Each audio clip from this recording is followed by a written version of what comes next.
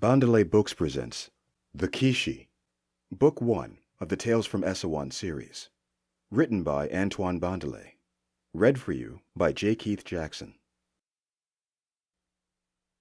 Be wary of handsome men, to us our mother once said. Don't forget Ife, who was lost to the rocks, in love with a man's charm and flowing locks.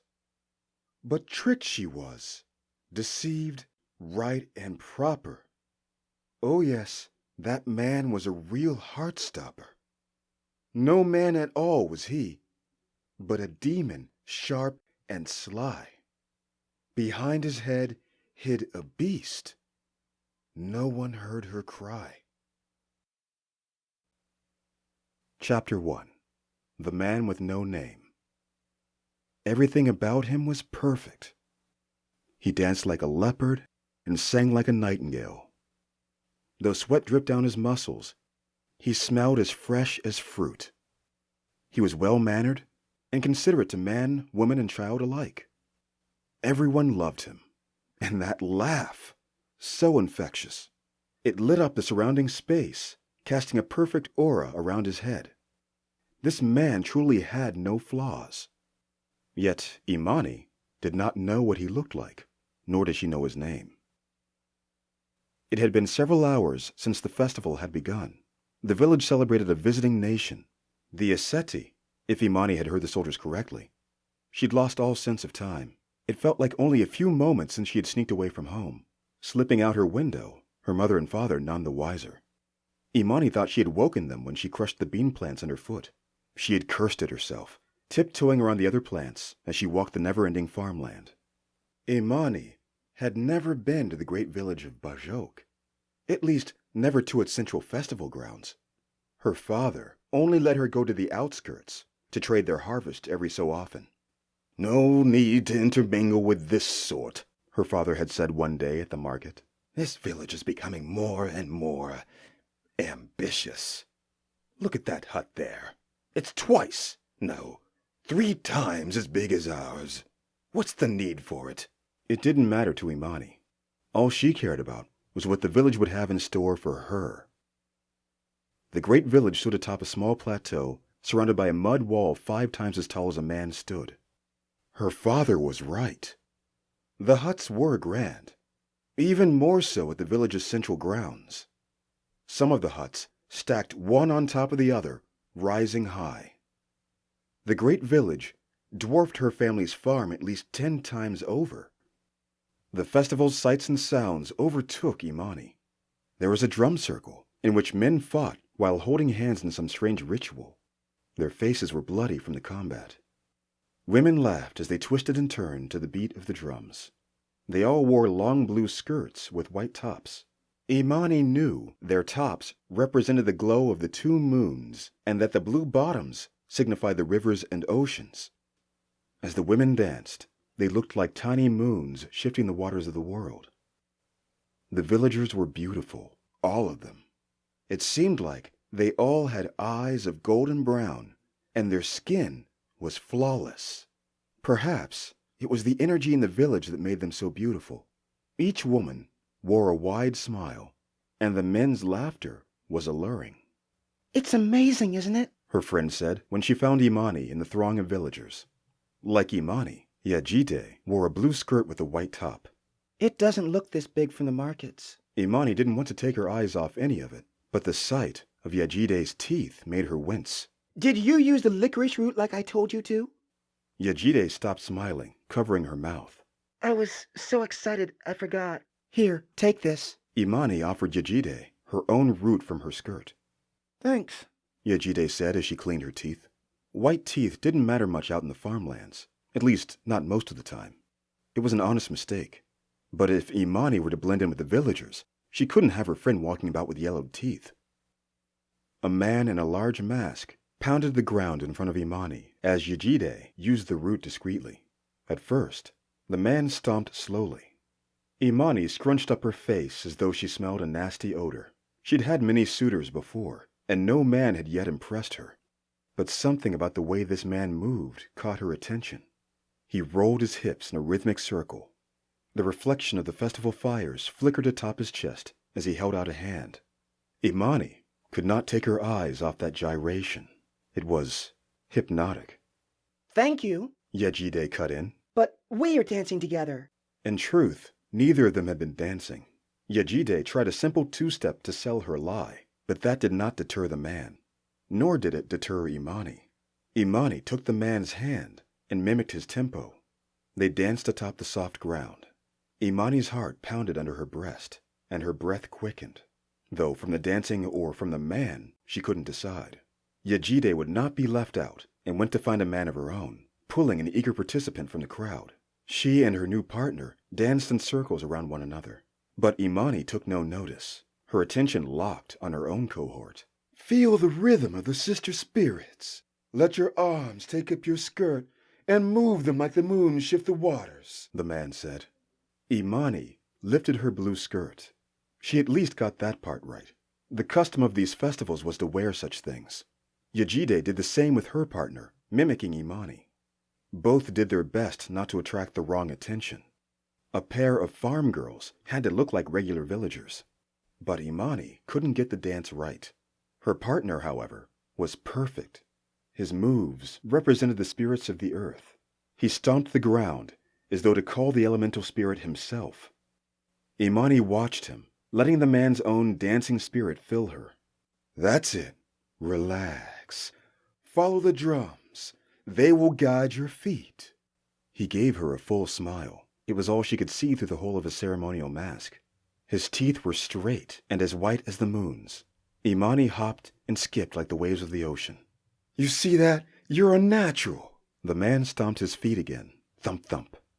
Now, turn around me. Imani did as he asked. Like the other women, she twisted around him like water crashing around a rock.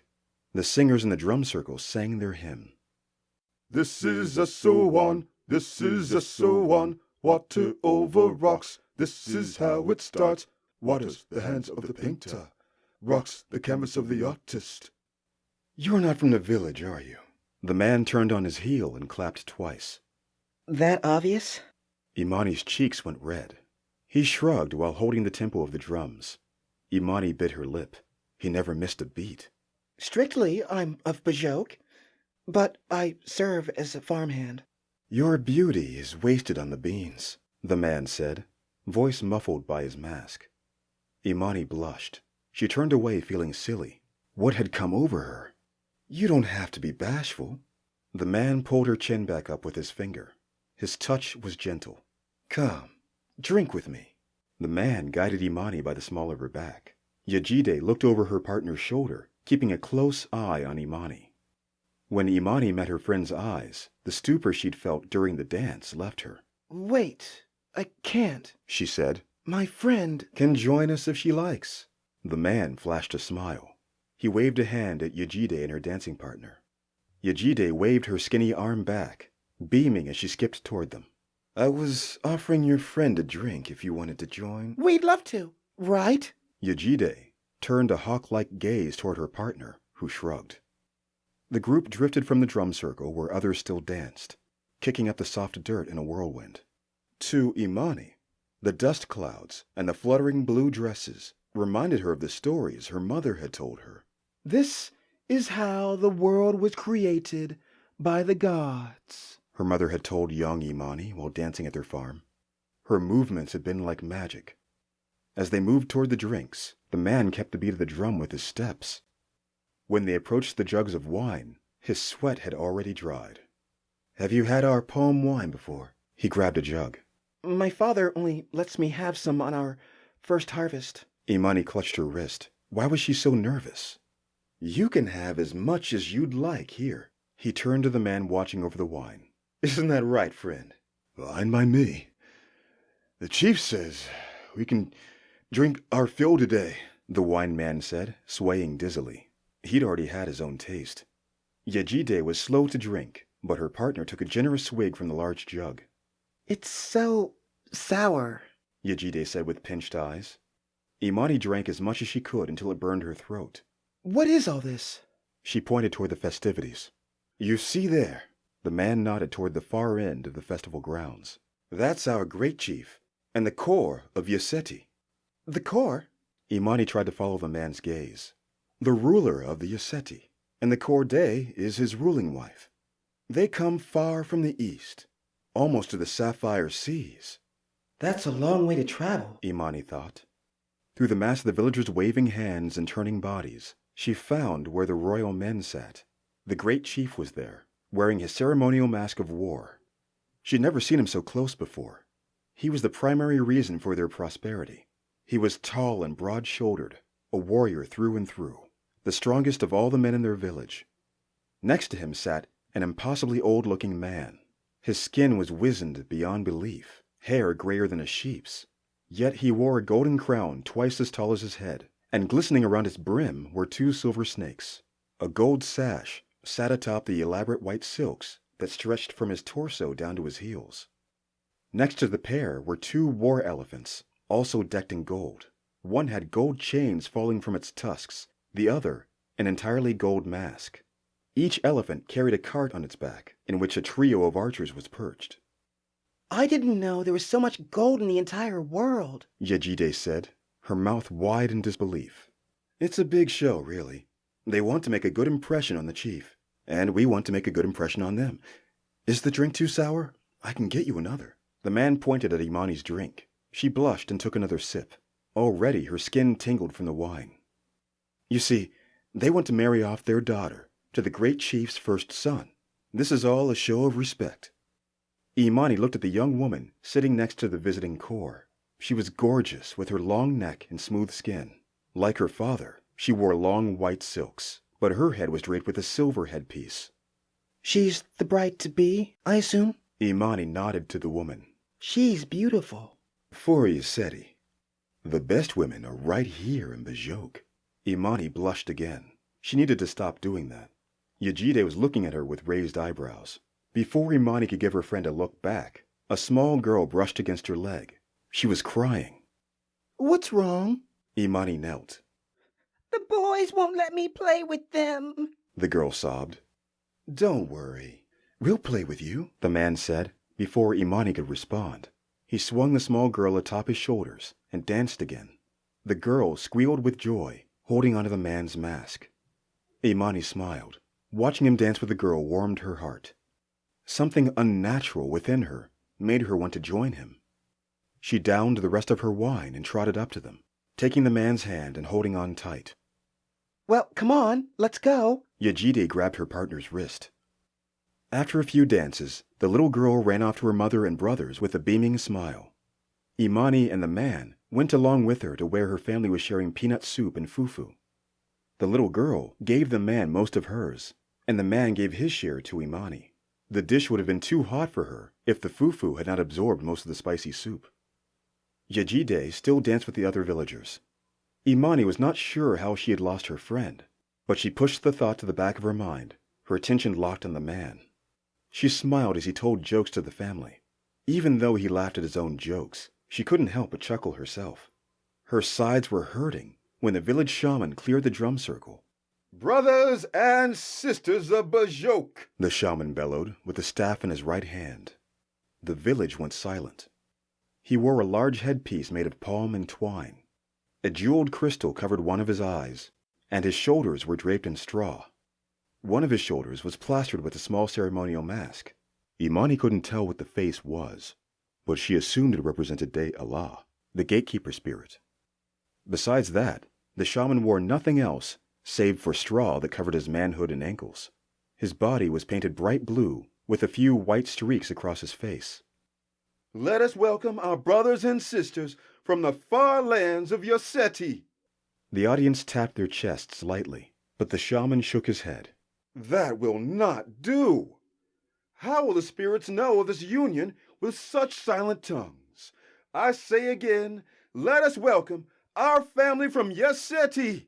This time, the crowd pounded their chests so hard, Imani could feel them through the ground. She joined in on the gesture, driven by the sheer energy emanating from the village. With the last round of cheers, wisps of smoke swirled from the fires surrounding the drum circle. The shaman waved a hand, and the drummers of the circle came to his side. For a moment, it was silent as the crowd waited for the shaman's next move. He placed his hand in the soft dirt below, lifting it as though he were holding a newborn child aloft. He clasped his hands together and shook the sand. The drummers thumped on their hides, keeping the shaman's beat. This was important if they were to manifest the spirit. Both shaman and drum had to be in unison. He turned in circles, shouting in the language of the old spirits. Imani could only make out some of the names, such as De Allah. After a few moments, the shaman cast the sand, pinch by pinch, into the fire pit surrounding him and his drum circle. Each fire went out the moment earth touched it. For what felt like an eternity, everything was dark. Only the stars lit the village circle. The shaman, the drum circle, the entire village and its visitors remained still and silent. And then, fire and rock surged 20 paces in the air. It was stark white and bright as day, like no fire Imani had ever seen. Spirits shot out from these white flames. Imani couldn't put the names to the shapes, but she felt their power within the circle. A few strides away, a woman shouted in joy. A few yards from that, a frail elder jumped up and stomped the ground like a newborn zebra. Spirits of Bajok, you have blessed us with your presence here. Is it assumed this marriage paints itself in Ulah's stars? Imani turned to the man she'd spent all this time with, but he was no longer there. The little girl and her family remained, enamored with the sights that flickered before them. But where had the man gone? She didn't even know his name, or even worse, what he looked like. She stood, and another brilliant light flashed above the shaman. Ulah, great spirit of the cosmos, the shaman began, as a great wisp, in the shape of a woman, floated down in front of him. Please, will the first son of Bajok and our new sister of Yaseti join us? From the grand stage, the bride and groom-to-be stepped down to join the shaman and the spirits. A villager handed the Yaseti princess a ceremonial mask. The first son wore a large black mask with white markings, not unlike the man Imani had enjoyed her night with. Like the great chief, the first son also wore an elaborate headpiece, though less prominent, of course. The princess now wore a large white mask with holes for her eyes. The markings on her mask were swirls like small suns. Please, young ones, sit among our spirits and ancestors. The shaman waved an inviting hand to the surrounding space. They sat next to him without protest. Please, great and powerful Ulah, tell us if this is the right path for these two young souls. The spirits shifted and coiled around the pair, some passing straight through them. Goosebumps protruded from their skin. Imani swore she could feel them too, as though the judgment of the spirits did not pass only through the would-be chief and his future wife, but through the entire village. Were the spirits asking if the village approved of this marriage as well? Imani knew nothing of the great chief, his son, or these foreign Yaseti. She would have to entrust the decision to the spirits and ancestors. The marriage spirit, called Ulah, spoke. The voice was unlike anything Imani had ever heard. It was neither human nor animal. It was alien. But the shaman, a vessel between the spirits and the mortals, translated. The man, the woman, the shaman began in a distorted voice. His eyes were stark white, and the jeweled crystal shone violet. Match they could be, but this village still carries dark spirits and unnatural demons. Tell us where these demons are, and we will cast them away, the shaman proclaimed in his own voice again. It was strange how the shaman could go from speaking in the spirit's voice to his own so quickly. These demons are difficult to see, neither mortals nor spirits. Our vision does not see them clearly. Be wary, children of Bajok. The great chief stepped forward. Impossible. We rid our village of those vile beasts ages ago. Because he didn't have his mask on, his red, flushed face could be seen openly. Our chief speaks the truth. We have no, said the shaman. Something dark remains, the spirit shouted. This marriage cannot be claimed. And then the white plumes crashed back into the fire pits. For a moment, the village was sheltered in darkness. Bajok and Yoseti alike were hushed. Slowly, the fires rose again to light the drum circle. The villagers of Bajok all looked to their chief, who was still red-faced. The few Yoseti looked to their core. He remained unmoved. The Yoseti are demons, one woman shouted from across the circle. One of the foreigners shouted back in a language Imani could not understand. Leave! We don't want you here! Another villager cursed. Another Yoseti, a handmaiden by the looks of her, clenched a fist and scowled. Silence! The great chief bellowed. This is not how we treat our brothers and sisters from the East. These dark spirits remain our own. The Yoseti have nothing to do with it. The great chief looked to each person from his village, the powerful eyes of a father. There was a reason he was their leader. It was my belief these demons were gone, and we've yet to see evidence they have returned. What about those dead girls? One villager said. Those were animal attacks. The spirits don't say that. The spirits didn't say anything at all. Imani looked for the man again. What was his damned name? The shaman raised his staff, then struck it against the earth. The dirt cracked. Dust rose and fell. You dare speak against the great chief? He shouted.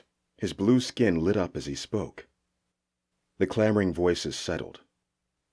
If these demons have returned, it is my obligation to destroy them again, the chief continued. He pointed his large finger at the villager who had shouted out of turn. Those girls died to animal attacks. Silence. I trust that the people of Bajok will keep us safe during this time, said the Yoseti bride-to-be. In my homelands, we are often tested like this, not by our ancestors or our spirits, but by the elements and our own enemies.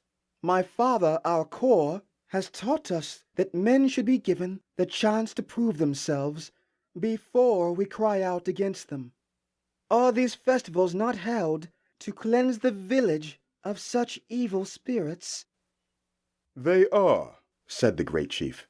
And thank you, young Shinaki. Already, I can see you will prosper within our great village. All due credit to my core father. She gestured to the old man gracefully, who returned her nod slowly. So, should we not continue this cleanse? Shinaki asked. Indeed we should. Drummers? The shaman gestured to them. Once again, they pounded their hides and sang beautiful melodies. But it wasn't enough. Though the village went back to eating, drinking, and dancing, the feeling wasn't the same. There was an air of darkness. Imani looked for the man again, but couldn't find him anywhere. She turned to the young girl she had played with earlier. Have you seen the man I was with? Imani asked kindly. The little girl shook her head, braids flying to and fro. Imani kept looking. He was no longer in the dance circle. None of the men in masks were him. They didn't dance as smoothly as he had. She returned to the man serving the palm wine, but he had not seen her suitor either. Imani even went over to the fighting circle, but he wasn't there. For a moment, Imani thought she'd never find him again. Maybe he had been a figment of her imagination. But no, he had played with the girl, and the wine server remembered him well enough. And Yajite, she had stepped between them before they'd parted ways. Maybe she'd made a bad impression. Perhaps he was off with another beautiful girl, dancing and sharing fruit with her instead. Does your father know you're here? A voice behind her said. Imani frowned. It was Nanga. That's really none of your concern. She turned around to face him. He was a Bajok warrior with broad shoulders and a chiseled body, but a terrible attitude. Seeing as my job is to protect Bajok with my life, I would say it is my business. Nanga crossed his arms. his spear clutched in one hand. I won't tell your father if you give me a smile. Imani scoffed. You are ever the charmer. It's a wonder you haven't married. Nanga only smiled. This was the type of man Imani had hoped to avoid, the kind of suitor that made her cringe. She needed to find a way out. Thank you, Nanga. I was looking all over for her. That voice. It was the man. That graceful man. Before she turned, she knew it was him. He smelled of sweet desert flowers, just as before. But how could he? He had been dancing and sweating all night. He still wore that mask, though. She'd have to fix that as soon as she could. I was speaking to her first, Nanga interjected. Shouldn't you be on the northern edges of the village? The man asked. Nanga dropped his head. Something was wrong. Nanga never backed down so easily. Nanga's frown twisted further down his mouth. Imani felt something in the air. It was intangible, but it ran through her like a dark cloud. Yes, I guess I should go back to my post. Nanga turned on his heel and left. Sorry about all that, the man said, touching Imani's shoulder. The sensations she'd felt before evaporated. The man felt so warm, so right. Let's leave here, now. Imani took his hand and started away from the festival grounds. Imani! It was Yejide. She had lost her partner. What are you doing? Imani stopped. The man took a polite step away, though he stood close enough to listen. We were supposed to leave together. Yejide's eyes were sharp but hurt. What's wrong with you? Nothing at all, Imani said, though she had a hard time keeping her balance. You're never like this, Yejide said. She stepped in closer to whisper to Imani. What's so special about this one? Well, I get it. Nice body, kind, affectionate, and his face. Wait, we've not even seen his face. We don't even know who he is. It's like the story of Ife. Well, I guess I'll find out, Imani answered. By yourself? What's so wrong with that? Your father would not approve. Yejide crossed her tiny arms. Good thing he's not here. Imani shot back. Your father wouldn't approve of you being here either. It's a bad idea, Imani, that's all I'm saying. Something feels wrong about that man. Yejide stole a glance at him. He waited patiently, tapping his feet to the beat of the drum, like he had no care in the world. Well, I have a good feeling about him. I can't explain it. Imani turned to the man. She couldn't wait anymore. She needed to be with him now. But why? Yejide was right. He was a bit too perfect. What's wrong with that? Imani thought. That's what they were looking for in the first place, right? Yejide is just jealous. Just trust me, okay? No! Yejide shouted, tugging at Imani's arm. We're leaving!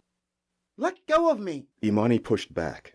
You can't keep me from him! Just because no man wants your skin and bones doesn't mean I can't have any fun. Yejide's eyes watered. They had been friends for years, and Imani had never raised her voice at Yejide. Everything felt wrong, yet the man felt so right. What was happening to her? Is everything okay? Said the man. When he placed his hand on Imani's back, she forgot all about her worry and how she had hurt Yejide. Let's go. Imani grabbed the man again. Are you sure everything is fine? He asked, looking over his shoulder to the now crying Yejide. Everything is perfect, Imani said. Hurry, before someone else stops us. It did not take long for Imani and the man to cross the outskirts of the village. The sounds of the drums went from loud thumps to indistinct pats. Imani stopped near a riverbed. Any farther, and the beasts of the night will find us, the man chuckled. I'm with you. You'll protect us, Imani answered. You haven't even seen me fight. I don't have to. Imani still clutched his hand. Why do you cover your face? The man's laughter subsided. Are you? Imani whispered. Ugly? Disfigured? Both? No. I'm just... Let me see your face. I shouldn't. I'm trying to be good. Good is for the priests and the shaman. I want to see your face. The man shook his head at first, but after a short while he agreed. He turned away from Imani as he removed his mask. His head was covered with well-maintained locks that flowed down his shoulders, though the sides of his head were bare. Slowly, the man showed his face, the light of the moons shimmering atop his dark skin. Imani was first taken by his eyes. They were a golden brown, like the other villagers, but they were moving? No, they couldn't be. The inside of eyes didn't move. But they were more beautiful than any sunrise Imani had ever seen. The man's skin was too smooth to be real. No blemishes, no wrinkles, not even the dark shadow men had around their cheeks. His nose was a perfectly round shape, and his lips, that smile, his perfect teeth lit up brighter than the moons. Imani thought she heard music, but there was no music at all. She could still see the lights of the village in the distance, but the music was too far away to hear. No, this music came from him. It was that infectious laugh again. It was almost like a song. Imani could have sworn she'd seen his face before. She just couldn't place it. I've seen you on the plains before. What's your name? The man answered, but Imani couldn't hear the response. His beauty confounded her mind. She was drunk on more than palm wine. Before she knew it, the man's lips were on her neck, softly pecking. He moved his mouth down, lifting her shirt, his tongue lightly brushing her navel. Imani's eyes rolled into the back of her head. She'd felt nothing like this before. Imani touched the man's face and pressed it against her own, tasting his sweet mouth, tracing his lips with her own. She let him touch her throbbing breasts as he kissed her harder and harder. Imani didn't mind. She wanted him to bite, wanted him to let her bleed. Imani's hands went to the back of the man's hair, but she felt something odd. Where she expected to find smooth and soft skin was a growing lump. She could have sworn she felt... No, it couldn't be. A nose? A snout, even? The man's kisses were too hard now. His gentle love bites were more than painful. Slow down. Imani pushed him with her free hand, but he wouldn't stop. He pressed his jaw harder against her throat. Her hand on the back of his head was being engulfed by teeth? What is this? Imani's heart pounded harder. Before she could pull her hand away, there was a crunch. Pain shot down Imani's arm. It didn't make sense. The back of the man's head had bitten Imani's hand. Yet the pain was real. Imani screamed, but was silenced by the crunch of her own neck. Then she fell. The young woman looked to her hand that was no longer there, replaced now with a bloody stub. She tried to scream again, but she had no throat. Terror filled her now. The man towered above her. No, not a man, a beast, a dark spirit, a demon. The man was now on all fours, but his joints were impossibly crooked and bending backward. The back of his head was no longer his back, but his front. Peeking through the part in his locks was the face of a hyena, cackling and laughing. The same laugh that had sounded so beautiful just moments ago. Its mouth was matted with blood, and it was salivating. The last thing Imani saw was a bloody maw enveloping her face. Chapter 2. The Village of Bajok. Travelers from Gwella had told Amana that the Nyoka River was too treacherous to navigate at night. But when he was told that his destination was so close, he could not wait. In truth, it was not so bad. It had been an hour since the sun had fallen below the horizon, and the crocodiles seemed docile enough, perhaps filled with their fair share of wildebeest. It had been a few years since Amana had taken up the practice of the Junga monks, but he had only learned a sliver of their teachings. His sole education came from the scroll of the Balanced Five, or Boism, as the mountain monks called it. It advised nothing against impatient thought or action, as far as Amana could recall. Maybe a different tenet of the Junga monks made such a claim. But all Amana had was the Scroll of the Five. He had to continue. Had to find the great elder Uzoma. Legend had it that the man had faced impossible odds to save the small village of Bajok. He had been impossibly outnumbered, yet still came out on top. Some said Uzoma was the perfect warrior, the best in a century. Others said the elder might be a demigod with hidden powers only he was privy to. Amana didn't know what to believe, but he knew that this legend was the key to his enlightenment. The river current carried him freely, and the crocodiles were well down the river. Amana stopped rowing and pulled out a small scroll. Etched at the top were the words Boism the Balanced Five. He read it over twice. The only tenets that stuck out were the ones listed under Acts of War and Words of War. These creeds of war had gotten him into trouble on his travels plenty of times. But he was sure the great elder Uzoma could help him there. Amana tucked the scroll back into his pack and continued rowing. Beyond a sharp bend in the river, Amana spotted what he presumed was the village of Bajok. Even at this distance, there were faint sounds of a festival. Who or what was being celebrated, Amana didn't know. One villager in Gwela had mentioned something about a great nation caravanning through the lands. A great nation of golden elephants, he had said to Amana in a broken accent. After a half hour, Amana reached the river port where other boats were docked. Amana tied off his own longboat, securing it to a post lodged in the mud. Would that really hold? He hoped so.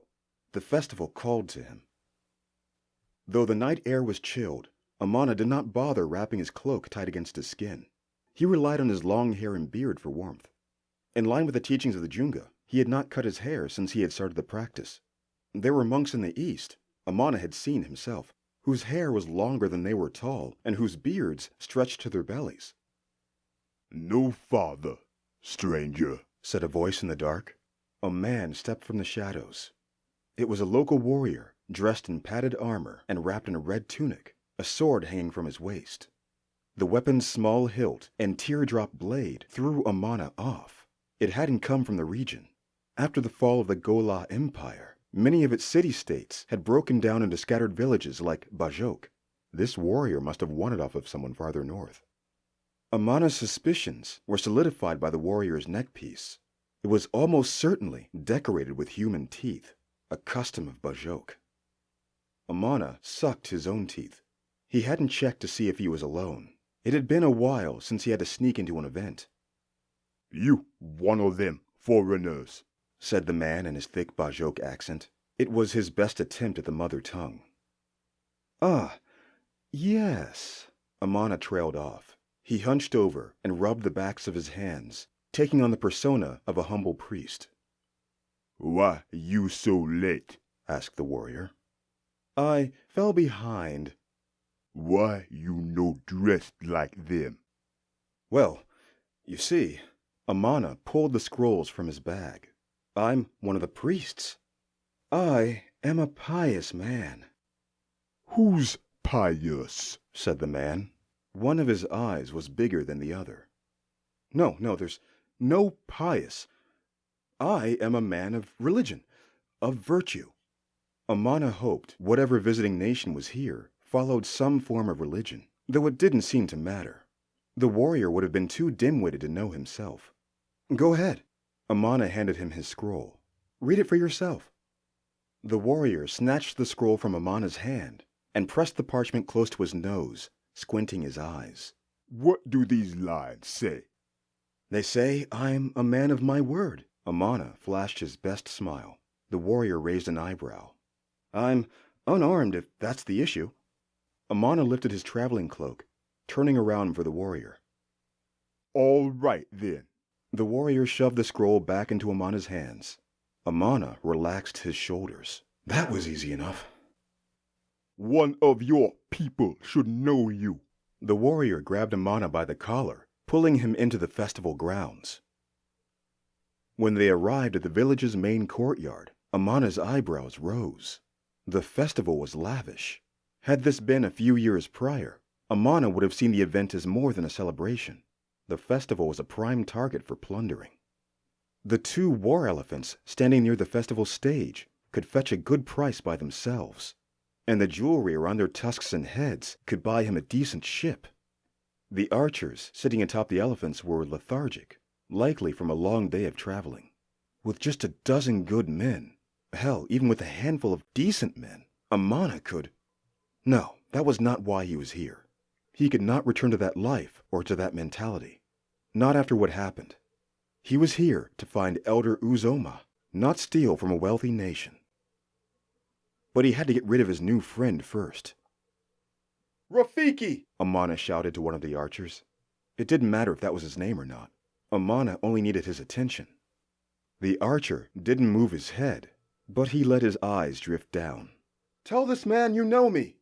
Amana's voice didn't pierce through the drum circle's thumping beat. That's what he had been hoping for. The archer broke his statue-like gaze to lean over his perch, cupping his hand over his ear. "You see, my friend," Amana said to the warrior with a friendly smile, "I'm with them." The warrior loosened his grip around Amana's cloak. That was all Amana needed. Just as the warrior was shouting, You know this man? Amana smashed the side of his fist into the warrior's wrists. The man's skin was thicker than Amana expected, but his punch was strong enough to make his escape. He dipped into a group of dancers. The women were dressed in white tops with flowing blue bottoms. Some of the men only wore a cloth around their middle with no shirt. Most of these men sported large ceremonial masks. As Amana shouldered through the crowd, he removed his cloak. Stop that man! The warrior shouted in his native tongue, or at least that's what Amana thought. Some of the men stopped stomping the ground, looking for anyone with a guilty face. Amana threw out another name. It's Inu again! He shouted, hidden in the crowd. He's made away with the palm wine. Inu? One man whipped his head from left to right. Not again! Where is he? Said another. The group of men around Amana pushed into his pursuer. With the Bajok warrior distracted, Amana slipped away into the drum circle. Can I borrow this? Amana attempted the local tongue, pointing to a wooden bowl filled with white paste. The drummer didn't understand Amana's words, but he understood what the foreigner wanted to do. He smiled and nodded. Amana did his best with the time he had, painting his face like the other men. For such a small village, there were far more people than Amana had expected. It was packed shoulder to shoulder. The women danced circles around each other, while the men looked for partners to share the night with. It would be easy to lose himself in the crowd, but he didn't know where the guard was. Amana sat near the drum circle, bobbing his head to the beat. His best option was to stay still and observe. He had lost track of the warrior, so he couldn't be sure he was safe. The people of Bajok looked different from those in Gwela, though the villages were only leagues apart. Where the villagers of Gwela had rounder faces, many of the villagers here had sharp jaws and high cheekbones. Most of the men looked related to one another, a common trait in smaller villages like these. The family bloodlines ran strong here. Many of the women had inhuman golden eyes, usually a carryover from animal shapeshifters. This village likely teemed with deep ancestral magic. But where was Elder Uzoma? A laughing man wobbled in front of Amana. Amana asked where the elder might be, trying his accent with a new villager. But the man did not answer, holding up a large jug of wine, waving it left and right, then shoving it in Amana's face. Amana tried the next villager that passed him, but his accent was too heavy to understand. Maybe Amana would have better luck with a visiting nation. Perhaps he'd pay Rafiki another visit. Now that he was settled, he got a better look at the soldiers. They wore deep blue armor with streaks of gold across their torsos. Their armor and bows were finely made, a quality that could only be likened to one great nation Amana knew of, the Yaseti. What were they doing in a place like this? His answer sat on the stage, where a beautiful Yaseti woman crossed her legs atop a simple Bajok throne. This was a marriage festival, and these villagers were going all out to impress their guests. A marriage proposal of this nature could only mean one thing. This was a marriage of magic. Either this bride-to-be or the groom of this village were mystics who possessed magical abilities. Amana had seen it before. One great kingdom married into another smaller one for the benefit of heirs who'd one day rule with powerful magic. From what Amana could tell, the magic in this village was stronger than what the Yoseti had, at least as a collective. It all added up. Almost all the women had the golden eyes, attributed to shapeshifters. And now that he thought of it, when he had hit the warrior, his skin had been tougher than normal. Where Amana could usually feel the impression of bone, there were only layers of skin. The warrior likely had enhanced, stronger skin. Magic in the East was a dying thing, even here in the West to a lesser extent. Gone were the days of mystics who could manipulate mountains and hordes of armies, the foundation for most great nations throughout history. The Yoseti must have been desperate if they traveled all this way. Stranger still, they seemed to be marrying their daughter off to this village. What could the Yoseti gain from such a small faction? Whatever the case, the Yoseti would speak the mother tongue. One of them might help him. Confident he'd lost the warrior in the thick of the festival, Amana stood up to find one of the Yoseti. He only made it a few steps before a circle of men caught his attention. Two men within the circle danced around each other, yet both had bloody noses and swollen eyes. On closer examination, Amana realized the men were not dancing, they were fighting. Fascinatingly, they mostly fought with their feet instead of their hands. Odd. He'd never considered using his feet in combat, at least not as artfully as they seemed to be using them. Nothing could beat a good 1-2 knuckle slug. But Amana had to admit there was a beauty to the fighting style, both a dance and a bout. One fighter changed direction in an instant, shifting his weight from one foot to the next, lulling his opponent into a trance, wiggling his hips like a serpent. Amana glimpsed at what the fighter intended next. It was his gift of short sight, as commoners called it. From birth, Amana had been blessed with little flashes of the future. Even though his sight only extended a couple of seconds, it had made him an effective fighter. And fighting had been a primary tool for his previous lifestyle. It was hard to shake a fighter's mentality. The flash he had was brief, but the image played for him like a ghostly figure. The man placed his hand on the ground, using the momentum of his weight to turn the heel of his foot into the other fighter's ribs. Too bad for his opponent, he didn't have Amana's gift of short sight. Smack! Reality caught up. The man was hit full force and crumpled to his side. Out cold. Amana raised an eyebrow when the victor didn't pump his fist or pound his chest. Instead, he knelt before his fallen opponent, almost in prayer. A noble gesture, but one only suited for a sparring match like this. Amana turned back to speak with one of the Yoseti when a man covered in blue paint brushed his shoulder. The man was a shaman by the looks of it. Ceremonial staff clutched in one hand with a spirit crystal lodged in his right eye. White streaks decorated his head, torso, and legs, all in different shapes, each representing a different spirit that the shaman could call upon by ritual. With the shaman's arrival, the festival quieted. The fighters put cloth to bloody noses and open wounds. The serving party left their food and drink unattended, and the dance circle was all but broken up.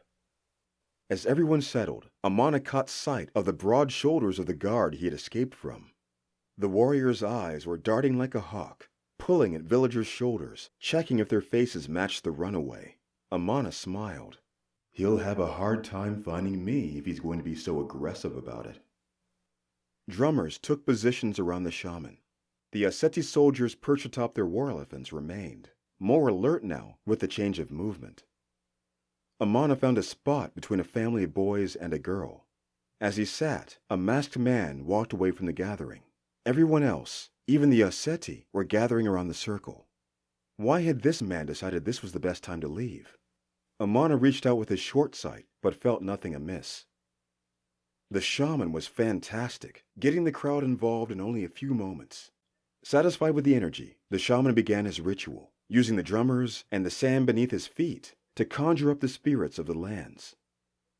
Commune, spirit, union, blessed were all the words Amana could understand. It was the old tongue of the gods that once lived before men. Amana was familiar with some of the base words, those that dealt with certain witchcrafts. Those who still practiced the art could even be deadly if needed. The words in this ritual were friendly, however. The shaman called upon one of the nurturing spirits rather than one of war. Once the spirits manifested from the flames encircling the invocation, the Aseti bride-to-be and the Bajok prince, or second chief, or however the Bajok designated their higher-ups, entered the center of the ritual. This was apparently new to the young woman. When the first spirit passed through her chest, she almost jumped right off the ground. The Aseti were a noble people, but her response reflected how disconnected they were from their magical roots. She wasn't even familiar with the most basic of rituals. Amana almost laughed out loud when he caught sight of the guard again. He was rounding closer, still looking from head to head, even pulling some of the men's masks off. With the village dispersed across the festival grounds, it was much more difficult to play keep away from the guard. Amana crawled back into the shadows of the surrounding huts just as the Bajok guard passed. When it was clear, Amana stepped forward again into the thick of the villagers. The village chief was speaking with the spirits now, and his voice was deep and defensive. What did I miss? Amana thought. Amana could not understand the chief at first. His accent was particularly thick, but a Yaseti woman decorated in silver and gold translated to another group of her people nearby. From what Amana could gather from her translated words, the village was tainted with demons of some sort. Dark spirits were tricky things. Like insects, they were difficult to kill and nearly impossible to exterminate. If the spirit's warning was correct, this village would be in a very dire situation. Something dark remains, the spirit shouted through the shaman's mouth. This marriage cannot be claimed. Something dark remains. Amana reached out with his sight, but again, he couldn't feel an immediate threat. Instead, he found something perhaps even more chilling. Nothing. There was no danger, but there was also no energy to latch onto at all, as if his senses were cut off. Some of the villagers blamed the Yaseti, and the visiting nation shouted back. Amana couldn't decipher any one voice, and the Yaseti woman who translated had a hard time keeping up as well. Amana wondered if he should have intervened. After all, as a potential monk, he should seek to help others. Or perhaps the solution was more passive than that. Maybe he only needed to lead by example. He wasn't sure how to model his life as a monk quite yet. But it was the young woman, this bride-to-be, who calmed the situation. I trust that the people of Bajok will keep us safe during this time. The woman's use of the Bajok language was perfect.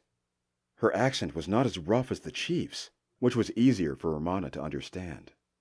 In my homelands, we are often tested like this, not by our ancestors or our spirits, but by the elements and our own enemies. My father, our core, has taught us that men should be given the chance to prove themselves before we cry out against them. Are these festivals not held to cleanse the village of such evil spirits? This young woman was a well-practiced diplomat, a core in training. Amana scanned the crowd for the Aseti royal head known as Mosai, the Undying Core. By most accounts, he was the oldest mystic in the world. He was well over 100 years old, though some claimed he was nearing his 200th birthday. His magic was long-lived and powerful. The scholars said it had to do with his regenerative organs and bones that healed at twice the rate of other mortals. Did this young Yaseti hold the same power? That would be a powerful ally to have indeed. Her heirs could hold a dynasty, if they were good rulers, for as long as they wanted. The Undying Core had ruled for countless decades. Now it was time for his reign to pass on. If this small speech by his daughter was any indication, his legacy was in good hands. The shaman directed his drummers to play again, and the festival was back on, though with less energy than before. The Bajok gave their visitors sidelong glances, and the Aseti returned their gazes with steeled looks of their own.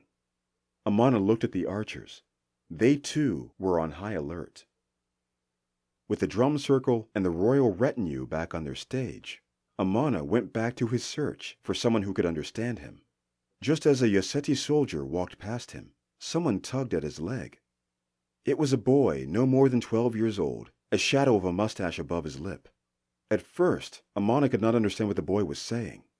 It sounded as though he asked where Amana's face had come from. I'm sorry. It's been a while since I've spoken your tongue, little one. Amana smiled kindly.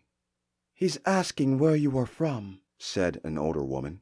It was the same woman who'd translated for the Yoseti earlier. Her clothing had looked expensive before, but up close, Amana could not look at it for long. Not because he was averse to wealth, but because the firelight reflecting off her gold crown and silver sash made Amana squint. Each of her 10 fingers bore a jeweled ring, and her braids were strapped by golden clasps. Her gown was made of fine silk. With all that jewelry, and the pair of guardswomen at her side, this woman could only be the leading lady of the Yoseti, their Korde. He has never seen a face quite like yours. Tell him it's a very long story. Amana smiled down at the boy. The Korde translated.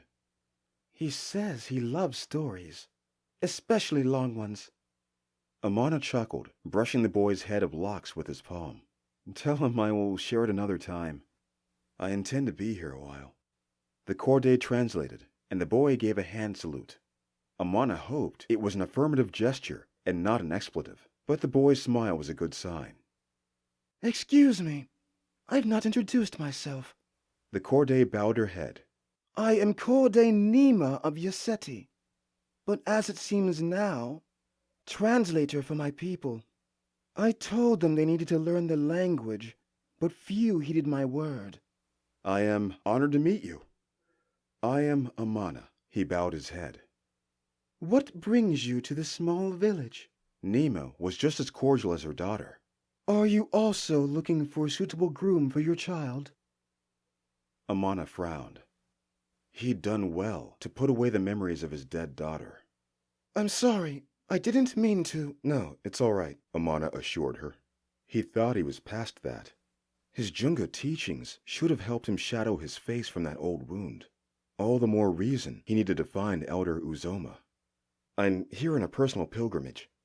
Oh, that's the reason for your beard and hair, is it not? Nima pointed out.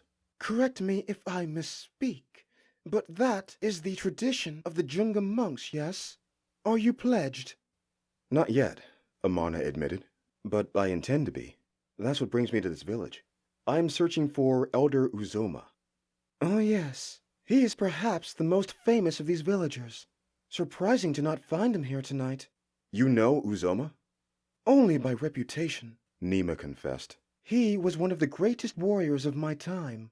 He gave some of our allies in the south trouble before he retired to this place. Nima was well-read and well-informed, even for a Korde.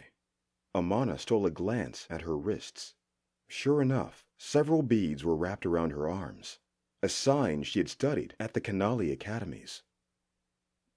Over Nima's shoulder, Amana saw a Bajok warrior speaking with a young woman. Amana flinched for a moment, thinking it was the guard from earlier. The man had a similar build, but his face was different, his eyes uncrossed. Then the warrior was speaking with a masked man. Had it been the same masked man who had left the festival circle before?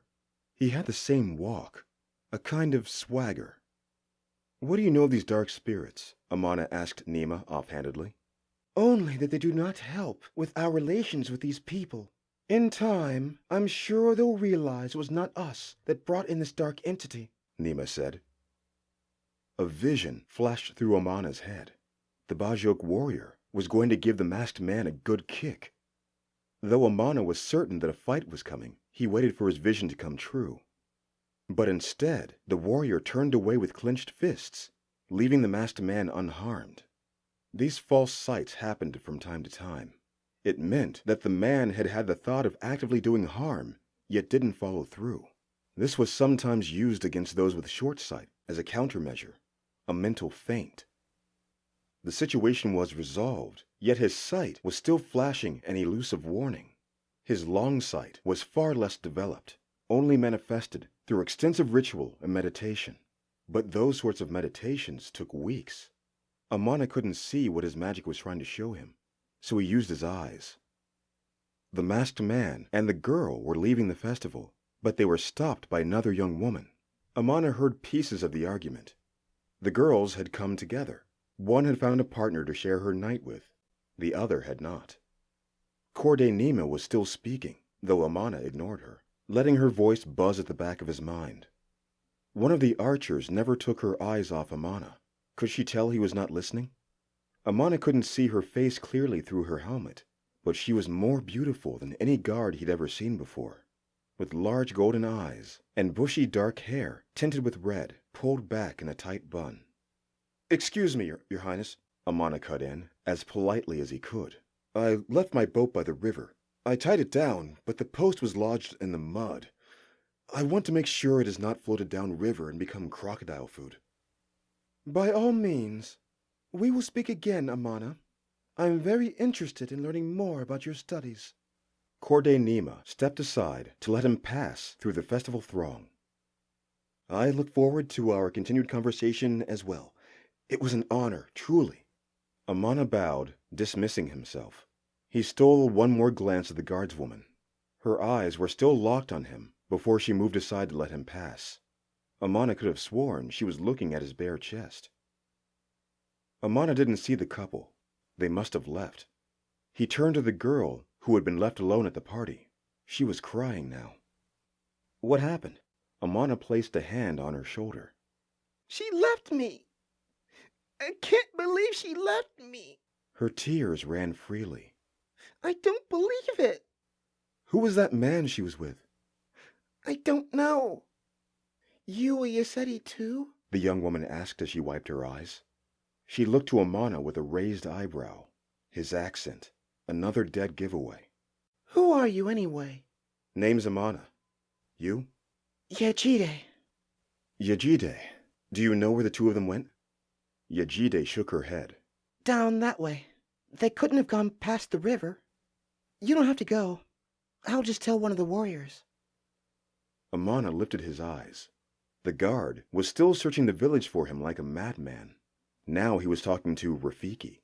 His arms were waving up and down, as though asking if he could climb the elephant for a better view. Amana's head rang again. It was like a wasp stinging the inside of his temples. There was danger now, and not from the Bajok guard. "That's a good idea, Yajide. Go tell someone from your village, someone who isn't too drunk." "I'll go find her," Amana said. Yajide nodded. The last of her tears cried out. Amana bumped shoulders and tripped to her feet to get to the other side of the village's center, but eventually he made it. Still his sight was flashing. He clutched at his head, nursing his eyelids. Amana had been told that his family was a ruling people generations ago, dictating the future and the outcome of wars and battles well before they started. He wondered what it would have been like to use his abilities to their fullest. It would have helped in situations like these. The farther he moved from the village, the darker it got. Even the two moons didn't light the ground around the riverbank. It took a moment for Amana to get his bearings, but eventually he realized where he was. He turned a corner of a hut and found the couple by the boats. The sight was horrific.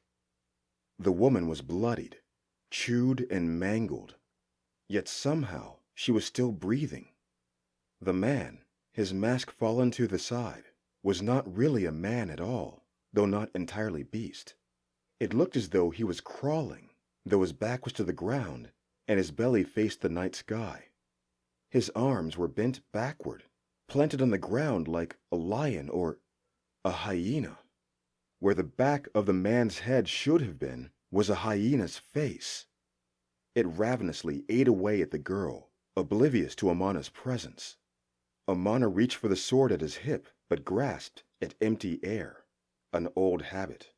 But he had to save the girl somehow. Amana shouted. It was all he could think of to get the creature off the girl. The hyena form turned, snarling. It whipped forward, meeting Amana face to face, protecting its meal. "Leave her be!" Amana put as much courage into his voice as he could. The hyena man stalked toward Amana, back arched, ready to pounce. Amana set his foot back and a balanced stance. He prepared his sight for what would likely be a one-sided battle in the creature's favor. He hadn't fought in years and had no weapon. But it didn't matter. The girl needed help. He just had to buy her some time. Amana let his gaze drift to her. She lay just beside his boat, barely holding on. Amana lifted his fists, and the demon ran. Not to the left or right down the river's edge, but across the river, scampering atop the water as if it were sand. That was odd. Amana didn't think himself that intimidating, but he didn't give the demon's retreat a second thought. He rushed to the young woman. Was she even breathing? He tried to cover the open wound on her neck, but dark fluid kept pouring out like a roaring red river. She would bleed out. There was no stopping that. Still, Amana lifted her head to reduce the blood flow. "Who was he?" Amana rushed his words. "Tell me!" The girl could not answer. The gash in her throat was too large. Amana wasn't even sure she was still alive, though her eyes were wide open. "Stop right there," a woman said behind Amana. He lifted his hands in forfeit. That was why the demon ran off. They had company. "I did not do this." This looked bad, and Amana knew it. He side-eyed the woman. "Turn around. Keep your eyes on the river." Her words were sharp and curt. It was the Yoseti archer with the golden eyes. Her arrow was aimed straight at the back of Amana's neck. She was with a small band of Yoseti soldiers, with the Bajok warriors coming up at their rear. The villagers shouted in their native tongue, and Amana understood them. Like anyone who knew a second language, curses, slurs, and insults were some of the first and most vital words one learned. Seeing one of their own dead elicited closed fists and furrowed brows. Soon after, the great chief arrived with the rest of his entourage. "And so," the chief said in a broken accent of the mother tongue, though he stood confident and tall, "we find demon." Chapter 3. Moon's Beam. This had not been part of Amana's plan. Before he could utter another word, someone pinned his arms behind his back. The Bajok warrior he'd given the slip to earlier. The warrior held Amana tight, locking Amana's hands behind his back. Amana hadn't realized how large the man was. A head taller than Amana and twice as wide. The warrior's skin had spotted scales up and down his arm like the back of a pangolin. Getting away by physical force a second time would not be an option, and Amana would not attempt to do so while the Yoseti archers had their arrows trained on him. They took away his traveling bag, which did not have much apart from his scrolls and a few pieces of dried mango, and other items used during light travel. Amana gave no protest, nor claimed his innocence. From the outside looking in, he knew how it seemed. And he knew it would sound twice as ridiculous to say this was the work of an actual demon. And that demon had been unlike any dark spirit he had ever seen before. There weren't many creatures like these where he came from, just huge cities filled with lowlifes and noblemen. Amana had heard stories of sea creatures that swallowed ships whole, flying monsters that rained terror from above, though Amana had, in fact, seen a northern dragon once before. But none were like this. If he had to compare the creature to something he knew, it had to be a shapeshifter. There were many among the Yoseti, in fact, and Amana suspected a good number of the Bajok were shapeshifters as well. He turned his head toward his captor. The warrior's eyes were a normal brown, but Amana could not get over his scaly skin. "Eyes forward, demon," the warrior hissed. Amana was sure there were at least a few shapeshifters in the soldiers' ranks too. Most soldier types had the ability to turn themselves into fierce lions or agile leopards. While traveling through the jungles of Kunda, Amana had heard of the legend of the Gorilla King, a shapeshifter whose human form had never been seen, who led wild gorillas through the forests. More commonly, these shapeshifters were messengers, birds who could travel great distances, at least in Amana's experience. In warfare, they were used for scouting, but between peacekeeping nations and commoners, they were used to transport the mail. No, the creature Amana had come face to face with was like nothing he had encountered before. It was like a shapeshifter gone wrong. The spirits were right. This was neither man nor demon. When the Bajok warriors and Yaseti soldiers returned Amana to the village square, the people whispered to each other. Amana could not make out any of their faces. They were all silhouetted by the large fire crackling behind them. Women carried their daughters close, and young boys hid behind their fathers. The hushed voices sent a shiver down Amana's spine. What was the justice system like here in Bajok? Judging by the silence, it did not seem good. Not good at all. How would Amana wiggle his way out of this one? The Bajok warriors made their way through the crowd, pushing Amana toward the blazing fire. There were more whispers exchanged between the villagers. If he knew the language better, he might have been able to pick up what they were saying. Still, he knew that what they were saying was not favorable. He must have looked like a madman with his unkempt hair and beard, and that he was shirtless and covered in a young woman's blood. The warriors sat him mere meters away from the village center's fire pit. They placed him so close, the edges of his locks started to catch alight. Amana winced at the stench. The Aseti archers did not follow them into the circle, taking positions around their core and corde, along with the young princess. Another set of Bajok warriors surrounded the great chief, who approached the center of the circle. These warriors carried large weapons, odd poleaxes by the looks of it, with one end thin and sharpened to a tip, and the other wide and blunted. Would those be the tools of his execution? Amana would place his own bets on the fire. Speaking out of turn would do him no good, so he waited for his opportunity. Another set of warriors dropped the young woman's mangled body a yard from Amana. The crowd let out cries and yells as a woman spat at Amana. She missed, but Amana got the message. Demon, the great chief said in his accented mother tongue. Death comes for you. The Corde stepped forward, her guard matching her every move. She spoke to the great chief in the villager's tongue. The chief considered her words, but did not answer right away. After a short moment, he nodded his head, waving a hand for her to come forward.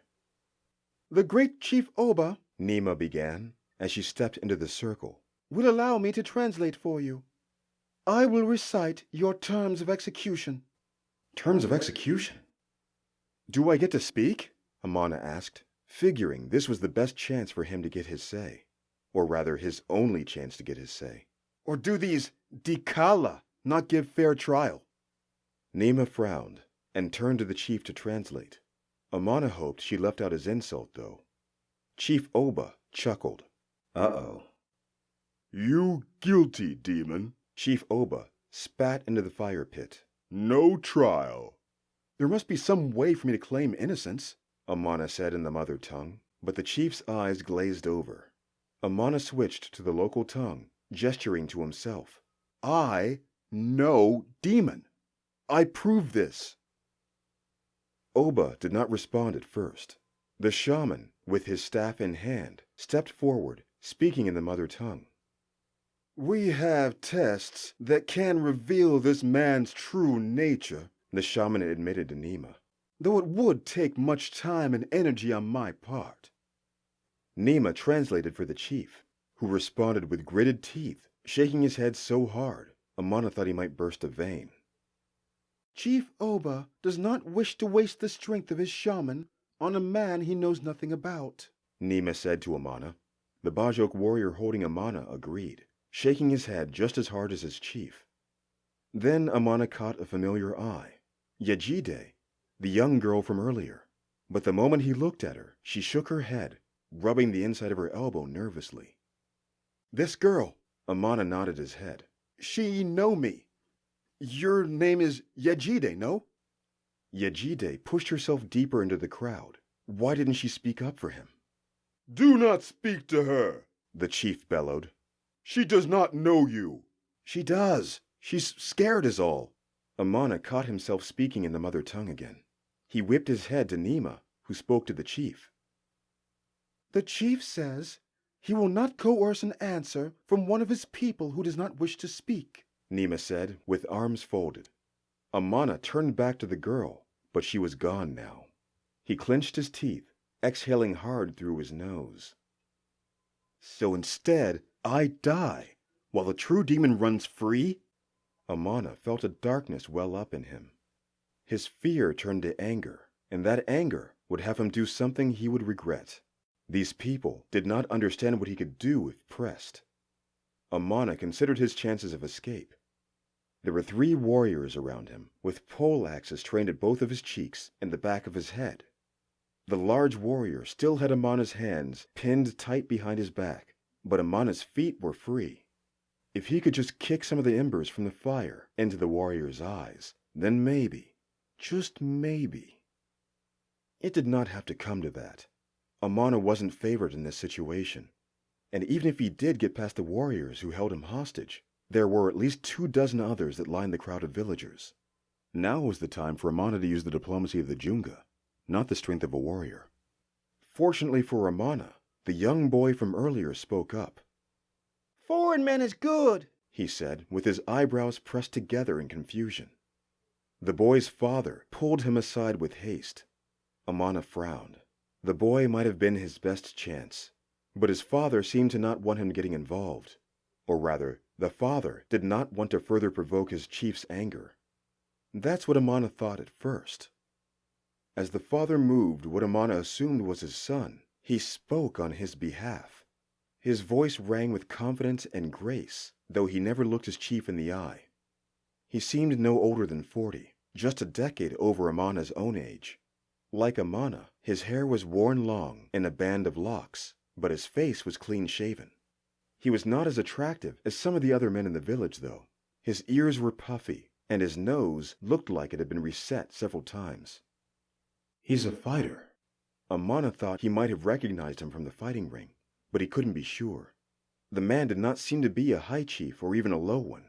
Unlike the young men who wore their chests bare, he wore a long, simple kanzu robe. He had no silver nor gold, but he had a simple bronze charm tied around his neck, an odd shape of spirals at its end. "This man, Kojo, says it is the right of the village to weigh in on any execution." Nima translated to Amana. "Fine," says the chief, "if the village agrees."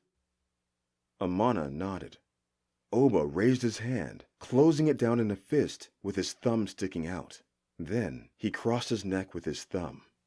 The locals grunted their approval, more warriors than villagers, but the grunts were low. Chief Oba raised his hand again, stopping the voting process. The chief then waved his hand toward the shaman, indicating the vote for a trial. The villagers' grunts started low, not very encouraging for Amana's chances of survival. But Kojo, who had vouched for him, grunted the loudest. He locked eyes with Amana, a hawk's gaze. Kojo didn't even look to see who agreed or disagreed with his approval. Somehow, his confidence spread to the other villagers. They joined in his chant. And soon, the votes for the trial outweighed those for a blind execution. This man had influence. He may not have been a chieftain, but he must have been a leader for the commoners here. But why had he been so intent on helping Amana? Or had it been his son's approval that had spurred him on?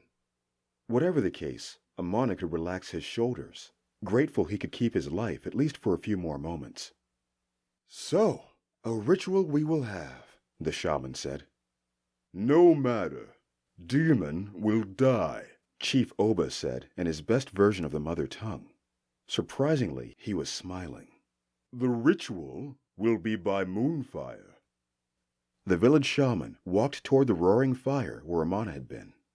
He spoke a few words to the warriors who surrounded Amana. Though reluctant, the warriors released Amana, lifting their sharp poleaxes from Amana's face. "No more poleaxes? Good. That'll make getting away at least possible," Amana thought. Amana massaged the red rings around his wrists, getting circulation back into his numb limbs. The shaman took Amana away from the fire. He tapped both of Amana's shoulders with his staff, and then with the tip of his staff, which Amana did not realize was sharp, he pricked Amana between the eyes, drawing blood. All the while, the shaman chanted in the old tongue, calling to Day Allah again, to open the gates of the spirit lands. He flung the drop of blood into the fire from the tip of the staff. The flames turned white, shooting straight up into the sky in 2 radiant beams. The beams shot out to each of the moons. Amana could make out the names Yim and Aya during the shaman's chant, the twin spirits that guided the tides of the oceans and the flow of the rivers. From what Amana could discern of the chant, his trial would be set under the judgment of these spirits. They would reveal what his true ancestral magic was. Now, the accused must step into the fire of the moon's beam, the shaman said as he turned his staff from hand to hand, keeping the portal between the mortal world and the spirit lands open through his chant and dance. Amana made no movement toward the fire, lifting a questioning eyebrow at the shaman. It will not harm you. Nima winked at him. Unless, of course, you are lying. Otherwise, the shaman will close the portal and burn you alive. No wonder the chief was so willing to go through with the ritual, Amana thought. Amana shook his head, but he did not have much of a choice. His muscles tensed, determined to prove his innocence before these people. He looked at the young woman's body again. She had been such a beautiful girl. There was nothing she could have done to deserve what happened to her. Taking a deep breath, Amana stretched out his hand into the roaring white flames. It did not feel hot at all, but instead it was cool like the rushing water of a waterfall, though without the wetness that came with it. Amana dipped the rest of his body into the flame portal and saw nothing but white. Just as in darkness one could not see their own hand in front of them, Amana could not see his own body now. All there was the white and the two beams coming down from the moons, like two eyes looking down on him, like a predator in the bush. Amana never understood the old tongue, but now, within this beam of light, it made complete sense to him. He could hear the shaman as he spoke to the twin spirits of the moon. We bring before you a child of the ocean. We ask that you reveal his true magic, said the shaman. This one is talented, the spirit of Yem said. But within him lies a dormant darkness, the spirit of Aya added. Does a demon rest within his soul? Asked the shaman. No, he is pure in this way, Yem decided. But he is not in balance, Aya concluded. Is this child of the ocean a shapeshifter, one that takes the form of a beast? The shaman said. No, this one does not change form, Yem said. But he does have the eye, Aya concluded. Yes, the eye. He has arrived at last, said another voice. It too was female, but Amana could not see a third spirit among the others. Yem and Aya seemed to speak from the moons, but this third voice spoke from within Amana's mind. The voice differed from the spirits. It was more human. You must leave this place, Amana. The voice grew louder and louder. Could the shaman hear this? Could the spirits? They were still passing judgment while this other voice kept shouting over them. Go! Go! Go from this place! It will only bring death to those you care for. Go! And then Amana was thrown out of the portal. He was flustered but unharmed. Next to him lay the shaman, who looked as though he had run for a day straight, sweat pouring into his eyes. There were already several villagers tending to him, giving him water in wooden cups. Amana tried to make eye contact with him. Did you hear that voice? Did you hear her? Yes, they are the twin spirits. No, the woman. Just the one voice. Chief Oba was yelling now. The chief says you've exhausted his shaman, Nima translated. She stood just beside Amana. He did not kill the girl, the shaman said through labored breaths, though he gave Amana a questioning look. So, he didn't hear her voice, Amana thought. The shaman turned over again to his chief, translating the same in the local tongue. Oba smacked his lips. It doesn't matter. You heard what Ula said. The dark spirit is not mortal nor immortal. He can still be the demon. Nima translated again. But I've been seen under the moon spirits. I am no child of shapeshifters or demons. Amana stood up, dusting himself off. He figured now he could argue with Chief Oba more openly. At least now he had the spirits backing him. but he would need to do it in the local tongue. Twin spirits say, he pointed to himself, I all right, all good. Who are you? The chief said in simple words, impatient with Amana's accent and his butchering of the language. A warrior from Gwella. I am no warrior, Amana managed to answer. Then you are... Chief Oba could not find the word in the mother tongue. He directed his question to Nima. He asks if you are a mercenary or a merchant of some sort. He says your face is not common here, and wonders if you are traveling for someone's head or for trade. Nima turned to Amana with a relaxed brow. She too must have been relieved he was no demon. Neither. I'm no one, Amana said. He lies, the shaman said. Amana turned to him with a furrowed brow. How dare he say I'm lying? The Dikala. This one has the sight. Oh, that. Right. You have sight? Oba said in the mother tongue, his tone much softer now. Yes, I do. Amana rolled himself over in the dirt, but it's not very good. You can see the future, no? Only a few seconds, no more. I can't find this dark spirit for you if that's what you're asking. Amana lifted himself up. His head only reached Oba's chest. Were all the men in this village so large? The chief nodded his head slowly. So, now you know how to speak the mother tongue? Amana thought. What did you see by the river, then? It was neither man nor demon exactly, Amana said. It was half man, half hyena from what I could tell. It was like no shapeshifter I've ever seen.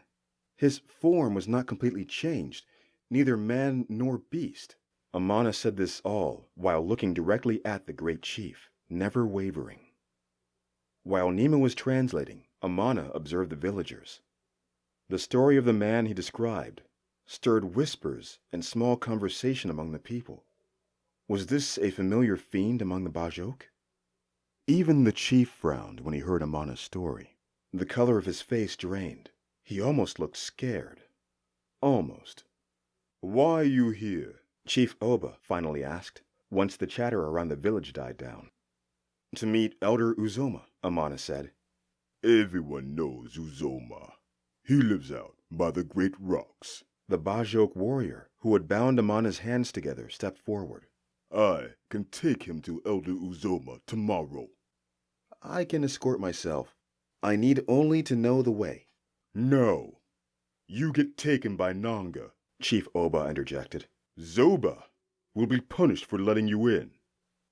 Zoba bit his tongue. Perhaps it was better if he had not spoken up. Amana did not like it, but he really had no choice. He agreed with a nod.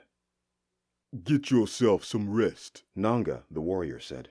He had been the one holding a poleaxe to Amana's neck. Uzoma's farm is a good ways away.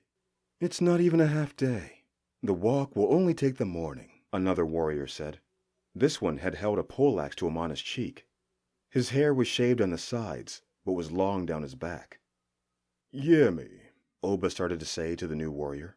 Amana could not understand the rest, except for the word daughter and the name Oluchi. It had been a while since Amana had interacted with the words of this land, but he was beginning to understand more already. The more he heard the nuanced vowels and cadence of the language, the more he picked it up. The language was a carryover from the Gola Empire, with subtle changes to certain words, especially the vowels. What did he say? Amana whispered to Nima. He says while you're out there, to inform Oluchi about what has happened to his daughter. Right. Of course, Amana said. He had almost forgotten the girl might have had family in the village. The Aseti archer who had caught Amana approached. She whispered into Recorde's ear. I must say, Nima sighed, nodding to her guardswoman. This time, the archer did not look to Amana. I didn't think our next conversation would be like this, but I must attend to some other business. I will see you around the village, Amana. That is, if you'll stay now. And have one of those warriors coming after me? Amana laughed. No, I think I'll stay for now. Don't want to look any guiltier than I seem now. Smart move. Nima nodded and walked away from the festival circle. Amana's thoughts turned to the young woman's corpse, which still lay next to the flames. Her eyes were still open, and the blood around her neck had begun to dry. The fire reflected off her eyes like little fireflies. Amana could not help being reminded of his own daughter. Those same flickering fireflies were the last things her eyes had seen as well. Chapter 4. The Farmlands. That night, Amana dreamed of fire. Sweat beaded the top of his forehead, but he did not care. He had to get to Sanaa, had to get to his daughter. The ship was overtaken, the battle lost. Men died at his side, their cries muffled by the roaring fires. Wood cracked with snaps and pops. But something was odd. Though Amana knew he was on a ship, wood splintering underfoot, everything was covered in fire. It was as though he had gone straight to the land of demons. Each flame attempted to slap him across his arms and legs. Then he heard her screams. Even above the cries of dying men, he could single out her voice. Those screams were for him. Sanaa was calling for him. Amana tried to shout back, but nothing came out of his mouth. With the tenacity of an enraged animal, he shoveled through the burning embers, not caring that his hands were blistering from the heat. He needed to save her before those vicious flames swallowed her whole. Finally, he caught something other than fire. It was flesh and bone. Amana pulled it out, but the sight was grotesque. It was only a head. He turned it over in his hands. The face was not Sanaa's. It was the young woman who had been attacked, Imani. But her eyes were open, her mouth agape as she started to screech. Her scream had sounded like Sanaa. As the shrieks grew louder, the skin cracked, piece by piece. When the screeching grew unbearable, the head shattered, drifting like ashes into the fire that now enveloped Amana.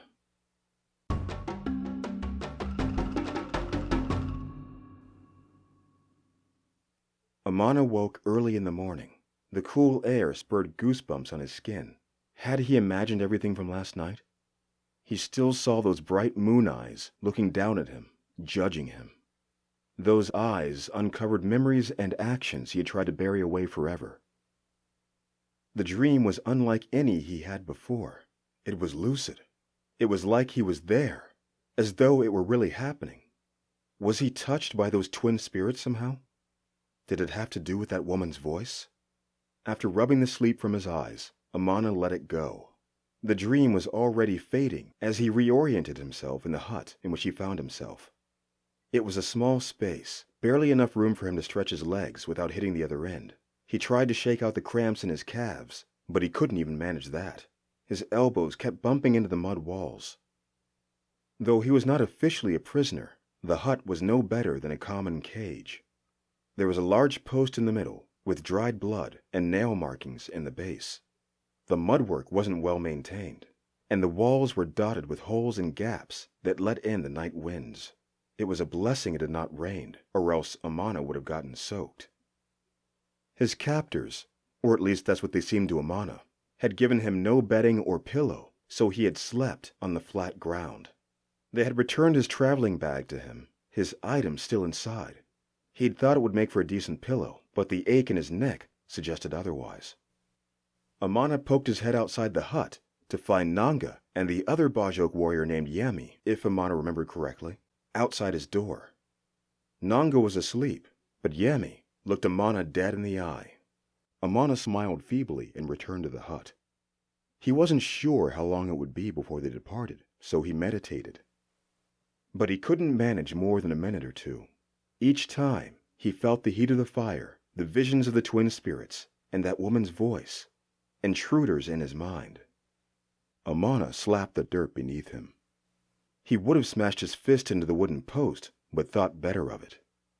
He focused on his breath, turning his thoughts to the words of the Junga monks. At least for now, his name was clear of murder, but Great Chief Oba was still wary of him, perhaps as some co-conspirator. Amana could not blame him. A man no one had seen before last night came into the village. and the next moment one of their own was savagely murdered. To top it off, this same man came on the night the Aseti arrived. A man like this must have been working in concert with these people. That's what Amana would think if he had been put in Chief Opa's situation. Amana hadn't known Imani at all, and he had seen many die before, but something in those eyes stuck with him. She looked almost betrayed before she passed on, as though something failed her. It was a look Amana was far too familiar with. With these images troubling him, meditation was put on hold. Perhaps Elder Uzoma had a solution against such nightmares. It was not long before Nanga and Yami came for him. They shoved him out of the hut and into the early morning. The sun had just started peeking over the eastern horizon. Only a few villagers were awake, those cleaning up after the festival. Most of them averted their eyes from Amana. As they walked, Amana took measure of the village. Down the path they walked, and along one edge, were two great huts, one of which was guarded by 4 Yaseti archers, probably the guest hut for the visiting royal family. Farther down were the festival grounds, right up against the largest hut in all the village. It stood at least 20 paces high, less a hut and more a small building, squared instead of rounded. Nanga and Yami had a body sling made for Imani. Her mauled face had been covered, though a small spot of blood dotted the wrappings near her head. "If you wouldn't mind," Amana said, "I would like to help carry the girl to her father." The warriors looked at each other. Nanga shrugged. Better for me. Nanga handed his end of the sticks to Amana. The weight wasn't bad, but a few moments of walking would change that. Amana pulled back his hair to keep it from falling into his face. Before leaving, the warriors knelt in prayer, asking for the blessing of the hunter's eyes and the strength of the warrior. Amana thought he heard the name Ugara. As they prayed, one of the Aseti archers approached them, the woman with the golden eyes and dark red hair. In the morning light, Amana could make out the freckles that dotted the bridge of her nose. She didn't wear a helmet like she had before. Her face was longer than Amana had thought, and her eyebrows were thick. "The Corps asks if I can join you," she said in their local tongue. Her accent was perfect. That depends on a few things, Nanga said, looking the woman up and down. What do we get in return? "A healthy relationship with the Aseti."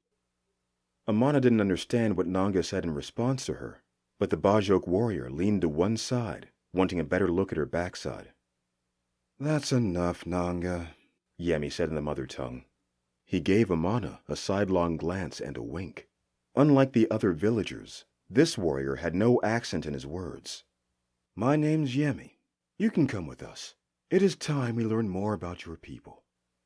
The woman nodded. "My name is Naya. I am the head guardswoman to the Corday." A woman guard? Nanga coughed in disbelief. The Aseti can make you archers, sure, but the head of a guard? You sure you know how to use those things?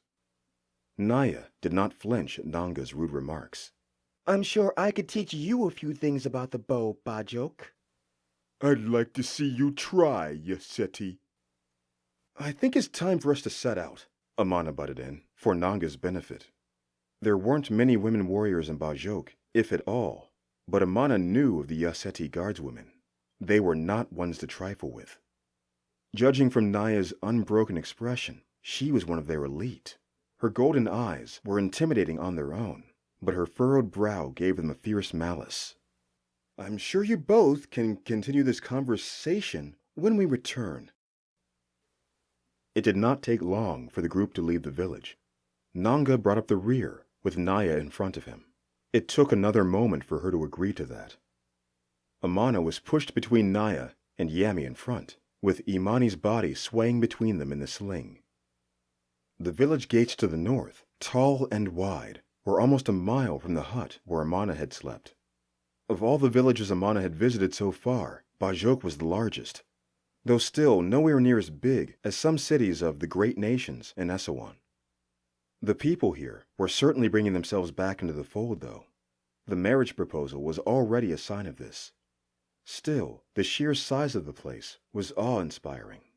The Gola Empire was once one of the largest in the West, but infighting had broken it apart into the smaller territories that now made up its borders. From the edge of the village, Amana saw their destination. Just on the crest of the horizon were the tops of large rocks. "Are those the black rocks?" Amana asked Yemi, as he shifted the weight of the sling in his hand. "Ha! Are those the black rocks?" he asks, Nanga said, then chuckled. "That's the little brother," Yemi said. "It's much smaller. We'll need to go around it before we see the big ones." "So, get comfortable with that sling. I told you it's a decent walk," Nanga said. Amana shook his head, directing his next question to the friendlier warrior. "Why are they called the Black Rocks?" "It was once the land of demons. If you go deep enough into them, you will be lost to its maze." Nanga spoke over his comrade again. He used the bottom of his spear as a walking stick. What kind of demons? Naya asked. "The kind Amana said he saw," Yemi answered, before Nanga opened his mouth. "Half man, half hyena. I was a young boy the last time I heard of one, before the great chief Oba eradicated their kind. They've been gone for years now, but they used to hide away in the hills when they took women from the village. Our chief might not believe you, but I do. That's why everyone was on edge last night. We've not heard of such a creature in some time." "Do you know where they came from?" Amana asked. "No one knows for sure. Doesn't matter to me. All I care is that they're gone now." Amana nodded. At least someone, even if it was only this lone warrior, believed his story. The quartet, dead girl in tow, walked through the tall grass toward what Yami had called the little brother. The morning sun painted the plains to the east a brilliant orange, but to the west was a vast expanse of green, acre after acre. The farmlands kept stretching farther than Amana could see. "How many people does this all feed?" Amana asked, with his mouth wide open. "Far more than those that live in Bajok. We have quite a surplus going," Yemi said casually. How much are you producing here? Naya asked, her face betraying nothing, though she took extra time to look over the crops. "You saw those huts back at the village, the big ones. Go ahead and take a guess," Nanga said. Naya sighed. How much? "Enough to last us quite some time," was all Yemi said. Amana couldn't help thinking all these questions were more than the stirs of friendly conversation. It felt like everyone was sizing each other up. "So, Naya," Yami said, "tell us more about the Yaseti. The chief only said that your first daughter was special." I can speak your language if you want. Naya said, giving Amana a furtive glance. "Oh, please. I need to work more in the common tongue." Yami waved his hand. Even with one hand, he had no issue carrying the sling. "If Bajok wants to become a player in the larger world, we'll all need to speak the mother tongue." Naya shrugged. Not much to say. Yaseti is the greatest nation Esowon has ever seen or ever will see. Her words sounded like a mantra. "Not exactly humble," Yami replied. "I heard you have competition from those Vashi, Vaki, Vadi?" The Vaji? They're no more than poets and scholars. They are no match for our armies. "There's more to power than might," Yami pointed out. The day I see a book defeat a bow is the day I marry a Tokoloshi. Naya said. "That can be arranged," Nanga said, though Naya ignored him. "Are all the women in Yaseti as strong and confident as you are?" Yami asked. Not all of them.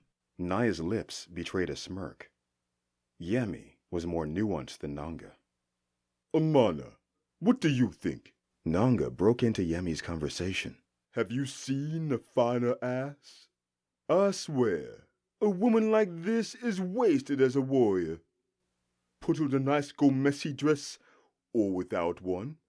Maybe do something with those eyebrows, and I would ask the chief if she could stay." Naya turned swiftly, too fast for Nanga. Before he realized it, he had been struck across the face with the end of her bow. Nanga crashed to the ground with a thud. "Nice thrust," Amana said. He had seen the Yaseti at work, but not for a long while. Her form was perfect. That was the style of the desert scorpion, right? Close. Naya said, as she slung her bow back into place. It was the style of the seaside crab. A similar striking technique as the way of the scorpion, but with the Aseti portside touch. Nanga lifted himself from the ground, nursing his jaw. That was a cheap shot, He shouted after the group, finding purchase on the ground again. Everyone ignored him.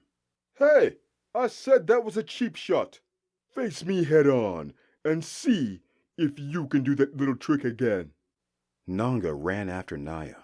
Amana dropped his side of the sling to face him, legs planted in a fight-ready stance. "Stop it, Nanga," Yemi said. In an instant, Nanga had stopped, though his breathing was still quick. Don't do that, Yemi, he said as his breathing eased. "You need to calm down," Yemi said. "It was a fair shot for what you said. Why don't you take the lead ahead of me?" Nanga obeyed. As he stomped past Naya, he shoved into her shoulder. When Nanga took the lead, Yemi pulled up his side of the sling again. "Were you a warrior before all this?" Yemi asked Amana. "What makes you say that?" Amana asked. "The way you talk, the way you walk, the way you move your eyes. You have the spirit of Ugara. When traveling alone, you have to be alert," Amana answered, not wanting to join in this game of questions. "But you're trained, yes?" Yemi added. "I was." "Are you a deserter?" Yemi pried. "Nothing like that, no. I just know my way around a spear and sword is all." The group passed a woman tending to her harvest, infant slung around her waist. She saluted the warriors. Acknowledgement from other farmers continued until the group reached a bridge that went over a river. Amana continued to gape at the large expanse of green. The closer they got to the black rocks, the richer the soil was. These farmers were producing more and more food. He knew the Bajok were looking to restore their previous empire, but at this rate, they would have had a surplus that could feed the whole of the Westerlands. "What is this river?" Amana asked. "The Nyoka," Yami said, as they passed over the bridge. "It can't be. The Nyoka is how I came here from the south," Amana said.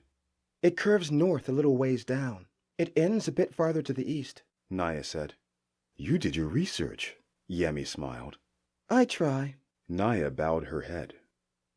The black rocks were closer now. Amana could make out their base. Most were dome-shaped and rose, it seemed, to the bottoms of the clouds.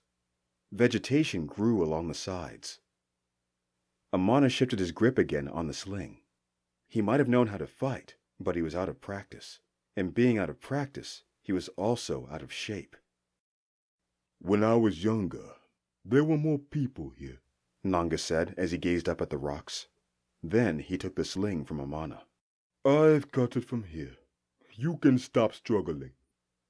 Amana gave up the weight, shaking his arms back to life. We used to pray atop the rocks, Nanga continued. The shaman and priest said it brought us closer to the creator and the source. But with the attacks, we retreated down by the river. We've braved our way back into the rocks recently, though. The soil there is perfect for harvesting. In fact, Elder Uzoma's is perhaps the deepest farm within the rocks, if I recall correctly. That's right, Yami said. Nothing scares that old man. What do you know about him? Amana asked Yemi. Amana shook his hands, forcing blood to circulate back into his fingers. It had taken the better part of the morning, but Yemi finally showed strain under Imani's weight. In his prime, he was one of the greatest warriors known to Bajok. I've never seen a man kill so efficiently before. He was like a piece of art. Yemi's eyes glazed over. No one really knows where he came from, though, Nanga added. He's not a native of Bajok, but he wanted a wife. After helping the chief with our demon problem, he was given one of the most beautiful women in the village. The man has piss-poor luck with women, though, Yemi added. His first wife died giving birth to their first son. The son's name is Ikina, right? Nanga asked Yemi. Yeah, I think so. You'll get to meet him, too, If he's tending to the farm this morning, you'll know exactly who he is. All the girls love him. Well, until they get to talking to him. Why's that? Amana asked. He's a bit strange, Nanga added. You'll see. But Yemi is being modest. He's the one the women can't get enough of. True enough, Yami admitted. Nanga nodded his head to Naya. She didn't pay the conversation any mind. Anyway, Yemi continued, same thing happened to his second wife. He was just too big for them, I say, Nanga said, with bouncing raised eyebrows. She died like the first, Yami said. Uzoma got himself another son, but the baby died shortly after too. They say he tried something strange during the pregnancy to keep his wife alive. Some say he's cursed by the... Yami caught Nanga's eyes. The demons at the rocks. Piss poor luck. Nanga shook his head. It's a shame. A warrior like Uzoma didn't deserve that. I guess no one is perfect. Nanga chuckled. You can't be blessed with both perfect fighting skill and a wife that can handle you. Isn't that right, Yoseti? Nanga winked at Naya again. She returned the gesture with a scowl. On the horizon appeared the silhouette of a man trotting down the road. Oh, Ugara's spear. Here comes Oluchi now, Nanga said, dropping his end of the sling. He will have to know, one way or the other, said Yami.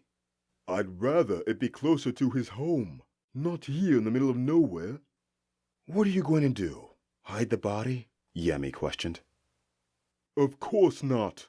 I guess we'll just have to give it to him straight. Or maybe we'll have the woman speak to him. She's probably got a kinder tongue for this sort of thing. And you heard her speaking our tongue. Hell, if it wasn't for those dots on her face, I would have thought she was a local. She's got the eyes for it, too. Your parents shapeshifters? Though it was Nanga's first legitimate question, Naya continued to ignore him. Amana, too, wondered about her parentage. If she were a shapeshifter, and likely a strong one, if she was the head of a guard, Nanga wouldn't want to get on her bad side. Maybe she should speak to him, Yami agreed. Where did you learn our language, anyway? Naya lifted her chin. Our Korde wanted her entire retinue to learn. She gave us 6 moons. Most of my comrades didn't take it seriously, but I got the hang of it within a season.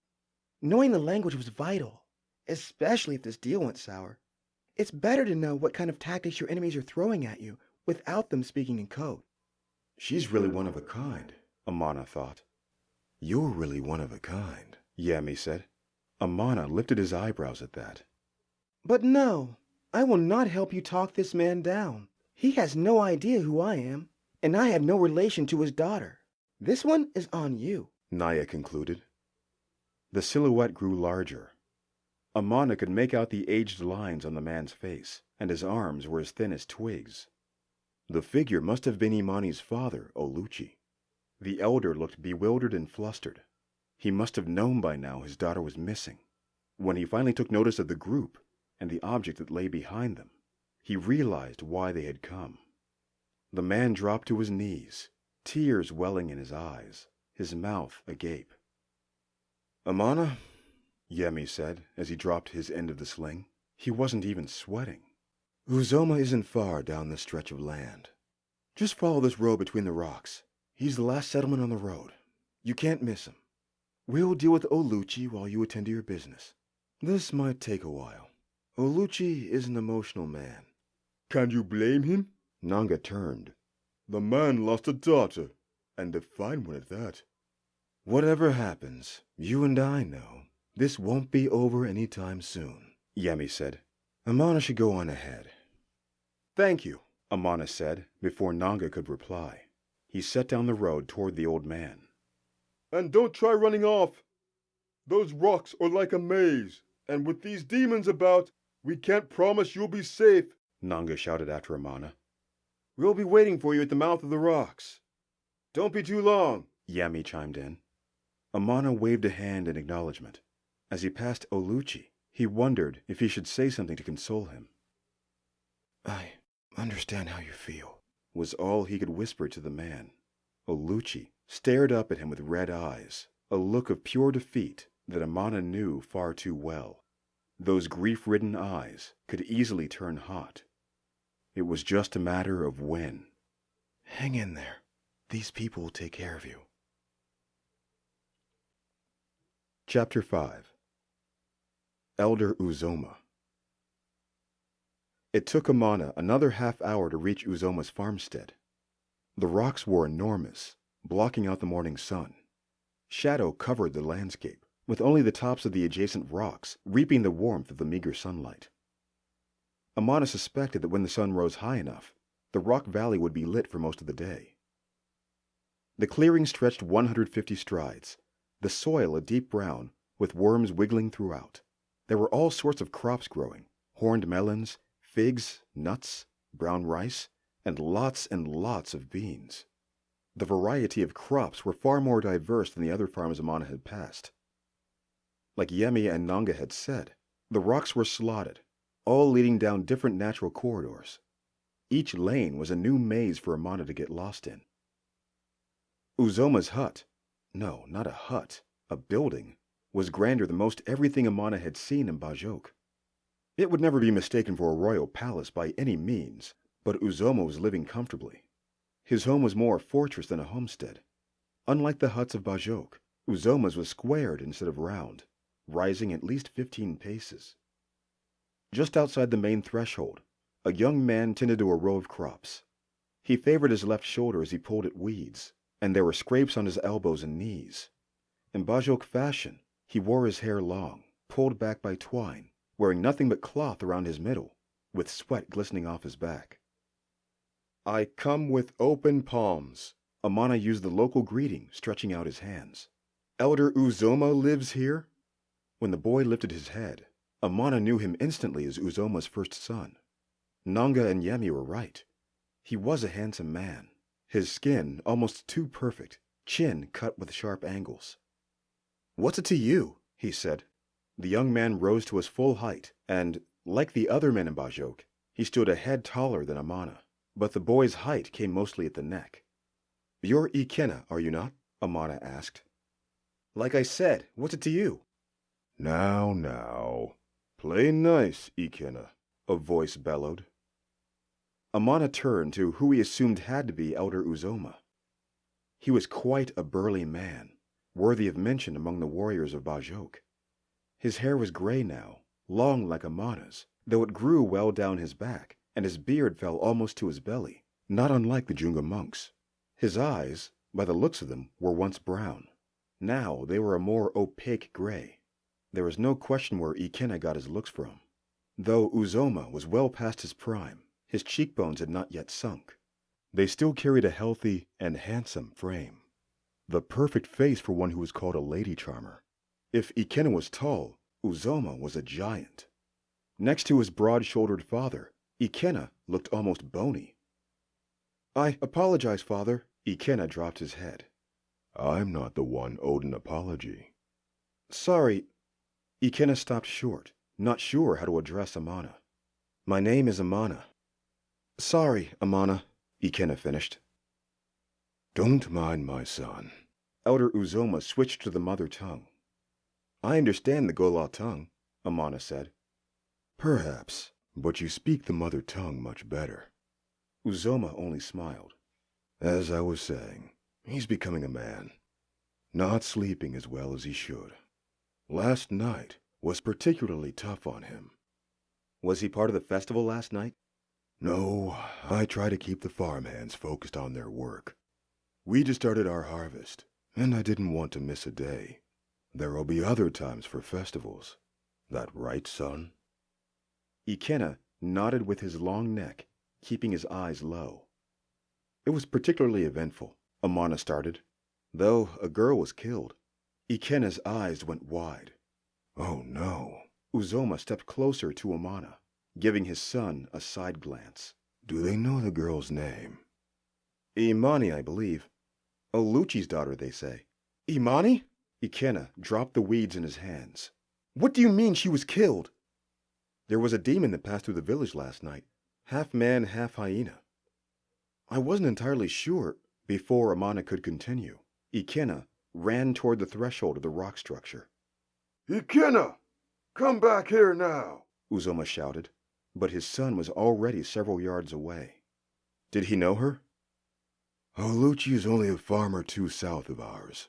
Ikena had a soft spot for his daughter, Uzoma confessed. Again, I apologize for my son's attitude.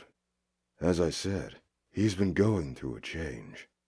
I don't mind, truly, Amana said. We were all young once. Too true, Uzoma agreed. So, what brings you to my farm, Amana? The teachings of the true path, Amana said, withdrawing his scroll from his travel pack and handing it to Uzoma. Uzoma turned the scroll gently over with his hands. And what makes you think I can help you with this? Asked Uzoma. If the stories from the East are true, you are the great elder Uzoma, the enlightened warrior. So they say, Uzoma said. Come, we'll talk more inside.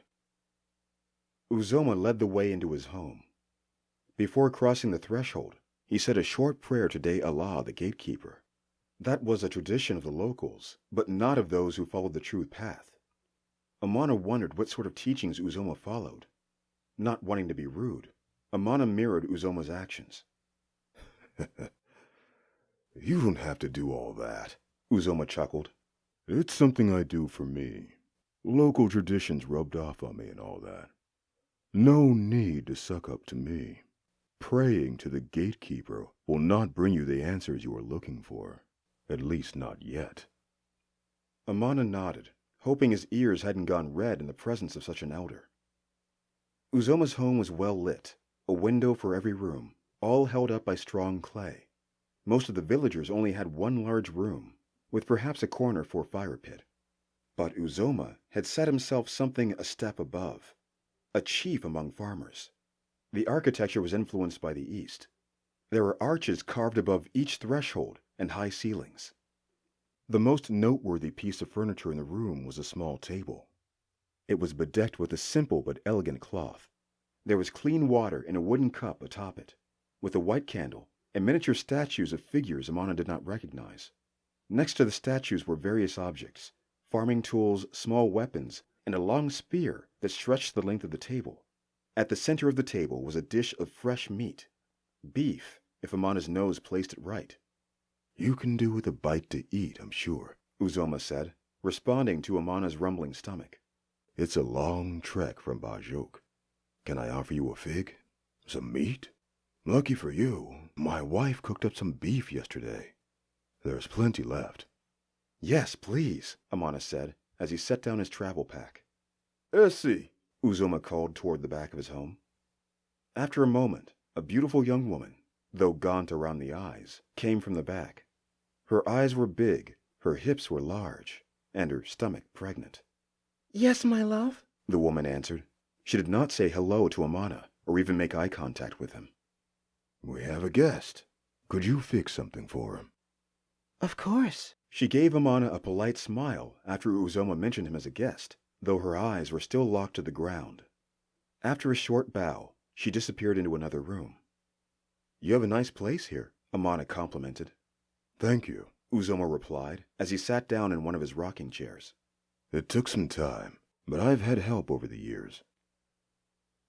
Even the ground was well kept, the entire floor covered in various rugs and skins.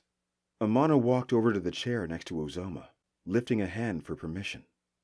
Uzoma nodded his approval, allowing his guest to sit. So, have you already pledged yourself? Uzoma asked, taking a sip of his morning tea. You've been growing your hair for some years now, haven't you? I'm not pledged, no, Amana said, but I have taken the steps. It's not the most glamorous life. Forgive me if this sounds rude, but you don't seem the type for this sort of thing. What did you do before? Mercenary work? Something like that. Personal bodyguard? You have the physique for it. That came with the job sometimes. What is it then, boy? Uzoma asked, his voice agitated. He was a peaceful individual by reputation, but he was an old man, and old men had little patience for most things. I was a pirate. Smuggling mostly, Amana confessed. Ah, so that's why you have that look about you. Uzoma sipped his drink. What look? Amana raised an eyebrow. Your eyes are darting every which way. Relax. It's just my home. Amana relaxed his shoulders, sinking back into his seat. Had he really been that obvious? You from the east? Uzoma asked. I can't quite place it. My mother's from the Isles. She says my father was from the east, though, Amana said, as Essie brought out his food. A plate of sliced peaches and a reasonable cut of beef. Amana's stomach grumbled again. Go ahead. Uzoma nodded. I don't mind you talking through your food. Amana nodded and took a bite of the meat first. Your father is from the Esterlands, you say? Uzoma started up again. Not the Esterlands. Even farther, Amana said, taking a bite of the fruit. Uzoma raised his eyebrows. I don't recall any recent engagements between the Isles and the Far East. There was no war, if that's what you mean. It was nothing like that. My parents' relationship was amicable. But my father didn't want any little Kijana. Ah, so you're a love child then, Uzoma said with a toothy grin. Amana frowned, leaving a pregnant pause in the conversation. He never liked the term love child, as though it implied he was lesser somehow. Don't fret about it. We're all children of passion, are we not? Uzoma chuckled. Somehow, Amana felt better about hearing his words. There was a friendly quality to Uzoma he could not quite place. He came off more enlightened and amicable than warrior and gruff. It was no wonder the villagers and so many others seemed so fond of him. What have you studied so far? Just the tenets of Boism, Amana said. Ah, yes. That is a good one. Have you found success with its teachings? It's gotten me far enough. Essie walked back into the main room. She changed the food from the altar and filled the cup on the table with new water. Still, she did not look toward the talking men, keeping to herself. Amana didn't think she liked him much. So, you want to be a monk. But why? Uzoma shifted forward in his seat. It's the best way to live out my days. Being a pirate doesn't amount to anything, Amana said casually. Don't lie to me. I can always tell, Uzoma said, eyes peering over his cup like a lion looking over tall grass. That's no lie. You don't have to tell me the exact reason, but you first have to be honest with yourself, Uzoma said. He lifted himself from his rocking chair and walked toward a crate near the front of the hut. It took him some time, but he found the scroll he was looking for. It's one of the first tenets of Boism, is it not? Uzoma said over his shoulder. One must not speak anything but the truth, or something to that effect, right? But I did not. Your answer was not honest within your spirit. How could you know that? You said it yourself. I'm one of the enlightened ones, Uzoma said as he sat back down in his chair. The God's gift to me was elevated once I studied the true path. I'm sure you've experienced this yourself, even if only to a minor degree. Amana nodded. It was true that his short sight had been honed over the years. And this is your wish, to make it stronger, right? Yes, that is part of it.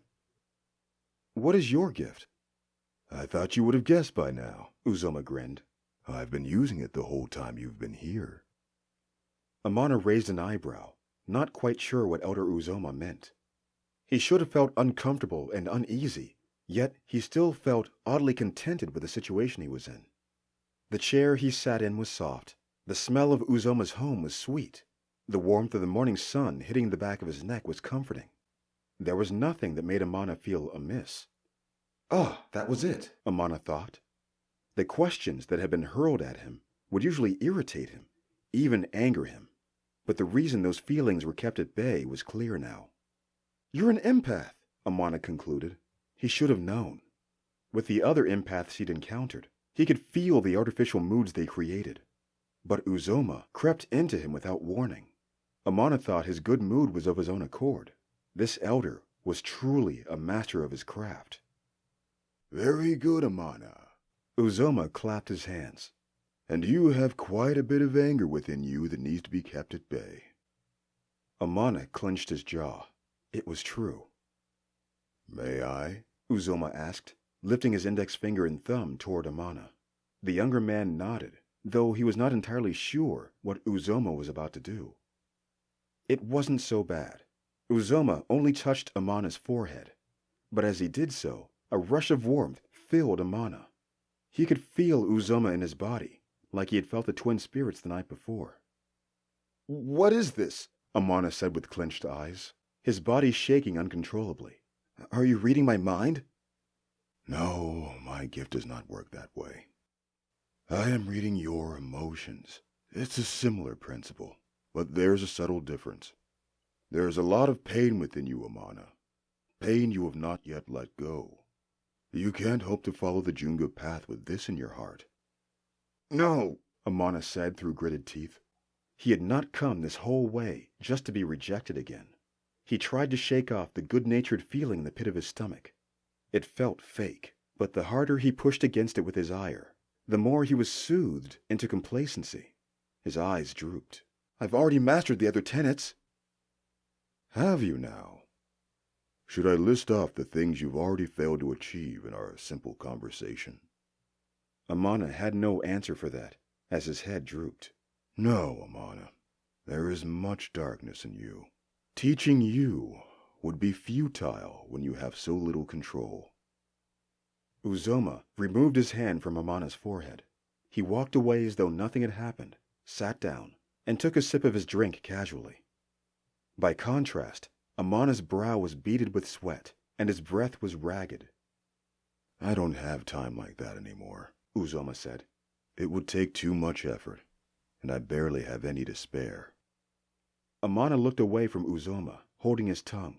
Without Uzoma's hand on his forehead, he could feel that darkness sneak back up his spine, his slack jaw clenching in apprehension. Amana glanced at Essie. Her eyes were wide with shock, but she gave no encouragement, only cradled her stomach. Amana looked down to her belly. She would be due within the moon, judging by her size. Your wife, Amana panted, still recovering from the empathic experience.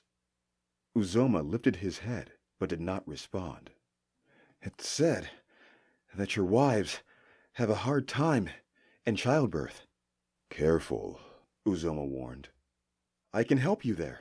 I brought my own daughter into this world. I could do the same for yours. A daughter? You never mentioned a child. Careful, Amana warned back, with piercing eyes. Uzoma looked at Essie and then back at Amana.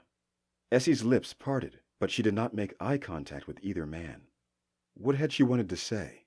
She must have known about the rumors of the wives that had come before her. Perhaps that was the reason for her odd mood. Now that Amana felt for it, he could sense how Uzoma soothed her. Essie, you should sit down, Uzoma suggested. Don't stress yourself. Uzoma stroked her back. Color returned to her brown face. After a moment, she nodded and sat. My mother was a midwife, Amana said. Most of my childhood was spent assisting her. I know the practice well enough.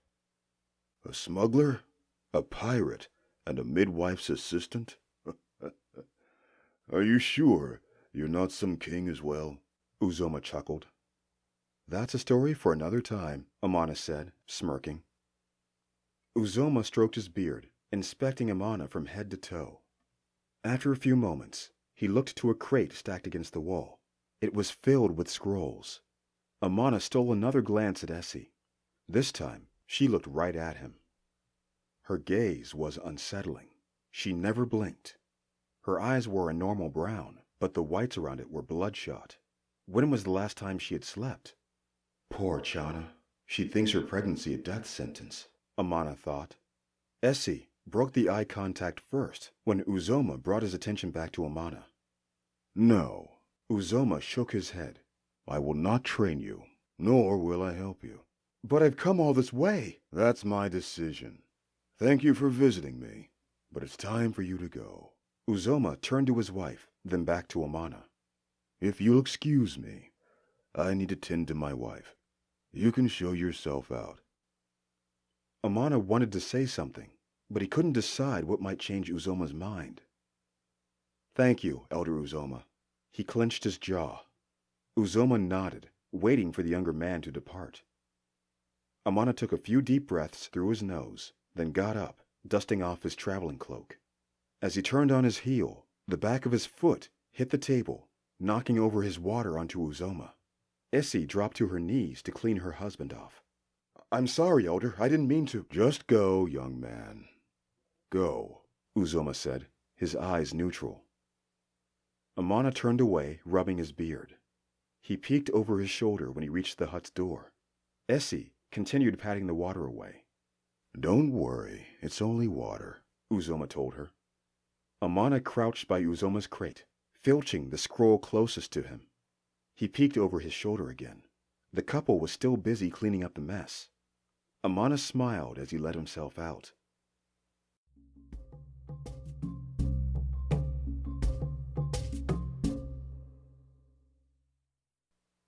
The moment Amana stepped out of Uzoma's home, he felt wholly himself again.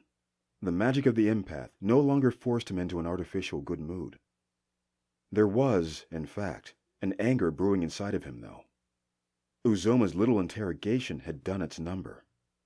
Amana was no master of any tenet. Not even one, it seemed. Where had he gone wrong in the conversation? What had triggered his ire? Just about everything. The mention of his daughter, the mention of his past life, the accusation that he was not ready to become a monk. And after all that, Uzoma still refused him. At least Amana had one of Uzoma's scrolls, but he didn't dare open it until he was well away from Uzoma's homestead. After each step, Amana expected to see Uzoma bounding out of his house, chasing him down for his scroll. When Amana reached the end of the fig trees, he knelt beside one, pulling out his prize. It was a small scroll, though in good condition, much smaller than the scroll of the five. It illustrated a man performing several combative sequences. The martial art was called the Spirit's Dance, or the God's Dance. At least that's what he thought. Amana couldn't make out the symbols well enough. Amana took note of how the fighter often used his legs instead of his hands. Much different than the brawling style of the pirates Amana had been familiar with. All the moves seemed to flow from one to the other, like a choreographed dance, just like the men at the festival. Of all the scrolls you could have stolen, how will this help? Amana thought to himself. Handwritten annotations were etched on the sides of the scroll. Some Amana could read, others he could not. One of these annotations suggested that the flow of this martial art brought one closer to the spirit of the warrior. Another suggested, more practically, that the movements were used for inertia, putting more kinetic weight behind each flowing kick. There were also annotations juxtaposing the Spirit's Dance with another local style called the Spirit's Claw, though nothing in the scroll illustrated this other fighting discipline. Even with all the spirit mumbo-jumbo, there was no way this scroll was sanctioned by the Junga. All of the annotations were of the mainland, not from the Far East. Frustrated, Amana stuffed the scroll, perhaps too roughly, into his pack. Maybe he'd come back for another scroll. If Uzoma would not teach Amana, one of his journals might. Catching his anger, Amana centered himself. He closed his eyes and emptied his mind. Elder Uzoma's lesson was vital, and he respected that. It was also the only lesson he would likely receive from the elder. Never get too high, never get too low. Amana remembered these as the words the monks spoke. He accepted that he was not as prepared as he thought he was, so he let it go. He would learn the lesson, but not let it bring him down. He already was at a disadvantage by thinking he'd conquered all of his studies. A true monk knew to sustain their humility at all times, but they also knew they should never beat themselves up over mistakes.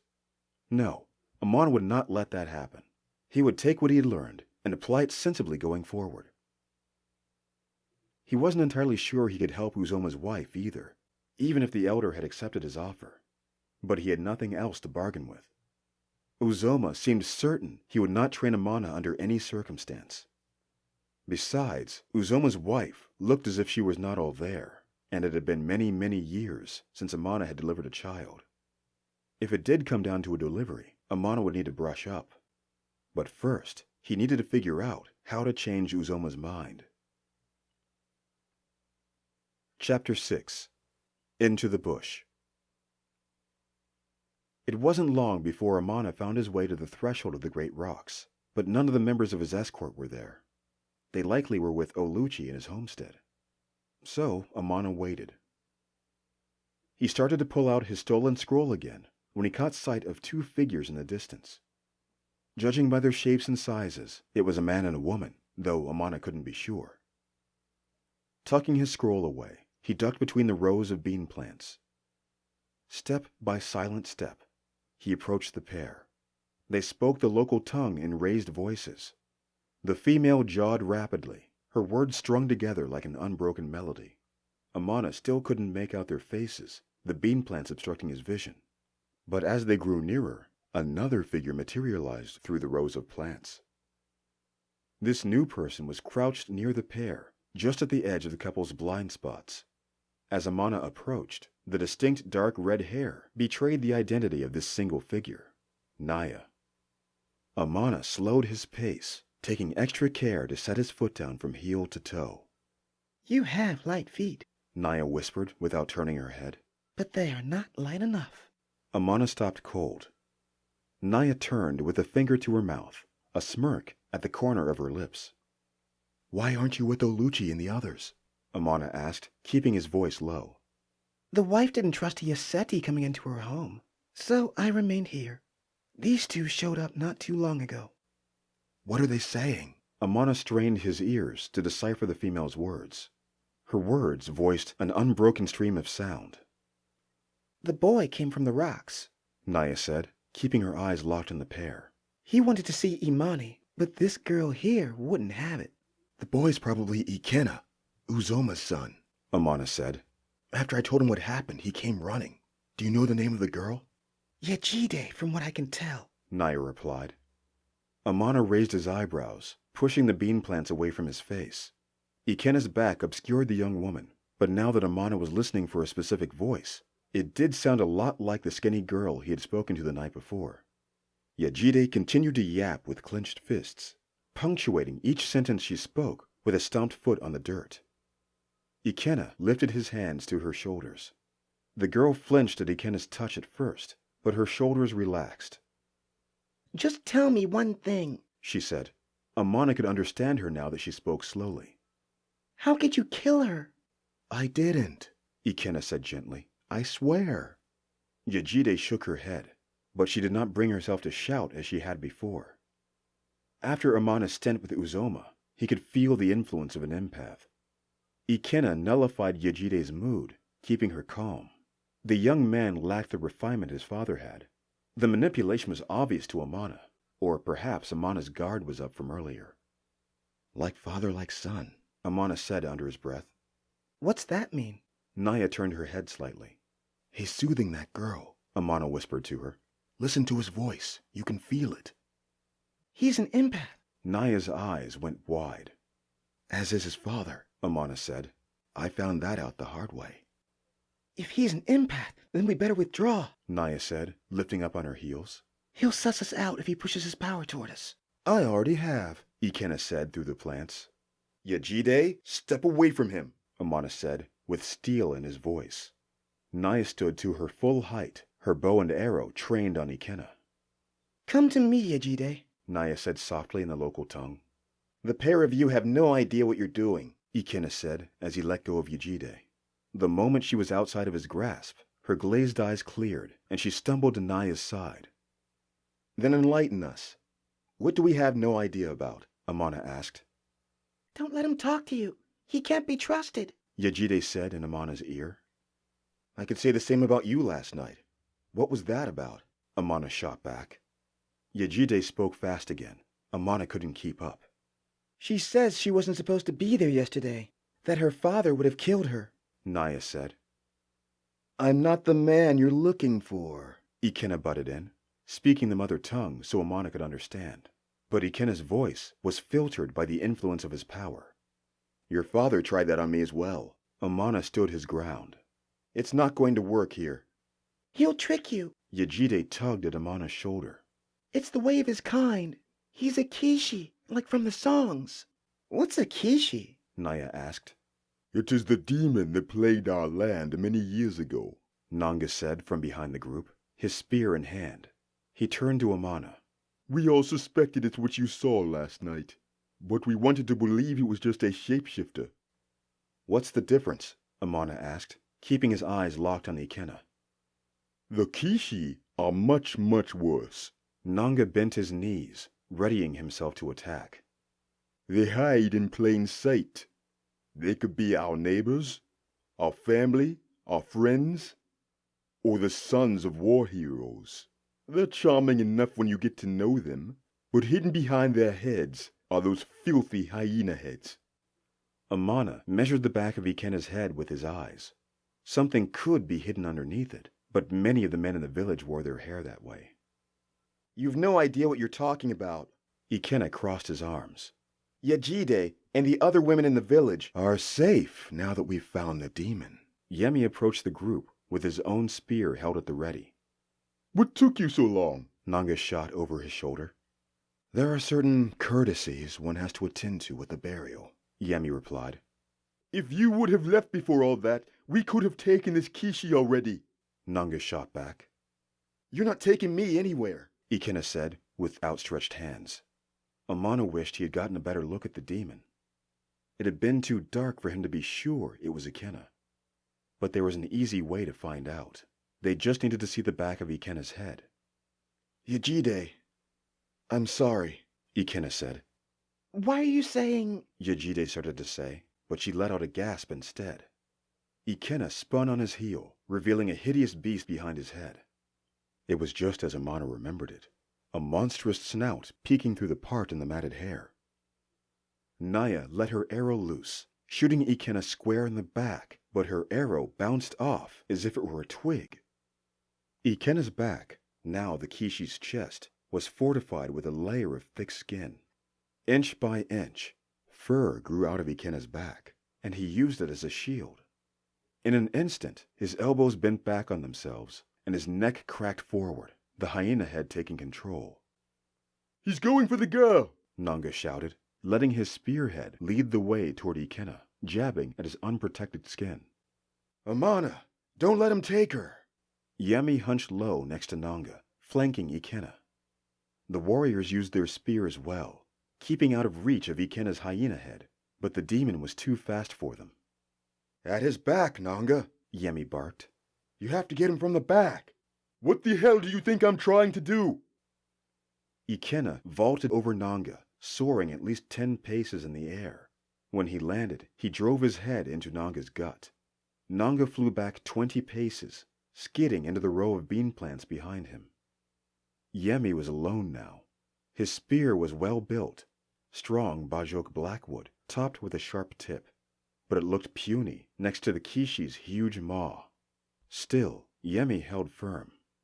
Where the hyena head darted and bit, Yemi bobbed and weaved, always using the tip of his spear to maintain distance. But the Kishi recovered with preternatural speed.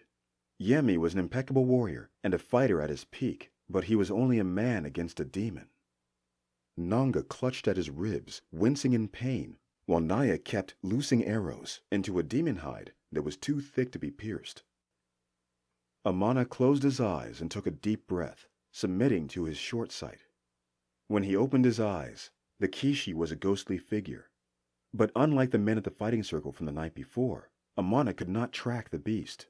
Just as he was given a flash, a ghostly image of the Kishi biting at Yemi or snapping at his heels. The demon filled the wispy image, setting into reality before Amana could get a proper read on it. Though Amana's magic was compromised, he couldn't stand there waiting for Yemi to fall. Yemi, to your left, he shouted, but the directive was too late. The Kishi hit Yemi across the cheek with the back of its paw. Amana felt the impact even in his chest as Yemi flew back into a set of fig plants. Like Nanga, Yemi grimaced, rolling in the dirt. Move aside, Ikenna said from the back of the Kishi's head. I must take the girl. You mustn't do anything. Naya trained her next arrow between the Kishi's eyes. Don't let him take me. Yejide whispered in Amana's ear as she clutched at his arm. Stand aside, foreigners, Ikenna barked.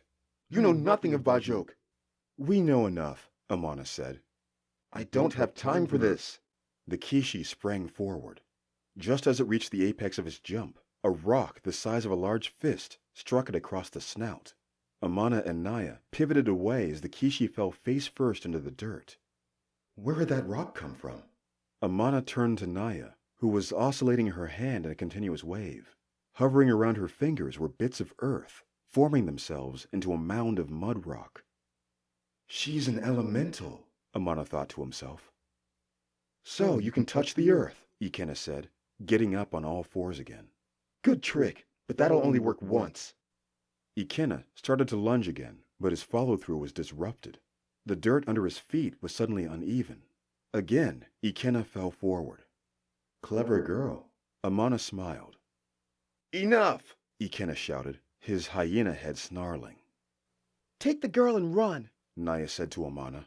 Sweat beaded on her forehead as she moved her hands over the ground. In an instant, the loose dirt lifted from the ground in a cloud of dust, obscuring the Kishi's vision. Let's go! Amana grabbed at Yajide's arm, leading her into the rows of tall bean plants. Yajide picked up the pace, running faster than Amana had expected.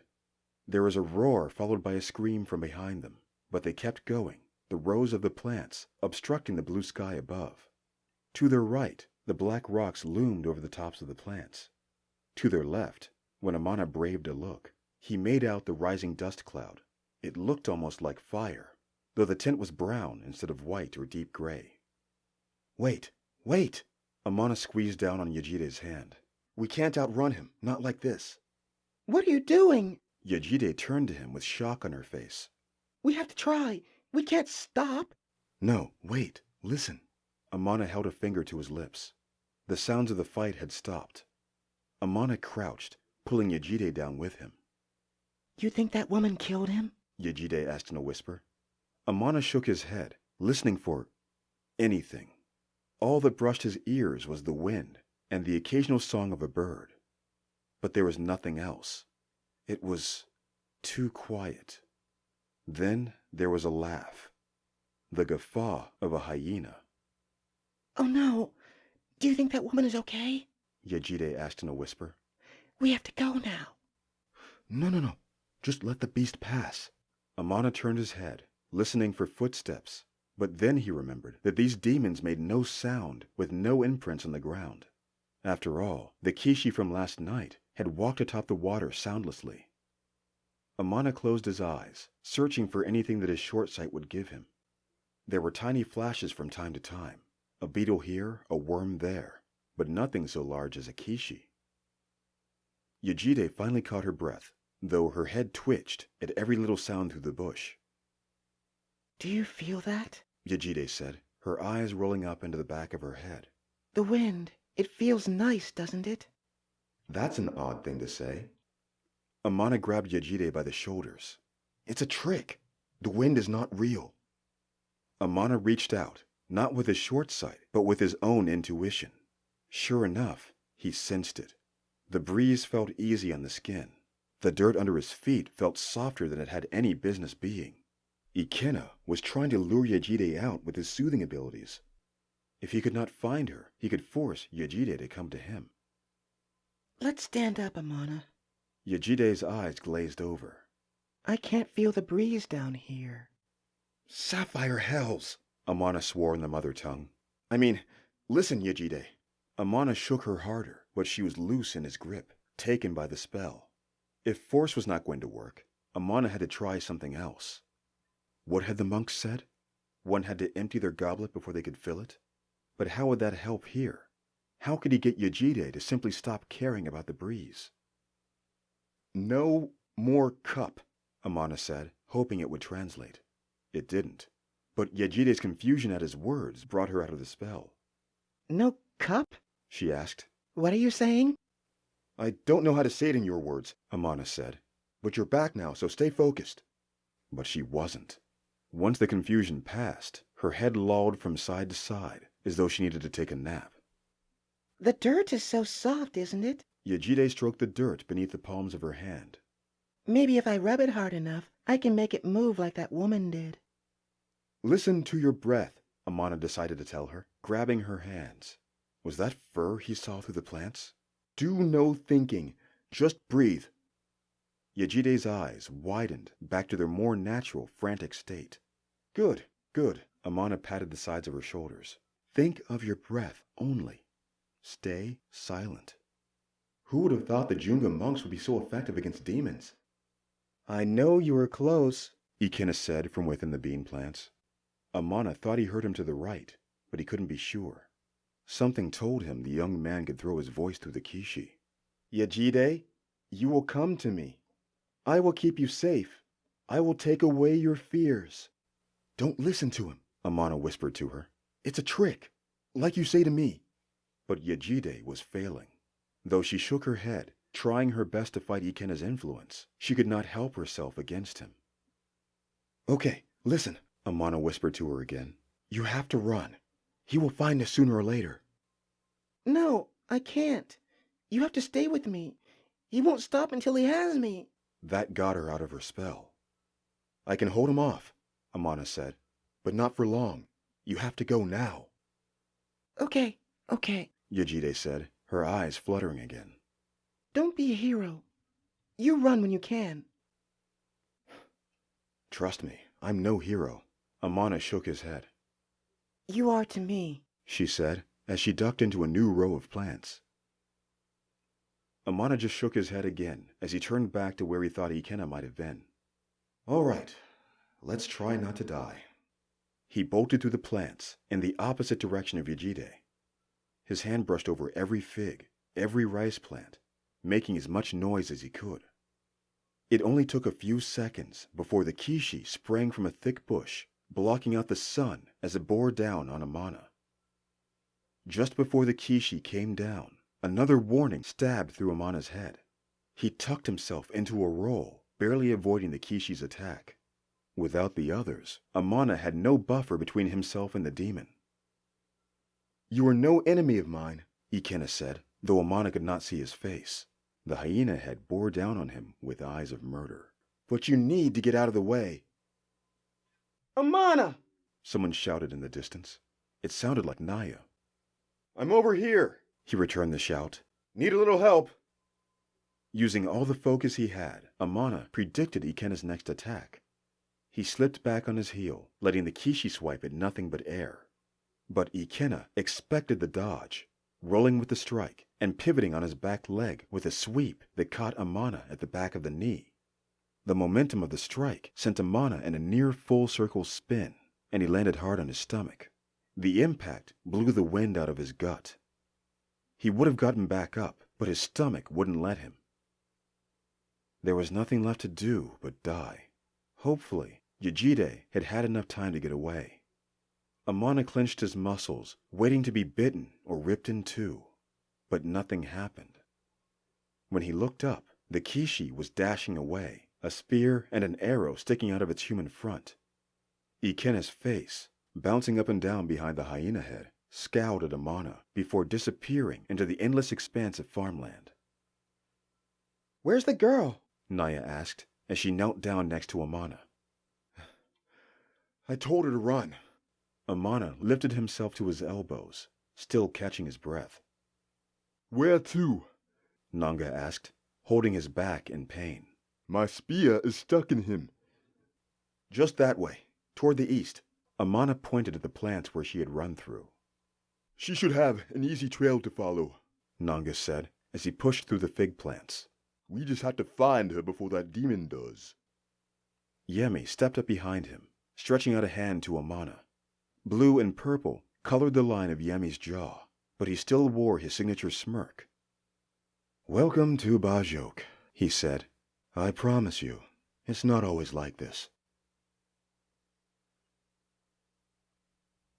Chapter 7. Bajok's Secret. Nanga didn't find Yejide. Yemi said it didn't necessarily mean she'd been taken by the Kishi, but the endless pit in Amana's stomach didn't make him feel any better. When Nanga and Yemi told Elder Uzoma what his son was, the man simply nodded and asked if Ikena was dead. When Yemi said no, Nanga turned to Amana. You see? I was right, wasn't I? He whispered to Amana. The man is cursed. The Kishi got to his son, too. The walk back to the village was silent, save for the shuffling of Naya's arrows at her side and the bottom of Yemi's spear making contact with the ground. Amana was told not to say anything to the others, the villagers or the ascetti. When they returned, they spoke directly with the great chief, who listened to their story without interruption, stroking his beard in thought. The great chief allowed Amana to make camp outside the village near the riverbank. Nanga and Yemi both vouched for him, telling Chief Oba about how Amana helped fight the Kishi. So, the next day, Amana settled down near the river docks. Kojo, the man who had come to Amana's aid during the shaman's ritual, helped him build a makeshift hut. His son and daughter assisted them as well, twisting twine for the roof. How long you stay? Kojo asked Amana, in heavily accented mother tongue. How long will you stay? Amana corrected. Amana traded lessons in the mother tongue for Kojo's help with his hut. How long will you stay? Kojo said again. You got it. Amana smiled. I'm not sure. I guess until I'm ready for the Junga monks. The Junga? You might know them as the mountain monks. Ah, yes. Travelers speak of them, Kojo said, smiling to his children. They worked the twine quickly between their tiny fingers. Your children are very skilled. They are. They'll be great. Kojo could not find the word, so he spoke in the tongue of Bajok. They'll be great workers for the village's future. Nuh-uh. I'll be a warrior like the great chief. Kojo's son dropped his twine, flexing his non-existent muscles, though a strange scale protruded from his skin. Oh, Baba, can we show him? Kojo's daughter dropped the twine, jumping and clapping. Before Kojo could answer her, she was already grabbing a stick, smacking it as hard as she could against her brother's stomach. The boy didn't flinch at all. There wasn't even a red welt on his skin.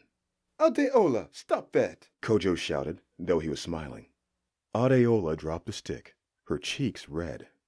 Your son has the gift of strong hide? Amana asked Kojo. Most males here have this, Kojo said. The parents of our parents. Ancestors, Amana corrected.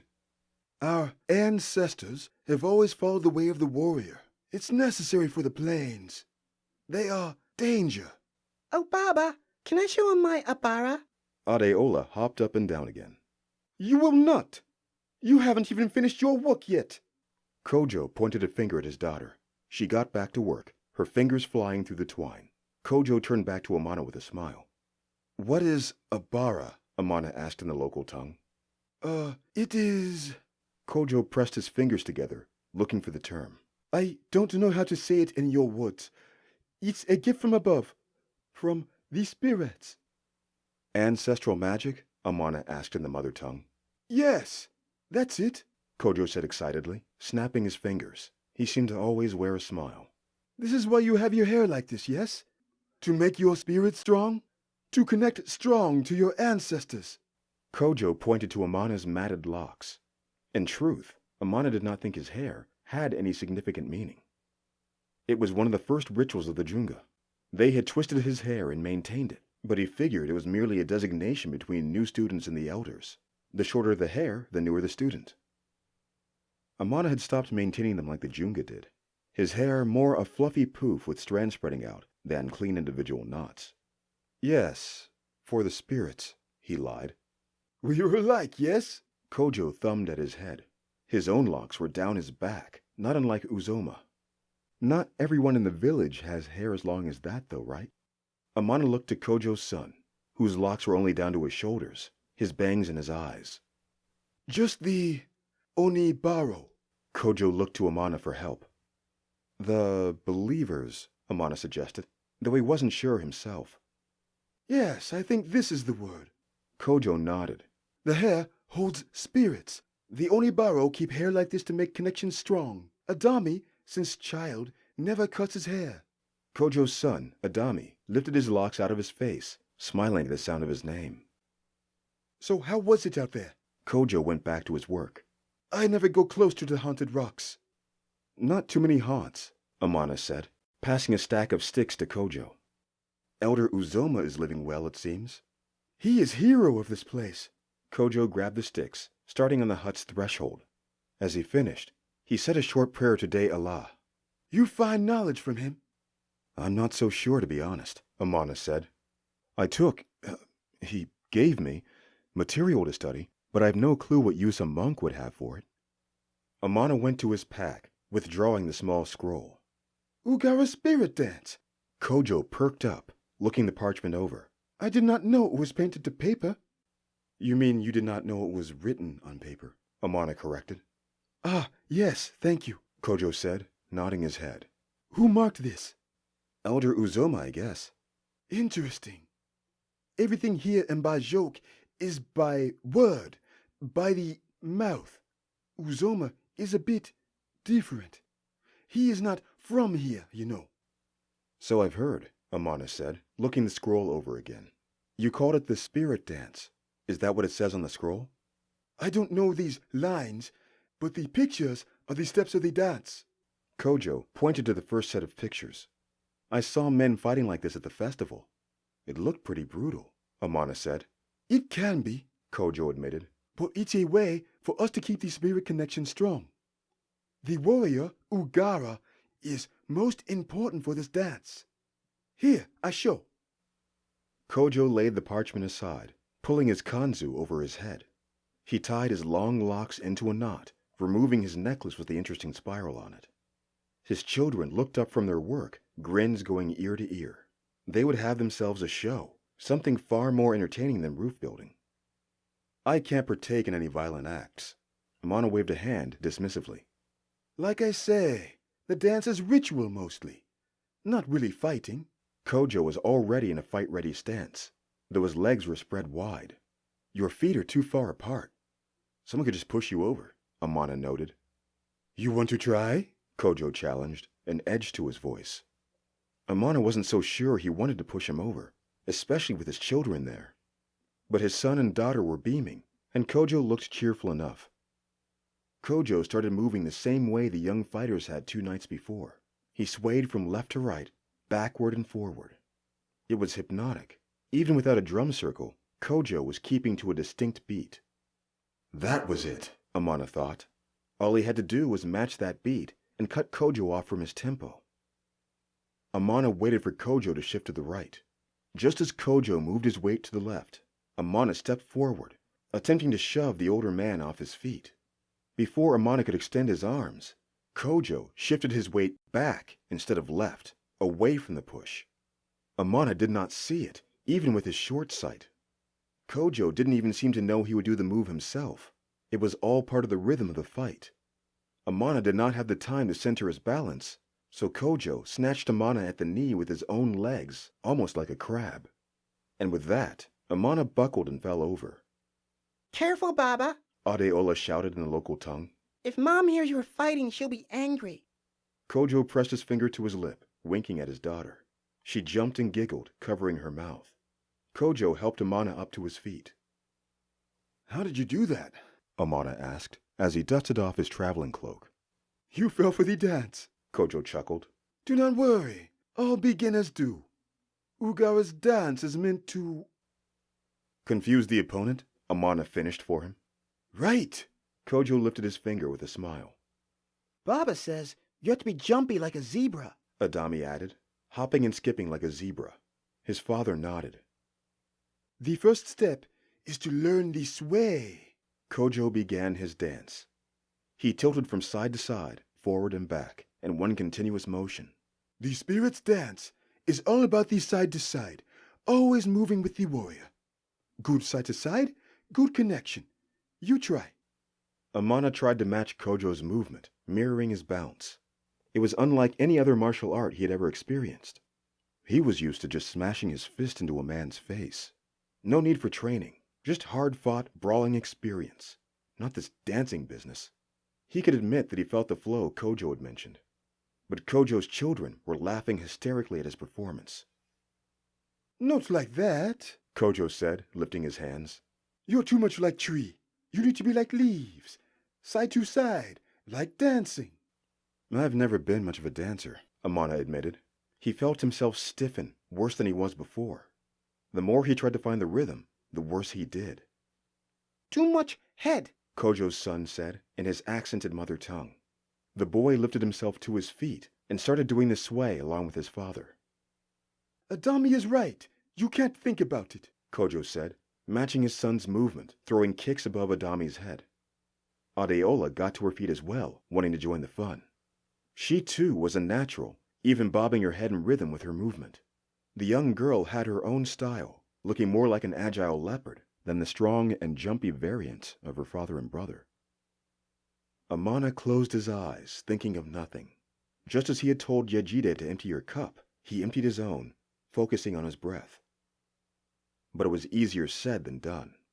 The moment he thought his mind was empty, it wandered to something else. The sound of birds passing by, the laughter of Kojo's children, or the wind brushing through the trees. So he listened to the river. It was silent, undisturbed, but Amana could hear it somehow. It was calling to him as though a prayer were being carried over its waters. As he let himself dive deeper into the water's call, he found his own beat. The movement was not as refined as the Bajok villagers, but Amana could feel an energy tingle through his skin. There you go. You have it. Kojo smiled. Do you all hear that? Amana asked. The voices on the water were louder, but he could not make out what was being said. I don't hear anything. Kojo shook his head. From the water. Amana opened his eyes. There was nothing on the riverbank, just the stillness, the longboats bobbing near its bank. You might be hearing the Moon Sisters. Probably Aya, Kojo decided. Ugara is working through them. I wish more of the young are like you. Less and less of the people dance. They're more interested in iron weapons than the God-given hands. I never see someone pick up voices like you. You are fast. Keep your practice, Amana. The dance shows you many things. Amana nodded. He wasn't confident the call from the spirits was his own doing. It was the same voice that had been calling him since that first night. Amana was sure of it. Thank you, Kojo. And thank you for helping me set up. You are guest to our village. It is our way. I wish some of the others remembered that when I got here, Amana said. They are scared, that's all. You say the soldiers take liking to you, right? Yeah, they seem to, Amana said. What do you know of Nanga? Strong man. Good warrior. Is he... Amana couldn't find the right way to put it. Polite to the women in the village? As far as I know, yes. Kojo frowned. Why do you ask? No reason, Amana lied. What do you know of Yemi? He is good man. Very, how do you say it? Attractive. But not with love. Charming? Yes, charming. He's very charming. I'll take more nice people like you and Yemi any day, Amana said. Speaking of guests, how long are the Aseti staying for? Not sure, Kojo said, still eyeing Amana warily. The ancestors no give blessing to the marriage, not until this demon is gone. But I hear the Aseti are patient. This makes sense. Their leader has more than 100 years, yes? Does he really? I thought he was over 200. Kojo shrugged. He's older than the gods. Yeah, Amana nodded his head. Well, let's hope this episode with the Dark Spirit resolves itself soon. From the top of the small cliff, a pair of heads peeked over. They were two young men, also with long hair. They wore the same necklace Kojo had. Elder Kojo, the smaller said in the local tongue. He was breathing hard. Please, I am not old enough to be called an elder, Kojo chuckled. The demons are back, the bigger one shouted, ignoring Kojo. It took her. It took the beautiful one. What do you mean? Took who? Kojo's friendly eyes turned stern. Shinaki, the first one said. The demon took the first daughter of the Aseti.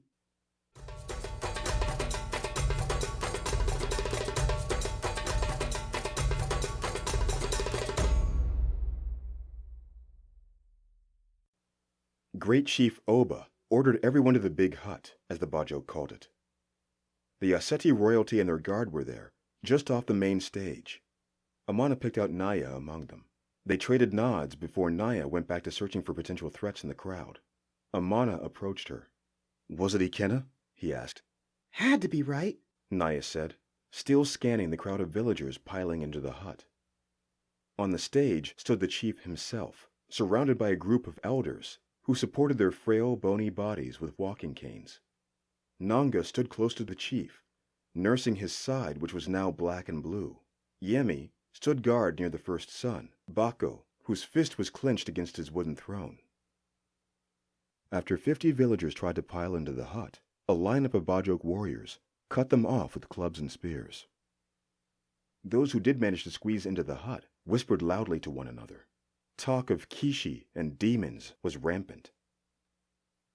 When everyone settled, Great Chief Oba stood, turning his head to Korde Nima. Tell us again what your soldiers have told you. My daughter wanted to go down to the river to fish. She loved that back home, Korde Nima said, her eyes misty though she kept a firm face. One of the Yaseti advisors translated her words. Next to the advisor stood Kor Mosai, who had a perpetual statue frown, his eyebrows pushed down over his lids. She should have been here with us. She's going to be my bride. I could have protected her, Bako shouted, his balled fist white-knuckled. His father put up a hand, quieting the young man. Bako sounded a lot like Ikena to Amana, though more nasally, rebellious teens trying to play at being men. Why do your guards not protect your first daughter? Oba asked of Nima in the mother tongue. They will pay with their lives, Nima responded, looking over her shoulder. The two Yaseti guardsmen held their heads low. They know the price for failing to protect their charge. They know that death comes after a thing like that. Naya grunted beside Amana. What is it? He asked. It's my fault. Naya shook her head. I was off this morning to find out more about these demons. Usually I shadow the other guards to make sure they're protecting Her Highness properly. And look, the second I'm away, something like this happens. You don't seem that shaken up about it, Amana said. Shinaki can take care of herself. Naya shrugged. I've seen her put better women and men to shame. Can she fight? No, nothing like that. Her weapon is even better. Kor Mosai lifted his finger, moving slowly as usual. Who took Shinaki? He croaked. We are trying to find that out now, my Kor, Korde Nima assured him. The age difference between the two was stark. Nima had to be at least a century and a half younger than the Kor. How many wives had the Kor taken over his lifetime? 3? A dozen? A score? He must have gone through many wives over the course of his unnatural life. Amana wondered how Nima felt about her position, about being with a man so old and wrinkled. She seemed more caretaker than a wife to him most of the time. My archers said they saw a figure across the lake, Nima said to Oba. At first, they only thought it to be a stray hyena. But then that hyena ran across the water without sinking. Several villagers gasped. My men were taken off guard. They knew this must have been the demon that showed up a couple nights ago. Nothing should break their focus. Our archers know this. Our arrows are only as effective as those that let them loose, and my men missed. They claim it was not entirely their own fault. They said the creature did something to them, made them feel defeated before they could even reach their arrows. And the demon, they said, was faster than any animal they had ever seen. Before they could attack, they were knocked over, and my daughter was taken. I can attest to that, Amana spoke up, looking to the great chief. Was he allowed to mention Ikena now? The demon I saw, Yemi was shaking his head. On the first night was unnaturally fast. There was a weighted silence in the room. The Bajok warriors exchanged furtive glances. At this time, I would like to put together a search party for my daughter, Nima requested. We do not know this land well, and we would need your assistance, great Chief Oba. I'll go with them, Bako insisted. I'll take a group of my men, and we'll find that bastard demon. My son speaks out of turn. Chief Oba didn't need to lift his hand this time. His voice was enough. My lead warriors need time to recover. What happened to them? One of the villagers cut in from the crowd. Nothing to worry any of you, Oba said, eyes sharp as a knife. They were hunting yesterday and met a pack. But they went with that foreigner. Does he know what happened? You will not speak unless you are asked. One of the elders at the chief's side said. If the great chief says his men need to rest, his men need to rest. What of your shaman? Nima asked, ignoring Oba's statement. Can he not heal your men back to fighting health? Yes, that would usually be the case, Chief Oba admitted.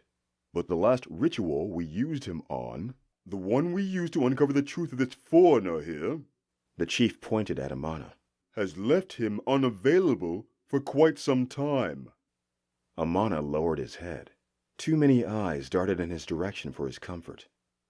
And I do not think I will risk any more of my men to chase after this demon. But this is your land. This demon is attacking your land. Would you not protect it? Kor Mosai said. Our shaman assures me that our village grounds are protected. As you may have noticed, none of these attacks are happening within the walls. What about Elder Uzoma? One of the elder chiefs next to Oba asked. He has saved us from this before. He has kept the peace at the Black Rocks. Can he not help us again? I would not ask my old friend to risk life and limb for someone who is not our own. He is old and done with such things. Oba shook his head. Perhaps this is a sign from our ancestors. This marriage should not go forward. It's more trouble than it's worth. How can you say that? Another elder chief gasped. Father, at least let me try. Bako got to his feet, chest pushed out. We know where these demons live. Something is wrong here. Naya whispered to Amana. I've been looking into these killings and kidnappings. That Imani girl was not the first.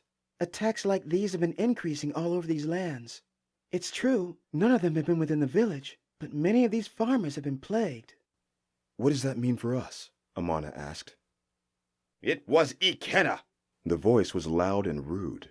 At the threshold of the hut was Old Man Oluchi, Imani's father. The Bajok warriors at the threshold of the hut held him back with their shields. Ask Uzoma himself. The boy has not been on his farm this entire day. Heads shook amongst the Bajok. Some villagers sucked their teeth and waved Oluchi's words away. The Kishi, they are back.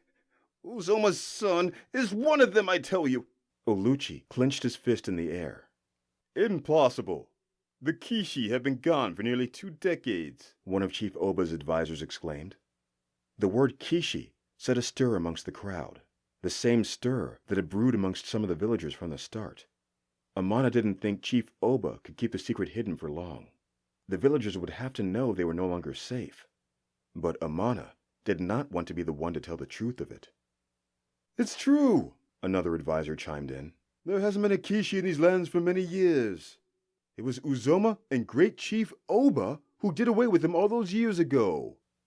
Have you all seen my daughter? Oluchi continued, ignoring the last man's words. Her throat was ripped to shreds. What sort of thing does that? Oluchi looked around the crowd with wild eyes, searching for some sort of support. Eventually, his eyes found Amana's, and he pointed his finger straight between Amana's eyes. This one, he knows. Oluchi's eyes widened, his eyebrows like crawling caterpillars. He saw how my daughter was killed. Why do you all deny it? Half man, half hyena. It all fits. When's the last time we've checked for these creatures? We know how they hide themselves. The room turned to Amana. Again, he recoiled from the dozens of eyes set upon him. I'm sorry, but I'm not sure what I saw. Amana looked to Yemi again. When he finally looked to the crowd, he couldn't resist their eyes. Some leaned forward to listen. Others had raised eyebrows, many of them women. The Kishi have returned. I knew it. The farmers aren't safe. I have family out there. We have to kill it now, before it spreads like before. Chief Oba's eyes shot daggers at Amana. Yet the foreigner did not feel the fear the larger man wanted to instill. Amana knew telling the villagers about the Kishi was the right thing to do. The Aseti guards turned to each other with looks of confusion and shrugged shoulders. I do not understand, Kor Mosai said. What are these Kishi? They are demons. Dangerous demons. Charmers, as they used to be called. Chief Oba shook his head. They target the women. Years ago, it got really bad. We were nearly outnumbered by them as they multiplied. But once we found out how they hid themselves, it was much easier to eradicate them. Uzoma and I started to examine everyone in the village. Every man and boy had to cut their hair. It was the only way they could hide themselves. Knowing they could no longer hide under their hair, most of the Kishi ran off to the rocks near the hills. Our people now call them the Black Rocks. That's where they made their last stand. But Uzoma and I did away with them. And as you know, Uzoma has never left that place. He always thought there might be more we never discovered.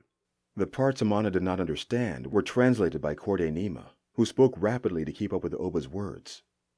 And now, you think some might have come back? Kormosai asked. It seems that way now, yes. But if Uzoma's son is one of the Kishi, wouldn't that mean Uzoma? That's exactly what doesn't make sense to me. Everyone in the village cut their hair off, and Uzoma was clean. Where do the Kishi come from? How are they created? No one truly knows where they come from, said another advisor. It was the shaman. Amana hadn't recognized him without the blue paint covering his body. He was hunched in a corner, a blanket wrapped tightly around his shoulders. The ritual really took a lot out of him, didn't it? Amana thought. But folklore tells us these charmers were made by a dark spirit that tried to mix mortal and immortal, but ultimately failed, he said. So how do you stop them? What did you do before? Amana asked. We killed them to the last beast, Chief Oba said. And we should start with Ikena, Oluchi demanded. I want Uzoma moved far away from my lands. As far as I'm concerned, Uzoma is the most innocent of us all, Chief Oba stated plainly. If you truly want to demand him off your shared land, you may always challenge him to Ugara's dance. Oluchi put his hands down at that. He was no match for Uzoma in that way, and he knew it. But if Uzoma's son is being accused, we must settle this now. Nedi. The chief gestured to one of the women on stage. Her face was more pointed than the others in the village, and she had a perpetual twitch. Tell Uzoma he's to come here at once. Nedi nodded her head, then pulled off her tattered clothing. Before anyone could get a good look, she transformed into an osprey. Mouth turned to beak, arms turned to wings, and legs into talons. The osprey fluttered its wings and flew between the Bajok soldiers, guarding the way out. Amana caught a glimpse outside. Nearly half the village waited to hear or see what was happening. That girl might be safe yet, Naya whispered to Amana as they waited. Why's that? Amana asked. These demons seem to fancy women, right? Right. If he never found that girl, maybe he went for Shinaki as a trade. But why? What does Shinaki have to do with any of this? Like I told you, Shinaki is special.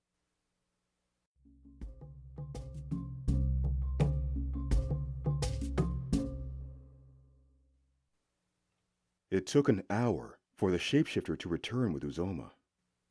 The villagers in the hut spoke with hushed voices. With the Kishi secret out, many discussed what action the chief would take. Bako was still fuming. Every few moments he sat up to speak with his father, waving his arms around like a madman.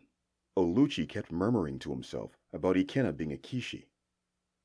Elder Uzoma has arrived. One of the advisors greeted the man with a respectful nod. All the Bajok in the hut bowed to Elder Uzoma. Uzoma, the chief said, nodding. Oba. Uzoma returned the nod. He was the only one on a first-name basis with the village leader.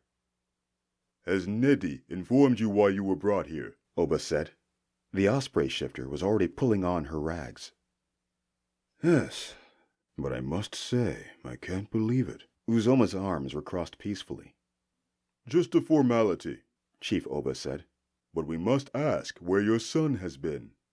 What was with the show? Chief Oba knew that Ikena was off somewhere, maybe even killing Shinaki now. I've not seen him since yesterday, Uzoma admitted. He was to trade some of our harvest in the market. You see? Ikena cannot be accounted for, Oluchi shouted. Silence, Oluchi, the chief bellowed. When was Ikena supposed to return? No later than noon. Send the search party out! He can't have gone far! Oluchi shouted again. If I need to quiet you one more time, I will have you removed from this hut, Chief Oba said. Oluchi's head slumped. Have they returned then? Uzoma asked. There is too much evidence in favor of their return, I'm afraid. If your son is involved in some way, we must know. I'll give him another day to show himself, but no more, Chief Oba decided. But you are right, Oluchi, Chief Oba confessed. We should take extra precaution to this new circumstance. If the Kishi have returned, all men in the village will have to shave again for the time being. With all due respect, a familiar voice from the crowd said. When the man stood up, Amana leaned forward. It was Kojo, speaking in the Bajok tongue. Cutting the hair of an Onibaro cannot happen again. We've only now been able to regain our connection with the ancestors. That festival was the best we've had in years. We will only go backward this way. Would it be possible to examine each man's hair instead of cutting it all off? The words Amana could not understand were translated by Kordenima. Other men near Kojo nodded their heads. They too wore their hair long. We need to know the enemy by sight. This is the best way. The only way, the chief said. But couldn't... My decision is final, the chief cut in. Kojo made no additional comment. Almost instantly, he bowed his head and sat down. As your chief, I will start. Oba took off his headdress and let loose what looked like several years of growth. One of his advisors walked to his side with a large knife. Lock by lock, he cut his chief's hair. After a few moments, the chief turned to his audience. The back of his head was bare. No hyena demon there. Next were the elder advisors. All of them were clean. Then it was Bako's turn. But father, it's finally down to my shoulders, he protested, but he let himself be shaved. Nothing was on the back of his head, save for a birthmark. No man in this room is allowed to leave. Every man here will submit to my advisors, Bajok and Yaseti alike. Is this agreeable to our guests? The Kor and Korde both nodded in unison. There were a few protests, but the royalty's sharp eyes shut them off quickly. All right then. Everyone submit yourself to the stage for your shaving, Chief Oba directed. Suddenly, a thick elbow jabbed into Amana's gut. The air was knocked out of him as he fell to the ground hard. Before he could understand what happened, there was a man running over his body and straight out into the village. Stop him, one of the advisors shouted. It's one of them. It's one of the Kishi. Chapter 8. The Chase. Amana engaged in the chase without a second thought, even though a bruise started to swell over his ribs. It fueled his ire, his short sight already in full focus. The man who had shoved him was fast, but not fast enough. Amana's feet pounded into the dirt. The man looked over his shoulder, measuring the distance between himself and Amana. But this man, no, this Kishi, did not realize Amana was already becoming winded. Amana stretched out his hand toward the man's shoulder, but the back of the man's long hair started to part, and beneath it emerged a hyena's face. Amana drew his hand back quickly, fond of keeping his fingers. Women and children came out of their huts to see what the pounding feet had been. Amana slowed, and the man quickened. As the Kishi took its true form, the man covered more ground. But his transformation was slow going. The protective magics of the village were doing their work. Amana just needed to stop the man before he got away from the village. He looked from left to right. There, Amana thought, as he grabbed a heavy stick from the ground. He briefly glanced over his shoulder. Bajok warriors and Yaseti archers were gaining ground. Amana's short sight gave him a head start, but only just. Focusing himself, he cocked his arm back, stick in hand. Amana's short sight gave him the target he needed. With perfect aim, he flung the stick at the Kishi. It rotated in a perfect circle, aimed not where the Kishi was, but where the Kishi would be, and Amana's aim was true. With a loud smack, the back of the man's knee buckled and he fell over face first, but the fall was only momentary. In perfect balance, the man, now more hyena than anything else, sprang up on all fours. He had managed to get outside of the village's protection just through the northern wall. Amana had caught up, but now he was facing the fully formed Kishi. The demon sprang at him, but Amana had already seen the flash. With a small pivot, Amana dodged the first attack. The Kishi went face first into the side of the wall, head tearing a gap in the clay formation. That was close. Even though Amana could predict the Kishi's movements well enough, it was difficult for him to actually dodge him. It was one thing to see where his opponent would hit him. It was entirely something else to be able to react accordingly. One of the Bajok warriors perched atop a watchtower, aimed his spear at the Kishi. He flung the weapon a perfect throw, but the Kishi was ready for it, facing the spear head-on. The tip thunk off the Kishi's strong hide like a needle thrown against steel. The Kishi scaled the wall, snatching the warrior from his perch and throwing him 20 paces down. There was the distinct crack of bone breaking. Though the Bajok warrior was still breathing, Amana knew he would not be getting back up. Amana was alone. He just needed to stall until the rest caught up, but without a weapon, all he could do was evade. Another flash. The Kishi sprang from the tower, attacking Amana from above. Amana wasn't ready for it. Instead of rolling away, he put his forearms in front of his face, hoping to simply survive the assault. The impact was hard. Amana could feel teeth sinking into one of his arms, and pain shot up his bicep. His arm was useless now, but he still had his legs. With as much force as he could muster, he kicked the Kishi's belly. No, its back. Amana still hadn't gotten used to the notion. The kick wasn't enough. The hyena's mouth was still lashed around his arm. It wasn't going to dislodge that easily. Amana reached around to the back of the hyena's head, the human head, pressing his fingers into the eye sockets, gouging them. That worked. The hyena's jaw dislodged and gave out a howl. Amana rolled away. Finally, the Aseti archers arrived, Naya in the lead, already letting their arrows fly free. 4 of their arrows found their target, punching into the Kishi's back, the human front. Still, the Kishi did not stop, and instead of attacking the archers, it still came for Amana. Amana dodged all its attacks as Naya poured more arrows into the Kishi. Amana acted as a distraction, doing all he could to keep out of reach. Then the Bajok warriors took their own openings, using their spears to poke holes in the demon. Finally, Amana was free of the Kishi's undivided attention. The demon was completely surrounded now, all but defeated. "We don't have to kill you," Amana said. "Just tell us where the girl is." "You know nothing, foreigner," the human side of the Kishi said, though in an unnaturally deep tone. "The time for mortals has passed. That girl is better off serving the Kishi." The Kishi bit the air near one of the Bajok warriors. "What do you mean by that?" Amana said. But the Kishi was not interested in giving an answer. Instead, it took one great leap at him. Amana had expected the lunge long before it came, and he slipped away once more. He was now fully exhausted and collapsed to a knee, unable to muster the energy to stand. His short sight dwindled. But there was something else. The longer he fought the Kishi, the more dejected he felt. It was like the Aseti had said.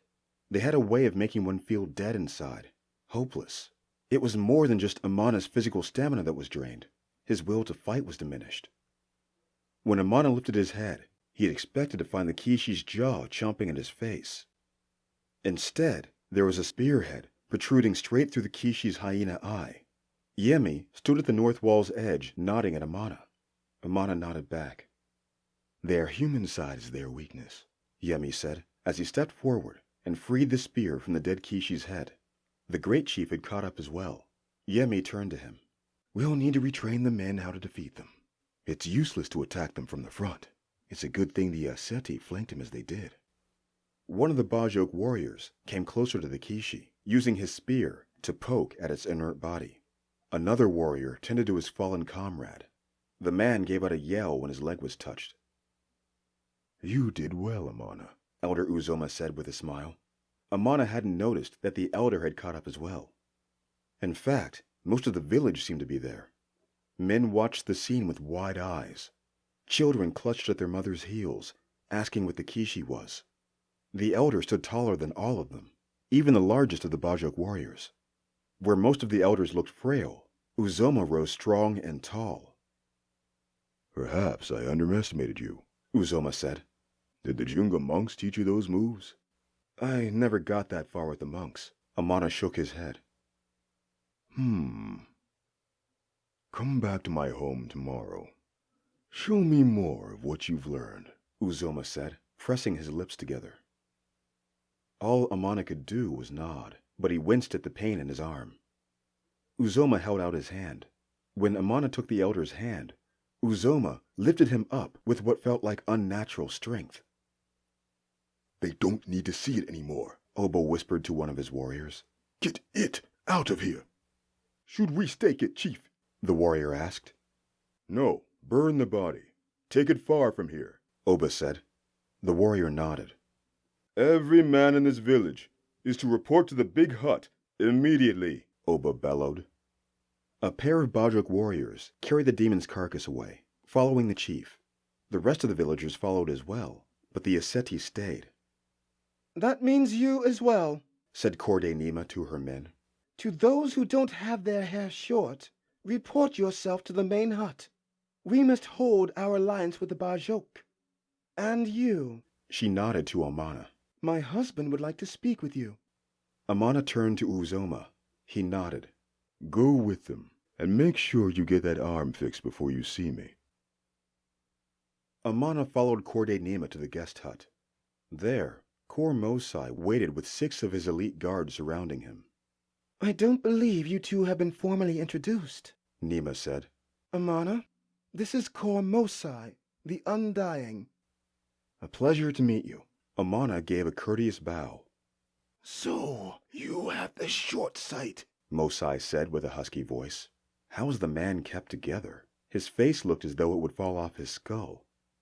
Amana did not answer right away. People with his gift were often used as tools for royal families such as Mosai's. The wise and honorable Kor can be trusted, Korde Nima assured Amana.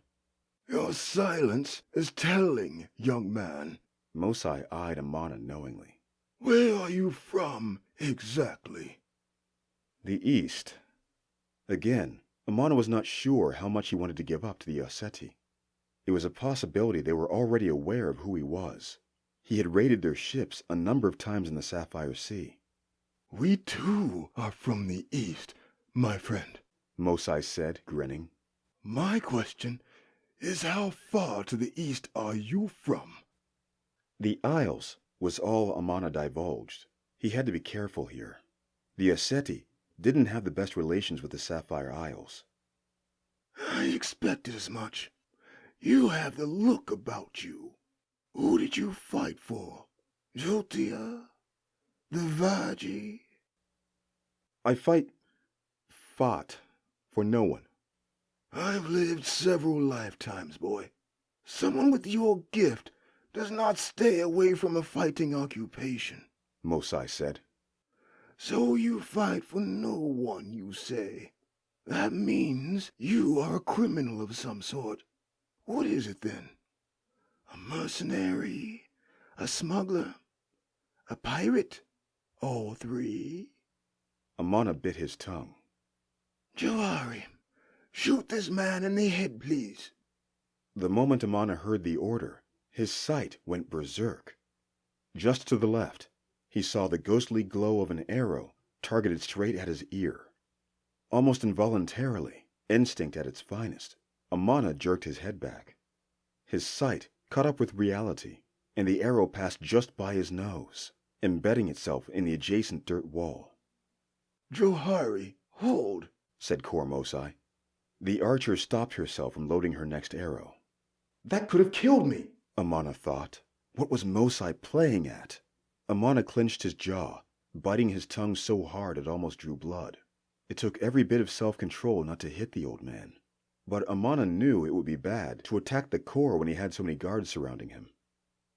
Not even my best with the sight are so talented. Who was your father? I don't know, said Amana through gritted teeth. Pity. Mosai sighed. He didn't seem to care that one of the veins in Amana's forehead was bulging. What do you want? Amana said with squinted eyes. It took all his rudimentary monk lessons to not spit on the man. Did the core think he could toy with Amana's life like a game? Royalty, and the power they dangled above his head, never sat well with him. I will not commit acts of war. Amana read the words of Boism in his mind. My guard saw how you fought that Kishi. You were always a step ahead. Mosai continued. Not quite. Amana lifted his bitten arm, pain throbbing now that his adrenaline had worn off. We have healers who can fix that up right away. Mosai shrugged. Even if they do fix my arm, I'm not much of a fighter. Amana patted his bulging gut. I've been out of it for some time. That may be so. But Naya told us about what went on with that creature. You were able to guide that Bajok warrior's actions. Yami was overmatched.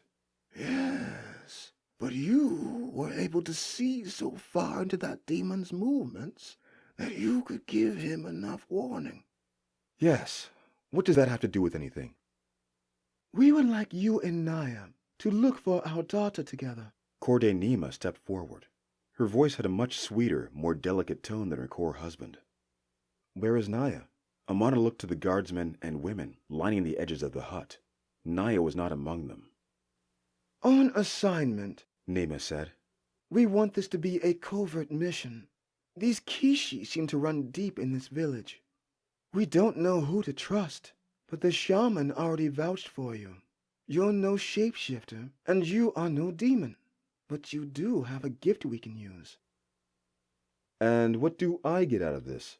Amana looked at the guards surrounding the room. He knew he'd likely not get much, save for his life. Something tells me you want to find out who these Kishi are, just as much as we do. Mosai spoke up again. There was truth to the words, but not what Mosai thought. Amana wanted to make sure Yejide was okay. A girl like that, alone in the wilderness, wouldn't last long. He could care less for Shinaki or the Asceti's plight. If it hadn't been for Yejide or Uzoma's sudden interest in Amana, he would have left Bajok. Let us help each other, Mosai said as he stood up, though gingerly. As you already have seen for yourself, Naya is a capable warrior. You will meet her on the outskirts of the village, close to the first farmlands, Nima added. Do you have a lead on where Shinaki may be? Amana asked. We don't, Mosai admitted. But we are sure Naya already has several thoughts. When Amana left the village, nearly all the men had their heads shaved. He wondered if he would need to shave his head as well, even though the shaman had completed his trial. Amana had meant to cut his hair. It was unyielding and always fell over his eyes, but he did not want to compromise his position with the Junga monks. As Amana expected, Naya found him before he found her. She stationed herself near a large rock, close to the first farm of Bajok. I knew you'd accept, she said, smiling. Like I had a choice. Amana shook his head. So, what are you thinking? Before Shinaki was taken, I was casing the village. It's the women that seem the most shook. They were all afraid of just one Kishi. Now that there are two, they're really on edge. Did they tell you anything useful? Not much new from what we already know. It's got to be those rocks everyone is so afraid of. That's what I was thinking too. Well, I'm to meet with Uzoma tomorrow. We could check it out if you're not too afraid. Naya chuckled. I'll pretend not to be insulted by that. I forgot to ask what you thought of Uzoma. I never got to meet him. He's different from what I expected. Amana looked to see if they were alone. I thought he would have sworn off of violence, but he does not seem averse to it. He denied my training because, well, he didn't think I was ready. But after seeing me face that Kishi, he seemed to, I don't know, have a change of heart. He's a smart man then. After seeing what you could do, I'd take an interest too, Naya said. But the stuff about his son is troubling. Has anyone spoken up about him? No one knows where he is. I'm just about certain he has Shinaki. It's just a matter of if he's here or halfway to the setting sea by now. The women in the village all had positive things to say about him, though. He seems to be quite the charmer. Charmer. We know what that means now, Amana said. But Yemi and Nanga said that he isn't so personable when he gets to talking. Remember how Ikena tried to influence Yejide? He probably leans on his empathic powers more often than not. The men weren't so favorable about him, though. Yemi has had his issues with him. I don't blame them. He had a bit of an attitude with me, Amana said.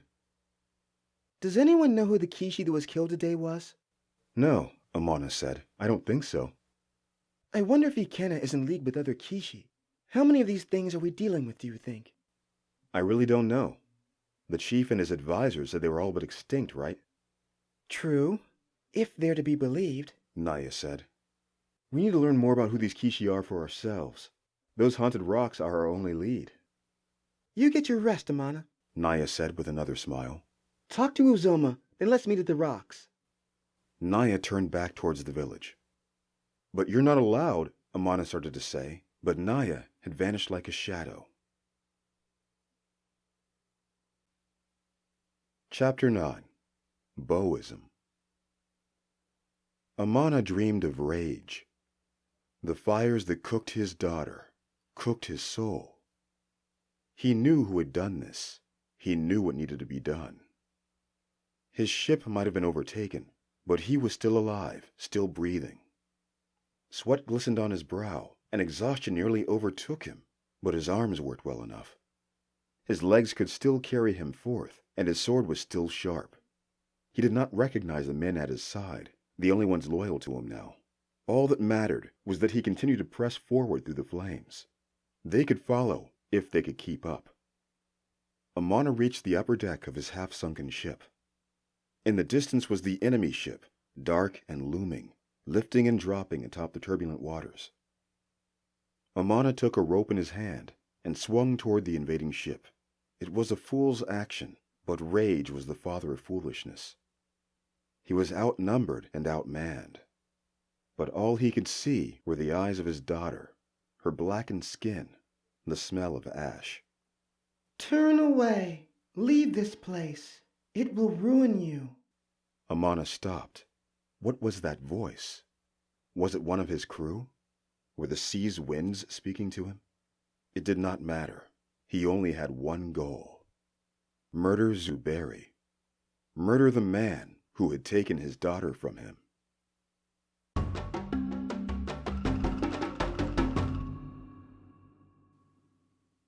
I'd like to introduce you to my wife, Amana, A distant voice said. Amana? Amana shook himself from his stupor. He had been daydreaming this time. He was in the middle of Kojo's hut, staring at an older woman who gave him a kindly smile. Sorry, Amana said. I've not been getting very good sleep. None of us are getting sleep, She said. the women in particular. Her name was Ime. She was still beautiful for her age, if a little portly. The purple gomesi dress she wore brought out the deep brown of her skin. She was the cook of the home and the village. The festival's food had been made mostly by her hand. Amana had a plate of seasoned beans and okra before him, already half eaten before he dozed off. Your mother tongue is very good, Amana noted as he fed himself a spoonful of beans. Why haven't you taught your husband? He don't learn too good. Ime winked. Amana laughed, but his smile turned to a frown when he got a proper look of Kojo. The man looked much different now with his head shaved, though Kojo seemed undeterred, still beaming like always. I told you not to fret, Kojo said, noticing Amana's dour eyes. It's dry season anyway. No need for all that hair, right? How does the village feel about all this? Amana asked, less as a friendly gesture and more as an investigation. He still hadn't made a contribution for Naya. Scared, mostly, Kojo said. No one really cared about cutting their hair if it meant we'd all be safe. But everyone is keeping a closer watch on everyone else. The man that died, do you know him? Amana asked. You mean, did I know him? Kojo corrected. Amana was still having trouble with the past tense translation of the local tongue. And Akua? He was one of the merchants from somewhere west. I didn't know him much, but he seemed friendly. Never would have thought he was one of the Kishi, though. Always knew they'd come back. Ime interjected in the Bajok tongue. We really should think about taking the kids to Gwela. My brother still has that farm over there. There's nothing to worry about. The Kishi are weakened in the village. You saw that yesterday. Kojo reassured her. Any wall built by men can be torn down, whether by nature or by our Abara. Ime said, offering Amana a bowl of plantains. When he lifted the bowl, his arm felt like daggers were cutting into his muscle. The Aseti healers had done their job well, but the wound had still scarred. But if this man could stick around, maybe we have a shot. Ime beamed, speaking in the mother tongue. Amana smiled, but he did not understand why he was so praised. He did not defeat the Kishi, and he had nearly died himself. I could help find the girl if you would just let... Kojo started. No, you have a wife and children to protect here. But Amana did not catch the rest of what she said. Her local tongue was too fast in her tirade against Kojo. The men trust me, Kojo said much more slowly, to the benefit of Amana's comprehension. The fighting men trust me. The answer is no. And that was it. Kojo did not protest further. It's the chief's job to be rid of them, though Moons know he has little chance. What do you mean? Amana said through a mouthful of food. Oh, that nonsense about defeating the Kishi all those years ago. Ime started, stirring a pot of beans. I was young when that all happened, but I remember it well enough. It was Uzoma who did all the work. The chief was lucky to have him. Oh, sure, the chief puts on a good face, and he's a good talker. But when it comes right down to it, those muscles he has don't amount to much. Hell, Uzoma could have been chief if he wasn't a foreigner. He can at least keep his word. A man who can't keep his word isn't worth a damn. Uzoma never wanted the title, Kojo added. He was a warrior first, he said. He wouldn't know the first thing about leading a village. Well, he should, Ime said, stirring the pot with more force. What has the chief done? Given a few haircuts? The good that will do. Kojo frowned as he rubbed the back of his bald head. So, Amana, I hear you're training with Uzoma, Ime said, perking up again. What do you think of him? Ime fancies him, Kojo said, thumbing toward his wife. Oh, who wouldn't? She waved him off. He's different from what I expected, Amana admitted. But he's a kind enough man. Oh, I bet. Ime smiled. He hardly ever comes around here. It was nice seeing him in the village again. Too bad about his son, though. There has to be a mistake. My wife fancies Ikina as well. Kojo chuckled. Oh, who wouldn't? He's an angel of a boy. He's always so nice when he trades harvest with me. Saves me the best of his crops. Amana saw him. The boy runs around with those demons. There's no way around it, Kojo made sure to point out. Sometimes it's the nice ones you have to watch out for. He's only been gone a day, Ime said, waving her hand dismissively. I'm sure he has a good explanation. He would have killed me if he had the chance, Amana said. Is that so? Ime turned to Amana, who had finished his small breakfast. I'm heading to Uzoma's home a little later this morning. I intend to ask about his son, Amana said. Oh, don't press him too hard, you hear? Ime said. He's an old man now. I remember him back in the good old days. Tough as a lion, that one. Oh, if you could. Ime jumped up, looking almost like a younger girl. She went to her pot and emptied the rest of her plantains into banana leaves. Could you give this to Uzoma? Tell him it's from Ime. Ime from the market. The one with his favorite dish. Kojo rolled his eyes. Amana, before you go. Kojo stepped up, speaking very rapidly in the local tongue. Amana turned to Ime. Yeah, he speaks a little fast when he's excited, she said. He says he wants to give you pointers on that silly dancing. Doesn't want you embarrassing yourself in front of Uzoma. I'll tell you, I never saw much purpose in Ugara. So what do you say, Amana? Kojo asked. I like practice. Amana sat up. Let's go. It was very nice meeting you, Amana. Ime bowed. Let Day Allah bless all your passings. Thank you, Ime. It was nice meeting you as well.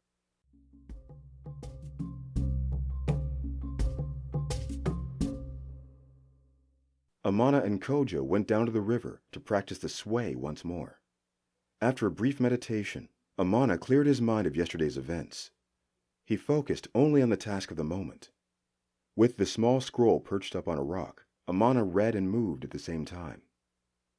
Each step was illustrated on the scroll, demonstrating how each move should flow from one to the other. But it was very different when applying it in reality. Amana got the steps down well enough, but he was not sure he could feel the spirits guiding him. There was something missing, some element to the technique that was not clicking for him. In truth, Amana did not really know what spirits he was calling to. Before his studies with the Five, he never took much interest in any spiritual group. It was not as though he did not believe in what they believed.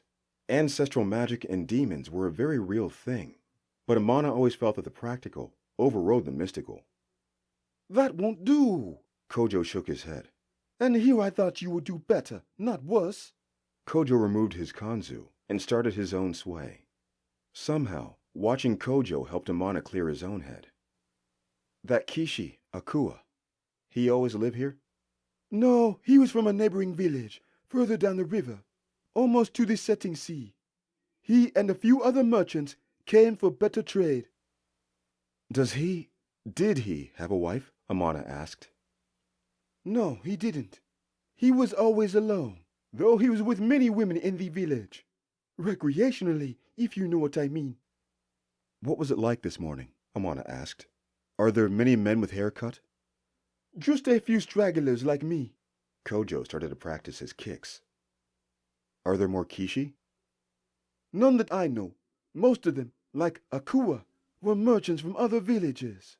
Carryovers from the festival. Amana nodded, continuing his back and forth motion. Many of these merchants seemed to be associated with the Kishi in some way. Naya would want to know about that, if she didn't already know. Amana started to feel something well up in his chest as he spun around. Was this the spirit guide that was supposed to direct his moves? There you go. You're getting it again. Kojo congratulated. I'm not sure how. I don't know what it is I'm tapping into. It's Ugara. The elders say it's unrelenting passion that moves the warrior. But to be honest with you, I find better results when I call to the river. Kojo kept his movement going as he drifted down by the riverbed's edge. You see, if you're doing this way correctly, it should not disturb the water. It should flow with the water seamlessly. It's really a matter of balance. A warrior's passion is necessary, but using passion alone will lead to frustration if not handled correctly. That was it. That's what he needed to unlock. It wasn't the moves themselves that needed to be mastered, but what inspired them. Uzoma had already uncovered that Amana had difficulty bottling up his anger. But here, with this spirit dance, perhaps he could achieve some sort of peace or clarity. I think that's when you mess up, Kojo said, as the water lapped around his legs softly. When you got here, it seemed like your mind was everywhere, when really it should be nowhere.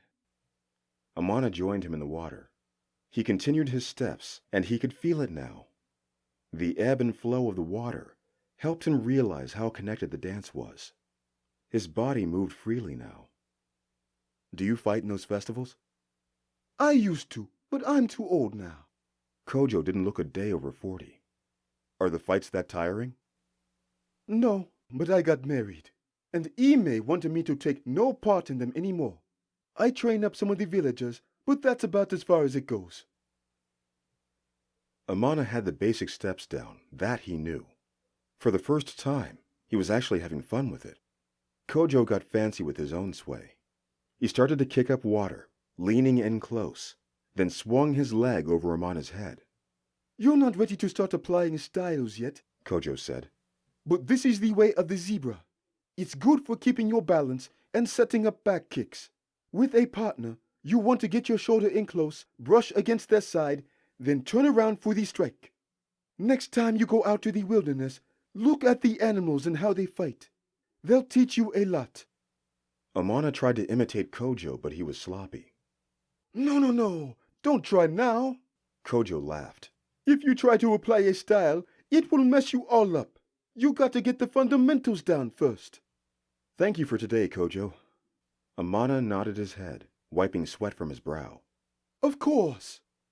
If you hear anything new about the Kishi, tell me, please. I'll keep my eyes open like everyone else. Kojo put his kanzu back on. And your Bajok tongue is getting better already.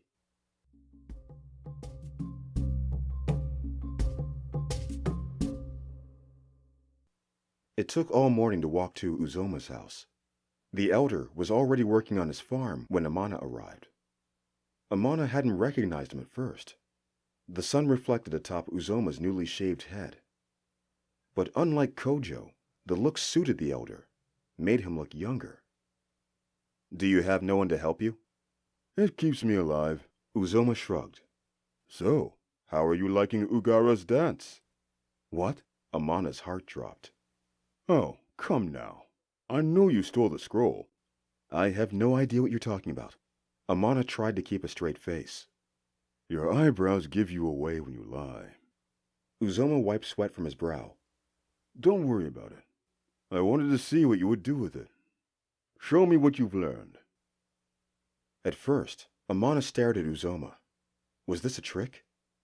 Uzoma waved a hand to the open dirt ground, inviting Amana to begin. Amana set down his traveling pack, never letting his eyes drift from the elder. After a moment, he began his sway. But this time, he thought of water, how it pushed and pulled at his legs, how he could feel the spirits within him, whatever they were. Uzoma nodded his head, stroking his beard pensively. Amana could feel the energy within him well up. His flow was even stronger than it was by the river. Had Uzoma's presence elevated his performance? He hoped the elder was not using his empathetic abilities on him now.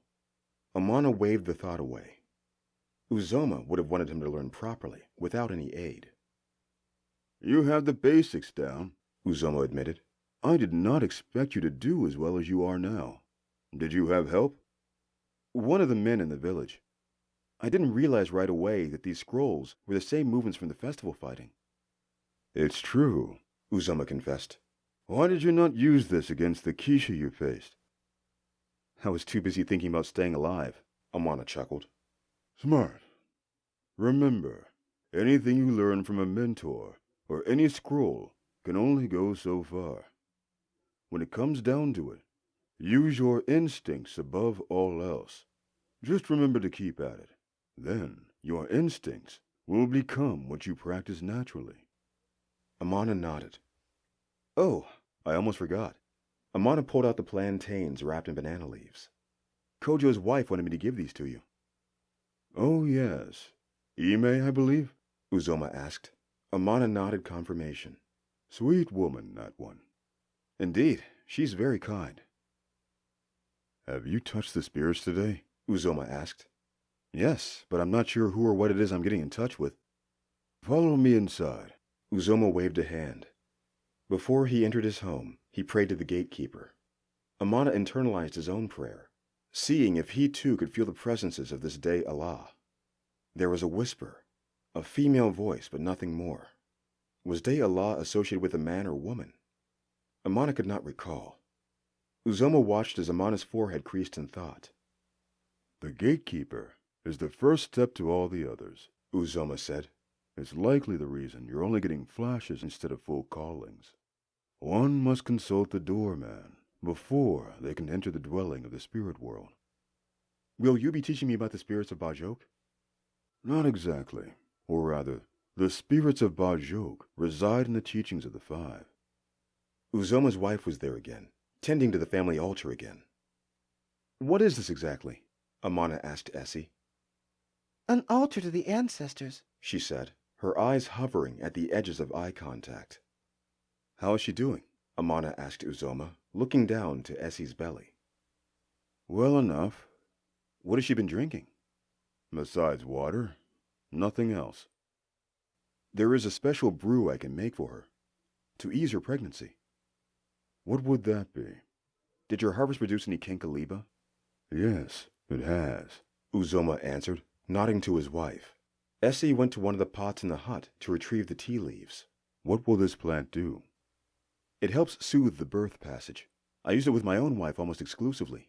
She drank it all through her pregnancy, but it should work fine even so late into your wife's own. Essie came back with the leaves. There was a pot already brewing near the hearth. Is your water already purified? Yes, Essie answered meekly, her head down. it's already been boiling for the better part of an hour. Good, Amana said. Pour yourself a cupful of the water, then add the kinkeliba for no more than a few minutes. The taste will be strong and a bit bitter, but you'll feel better. Thank you. Essie bowed her head again. She walked over to the pot and prepared herself the tea. Was that also part of your mother's duties? Uzoma asked. No, it's something I learned from the Western merchants that came to the Isles. I brought this back to my mother, and it helped the women she assisted a great deal. I never let the merchants know that, though. They didn't sell at a very high price. You were a smart boy, then. Uzoma smiled. I'd like to think I'm a smart man now. Amana smirked. Those monks advise humility, do they not? Uzoma asked. Somehow, Amana felt he was being chided, but he could never tell with Uzoma. I have not read anything of it within the 5, Amana answered. The 5 is only one facet of their studies. Uzoma turned to the wooden chest in the room, searching through it with deft hands. I've been wondering about this self-pilgrimage of yours. Why is it that you are not studying with the Junga monks now?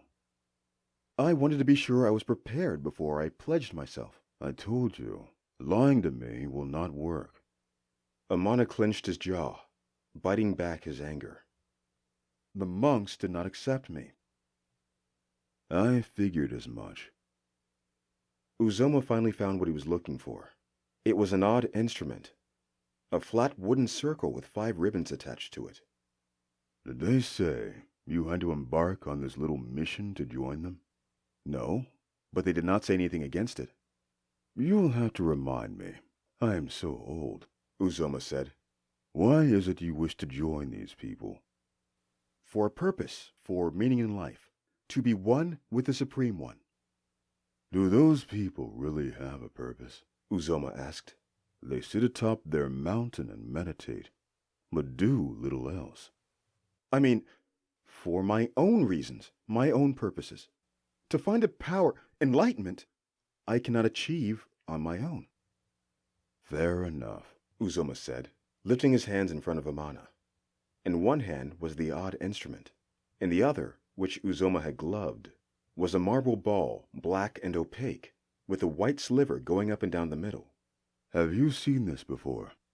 It looks familiar, Amana said. Wait, that can't be. It's the second part of Boism. You see, with those mountain monks, there is more than one part of their discipline. There is the mental and the physical. Both are intertwined. Both nurture the other. There are the teachings they have, like your scroll, but there is always a physical manifestation. Here, take this. These ribbons wrap around each of your fingers. Amana examined the ball in his hand. It was much heavier than he expected, more the weight of a sack of rice than a light marble. It's a ball from the great tunnel of Akim, Amana said. They call it the glass of the gods. The ball was very valuable, though this one was almost used up. The glass orbs were almost the size of a man fully grown at their largest, but each time it was used, it shrunk down to the stone at its center. How could Uzoma trust anyone with this, or the information that he had one, maybe even more if he was so willing to share this one? It could fetch a hefty price.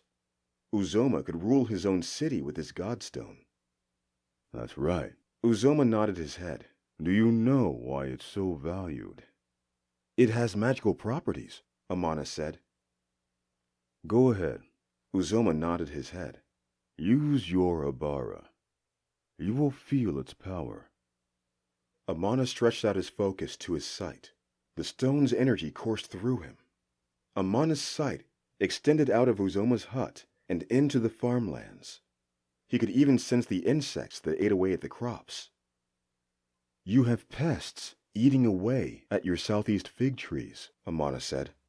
His eyes were hazed. Uzoma took the ball from his hand. The protective glove over his hand separated his skin from the god's glass.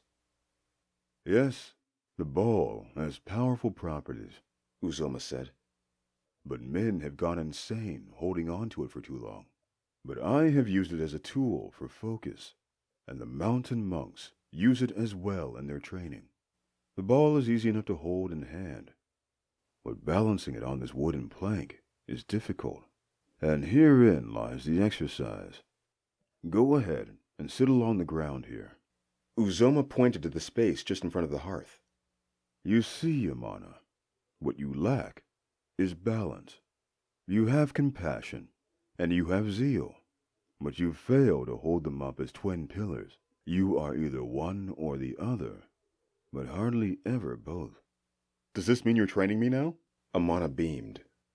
Let's say you're on a trial period, Uzoma corrected. Amana nodded seriously, but inside, he was elated. Was Uzoma really that impressed with how he dealt with the Kishi? Amana finished tightening the ribbons around his fingers. Uzoma placed the ball on the plank, and it fell off immediately. Once you balance this ball, you will have mastered yourself, Uzoma said. Have you? Amana asked, then realized the question might have come off defiant. No one can hold a balance indefinitely, but the teaching is to strive for it, rather than fall to chaos. How long have you been able to hold it? Amana asked as he gave it another go. This time, he kept the ball on the plank for a brilliant 2 seconds. Long enough, was all Uzoma answered. Why's the glass so heavy? Amana asked. It's a god stone, Uzoma explained. There are different kinds of these stones that align with different properties, different forms of ancestral magic, elementalism, telepathy, short sight, and so on. This one is special because it works with every type of magic. Most of these stones have been surrounded by this glass, which are composed of the god's energy. Each time one uses the glass, a layer of the magic is removed. The center of this particular glass, its stone, is unbalanced. It holds too many magical abilities that are at odds with one another. The Junga used these specific stones to practice mediation between these properties. The trick is to find that magic center. Then one can properly balance it on the wooden plank. Keep at it. That's my next task for you. I don't expect you to have it down as quickly as Ugara's dance, but next time I see you, I expect progress. If the Kishi come back for you, it will do well to defend you. The villagers seemed eager to have you fight the Kishi again, Amana said, placing the ball and the instrument into his pack. I'm too old for all that now. Uzoma sat down in his chair, bones creaking as though to confirm his words. Essie stood up to rub her husband's back. I'll leave that to you and the others. I can protect this land well enough. I have my own securities here, but I can't go out looking for fights anymore. Can a compromise be made with the Kishi? Amana asked. With a demon like that? Unlikely. What compromise would you propose? Amana shrugged. He didn't know enough about the Kishi, their origins or their motivations. That's not their way.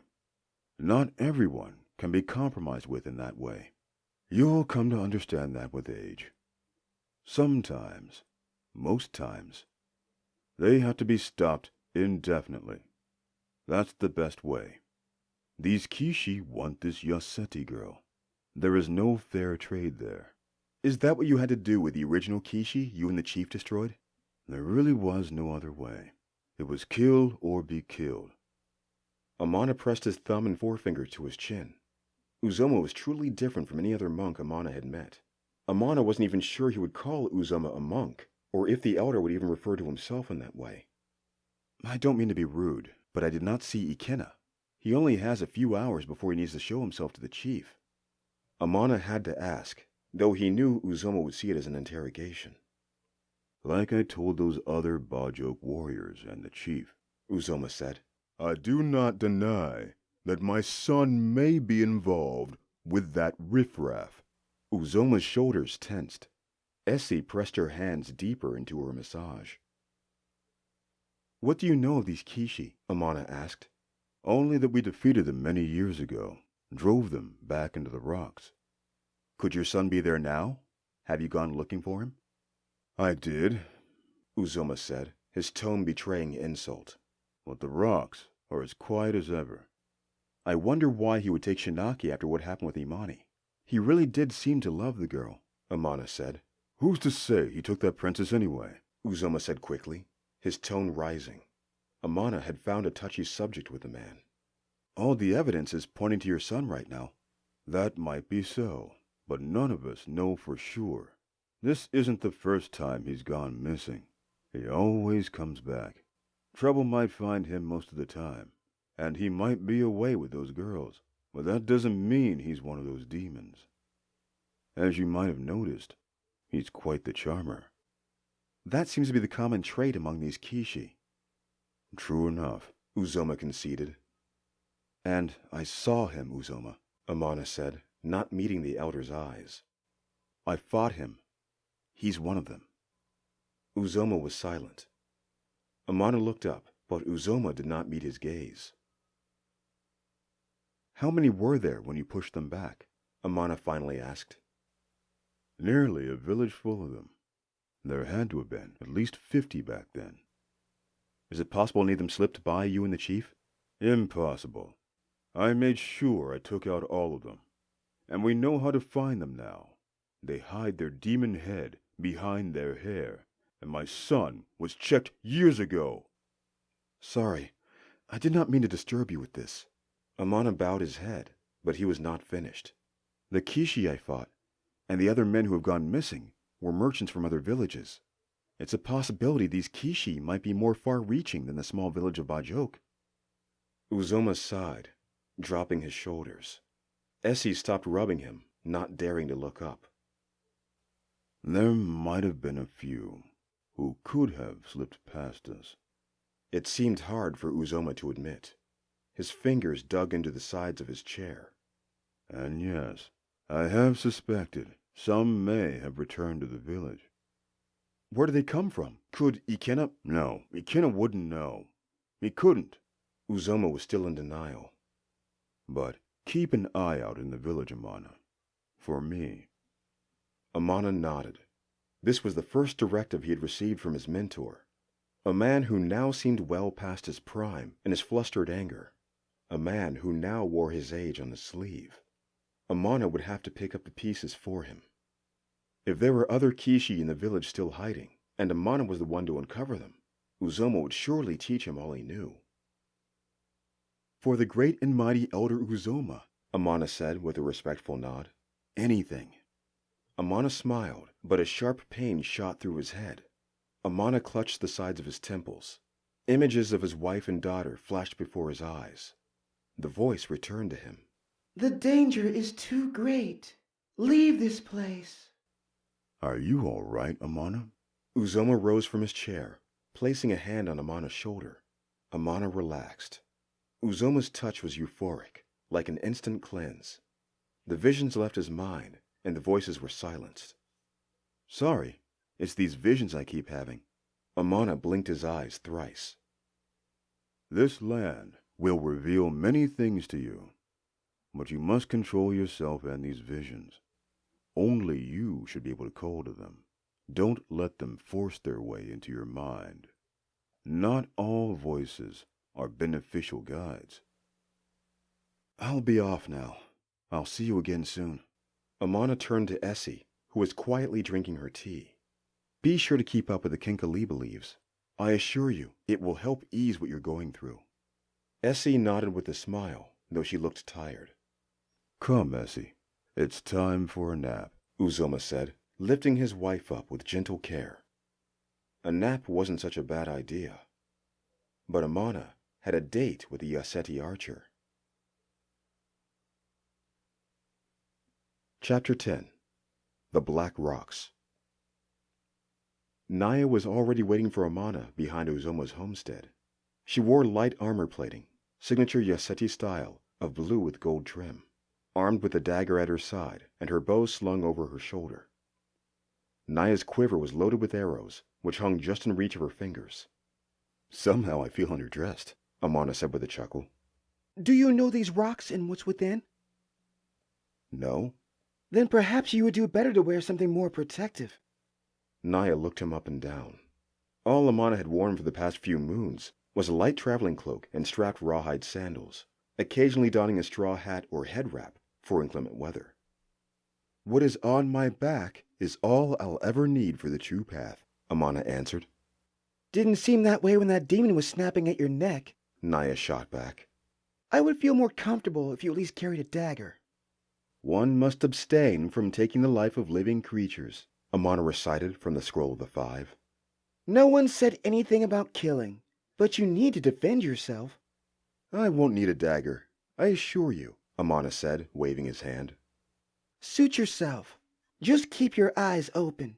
You're no use to me dead. I do not intend to die today. Well, that's good to hear, Naya said, stuffing her dagger back in its sheath.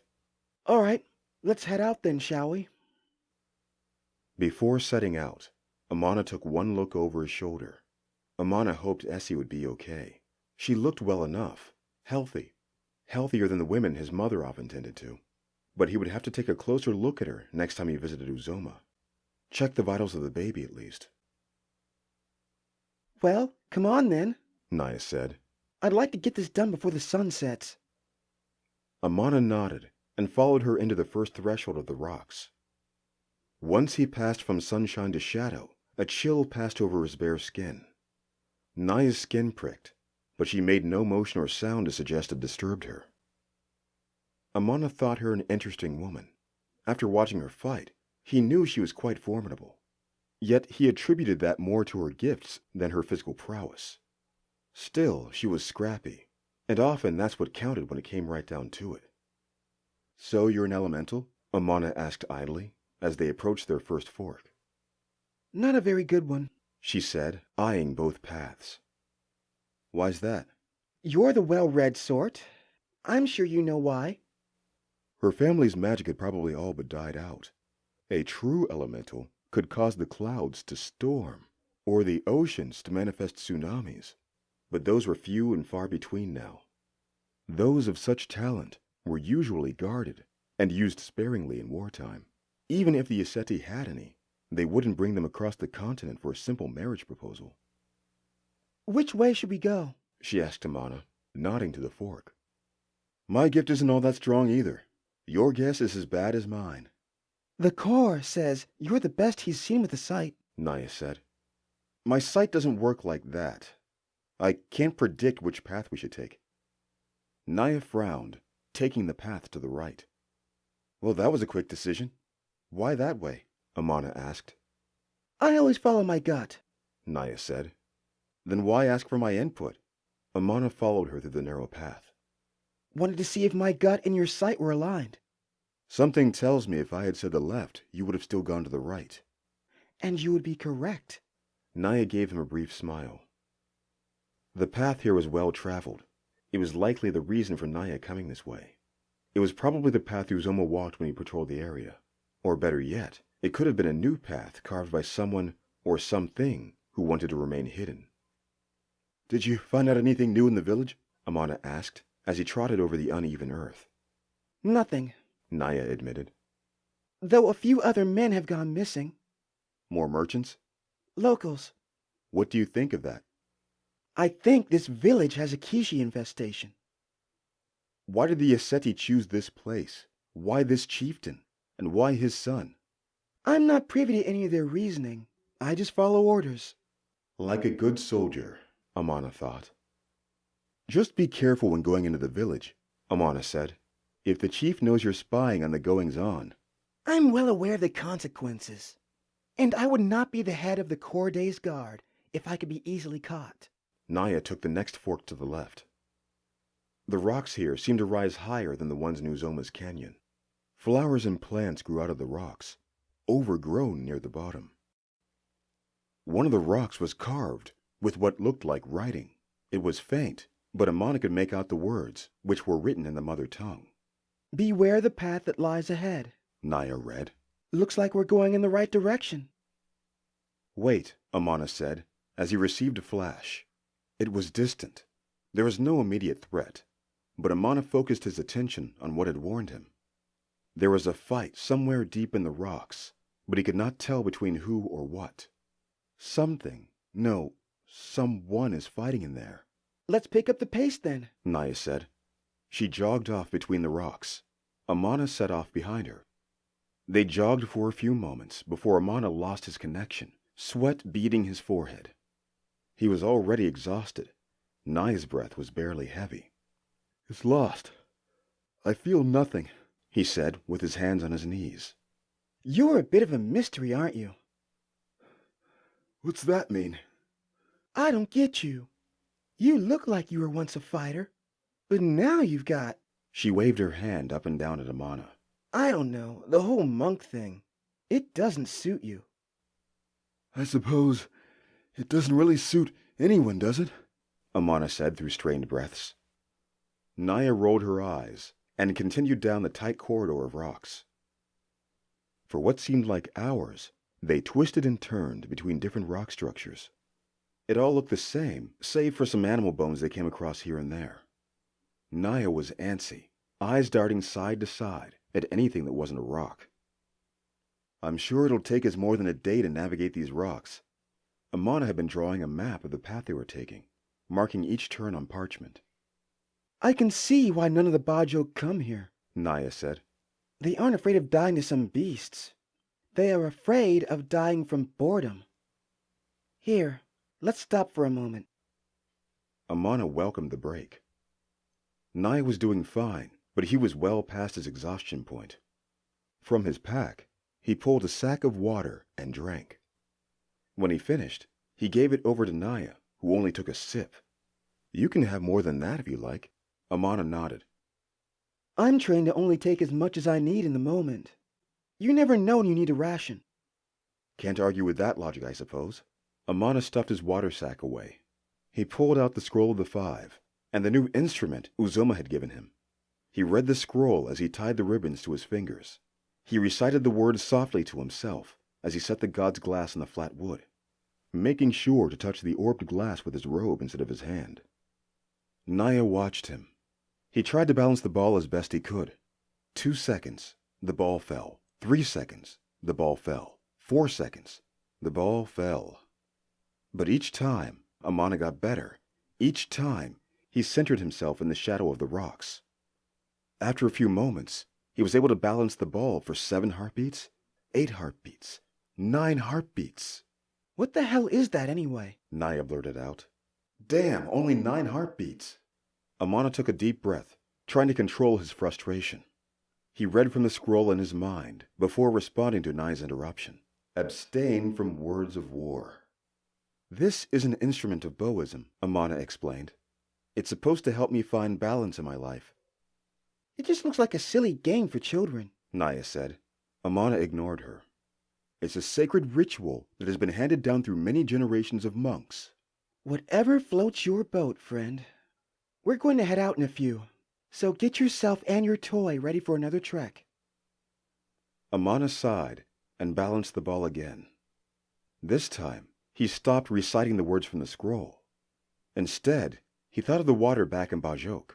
He thought about how it felt as it passed by his ankles, the motion of the spirit dance. When the god's glass rolled left, he did not fight it, moving with it, catching it under its center again. When the glass spun right, he followed it again, drifting with its rhythm.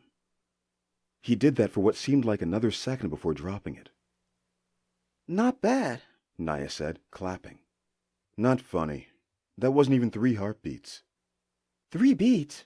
You were balancing that thing for at least 5 minutes, Naya said, slinging her bow over her shoulder. Come on. Time to go, monk. Did you say 5 minutes? That's impossible. It only felt... Wait! Amana stopped her before she walked off. Do you see that? Naya followed the path of his eyes. See what? Just there, up the rock. That language, it's... Amana pointed just past Naya's head. The words were only somewhat familiar. There's nothing there but rocks, Naya said with raised eyebrows. It's the god's words. The old tongue, Amana said. But I never understood it before. It's just there. How can you not see it? It's glowing. You sure there isn't something special in that water you gave me? A hand cannot be kept in a scorpion's burrow. The soup does not move around in an elder's belly. Little by little is how the pig's nose enters the yard. Okay, there is no way you made that gibberish up. Naya said, following Amana's gaze more intently now. What the hell does any of that mean? I don't know exactly. I'm not familiar with the local proverbs. Amana was already writing the passages down in the mother tongue. The glowing texts were written all over, repeating all the way down the rock's side. But there was one larger than the others. It is not everyone with a quiet disposition who is kind-natured. Amana read another. You do realize when you read that stuff you're speaking in the god's tongue, right? Naya said. Oh, you couldn't understand me? I didn't even realize. Yeah. What the hell are you saying? Well, they all seem to be warnings. The first essentially says that it's risky business to play with a scorpion. The second says something about an elder and his food. I'm not sure about that one. The third says a pig can get into anything, as long as it tries bit by bit. But the last one, the big one, it says that a peaceful and kind face is not to be trusted. We know the truth of the last one at least. Naya said. The face of a man hiding a beast behind his head. The Kishi did put on a good act. They all seemed to charm their victims into complacency before they pounced. You sure you're not one of these demons? Naya asked with a smile. The response took him by surprise. Was she calling Amana handsome? Amana was reminded of the first night he saw her. Her eyes looked the same then, too. Oh, lighten up. It was a joke, Mana. You monk types are never any fun. Sorry. Amana shook off the shock on his face. He also ignored Naya's shortened version of his name. The spirits already vouched for me. I know that, Naya said. If you were really a Kishi, you would have made a pass on me. Or I on you, right? Right. Amana got red around the ears, but his eyes locked with Naya's. I've been meaning to ask you. I know you can touch the elements, but are you... A shapeshifter as well? Naya smiled. No, just an elemental. Your eyes. Amana nodded to her. They look like the women's in Bajok. I suspect many of them are shapeshifters too. But with you, your hair. Usually only lion shifters have that look about them. And your face, it's very... Amana caught himself before he likened her face to a big cat. Many thought that would be the case when I was a girl, Naya said. My father was a lion shifter. His hair was an even deeper red than mine. Great big beard and everything. Just like a mane. But yes, my face does have that shape about it, doesn't it? There's nothing wrong with that, Amana said, betraying a smile. I like it. Well, I think that's enough for today, Naya said, turning her face away from Amana. Were her cheeks getting red? Or was that the reflection of the setting sun? You have all that gibberish written down? Yes. Let's head out then, Naya said. Amana nodded, but there was a loud laugh just on the other side of the rocks. The kind of laugh that could only belong to a hyena. The Kishi? Amana asked Naya. I guess we won't be leaving just yet. Naya set off in a dead run toward the high-pitched laughter. Amana went after her, keeping up as best he could. There was no mistaking the laugh of a Kishi.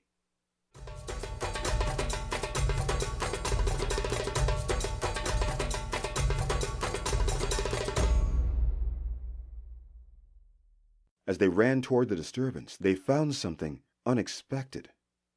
Bako was lying on the ground with a bite on his neck. He was flanked by 2 Bajok warriors, Nanga, who had his guard up, and Yemi, who tended to Bako's wound. There was a small clearing, a quarter the size of Uzoma's little valley, but the sun peeked straight down into the small canyon. What happened? Naya already had her arrow at the ready, aiming at every hole in the valley.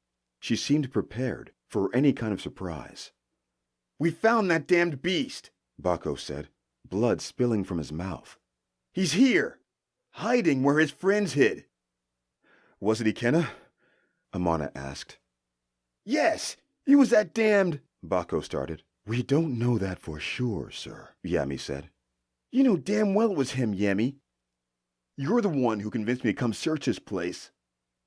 I remember saying we should have sent out a party to look, not come ourselves. Yami wiped blood from Bako's neck. He took my bride away from me because he couldn't have that farmer's daughter. You need to calm him down, Amana said to the warriors. He's right, Yami said, holding the back of Bako's head. You need to settle down or you'll bleed out. Do you know which way the demon went? Naya asked, ready to pounce. We didn't get a good look at him. He came at Bako so fast. It was all we could do to protect the first son, Nanga said. Did you wound it at least? It was too fast for any of that, Yoseti, Nanga spat. Naya ran off to examine every crevice in the rocks, observing the ground for any disturbed dirt or rock. They don't leave any marks like that, Nanga said. It's true, Amana said. The one I saw didn't even disturb the water it walked over. There has to be something, Naya shouted. They have our princess. She is close. We have to get the first son back to the village, Yami said. Our shaman has to tend to this wound quickly, and we'll need your help getting us back. My priority isn't your damn first son, Naya shouted, desperately looking for any kind of clue. They're right, Naya, Amana said. We are not going to find this Kishi today, but we are getting close. The first son is intended to be part of your royal family someday. In a way, he is your charge to protect. There has been no marriage, Naya corrected Amana with sharp eyes. He's no responsibility of mine. I've known Shinaki my whole life. I've known these Bajok a couple days. Trust me, Amana said, stepping close to her. We will find Shinaki. I want to find Yojide just as bad. Use your damn sight, Naya said. They have to be close. In truth, Amana had already tried that when they first arrived. But he had only sensed the danger Bako was in, not where the Kishi had run off to. He considered using the god's glass, but he remembered what Uzoma said about the stone driving men mad when used frivolously. The sight is gone, Amana said, placing his hands on Naya's shoulders. But at least we know the beast is here. He won't get past Uzoma's homestead without us knowing. The elder has protected these lands for years. If you'd feel better, you can stay outside of Uzoma's farms for the time being. We don't need that Yoseti's help, Nanga said. This is still Bajok land and our right. He was right. If the chief got wind of this, he would not be too kind to Naya or Amana. But they would need her help if they were going to get Bako safely back to the main village. We will need the Yoseti's help, Yemi chimed in, placing a hand on his comrade's shoulder. Are you sure you can't see them? Naya said to Amana, ignoring the Bajok men. I'm sorry, Naya. I can't. There's nothing we can do for the girls right now. But Ikena isn't going anywhere. He's stuck in these rocks. Naya sighed. Fine, but let's make it quick. All right, let's get the first son back to the village. Amana slung one of Bako's arms over his shoulders. The first son cried out in pain. Chapter 11. The Plains of Predators. Fire and blood. For the next moon cycle, those were Amana's dreams. Each time he felt the heat of the inferno, he turned it away. Each time he felt that blood-curdling anger, he smashed it out. Over time, the voices subsided to whispers, and then they were silent. The dreams went away, and he could rest easy.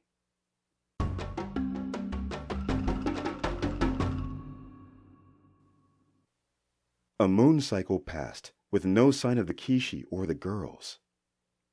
Some of the Yoseti were starting to think Shinaki could never be found. The Bajok had given up on Ejide the day she had vanished. They said she would be lost forever, like the others. It's just like it was before, one woman had said when Amana was trading in the market. Girls gone missing, never to return again. I don't let my daughter out to the river anymore. The Kor and the Korde never came out of their guest hut anymore either. There was one Yoseti whose resolve was unhindered, however. Naya had yet to leave the haunted rocks ever since Bako was returned home with proper care. She was certain that the Kishi would come out, one way or the other, with Shinaki alive or otherwise. Naya and Amana had gone deep into the rocks several times together, when Amana wasn't training with Kojo or getting acclimated to Bajok, but they found nothing. Amana could no longer find the markings he had found on their first day there. He did speak to some of the villagers about the passages. All of them were familiar with the words, but none knew how they could relate to the Kishi. They couldn't even agree if they were left by the Kishi or their ancestors. So Amana turned to Uzoma, who said that the words were indeed left there by the last of the Kishi, who were, of course, former clansmen in the tribe. But he waved it off as nothing more than desperate men finding solace in their last days. Amana's training had come a long way in the past few weeks. Now he could hold the god's glass for 5 minutes without it toppling over. He could also feel his short sight strengthening, sometimes extending his gift past the threshold of a few milliseconds to full seconds. This also helped his parallel training with the spirit dance. It might not be obvious to you, as you are self-trained, Uzoma had said. You treat the teachings of the Junga as though they do nothing but meditate on mountainsides. They are probably one of the fittest peoples in the world. They understand that one can only conquer their metaphysical self if they can control and maintain their physical body. So Amana had gone back to regular exercise, running each morning and night, training with Kojo and the other villagers before and after. He had to admit that it was beneficial. His pudgy midsection was going away, but weight loss was easy. He knew he'd need to work harder to get back to the shape he was in before taking up the true path. The ease of his breath due to his workouts helped the ease of his meditation, and the ease of his meditation enhanced his sight, and his enhanced sight made him nearly unstoppable as a fighter. This is the power I will need, Amana had thought. I swear, I've never seen anyone catch on to Ogawa's dance as quickly as you have, Amana, Kojo said one morning. It's not all me, I swear, Amana said as he checked Kojo with a kick to his midsection. After a moon cycle in Bajok, the strange vowels of their language returned to Amana. He still needed correcting with his tenses, but the language rolled off the tongue more easily. You see, that kick was sloppy, but I could see you turning into it long before you even knew you would. I've heard of those with short sight before, Kojo said. One of our order warriors has it too, but nowhere near this good. He's an elder now, so he rests a lot. Sometimes he can predict the weather for a week if he concentrates enough. I'll admit, Amana said, sweeping Kojo off his feet. This is the best I've felt with it my entire life. I should have taken up this soul, Spirituality? Kojo suggested in the Bajok tongue. Yes, I should have taken up this spirituality stuff years ago. Don't get too ahead of yourself, eh? One must abstain from words of war and violence and all that, right? Kojo recited some of the Junga scrolls in the mother tongue. Amana had been teaching him and some of the other villagers as best he could. Let's all be glad you're a man of peace. Amana smiled as Kojo tagged him with a kick. Oh, you see? I'm not perfect. Amana stumbled back. In truth, he was exhausted, and with exhaustion, his sight was less accurate, even with his heightened abilities. But I've heard there are ways to even the odds with your kind, Kojo said, as he helped Amana back to his feet. Some of you are too reliant on your sight. You live and die by it.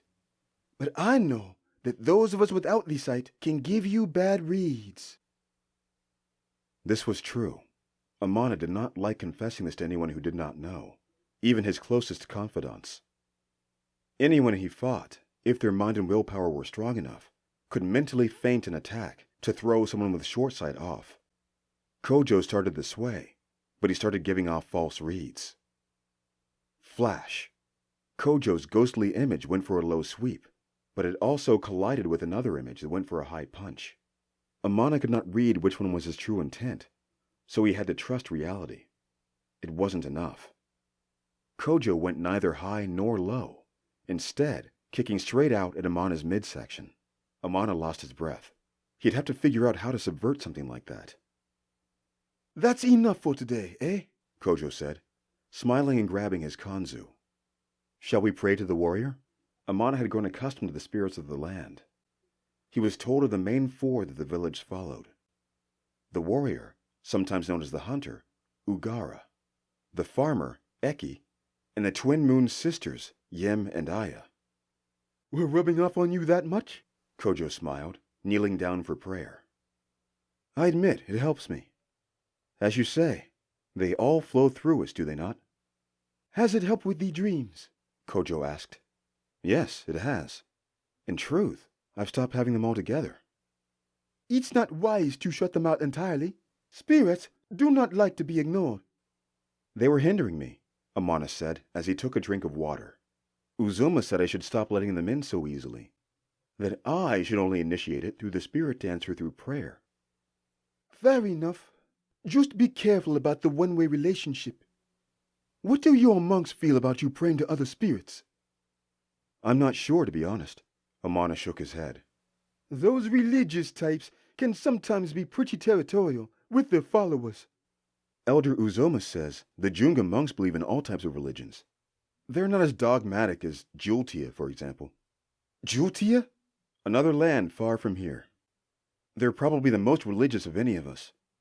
Some of the greatest palaces a man has ever seen, all in the name of their supreme one, the one true God. You mean Ogo Allah? Kojo asked. Is that the supreme one here? There is only the one, isn't it? Kojo chuckled. You're telling me these people believe only one entity can do all the things that need to be done in the world?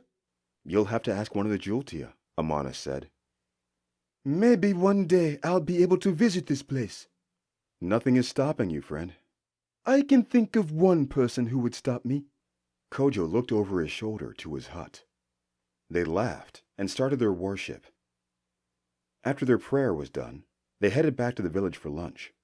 Bajok warriors stood in front of each hut. Ever since the Kishi had tried to escape, the village had been on high alert. Bako wanted to go back out immediately, but the healer said he would be out of commission for at least another week. The bite on his throat had already begun to scar. Battle scars were a sacred thing in this village, apparently. Most of the warriors gave him respectful nods when they saw his wound. It was a show of experience and survival. Amana had received similar nods when his cloak exposed his bitten arm.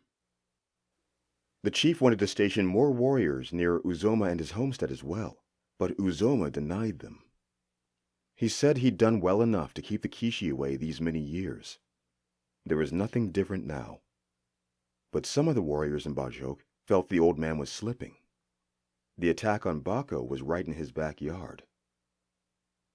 The scent of seasoned beans wafted from inside Kojo's home when they approached. Amana's stomach grumbled, ready to replenish the energy that was depleted from his morning workout. But he caught sight of Elder Oluchi trading meat in the market.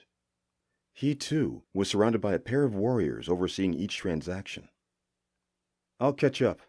Tell your wife I'm sorry for not coming, Amana told Kojo. I want to see what's going on with Oluchi. All right, brother, Kojo said.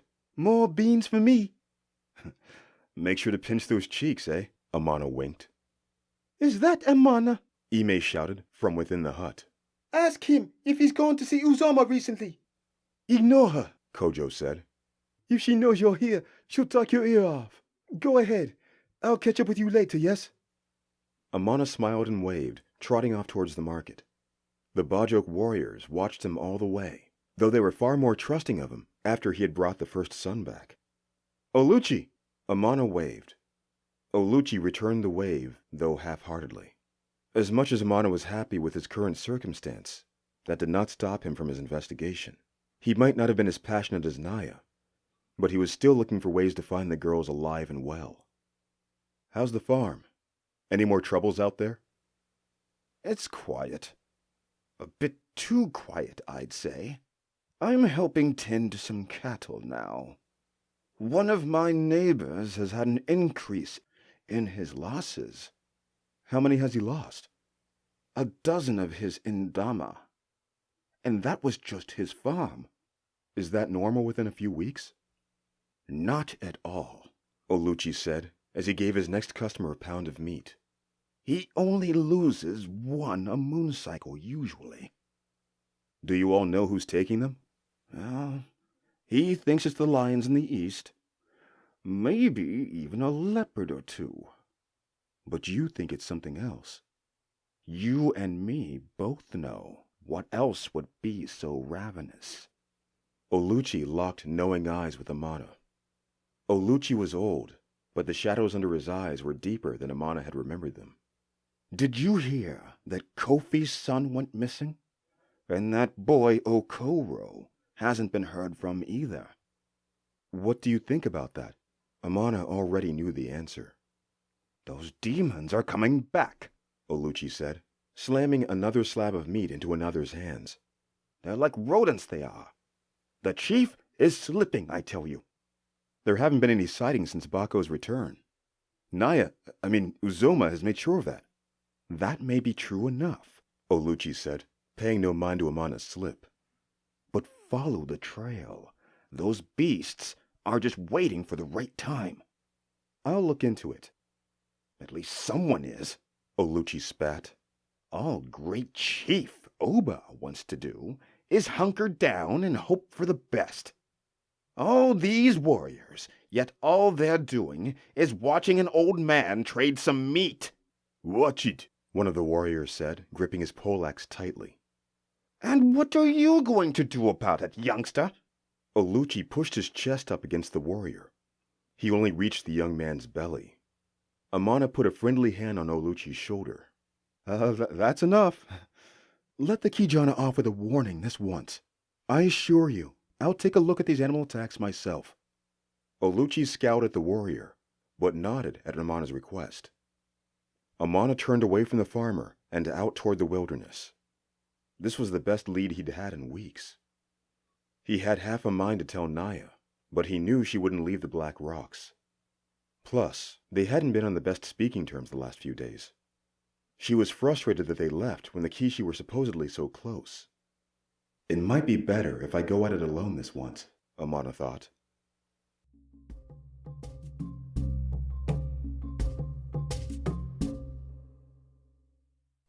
Amana set off to where Oluchi had said the attacks originated.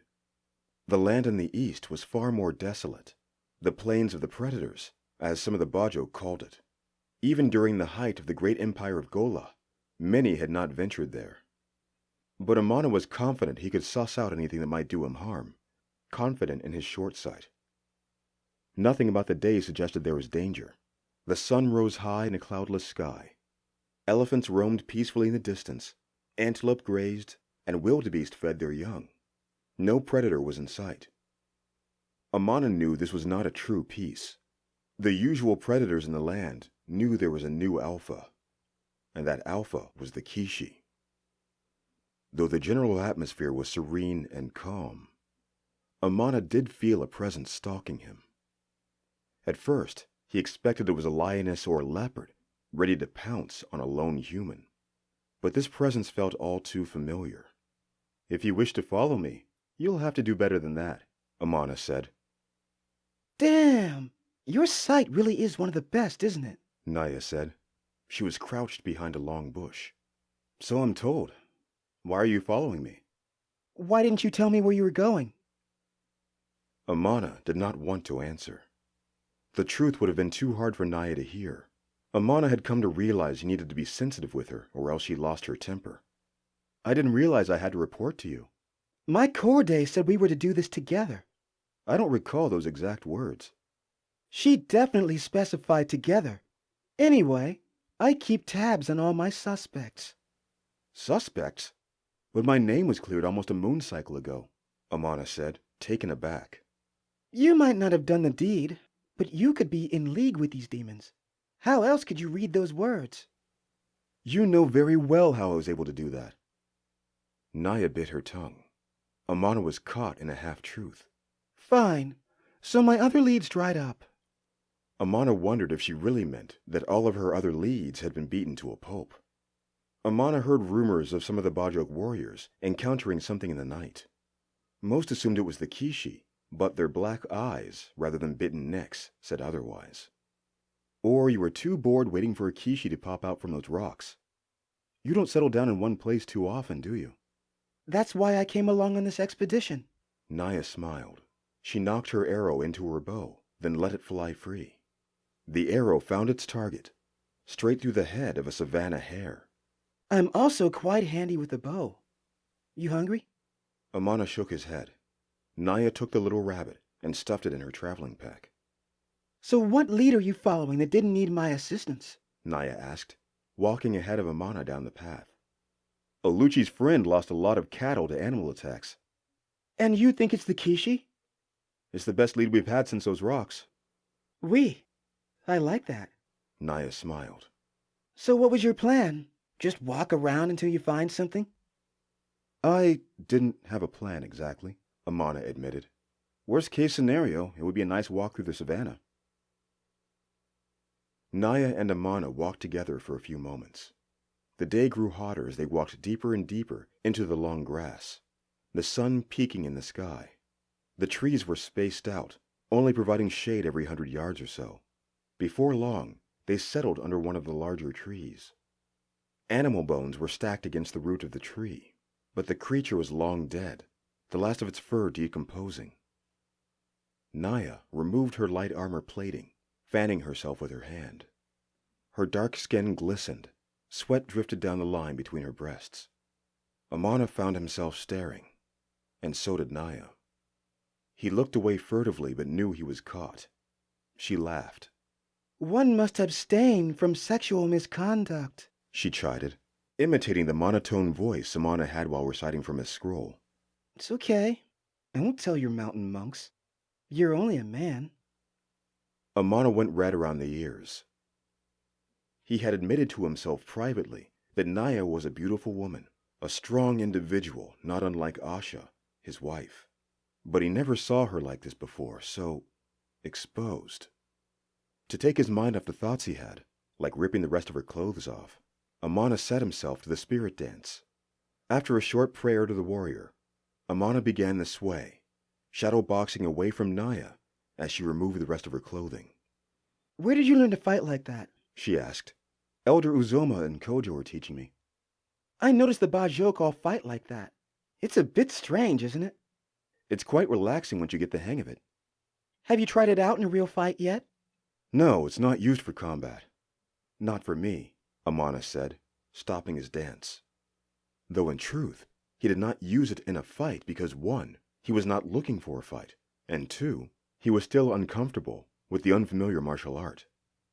He turned to Naya, who had discarded her bow and arrow against the tree, her armor resting against her weapons.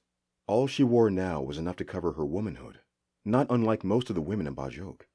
It's used to balance the look up, Amana, the body with the mind. That doesn't seem to be all that useful then. Here, show me. Naya stepped into a fight-ready stance. It was the opening style of the Aseti sea crab, as Naya had told him before. I'm done fighting women. What's the matter? Afraid I might defeat you? I promise not to touch elements so long as you leave your short sight out of this. No, really. Come on. I'm sure this fits within one of your tests. See how well your self-discipline works when I've rung your head like a bell. I doubt that... Amana started, but was pushed by Naya. Before he realized it, he was flat on his back. Yeah, that's what I thought. Naya dusted her hands off. That style is only good for dancing. Amana had bitten the inside of his lip. Though he swallowed his own blood, he smiled. Kipping up, he was ready for her now. Naya circled him like an animal, measuring the offbeat sway Amana was using. You see it, don't you? Amana smirked, locking eyes with Naya. That dance, that sway. You know it's a distraction. You think you know my timing. But it's a farce. I'm hypnotizing you. Just when you think you know my rhythm. Ha! Amana swept his foot behind Naya's ankle. She buckled, but did not fall. Instead, she went with the blow, cartwheeling back, and catching her foot under Amana's jaw. Amana fell back hard. Fancy words, fancy dance, Naya said, strutting from left to right. It doesn't matter. I'll still beat you. That one really hurt. Amana shook his head. He was in far better condition than he had been last moon, but he didn't realize how much more he had to go to get back in proper fighting shape. Amana removed his own robe to free up his movement. Oh, getting serious now, Naya chided, though Amana noticed her eyes drifted across his chest a second too long. Without a second thought, Amana dipped and sprang up with a front kick, slamming his foot into Naya's abdomen. Her stomach was strong, but he still managed to knock her off her feet finally. Good one, old man, Naya said, springing straight back to her feet as Amana had done before. Old? Amana raised his eyebrows. I can't be more than 7 years your elder. Like I said, old. They sparred for another few minutes as a pair of passing antelopes watched. It had been a long while since Amana fought without his sight. Though he would never admit it to Naya, he could not help but use it. Some of the flashes were involuntary, instinct. He tried to ignore them, but with Naya landing so many shots, he started to lean on those flashes, anticipating her moves. Eventually, he was able to get his legs around one of hers, the same move Kojo had used to take him down, but it didn't work. Naya always found a way to slip past him. Amana changed tactic. His spirit dance was a bit too soft for Naya's more brutish assaults. Amana needed to revert back to what he knew. Bouncing from left to right, trying to lull Naya back into his rhythm, he suddenly stopped. Naya flinched for a second. That was all Amana needed. Instead of shifting his weight within the sway, going for a kick or a leg lock, Amana ran straight at her. He wrapped his arms around her, placing his foot behind her ankle. Then he shoved. She fell back, and he was right on top of her in a grapple. But Naya was not deterred. She used her body weight perfectly, countering Amana's own strength by redirecting him. Naya was as good a fighter as Amana had ever seen.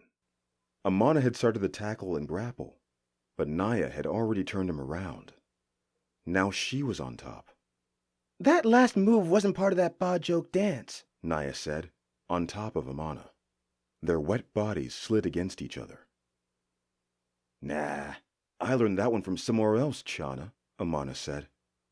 Naya's eyes widened slightly. Chana? I know that word. In that move. Those islanders use it. The lowlife. Is that where you come from? With that, Amana pushed Naya off of him. His jaw clenched. Sorry, I didn't mean to. Don't worry about it. It was the first time Naya had apologized for anything. Why did she care to say sorry? Amana changed the subject. How long have you been fighting? That good, huh? Naya patted herself on the back. I've been fighting all my life. And I was formally trained up by the Aseti when I turned 12. You'll have to teach me some of those moves. Only if you ask nicely. On the distant plain, there was a pair of dust clouds, the signs of a chase. Amana and Naya were close enough to see it.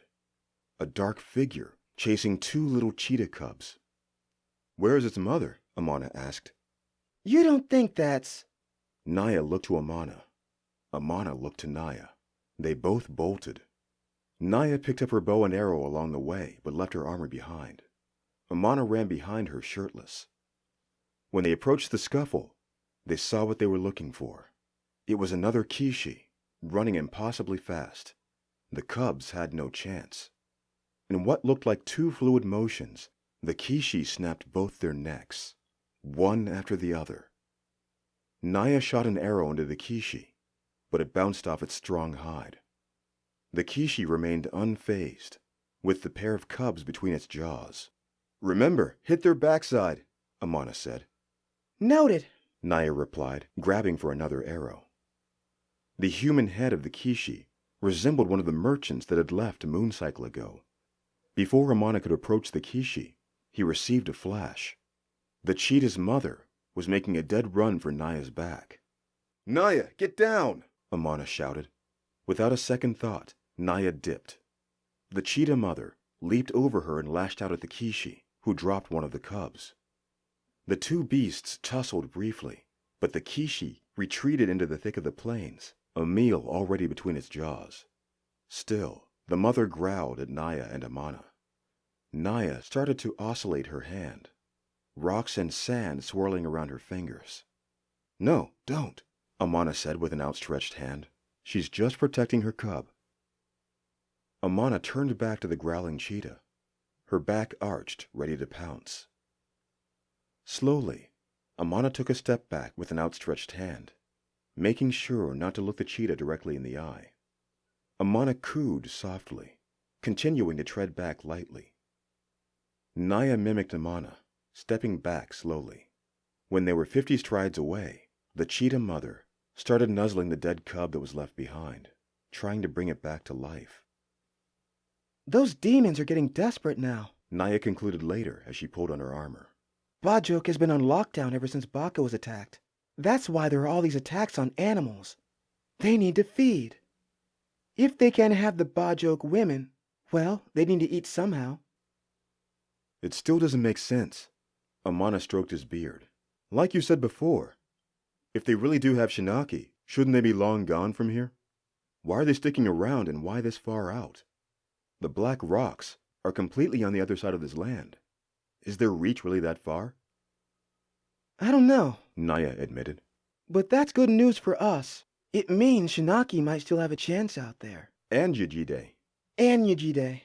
Wherever they are, and whatever those beasts are doing to them. We just need to trap one of these things. It can't be that hard. Not hard, just impossible. I can do impossible, Naya said, smiling. Chapter 12. Guests Unwelcome. Amana returned to Elder Uzoma. He had not seen the man in nearly a week, too busy with the goings-on in the village and the nights he stole with Naya planning their next move. But the progress he had made on his own was significant, or so he thought. When he arrived at Uzoma's home late in the afternoon, he showed that he could balance the god's glass for a full 5 minutes. Impressive. Elder Uzoma nodded his head. But by now, you should be able to balance it for at least 10 minutes. Amana dropped his head. He'd really thought he had made a lot of progress. I'll admit you are doing better than most, Uzoma said. but your method is too lenient. You have to control the stone. Don't just sway with it. You have only carved out the cusp of what can be gleaned from this meditation technique. But the Junga say, Do I look like a mountain monk to you? Uzoma took the instrument and demonstrated. He walked about his large hut, cleaning off his chair as he balanced the ball in the flat wood.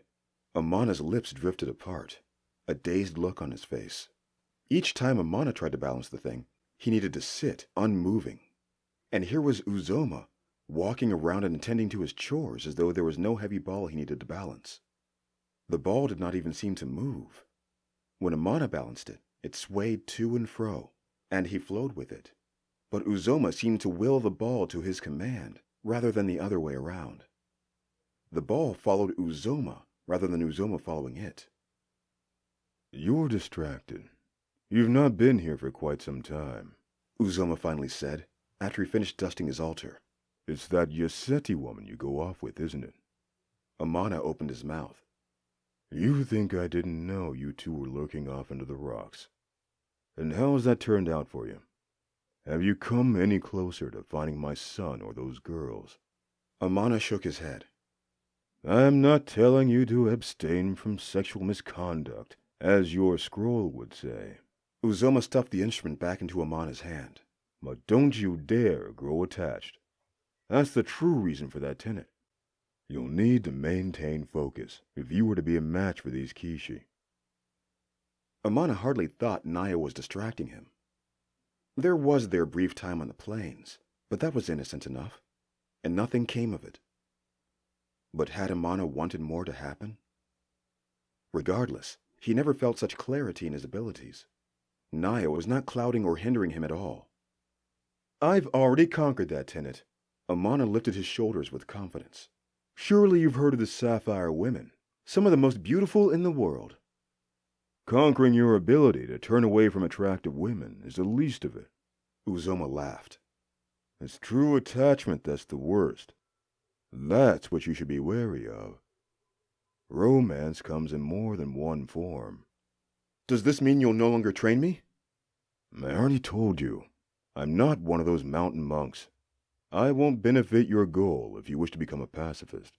But the Balance 5 says pacifism is the way to salvation.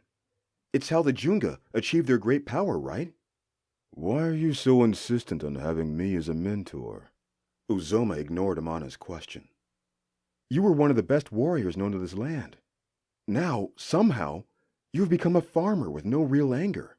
You seem genuinely happy. I can feel it within you. It makes you stronger. I made my peace long ago. But how? How did you let go of that hate? All those years of war, all those fights with the Kishi, they do terrible things. I've seen it. I had to. If I left myself in that state, if I did not step away, that anger would have eaten itself through me. That kind of hate is empty emotion. Uzoma turned to a boiling pot near his hearth. How is your wife? She is due very soon. She rests most of the day now. If my prayers are answered, it will be in the next fortnight. What happened to your other wives, if you don't mind me asking? None of the shamans understood what went wrong, Uzoma said. They were all healthy. I just happened to be unlucky. But I'm confident Essie will pull through. I will not lose her like the rest. Uzoma's eyes were sharp. Has she been drinking the tea I recommended? Yes, I made sure of it. Only time will tell if your recommendation will help. How's her color? May I see her? Amana stood up and made for the back. Uzoma lifted a hand. No, she's sleeping now. But her color is troubling, I'll admit. She's a bit purple. That's a good thing. It means the tea leaves are working. There's a second step to the process, though. Just before her water is released, you'll need to change the dose. She'll need to drink every half hour until she's ready to birth. I should be here when that happens to make sure everything is okay. I'll be sure to make my sessions more frequent. I won't miss my days anymore. I thank you for that, Uzoma said, as he added the hot water to the cup. But I want to deliver this baby on my own. It would be no trouble, Amana said. It will be done by the father, as I've done before, Uzoma said sternly. Amana didn't understand it. Uzoma didn't have the best track record with his wives. Why risk doing it himself? If you change your mind, I'll be here each morning, I swear it, Amana said. Give me a moment, Uzoma said, lifting the cup of hot tea and starting for the back room. My wife has been waiting for her tea. Uzoma left Amana alone in the room. A few scrolls were strewn across the table. For a few minutes, Amana gave them sidelong glances. Uzoma was more receptive, but something told him he'd need to steal another scroll. But the old man would know. He had probably left them out on the table so openly as a test. Just as Amana was about to examine one of the scrolls, there was a knock at the door. Who would be visiting at this time? Could you get that for me? Uzoma said from the back room. Of course, Amana answered. He stood up and walked to the door. When he opened it, two men stood before him. Both had handsome faces and very long hair. Where is he? Asked the one on the left. I don't know who you're talking about, Amana said. You know who we're looking for, foreigner, said the man on the right. Amana recognized this man. He was another merchant. Amana had a strong feeling about what hid behind their thick hairs. Slowly, he shifted his weight to his back foot. Amana, who's there? Uzoma called from the back. With that, the two men rushed the door. Amana tried to hold them back, but the strength of the pair was too much. Amana looked over his shoulder. Uzoma had come out from the back room. His face was placid, but his fists were clenched. Before Amana fell under the weight of the two men, Uzoma came barreling down on them at full force. Jumping into the air when he was a pace away, he led his forward momentum with the bottoms of his heels, connecting against both men's chests. The pair flew out the doorway and into Uzoma's farm. Their falls were cushioned by the bean plants. Amana raised his eyebrows. Elder Uzoma moved much faster than he should have been able to. Amana thought he was well past his prime, retired from anything so physical, but that flying kick was smoother than of any man even half his age. We just want to know where he is, Uzoma. The larger of the two men dusted beans out of his locks. And what makes you think I would tell you, youngsters? Uzoma crossed his arms. Are they talking about Ikena? Amana thought. You're slipping, old man. It's past time we took these rocks and these lands back. You will try, Uzoma said, uncrossing his arms. He grabbed one of his farming tools, a long stick with a hooked metal edge. But you will fail. The two men didn't miss a beat. Their joints started to pop. Their hair parted. Within a moment, their Kishi form was manifested. Amana, now will be the time to get up. Arm yourself. Amana looked for something useful. He found a sickle near Uzoma's porch. Take the small one on the right, Uzoma said. I got the big one. Uzoma was already in a fighting stance. His rhythm was different than Amana expected. It was neither the local spirit dance nor anything Amana had experienced in the East. But something about Uzoma's style was familiar. His footwork was grounded, but his sway definitely belonged to Ugara. Brutal punches strengthened by the turn of his hips, and his whirlwind kicks given speed by the pivots of his heels. He used elbows and knees along with his farming tool, knocking the larger man off his feet. Amana was wrong. Uzoma wasn't fast. His timing was just perfect. Years of fighting experience allowed him to work the larger man the way he wanted. He might not have been as athletic, but he was far smarter. Amana almost forgot he had to deal with his own adversary, who was already barreling down on him. This Kishi was slower than the three he had faced before, but he was still incredibly fast.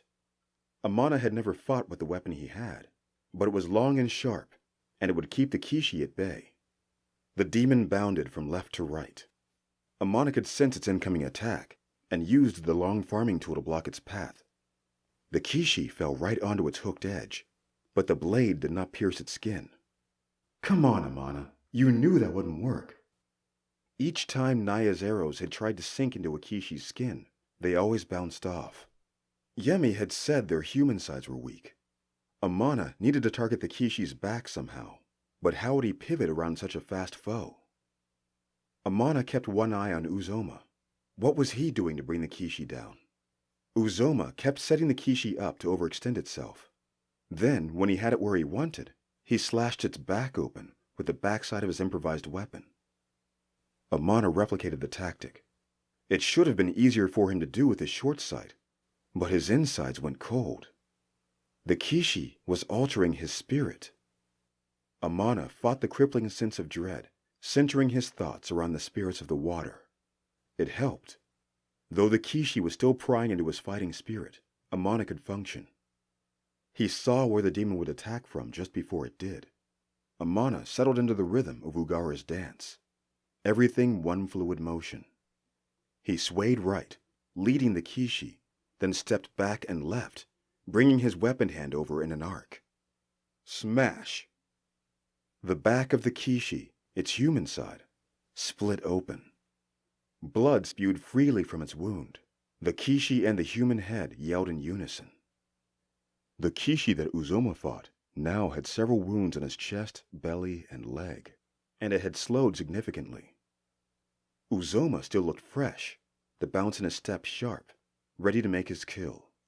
But before he could slice at the Kishi's neck, it retreated. Gazini, let's go, the human head said as it trotted away from Uzoma. But Gazini had far less pain tolerance than his friend. Amana had only cut him once, and he could barely stand now. Gazini's friend did not seem to care for him much, running halfway down the canyon without looking back. Amana used the blunt end of his farming tool to take out the back of Gazini's knees. The blow was strong enough to break the back of the leg. Blood still spilled from Gazini's cut. Kill him, Uzoma ordered.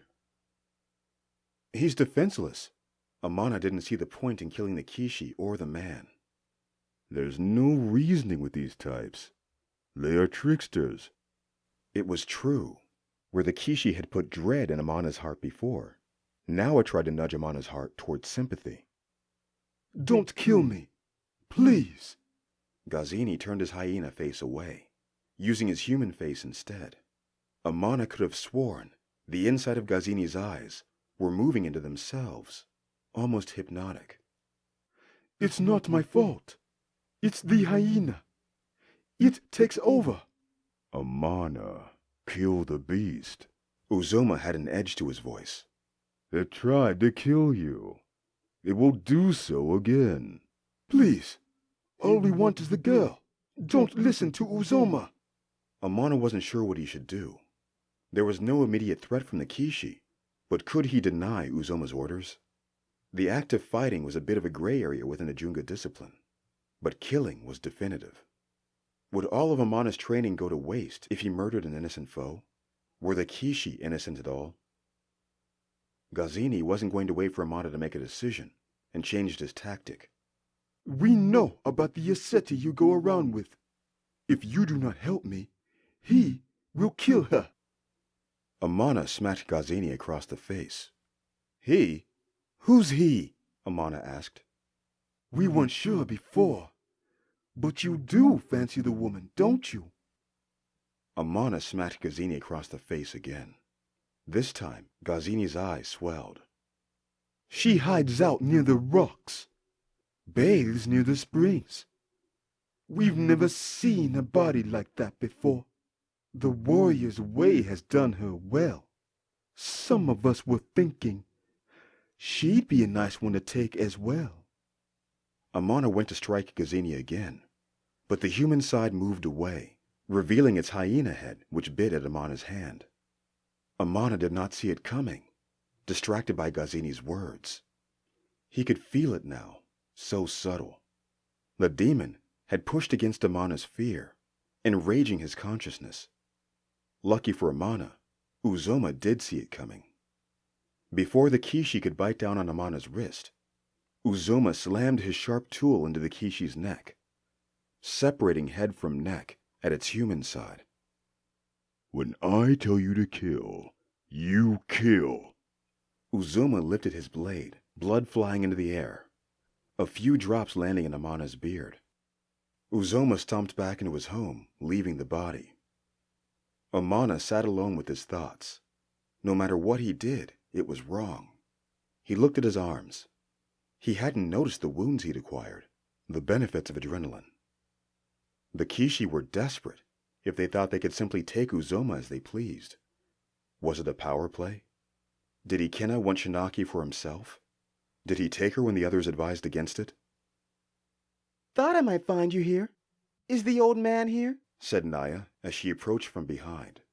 The golden trim of her Yoseti battle armor reflected the setting sun. He's in the back, tending to his wife. Good. We need to go, Naya said. I have a new lead. What happened to your face? The Kishi just showed up. Here? Naya's eyes lifted. Yes, here. And they know where you're hiding. They are watching you. They might be watching us now. What do you mean they're watching me? Amana pushed the bean plants aside to show her the dead Kishi. This one said he's seen you by the springs, that they were thinking of taking you as well. Tikala? I thought I had been careful. Careful enough against the Bajok, maybe. The Kishi are another thing, Amana reminded her. Naya scowled. We had to find these Kishi, fast. And the girls. What's this lead you have? Naya perked up. I figured out a trap. Good to see you, Yoseti, Uzoma said from his porch. Amana turned. Uzoma was looking the woman up and down. Then his eyes drifted to Amana. He was smiling. What brings you to my home? Just need to borrow Amana for the night. Yes, he's quite the special one, isn't he? Uzoma grinned, showing all his teeth. He was never this friendly with Amana. It was strange he was being friendly at all, with a dead man on his farm. Naya glanced at the corpse furtively. Please, Excuse my mess. I've had some rude visitors today. Could I interest you in some tea? I apologize for its taste. It's for my wife. Yes. Naya started to say. Had Amana seen her eyes go dewy? I mean, no. I have to be off. Pressing business for the Corday. Oh, yes. I've not been able to speak with your leaders. Do give them my well wishes. I will, Naya said. All right, then. We'll be going now. Amana stepped in, grabbing his travel bag, stuffing his scrolls and his balancing instrument into it. Should he have done something about the body? He figured he should at least move it. Leave it to me, Uzoma said. You did well today, Amana. Come back soon. Uzoma turned to Naya. It was nice meeting a Yeseti as lovely as you. Uzoma waved. I can see why Amana speaks so highly of you. Amana went red, his jaw clenched.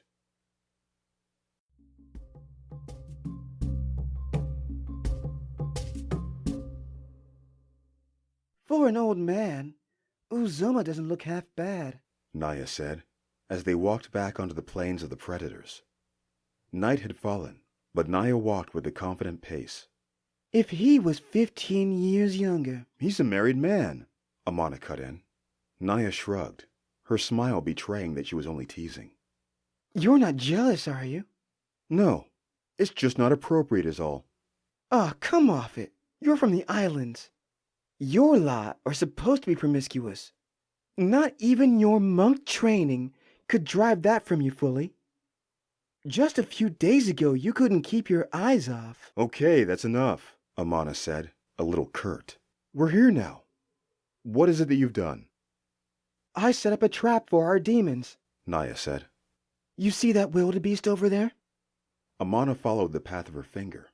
100 yards from them was a wounded wildebeest, limping by a tree side. The Kishi are getting desperate and hungry, Amana said, but they wouldn't be that stupid. That's clearly a bait. I wouldn't be so sure about that, Naya said. If they really are that hungry, they'll take what they can, even if they suspect bait. They attacked Uzoma. They wouldn't have done that unless they were desperate. Amana shook his head. How long has the beast been out there like that? No more than 2 hours. Why hasn't he walked away from that tree? I have him tied off to it. He tried to break it at first, but he settled down quick enough. Fine, we'll wait here, Amana said. So they waited. What did the Kishi want with Uzoma? Naya asked. They said they wanted to know where he was. Ikena? That's what I think. Do you think there's an internal competition for Shinaki? I'm not sure. Amana stroked his hair. Do you think he knows? I don't think so. He's a proud man. If Uzoma knew where his son was, he would have brought the boy in already. You should have seen him fight. He can still fight, too? Naya lifted an eyebrow. I wouldn't have believed it either if I hadn't seen it with my own eyes. He fought like a man no older than myself. Did that Kishi say anything before you had to kill him? Amana gulped. How was he going to explain that one? He didn't say much, was all Amana said. You're a terrible liar, you know that? You always do this thing with your eyebrows. Naya smirked through her helmet. A thing with my eyebrows? Amana touched them. Yeah, they sort of scrunch up like caterpillars. Naya chuckled. It was a lovely laugh, light and easy on the ears. A laugh he often heard when she teased him. The thought of the Kishi's words were in his head again. His feelings for Naya were something he meant to suppress. Uzoma saw it, even the Kishi. It troubled Amana that they were being watched, especially Naya. Could the Kishi be stalking them even now? No, they couldn't have. They had caught that other Kishi by surprise when they were on the plains. Still, Amana shifted in their hiding spot with unease. He was about to suggest they move camp or leave the trap, which he didn't believe would work anyway, when a hyena came sniffing about. Not exactly what we were looking for, Amana said. It's exactly what I was looking for, Naya said, her eyes intent on the hyena. See there? It's caught the scent of blood. Sure enough, The hyena stopped in its tracks, ears pushed forward, listening for where its next meal could be. It didn't take long for it to find its mark, and the wildebeest saw its predator. With the second wind, the wildebeest tried to escape from its rope. The hyena made a full sprint for the beast, snipping at its legs. But the wildebeest put up a good fight, bucking its head. Hyenas had powerful jaws, but alone they were manageable. Another predator, or even a weakened wildebeest, could handle just one. After a few minutes of back and forth, the hyena laughed, calling its brothers and sisters. Perfect, Naya said. Perfect? Amana questioned. It's calling hyena, not the Kishi. Shh, just wait. Naya shushed Amana. In just a few minutes, the rest of the hyenas came. A dozen, maybe more. But Amana realized straight away what Naya was looking for. There was a gray-backed hyena that wasn't quite right. It was the way it walked or the way it sniffed. Amana couldn't quite tell. It did not move like the rest of them. Is that one a runt? Amana thought out loud. You can't tell? The way it's walking so strangely, like it's a... It clicked in Amana's head. Like it's a human. You got it. A shapeshifter? Amana watched as the group of hyenas surrounded the poor wildebeest. I think so. Yami said there was one always sniffing around the watering hole. You saw Yami? You know that's dangerous. He can't keep lying for you. Relax, relax. I was eavesdropping, of course. Amana let his shoulders drop. You can't be so cavalier about all this. The Bajok don't make idle threats. The chief doesn't want anyone interfering with their affairs. He nearly took my head the first day I met him. Hell, I almost took your head myself. Naya laughed. Anyway, I wasn't sure at first. I thought the hyena could just have been wounded or something, but it favors its back legs. You can tell it wants to stand up half the time. Amana turned back to the strange hyena. His mind clicked again. I think I may know this shapeshifter. Naya's eyebrows lifted at that. What do you mean you know it? Well, not personally. The villagers at the market talk about him often. They say he spends most of his time as a hyena now that he's banished. Banished? Yeah, the Bajok have bad blood with the hyena. And after all this business with the Kishi, they just don't trust his sort. I don't blame them. The hyenas were now ripping into the wildebeest, eating through its flesh while it still grunted against the dirt. This must be his pack. Even with them, he seems like an outsider. I noticed that too. You'd think he would have taken the alpha position with his human intellect. That's usually the case, Amana said, as he crouched in their hiding spot in the brush. Well, let's go get him, shall we? Shouldn't we wait for some of them to clear out? He's likely to stay around for the scraps. Where's your sense of adventure, Yeseti? Amana said, smiling. We have a man with a sight and a woman who can touch the elements. They're really no match. I'll show you a few more moves from the Isles. Naya smiled and got to her feet. We'll need to go in smart, though, Amana said. We'll need to break them up first and get the shapeshifter isolated. What I want you to do is shift that tree if you can. Naya nodded, ready for some action. All it did was startle the hyenas, but they kept eating. I have another idea, Naya said. She shifted her hands, and a small dust cloud surrounded the hyena pack and the half-eaten wildebeest. Again, the hyenas were startled, but they did not see anything that they should fear. Amana rolled himself in a mud puddle to mask his scent. Then he crawled closer to the pack. The dust cloud gave him additional cover. He found himself next to one of the hyenas. He could not see it through the cloud, but he could predict its movements, its ghostly image shining through the dust. Amana encircled the cloud until he found the hyena that was not quite right. Then he sprang into the dust cloud with a yell. The hyenas flinched at first, but when they noticed it was only one human, they grouped together and started growling. But the shapeshifter seemed to know better, running out of the dust cloud. Amana gave chase, losing ground quickly, but the hyena shifter was headed straight for Naya in her own hiding place. She popped out and shot an arrow through his leg, pinning him to the ground. The rest of the pack was still after Amana, but their movements were easy to adjust to. The fight was short. Amana always found it easier to fight animals. Their movements were always more direct. Most of the hyenas ended up crashing into one another, some even biting their comrades by mistake. Amana continued dodging them until they realized he was no ordinary human. Eventually, they gave up the chase. Amana turned to the shapeshifter, who was trying to dislodge the arrow from his leg. "What's your name?" Amana asked, wrapping his hands around the hyena form's jaw.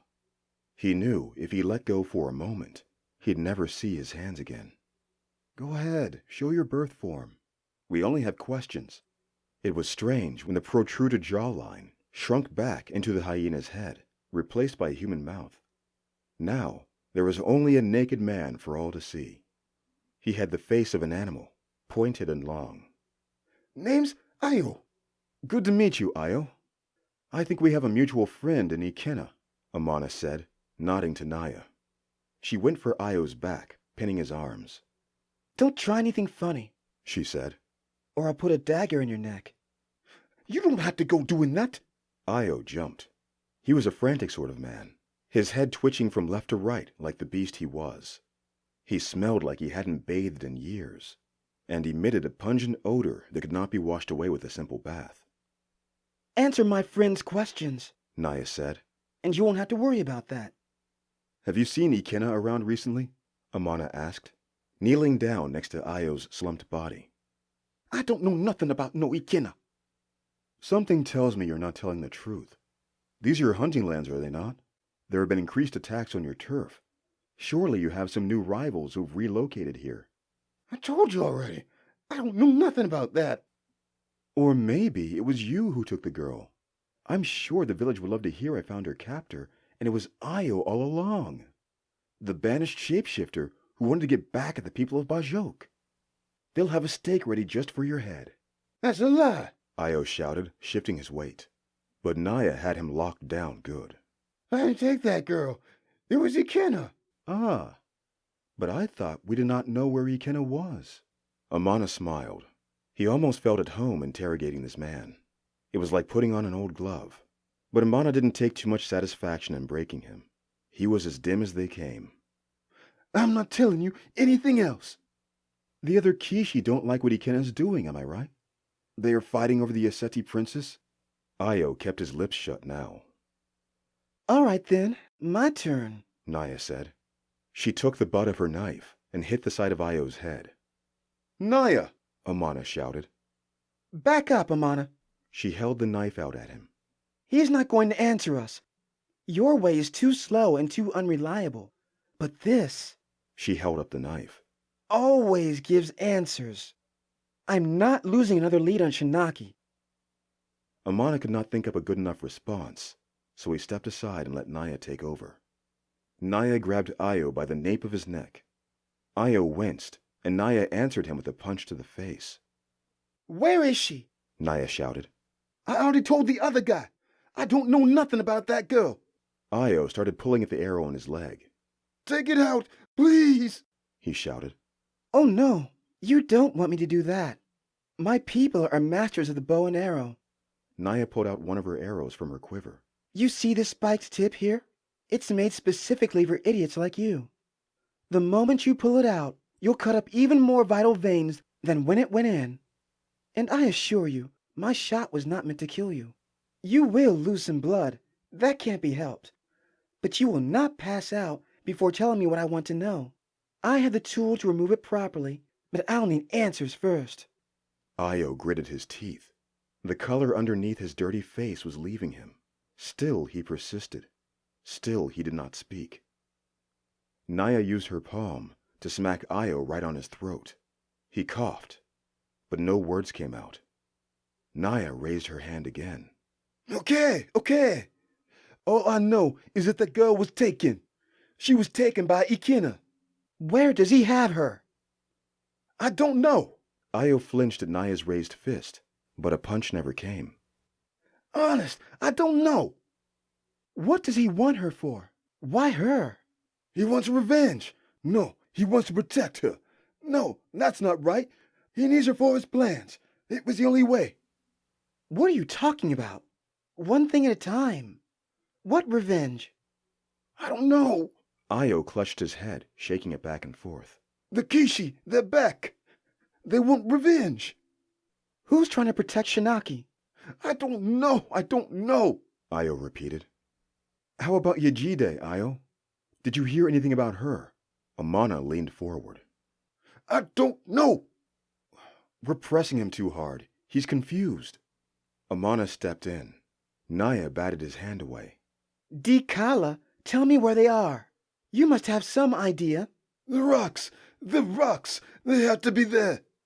We already tried that. Where else can they be?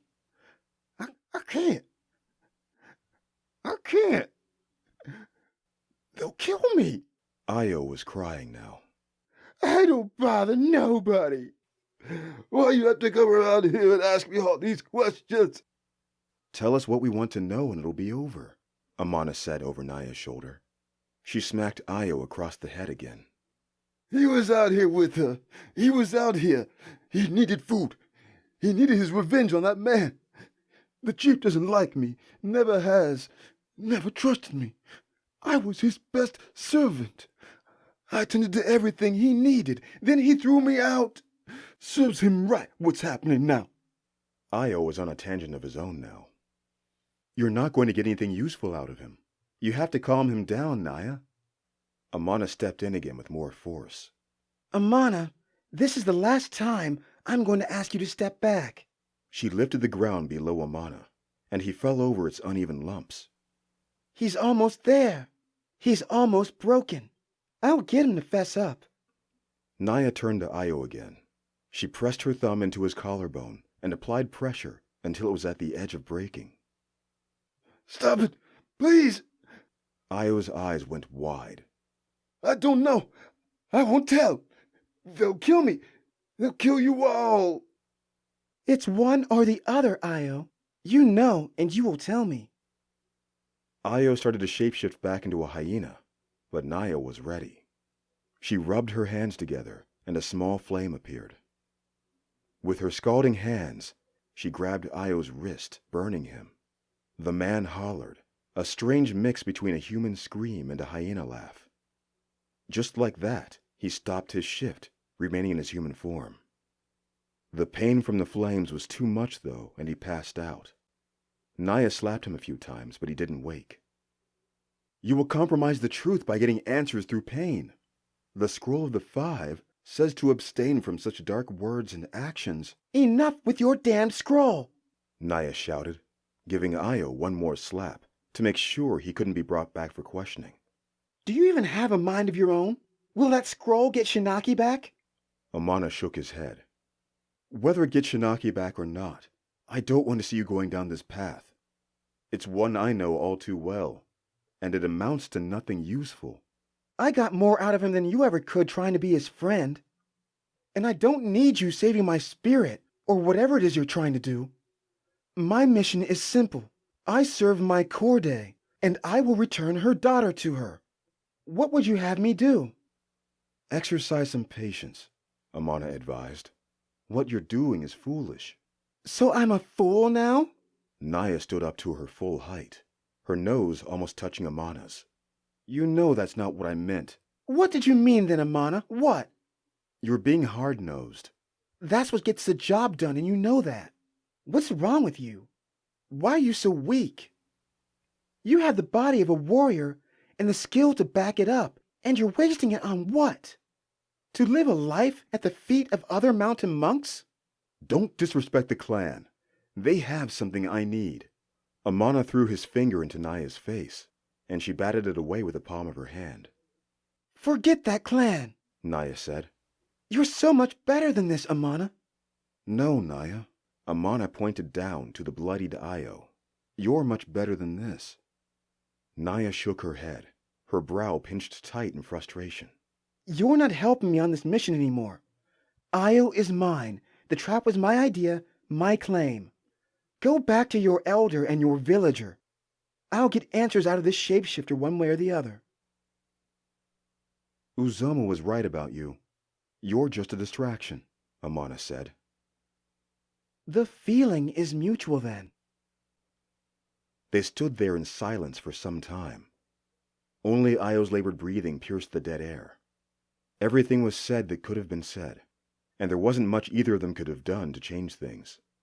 Naya turned back to Io, lifting him atop her shoulder. Amana did not want to get involved or provoke her rage further, so he turned and walked away. Both of you, step away from the shapeshifter. A group of 12 Bajok warriors surrounded them, hidden in a bush. Amana couldn't make out their faces in the night, but he could see the outline of their figures. They must have approached Amana and Naya as they argued. Nanga led the group with Yemi at his side. Over my dead body. Naya stepped in front of Io's unconscious body.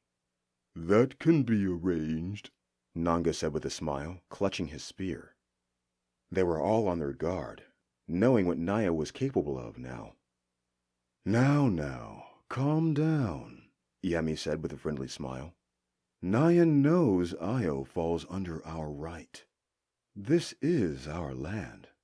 Otherwise, she can be taken to our chief for execution. It's your choice, Naya. Execution? Naya tilted her head. After everything I've done. To hell with negotiations. Nanga gritted his teeth. We know she's the one going around giving us hell. We should take her in. You will not. Amana stepped in.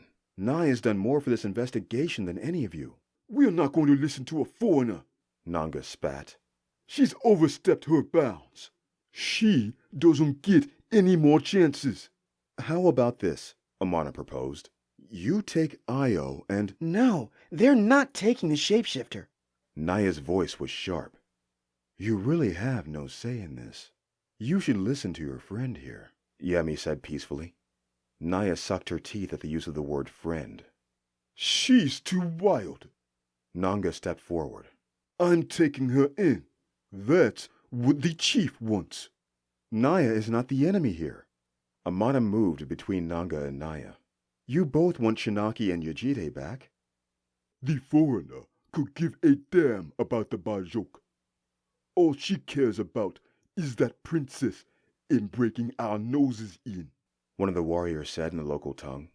Amana recognized the man as Zoba, the guard he had slipped past on the first night.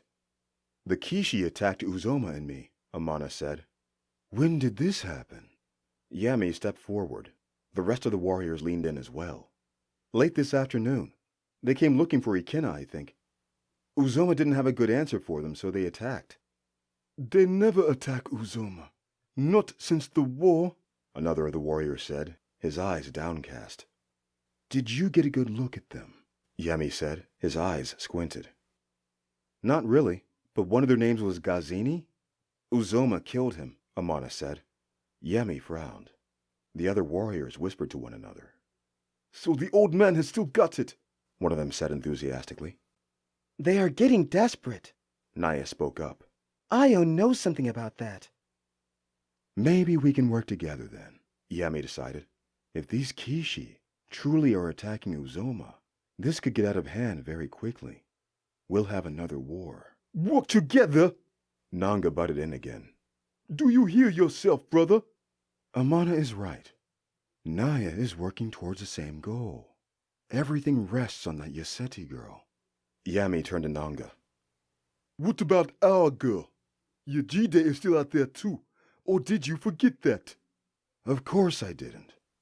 Do you remember what that foreigner did to me? What she's done to the others? Of course I do. Then you'll know why I won't just let her have a way with the shapeshifter, Nanga said, pushing Amana aside. When he grabbed Naya's arm, she flung a rock at his nose. The following crack indicated she had broken it.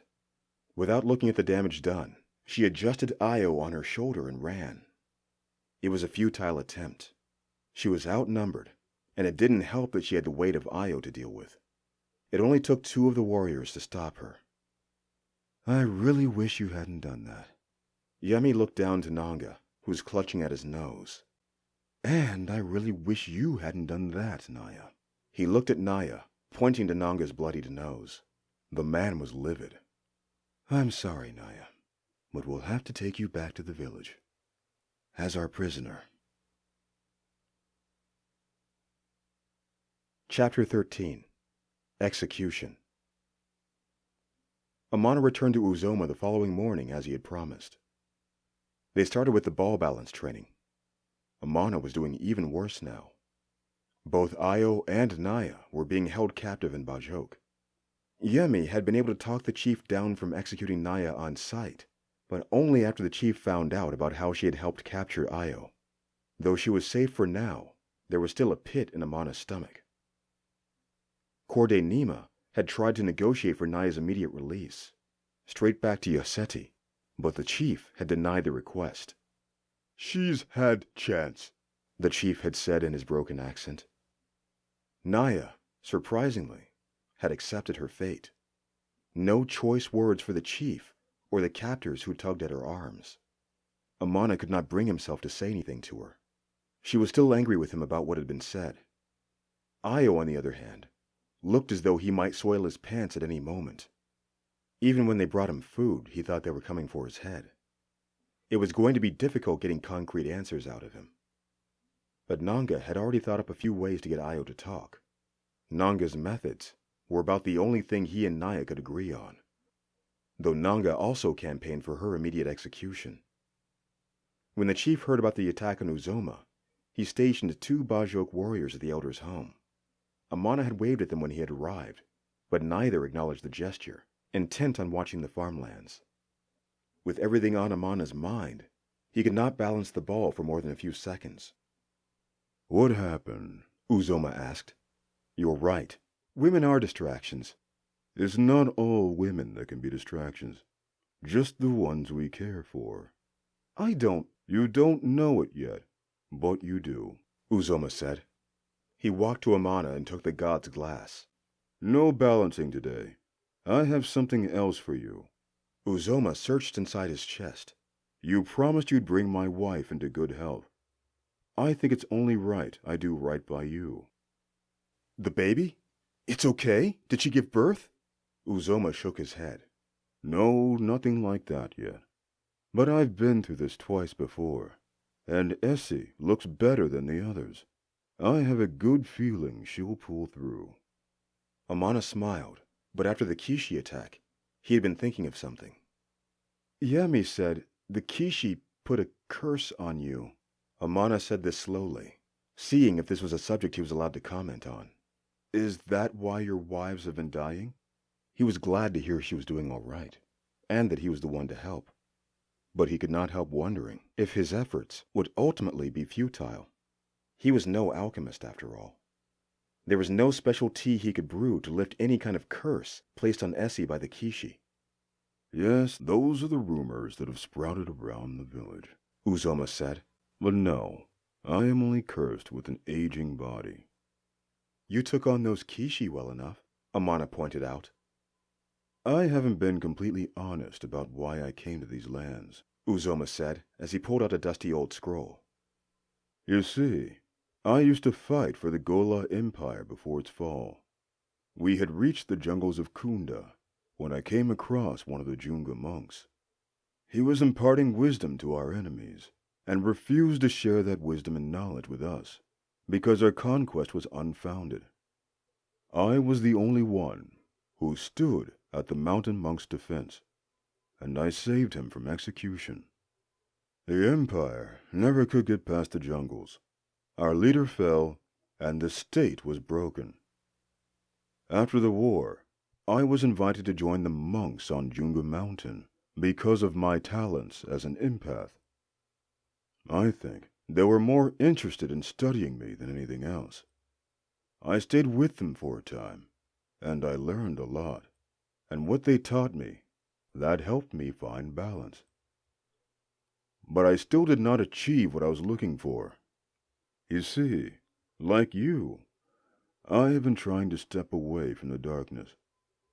A life of war, a life of combat, that's all I could think about. It was all I knew. I needed to control it, but I could never manage it. So I thought about returning to the former empire, bringing it back to its heyday. Through conquest, of course. I could go back to what I knew. Perhaps then I could find a purpose. And did you? Amana asked, reading over the new scrolls Uzoma had brought out. It was a 12-scroll series about the Junga monks' balance. Boism was just one of the chapters in the large volume. I did, but it did not come from the teachings of the Junga at all. It was the teachings of this land.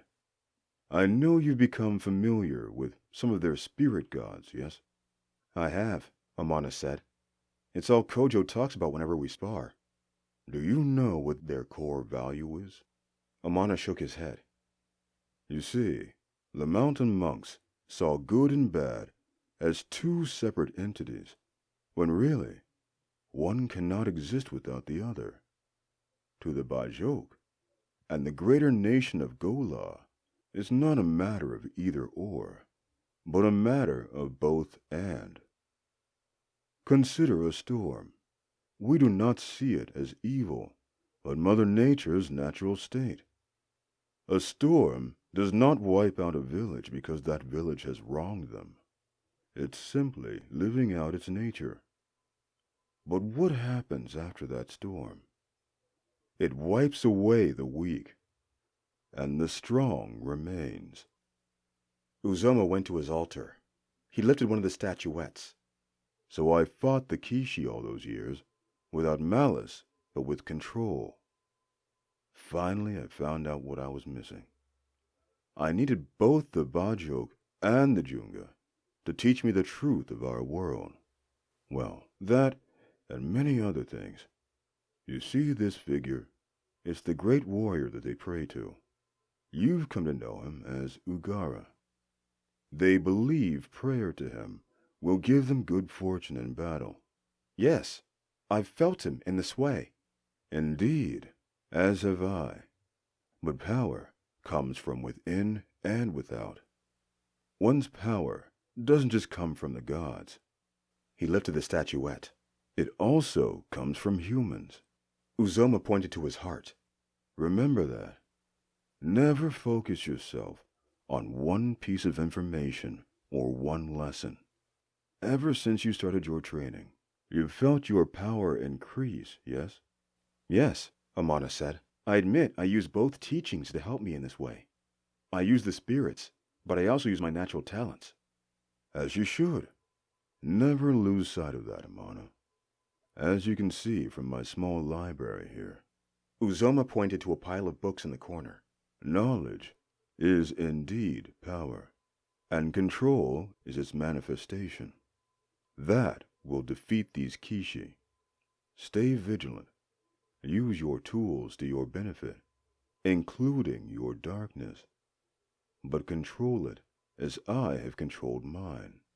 Thank you, Elder Uzoma. Amana bowed. I'll heed your words. Keep that scroll there. I've committed it to memory already, Uzoma said. And continue speaking to the Bajok, the farmers, the villagers, the elders, the children, everyone. The true path will become clearer the more vessels you study. Amana nodded. What happened between you and that woman? Uzoma asked after a short pause. We just had a disagreement. If you don't mind me asking, what about? Nothing substantial. Just about this mystery with the Kishi. We were questioning a shapeshifter out in the Predator's land. She had him beat down pretty good. Even knocked him out.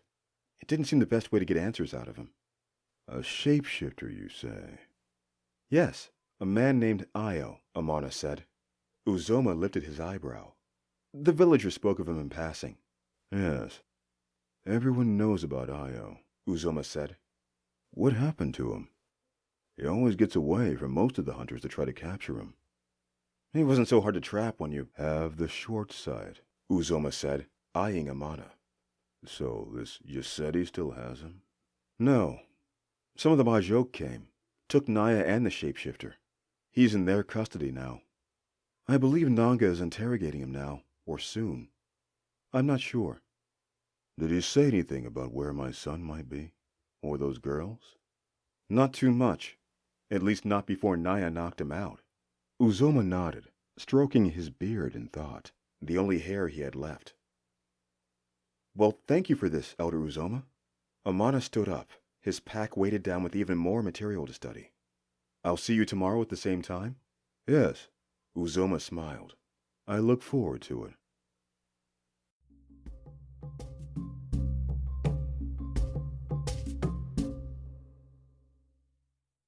When Amana returned to the village, he went straight to see Naya. She was being kept in the same hut he had been put into on his first night. Her hands were bound to the scratched and bloodied post that stood in the hut's center. Yemi? She asked. She turned and frowned when she saw it was Amana. Am I really such a disappointment to see? He asked. She did not answer. Why were you asking for Yemi? He's the only reason I'm still alive. The warriors want me dead, and the great chief isn't averse to the idea. No thanks to you. You know I didn't want this. Honestly, I don't know what you want, Mana. I want, Amana started, but he wasn't sure himself. He stepped closer to Naya, though he was still talking to her back. Well, first I want to get you out of here. Don't be silly. Naya shook her head. They've got a 24-hour guard outside my hut. There's no way. What about Yemi? Is he truly a friend? I suppose so. As good as any that I have in Bajok. He trusts me, at least. But it doesn't matter. The only way I'm getting out of here is if we find the Kishi that took Shinaki. Then maybe I can make a case for why what I did was necessary. So you were breaking the warriors' noses then? Amana said. He couldn't help smiling. How else would I get them to talk? Naya said, without a grin. My case will be even better if Io is the one who leads us to the demon.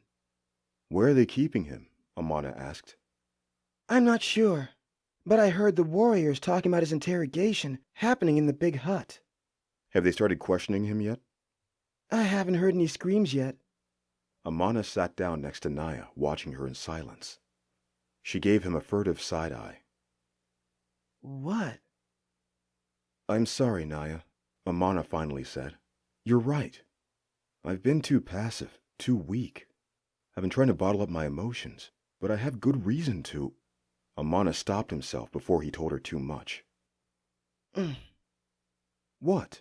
Amana said, finally seeing her face for the first time. She had a black eye and a busted lip. I thought you would have at least told me what that reason was, she said. I suppose Uzoma was right then. Naya turned her head away from Amana. I'm just a distraction. You might be. Amana's words were met with a scowl. Amana smirked. But I like distractions. Though Naya's brow was furrowed, she let the hint of a smile curl across her lips. She stopped that quickly. Listen. Amana got closer to Naya, close enough to smell her.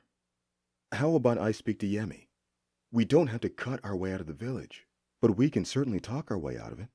Talk to Io, Naya demanded. He's the best chance of me getting out of here. If they'll let me. But first, I'll need to speak with the man who's keeping you alive. Naya frowned, but she nodded. Don't go dying on me just yet. Amana stood up, dusting himself off. You still have to teach me that silly little dance of yours. Naya smirked.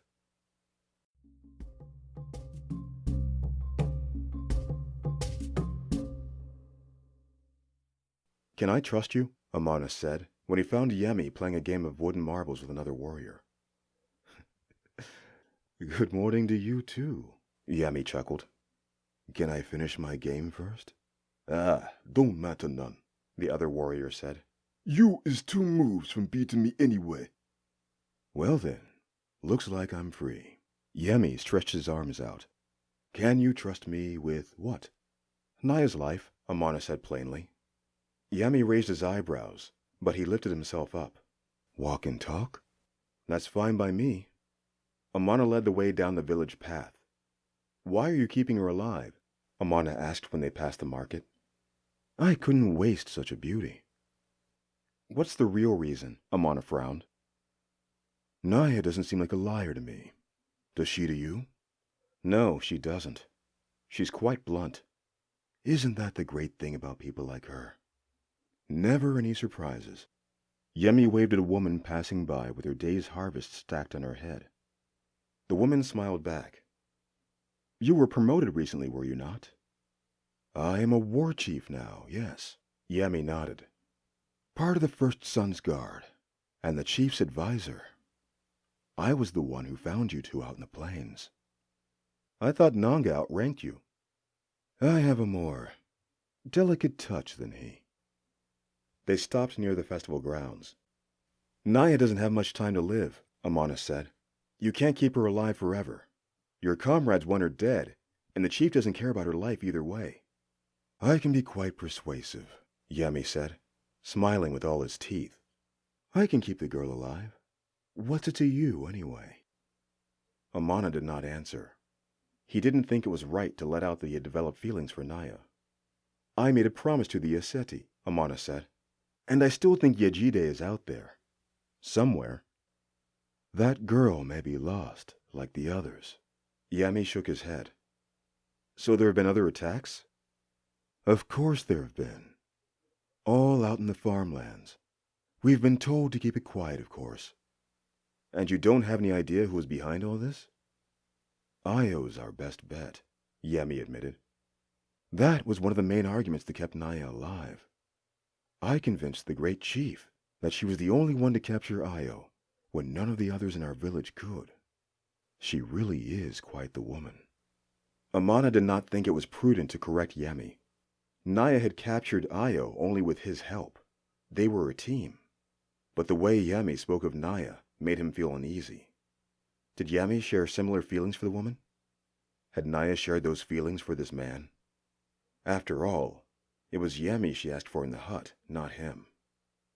Why haven't you questioned Io yet? It's nearly midday, Amana said. As you know, Io is a bit mad. It will take a more delicate measure to get the answers we need from him. Nanga wanted to start this morning, but I convinced him we should give Io more time to recover.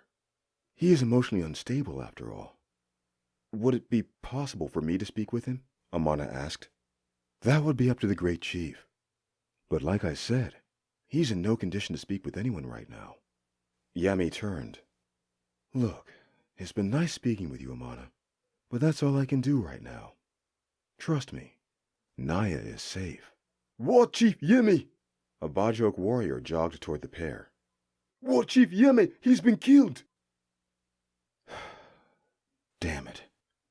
I told Nanga to wait until he questioned. It wasn't Nanga, Chief. It was one of them. Them? Amana stepped forward. One of the Kishi.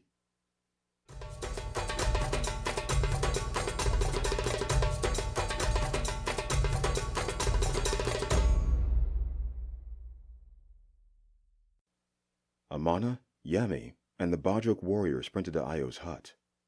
There were already several villagers surrounding it, including Great Chief Oba and the first son, Bako. The straw door was lifted up for all to see inside. Io was dead, his throat ripped open like Imani's had been. Who was on guard duty? Chief Oba asked one of the men. Nanga, said someone in the crowd. Nanga was guarding. Everyone looked left and right for the warrior, but he was nowhere to be found. You and you. Oba pointed to the men nearest him. Find him and bring him to me. The men nodded their heads and jogged off. More onlookers came out from their huts or from the markets. Women screamed. Children asked their parents what had happened. This wouldn't have happened if we took the fight to them, Bako spoke up. Io knew where Ikena was. Now he's been silenced. It's time we took on new leadership, Father. What are you doing, boy? Yami said under his breath. This is not the time and you are not ready. What is it? Amana asked. Looks like Bako is fixing to challenge Oba's claim to the title of Great Chief. How does that work out? It's a fight to the death. Oh, Amana raised his eyebrows. Just as Bako was about to speak, one of his guards placed a hand on his shoulder. The man whispered something to the first son. Whatever was said, it made Bako pause. Where's the Yaseti woman? Do we know what Io told her? Bako said. Naya! Amana had almost forgotten. We have to get her now. I think that's for the best, Yami agreed. While Bako spoke to the crowd, the pair jogged off to Naya's hut. When they arrived, the guards stationed outside the hut smiled. Nanga is already working on her, one of them said. They could hear whimpers inside the hut. Did you not hear about Io? Yami asked them. They both shook their heads dumbfounded. Report to the big hut. The Kishi have returned. What do you mean? One of them said. They can't get into the village. The shaman said. That was an order, warrior, Yami said with an edge to his voice. The two warriors trotted off. When they were far enough away, Amana opened the hut to find Nanga hitting Naya across the face. What did he tell you, Yoseti? Nanga's eyes were bloodshot and wide. Nothing important, or I would not have wanted him so bad, Naya said through a bloodied nose. Stop it, Nanga, Amana said, his voice booming. Oh, look, your lover's here to save you. Nanga turned. Yami? What are you doing here? Stopping you, Yami said, as though it were obvious. I never thought I'd see the day where a Bajok would help a foreigner. Nanga spat.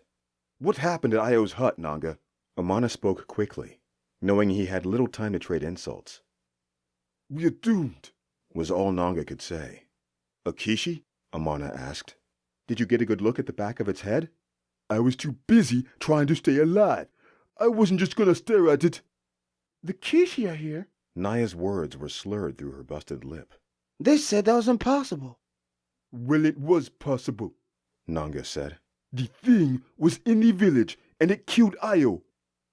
Io must have known too much, Amana concluded. The Kishi didn't need him spilling their secrets. But how did they know Io was here? Most of the Kishi have left. Do you think we were followed from the plains? It's possible, Yami said. The Kishi are silent. They could have seen Io return with us. None of you spoke to anyone else about Io, right? No, Amana said straight away. But he remembered that he had told Uzoma about the shapeshifter. Warriors were trotting outside, but they didn't check the hut, passing instead. We need to move this little party, Amana said. You aren't going anywhere. Nanga grabbed Amana by the arm. The great chief is looking for you, Yemi added. Seems like he'll have your head for this. My head? Nanga scowled. I nearly died for that shapeshifter.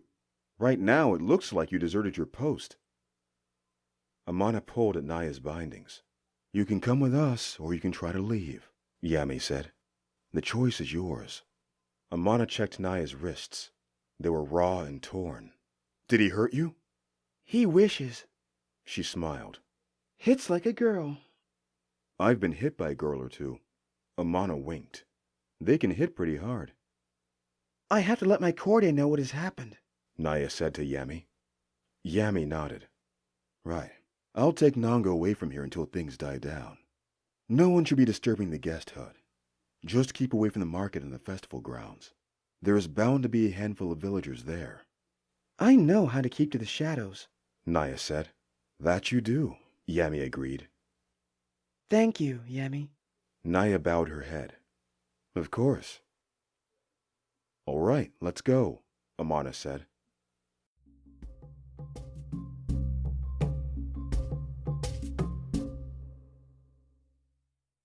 Amana and Naya made it to the Yoseti hut without incident. The village was bustling. Rumor of a Kishi on village grounds spread like wildfire. It was unprecedented. The shaman is no good anymore, a man they sneaked behind had said. It's the great chief. He needs to step down. Bako should take his place, someone else had said. It's not the shaman's fault, really. It takes time for him to reinforce the ancestral wall, A woman replied. Ritual or no, if the Kishi can come into the village as they please, it might be time to move to Gwella. Gwella? I'd say it's better to move to Kunda. No Kishi has ever gone there. Kunda? Ha! I'd take the Kishi over the Gorilla King. Many of the conversations went on like that, as Amana and Naya sneaked from one hut to the next. I knew Io had something good. Naya crouched down, not looking as though she had just been beaten down several minutes prior. I've no clue how I'll find Shinaki now. 2 Yaseti archers were posted outside the royal hut. I heard they captured you. One of them said when they saw Naya. You know I don't stay captured for very long. Naya smirked. Is the Corday here? They both are, the archer said. Do you have news? We might know where Shinaki is, Amana spoke up. That's good to hear, the other archer said. I'm getting tired of this little village. The soldiers stepped away from the door and let them pass. Inside, advisors to the Corps and Corday were huddled around the hut. When they saw Amana and Naya, their words turned to hushed whispers. Had they been discussing what had been happening in the village? You should not be here. Corday Nima eyed Naya. If you escaped, you should be far from here. I intend to leave, but you must know... Naya turned to Amana, realizing she was not sure what the Corday needed to know. I don't believe it myself. Amana shook his head. The shapeshifter that was brought in was murdered. A shapeshifter, one of the advisors said, with narrowed eyes. We were not told of this. I know what happened, Amana, Corday Nima said. The advisor shut his mouth with wide, shocked eyes. But how... Amana started. It would be unwise for me not to know what goes on in this village. Then you know that it was a Kishi that took Ayo's life. That is the rumor right now, yes. But it's supposed to be impossible for them to reveal themselves within the confines of the village. So the rumor seems unfounded. I think I know what Kishi that might be. You and Naya have already given us that Ikena boy's name, with little result. Nima's lips went tight. Not Ikena, Your Highness. Amana thought it over again. The only ones who had known about Ayo were Yami, Nanga, and their men, and apparently the royal families in the village. But none of them would have been motivated to kill Ayo. Amana trusted Yami. He wasn't on the best terms with Nanga, but Nanga would not have killed Ayo before finding out where Yejide was. The great chief and his son were just as shocked to find the dead body. What still did not make sense to Amana was how the Kishi got inside the village grounds. He had chased one out of the village, and that one had been hard-pressed to transform before it broke the shaman's boundary. Even on that first night, the Kishi he saw near the river had transformed just outside the village. If there was a Kishi who could transform within the village, that Kishi must have had a power that surpassed that of the village shaman. There was only one man Amana knew who wielded such power, and it was the only other person who knew about Ayo. What? Naya turned to Amana. His eyes were darting left and right as he worked it out in his head. What is it? There was someone else who knew about Ayo. Who? Elder Uzoma. Amana could not believe the words even as he said them. The old man? But... I can't believe I didn't see it before, Amana said. It was obvious, wasn't it? His own son was the one to take Shinaki. But the Bajok think him cursed, Nima said. And he shaved his head like the others. How did you come to that conclusion? Kor Mosai finally spoke up, his voice hoarse as usual. When I spoke about Ayo, I didn't notice it then, but Elder Uzoma was keen to know more about what he had said and what the warriors might have gotten out of him. And just a few hours after, we find him dead. Do you think he's a Kishi? Mosai sat forward slowly. It should be impossible. Like Her Highness said, Uzoma shaved his head like the rest, and he's free from the demon. But I've seen him do the impossible. He took on a Kishi by himself, even in his old age. I know he's legendary for fighting them to begin with, but still. He controls God's glass easily, and he knows how to manipulate emotion. But it just doesn't make sense that the Kishi would attack him that night if you were one of them, Amana said. Do you have anything more solid than your gut? No, Your Highness. Amana frowned. Sometimes one's gut is the best thing we can follow, and it might save our daughter. Nima pressed her hand to her chin. At the very least, Uzoma could be in league with the Kishi, if not one of them. It's possible, Amana said. He could be protecting his son. Io must have known exactly where the boy is. Well, it's time for us to get some answers from Uzoma then. Naya stepped forward. I agree, Amana said with a clenched jaw. I'm supposed to meet with him tomorrow morning, so it won't be out of the ordinary. I'll come with you, she said. You can't come inside with me. I'll have to go in alone. But you can back me up if anything goes wrong. Just watch the door until I give you a sign. Naya nodded her head. Uzoma has a guard stationed outside his home to protect him from the Kishi. Nima reminded him. And they know Naya should still be captured, or, if they are not yet informed, nowhere near the Black Rocks. You'll need to be very careful around them. You know I will, Your Highness. Naya bowed. Nima turned to Kor Mosai, waiting for his final word. He did not take long to nod in affirmation. Go to Uzoma, he croaked. See what he knows, but do not engage with him. Bring back whatever information you can, and await further orders. Amana and Naya nodded in unison as one of the Yaseti guards entered the hut. Korde Nima, the guard gave Naya a side-eye. The first son is here. They're asking about Naya. Right, Nima said. You two hide yourselves here. Nima pointed to the fur on the ground, lion skin by the look of it.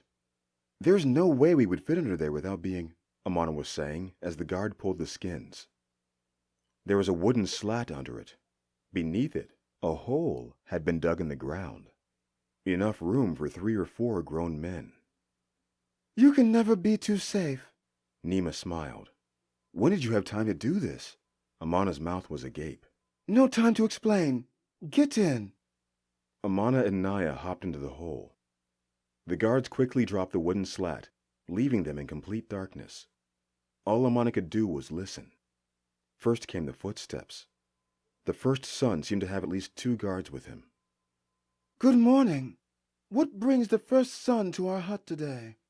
Your Yaseti archer. She's gone missing. Has she been through here? This voice seemed to belong to Bako. I've not seen her since she went to those dreaded rocks. Funny. I did not know she had returned to the village. Why was I not informed? We didn't want anyone interfering with our questions. She's one of my soldiers. I am a guest here. This should have been brought to my attention. With all due respect, Yaseti, Bako said this with no respect at all. This woman has been more than a nuisance for my soldiers. The best that can be done for her is a swift execution. I'd like to see you try, Naya whispered in the dark. Amana placed a hand over her mouth. Naya, of course, did not like that, slapping him away. What was that? One of Bako's guards said. Must be your imagination. It was Yami.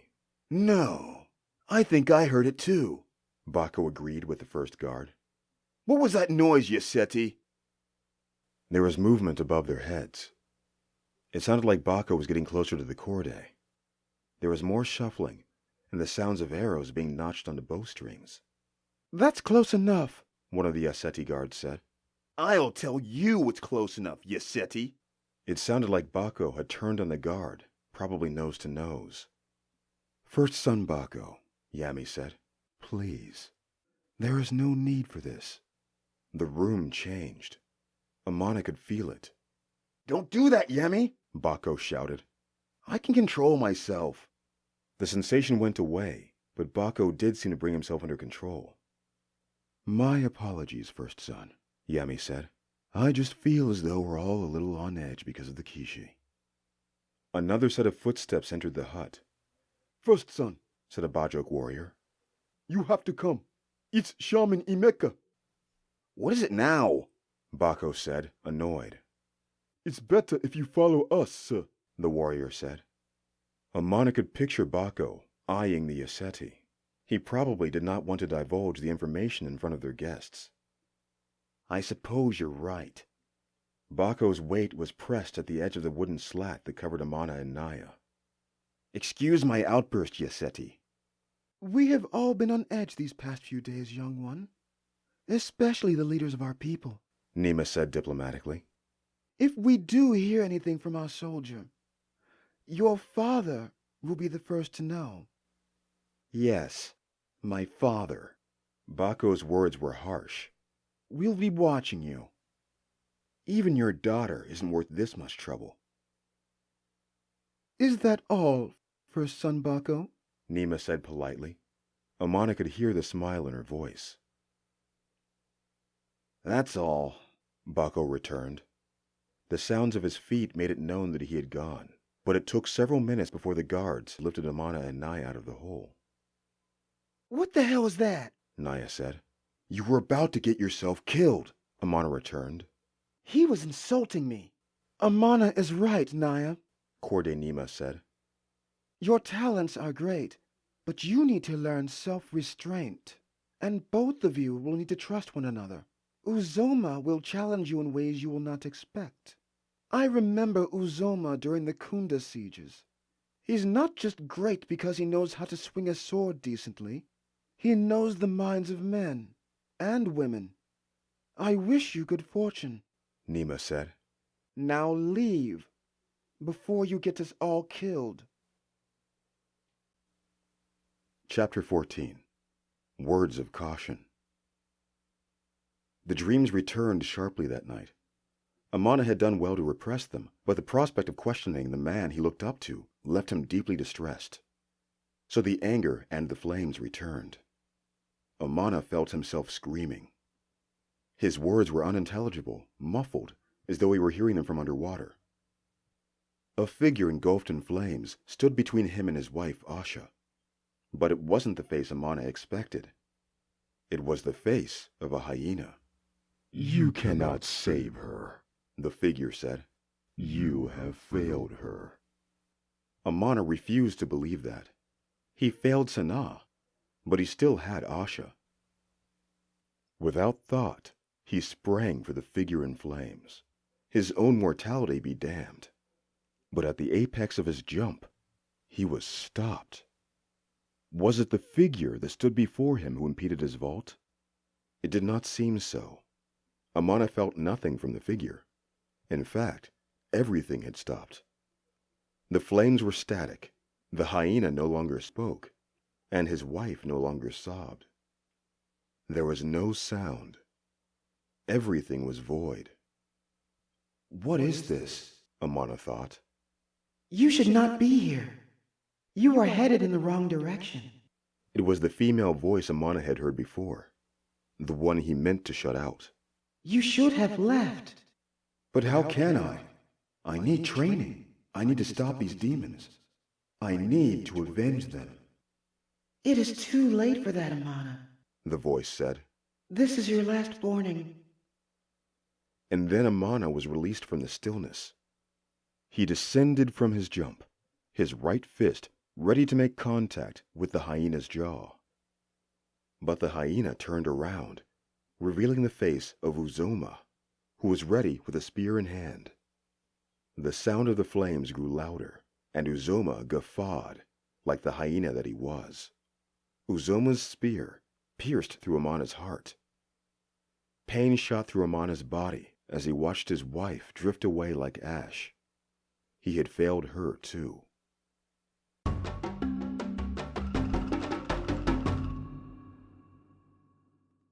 Amana woke with a jerk.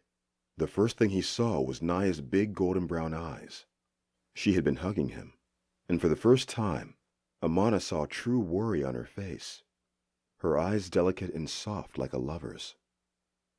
How long have you had them? Naya spoke first. For a while, but they've gotten worse since I arrived here. Naya broke away from Amana, but part of him didn't want her to let go. I made them stop for a time, Amana said as he pulled a piece of cloth to cover himself. He and Naya had camped outside the farmlands leading into Uzoma's canyon. The cold air rippling through the makeshift tent felt like morning. You're nervous then? Naya asked, without being cruel or judgmental. I suppose so, yes, Amana said. Half of me is hoping I'm wrong. All of me is hoping you're right. If he is in league with the Kishi, or is the Kishi himself, I don't know who will train me. Amana dropped his head. I don't think you need it. Naya pulled on her light armor. I've seen you. You're more talented than you let on. I meant it when I said you're better than that. Naya pointed to the scrolls that laid next to Amana's traveling bag. You just have to believe it, Mana. The tension in Amana's shoulders eased. It was nice having someone who believed in him for a change. He couldn't say the same for the Junga monks. But he was not any more confident about the task at hand. How would he even begin to navigate what would be a very awkward conversation with Uzoma? Elder Uzoma, would you happen to be hiding a demon spirit in your body somewhere? It sounded silly even within his own thoughts. But he set off with Naya anyway, keeping a confident stride that did not betray the butterflies that fluttered in the pit of his stomach. It had been a long while since Amana had been this nervous. When they arrived, Naya hid alongside Uzoma's hut's wall, pressing her back against it so as not to be seen through the windows, or by the guards. Would she be safe there? Amana shook the thought away, focusing on what he would say first. He knew if it came to it, Naya would be able to fend for herself. The first Bajok warrior nodded to him. Why are you sweating so much? The sun hasn't even peaked. Whew, morning run, Amana said, wiping the sweat from his forehead. The Bajok exchanged looks of raised eyebrows. Amana took his time to knock on Uzoma's door, going over what he would say, how he would say it, trying to anticipate how Uzoma would react. Maybe Amana was wrong, after all. Well, are you just going to stand there? The other warrior said to Amana, irritation cutting through his tone. Before the warrior could knock for Amana, the door opened. Uzoma stood there with a bright expression. You're here early. Uzoma smiled. I could hear you coming up. Amana paused, wondering whether or not he knew Naya was there too. I was just wondering if it was too early to knock. Not at all. Come right in. Uzoma waved him inside. Amana prayed to De Allah before he passed the threshold. Uzoma was in a better mood than he usually was. His movements had a bit more pep to them. So, I've decided, Uzoma said. Decided on what? Amana asked, as he took his usual seat across from Uzoma. He let his eyes drift only briefly on the window that sat behind the elder, where Naya watched. Your training. I think it's time we go to the Junga monks and have you initiated. Amana raised his eyebrows, eyes wide. What did I do to deserve this? He asked, with genuine surprise. My wife, Uzoma said, offering Amana a cup of water. Amana accepted it warily. I've never had a wife who looks so well. She will definitely make it. I'm glad to hear it. Amana sipped, eyeing the window again. Did you heed what I said yesterday about the spirits of this land and how these people worship? I did, Elder, I did. In truth, he had forgotten all about the task, but he wanted to keep Uzoma in an agreeable mood. Amana's eyes drifted to the window again. He cursed himself privately. He knew he was looking over there too often. Naya ducked out of sight before Uzoma turned to follow Amana's gaze. She'd be angry at Amana for that later. It's nothing, Amana assured. There's a bird that keeps flying by. Sorry, it's distracting me. We'll pay it no mind, Uzoma said. I've been meaning to ask you something, if it isn't too personal. Amana decided to start with direct questions. In his previous line of work, that was always the best method. But he would have to tread lightly with this. There was a wit yet uncovered that Amana had not seen from this man. Corday Nima was right to warn Amana and Naya. I'll let you know when you've touched on something off limits, Uzoma said through his beard, sipping more of his drink. The reason I came to you, as you know, was because of what people said about your warrior spirit, Amana began. Uzoma nodded his head, letting Amana continue. The rapid pounding in Amana's heart would not stop, but he made sure to keep his feelings stoic, or else Uzoma's empathic abilities would uncover something off. And as I've discovered, you truly are a man of peace. Whatever you have done, Whether it was the teaching of the mountain monks or the people of this land, it worked. I've only known you a short time, I admit, but you have never once shown any darkness about you. No words of war, as the monks would say. But I'm still not sure how you did this. So I wanted to ask you about your fight with the Kishi all those years ago. What actually happened? I've seen these demons for myself. They are cruel and unrelenting. How did you defeat such an enemy without succumbing yourself? This was the first test. Amana needed a story from Uzoma, some sort of foundation that he could test. Then he needed to catch him in a lie. I think I can give an abridged account. It was many years ago. Amana had hoped for a longer story, but did not want to push harder. Most elders love to tell never-ending tales, especially if it included heroics on their part. Had this been any other elder, Amana may not have been able to stop the man from talking. Why wouldn't he want to go into every detail about what made him a legend in this village, and many villages and cities abroad? What did he have to hide? Whichever tells the story best, so I can better understand how you've gained the control you have. Amana made sure to add that bit at the end. He had to make sure Uzoma thought this conversation was for his benefit. Let him boast a little. I came here where the Kishi were most concentrated. There was something about these rocks that they were tied to. There were so few of us then. No more than a score of men. Maybe a few more. None of them were all that good. Mostly farmers who could barely hold a spear properly. Oba was as fierce a warrior as I'd ever seen, but he needed help. He was war chief back then. He did not get the great chief title until after we destroyed the Kishi. There isn't too much I can say about the fight. The enemy was unrelenting, so we had to be as well. We never took prisoners, never asked questions, just war. After the Kishi were defeated, was it difficult for you to come back to this?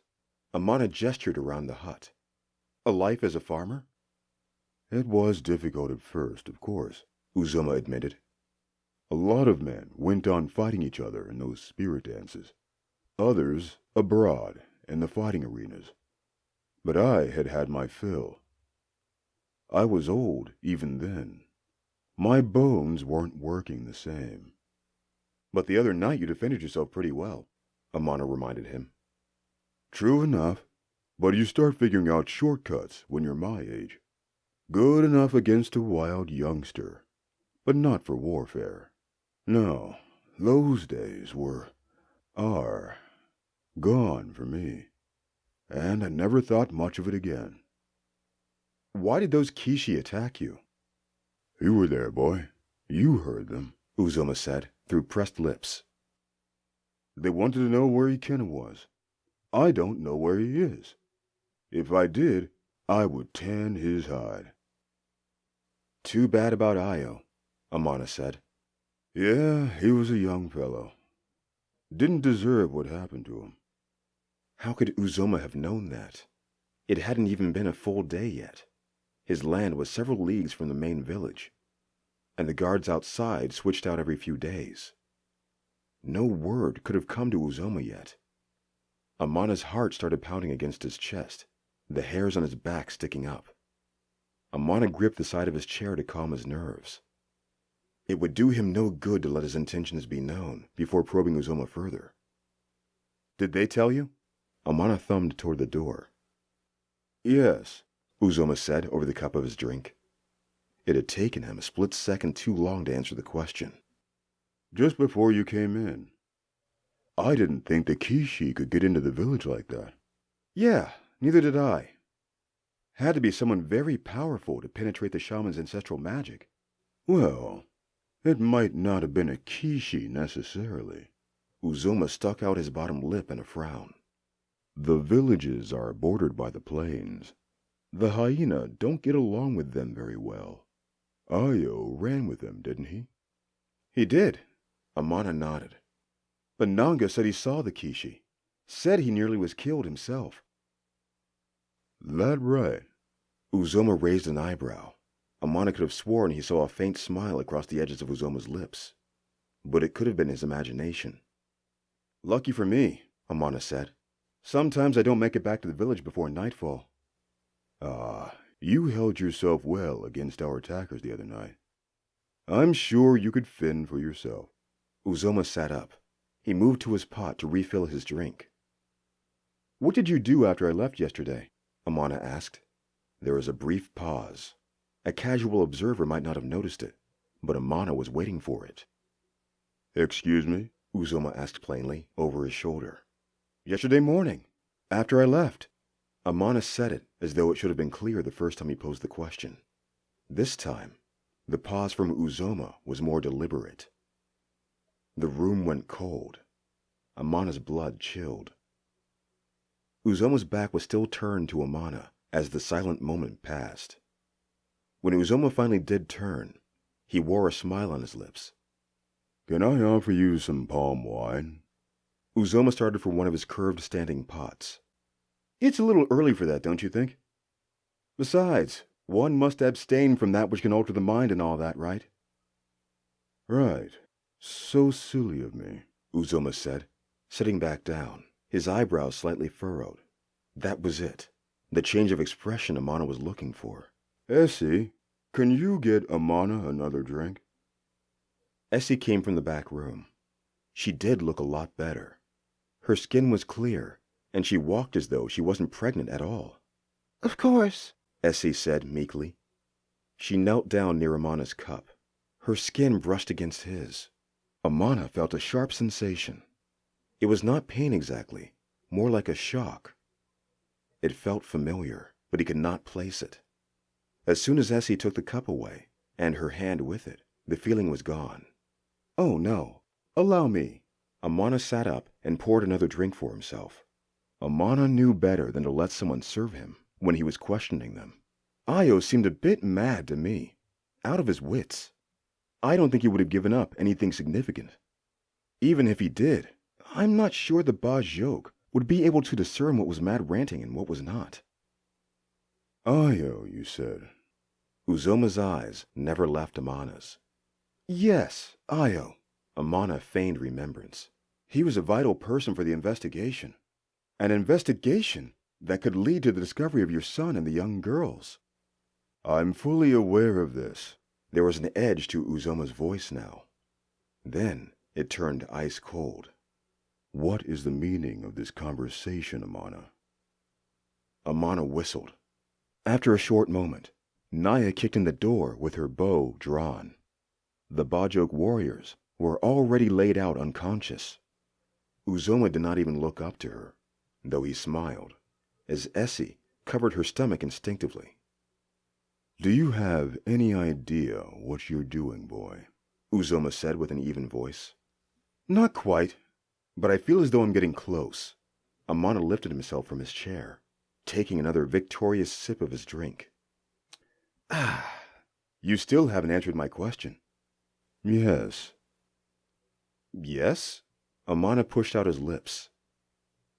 "Yes to what?" "What you'll ask. Do you know what happened to Io?" "The answer is yes, I know." "And what happened to Io then?" Amana asked. He felt his heartbeat in his fingertips. Naya had complete focus on Uzoma, her eyes narrowed. "I killed him," Uzoma said. Naya drew her arrow back further. Essie gasped, her eyes darting from Amana to her husband. Amana stood, placing a hand on Naya's arrowhead. "Why?" was all Amana asked. "Because he knew too much." "About the Kishi?" "Yes, about the damned Kishi." "Do you know where they are now? Are you hiding them in the rocks?" Amana asked. Uzoma laughed. It took Amana aback. He had never heard Uzoma laugh before, at least not like this. It was just like his dream. It was almost inhuman.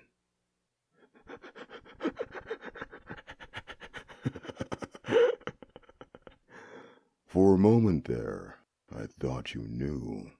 Uzoma still chuckled. The Kishi are not hiding in the rocks. Not for many years now. Tell us where Shinaki is, Naya blurted out. Oh, she's a feisty one, isn't she? Uzoma beamed.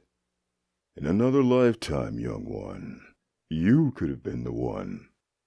As you know, I'm an empath, Amana.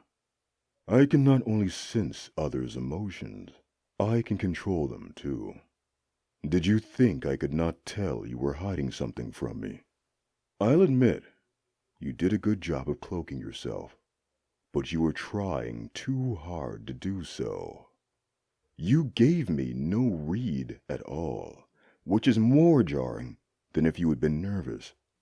Amana gulped. Essie rocked in her chair as though she were about to have a seizure. And right now, I'm controlling my wife from blurting out something very stupid. Amana looked at Essie more closely. It did seem as though his wife was being controlled. That could have been the reason she seemed so unnaturally docile. But I'll say it for her so she can rest easy. There is something about the Kishi I did not tell you earlier. You see, all Kishi are empaths. Some better than others. So what you're saying is... Amana shook his head. Tikala, Naya cut in. I'm a man of peace, Amana. And that peace comes by way of control. Utter control. Uzoma took his time with his last words. This village, it is mine. These people, they are mine. Yes, Amana, I am a Kishi. And not just any Kishi. I am the Kishi. Naya didn't need to hear any more. In an instant, she let her arrow loose. But Uzoma anticipated this. He dropped straight into the sway of Ugara, in a balance more perfect than even Kojo. This did not dissuade Naya, who already had another arrow ready to go. But this time, Uzoma showed his true form. With a bone-crunching sound, he morphed almost instantly. Uzoma didn't need a full head of hair because he was able to hide the hyena's snout under his skin. He was powerful enough to control the demon's spirit, to hide it when it was not needed. And he had been strong enough to subvert the shaman's magic around the village. What other strengths did he possess? Amana didn't think Naya could do anything to overcome him. Before Uzoma could pounce at Naya, Amana slammed his shoulder into the elder, shoving him back into his altar. The statues, water, and food that sat atop it fell over in a crash. Unfortunately, Amana didn't realize he had pushed Uzoma next to his collection of spears. The elder stood back up without missing a beat, lifting the shaft of one of the spears, using it as half man and half hyena interchangeably, flipping his body from back to front. It was bizarre. In one moment, he was attacking Naya on all fours with the hyena side. And then in the next moment, he was bipedal, attacking her more conventionally as a human form with his spear. Amana had seen this type of fighting before, but only between shapeshifters. Fights between them were often split between human and animal form, depending on the situation, and the benefit of each transformation. But Uzoma was fluid in his hybrid form, using both human and hyena as one unit. It was not a battle of 2-to-1 with him and Naya facing Uzoma. It was a fight between 2 and 2, and as it was, Amana and Naya were outmatched. Naya did not seem to be deterred by this at all, shooting arrows faster than Amana had ever seen her shoot them before. Her aim was true, but Uzoma never allowed her to hit his softer human form, letting the arrows bounce off his demon back and turning around to attack her with his spear. Amana tried his best to simply not get himself killed. He didn't have a weapon, but he had been able to stop Uzoma from landing a blow on Naya. Uzoma was going too fast for Amana's short sight, so he could not direct Naya's action. He could barely evade Uzoma on his own. Amana suspected this wasn't even Uzoma at his best, as he continued to suppress his wife's mood, keeping her away from the fight. "Get back, Essie!" Uzoma shouted, his voice more guttural now. Essie tucked herself away deeper into the hut, away from the fight. Naya took that split second to land an arrow in Uzoma's human side. The arrow sank deep into his rib. With an unnatural movement, Uzoma cracked his arm back into his human form, taking the arrow out. But that was a mistake. Naya had warned Ayo before, but Uzoma had not been around to hear about Yoseti arrows. One needed a very specific tool to take the arrows out without injury. Now, Amana saw why that was the case. When Uzoma pulled out the arrow, he did far more damage than when it went in. Along with the arrowhead, Uzoma pulled out what looked like muscle. His side was pooling with blood and oozing part of his intestines. Naya smiled, letting another arrow loose. Uzoma blocked it with his Kishi hand.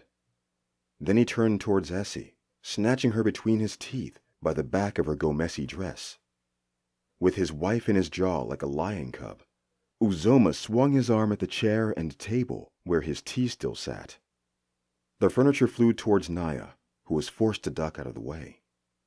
Amana was the last thing between the door and Uzoma. Bravely, or stupidly, he stood his ground.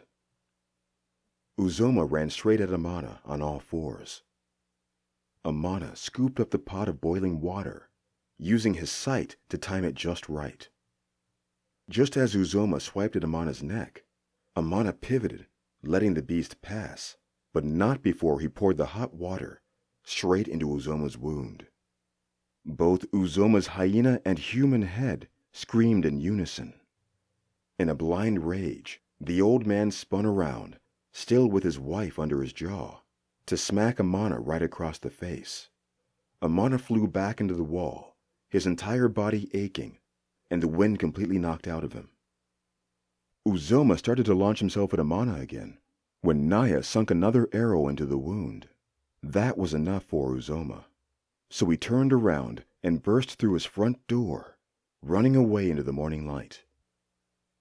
Amana's breathing was harsh as he choked on his own breath, unable to catch it. No, no, no, Mana. Breathe. Naya came to him. Take deep breaths. Focus on your stomach. Yes, like that. There you go. Amana stopped panting, letting his stomach expand. Did you break anything? Amana tried to lift himself up. He was bruised, that was for sure, but nothing felt broken, miraculously. I don't think so, he said through his gasps. Good. Naya nodded, with a hand on his cheek. It's time to run. What? Amana exclaimed. Naya was already out of the door, continuing the chase for Uzoma. Amana jogged behind her with a limp. Chapter 15. Into the Caverns. Naya led the way while Amana hobbled behind. Naya followed the blood trail Uzoma was leaving behind. Amana was still recovering from his disbelief and his bumps and bruises. It still did not make sense. The image played in his mind on repeat. The dislocated bones set in unnatural ways. The way Uzoma bounded away with his wife between his mouth. It was all so wrong, but none of it affected Naya. Hurry up, Amana, Naya said. He'll get away if you keep that pace. Amana set himself into a hurried jog, though Naya was nearly in a full dash. She would have gone into a full sprint if it weren't for the twisted rock path of the black rocks. The image of Uzoma distracted Amana as he tried to keep up with the twists and turns. With this kind of blood trail, he's sure to pass out before too long, Naya said over her shoulder.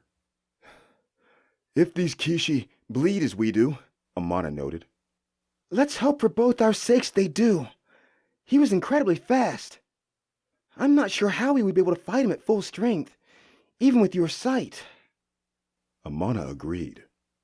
Uzoma was even faster than the other Kishi he had faced before. He was a master at work.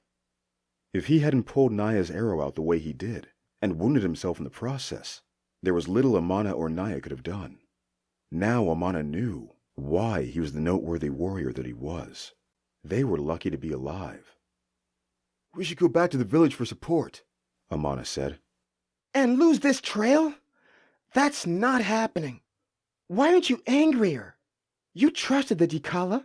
Naya said, as she ducked a low-hanging branch. I want to see him brought to justice, but we have to be smart about this.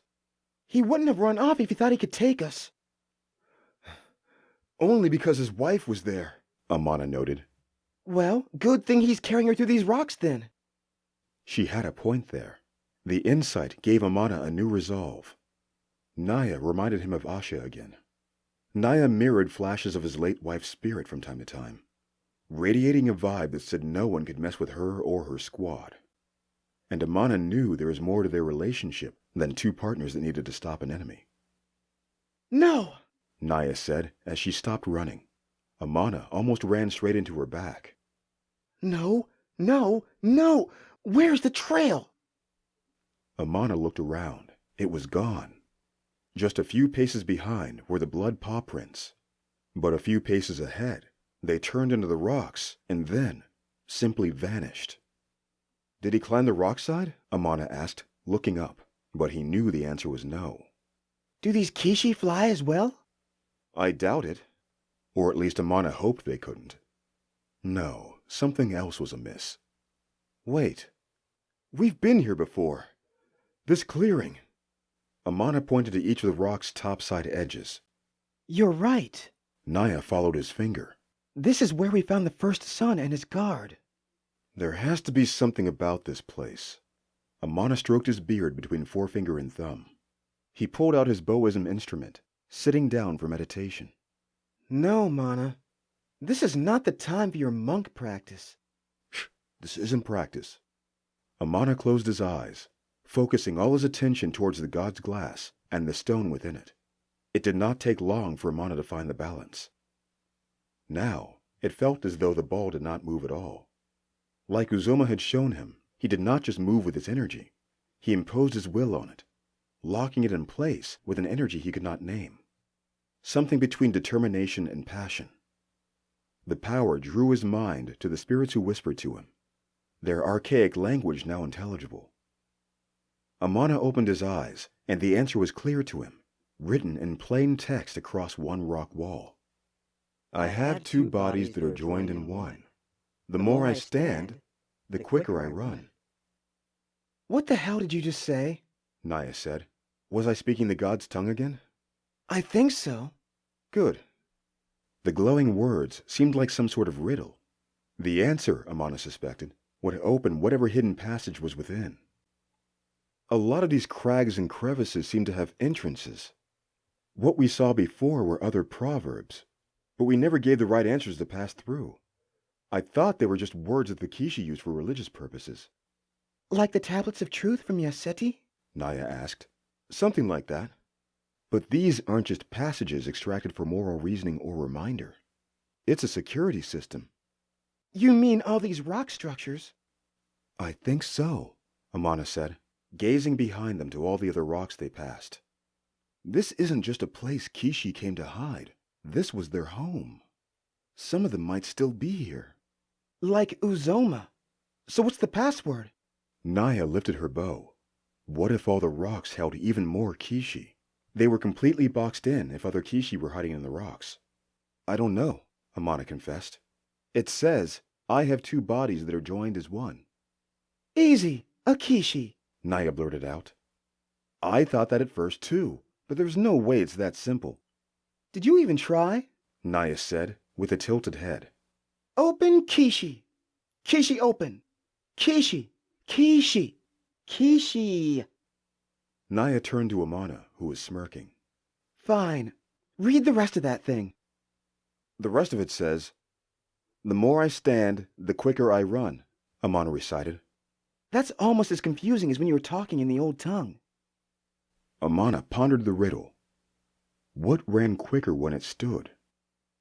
What about a river? Amana offered. Rivers don't run, Naya said, with a raised eyebrow. They do if you think about it as a metaphor. Remember, we have to think about it figuratively. Ugh, I hated these riddles in school. Scholars can keep their riddles. I'll stick to my bow. Right now, a learned person is kicking our ass. Amana started to pace. No, really, think on it. Rivers run, They can have two bodies that meet as one at a fork, and if they stand on the side of a mountain, they run down. The taller the hill or mountain, the faster they run, and it even has the look of a standing person. A long neck with two legs at the bottom. Sounds good to me. Amana turned to the words glowing on the rock side and said the word, but there was no response. Oh, come on. That was as good of a guess as any. Naya scoffed, but it was not the right answer. Maybe I should go a more literal route. Let me try. Naya stepped in.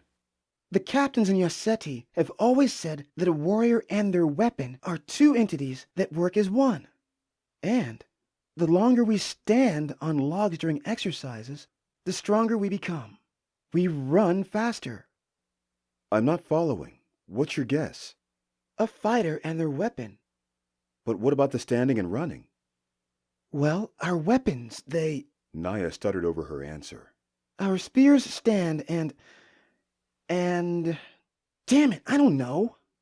Naya kicked the dirt.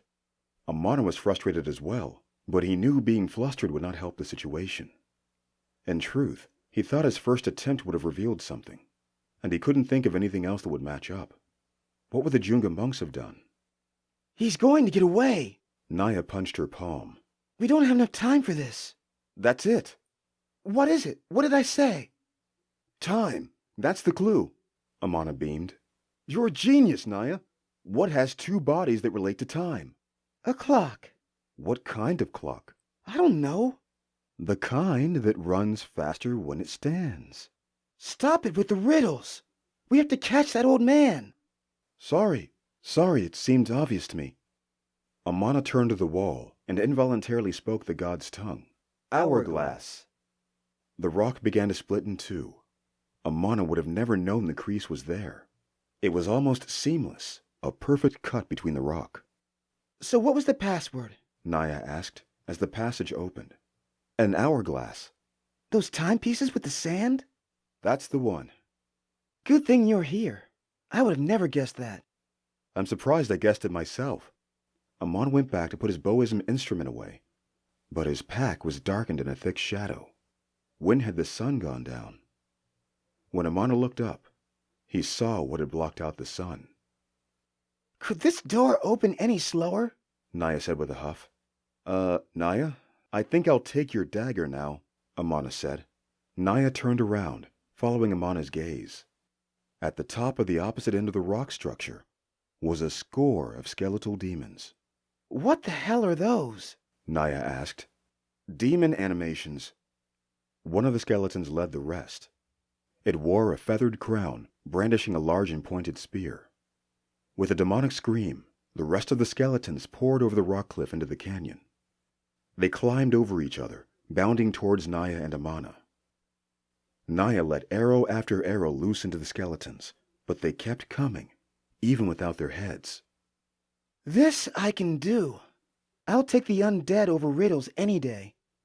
Amana unsheathed Naya's dagger from her belt and went to work, cutting through any skeleton that was reckless enough to come at him. But every time he smashed them apart, they came back to life. They won't die, said Amana. These undead are meant as a nuisance. They'll just tire us out. They won't stop, Amana shouted over his shoulder as he dodged one of the skeletons. What do your academies say about the cursed?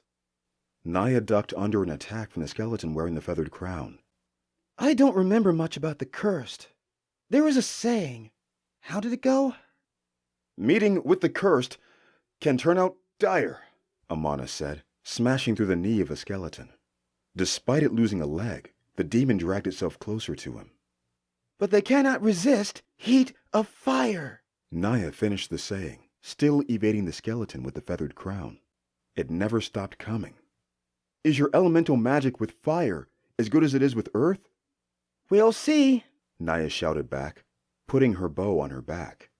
She brushed her hands together, and streams of flame streaked between her fingers. She caught the skeleton with the feathered crown. The fire blacked the bone, making it brittle with hints of ash. But the demon kept coming, undeterred. They're too strong for my magic, Naya shouted. It's time to leave this party. Retreat to the door. It's already closing. Amana made his way back toward the cavern's threshold, but the skeleton with the feathered crown, now only arms and torso, clutched at his ankle. Amana fell back first. Pain sheared through his spine, aggravating his already aching back. Despite the pain, Amana kicked at the skeleton as more surrounded him. Amana! Naya shouted from the threshold. Go on! Get Uzoma! I can't get out. He swung his dagger at an oncoming skeleton. It shattered at the ankle, but kept coming with its arms. Damn it, Amana! Naya started to brush her hands together vigorously until there was a ball of fire between her hands. When she lifted her hands, Amana lost sight of her. Skeleton arms and legs started pounding on his exposed flesh. Amana blocked many of the skeletons that wielded their own sabers and daggers, but some of their strikes and slashes were finding their targets, splitting skin. Just as one knife looked as though it would pierce Amana's heart, a roaring blaze soared over Amana. The top layer of the skeleton pile turned to ash. The lower half was burnt enough that they stopped clawing at him. At his side, Amana saw Naya at the cavern's threshold, looking as though she had run several leagues. Get over here, she managed to say. Amana kicked off the nearest skeletal arm before getting up. The rock doors were only a few paces apart now. Amana limped his way to the cave, desperately trying to reach it in time. He barely managed to squeeze himself through the slit before it closed, though one of the skeleton's hands, still connected to its spine and pelvic bone, held onto his leg. The magic that held it together seemed to disappear within the cave. It no longer clawed at Amana's ankle, but now it was pitch black. Naya snapped her fingers, and a flame appeared between them. That was brilliant, Amana said, grabbing a torch from the cave's wall. I haven't seen a fireball that large since the Jultia sieges. I couldn't let them get you. If anyone gets to kill you, it's me. Naya smiled as she lit the end of Amana's torch. When he lifted the light to her face, Amana saw the sweat dripping into her eyes. Are you going to be okay? He said, placing a hand on her shoulder. I'll be all right, she said. Just need to take a breather. Naya's eyes were distracted by the skeleton torso, which seemed to twitch. These bones, Amana stepped on the pelvic bone to stop its residual movement. These bones are of a woman. How can you tell? Females have a wider bone and smoother structure. Amana pointed the differences out with his finger. Who were they? I'm not sure, Amana said, but let's find out. We know Uzoma went through here. Amana pointed to the empty torch holder and the blood trail that led deeper into the cave.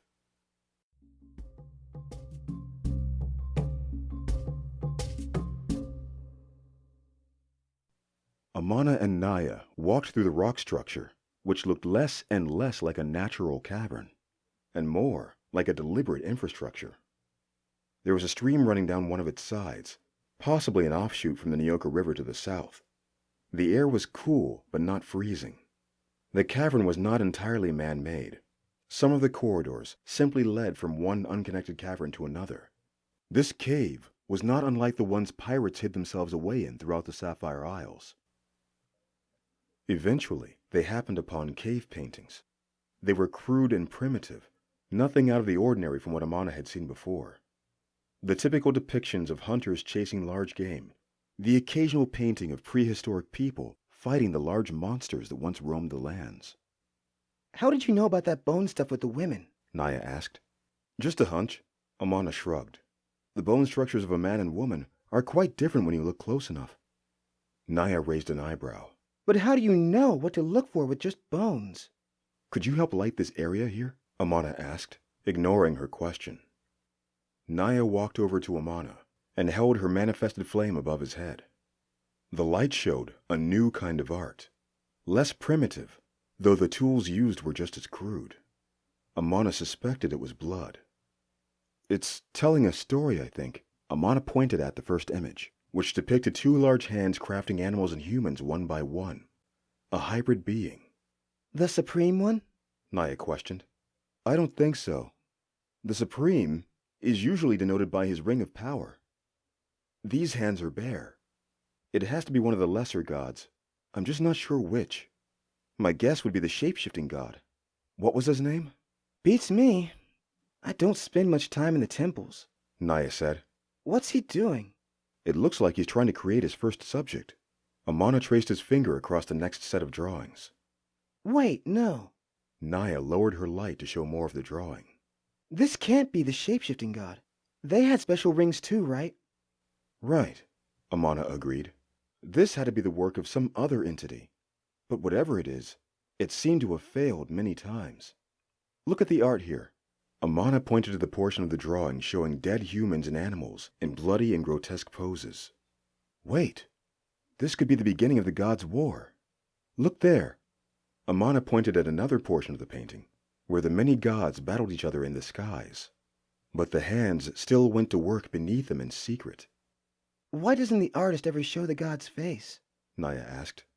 Maybe no one knew what the god looked like, Amana said. Look there. This is definitely the war. That's the massacre of the meteor. And there's our little guy fleeing. And, oh, he does have a figure. But he's more a shadow now. Naya pointed. The hands were now a shadow with human hands. The shadow inserted itself into a hyena. The first Kishi, Amana gasped. The picture went on to show the figure take human form, with a hyena head still protruding from the back of its head. Over time, hair grew to hide the hyena, and the human form began to interact with other humans, particularly women. This is how it all started then. Naya waved her torch farther down the cave. The next set of images depicted this first Kishi charming a woman, marrying her, and eventually having a child with her. But the next set of images set Amana and Naya on edge. It was the most gruesome childbirth either of them had ever seen. A hyena cub chewed through the woman's stomach, and then proceeded to eat its mother whole. Then it trotted straight into the hands of the beastly father.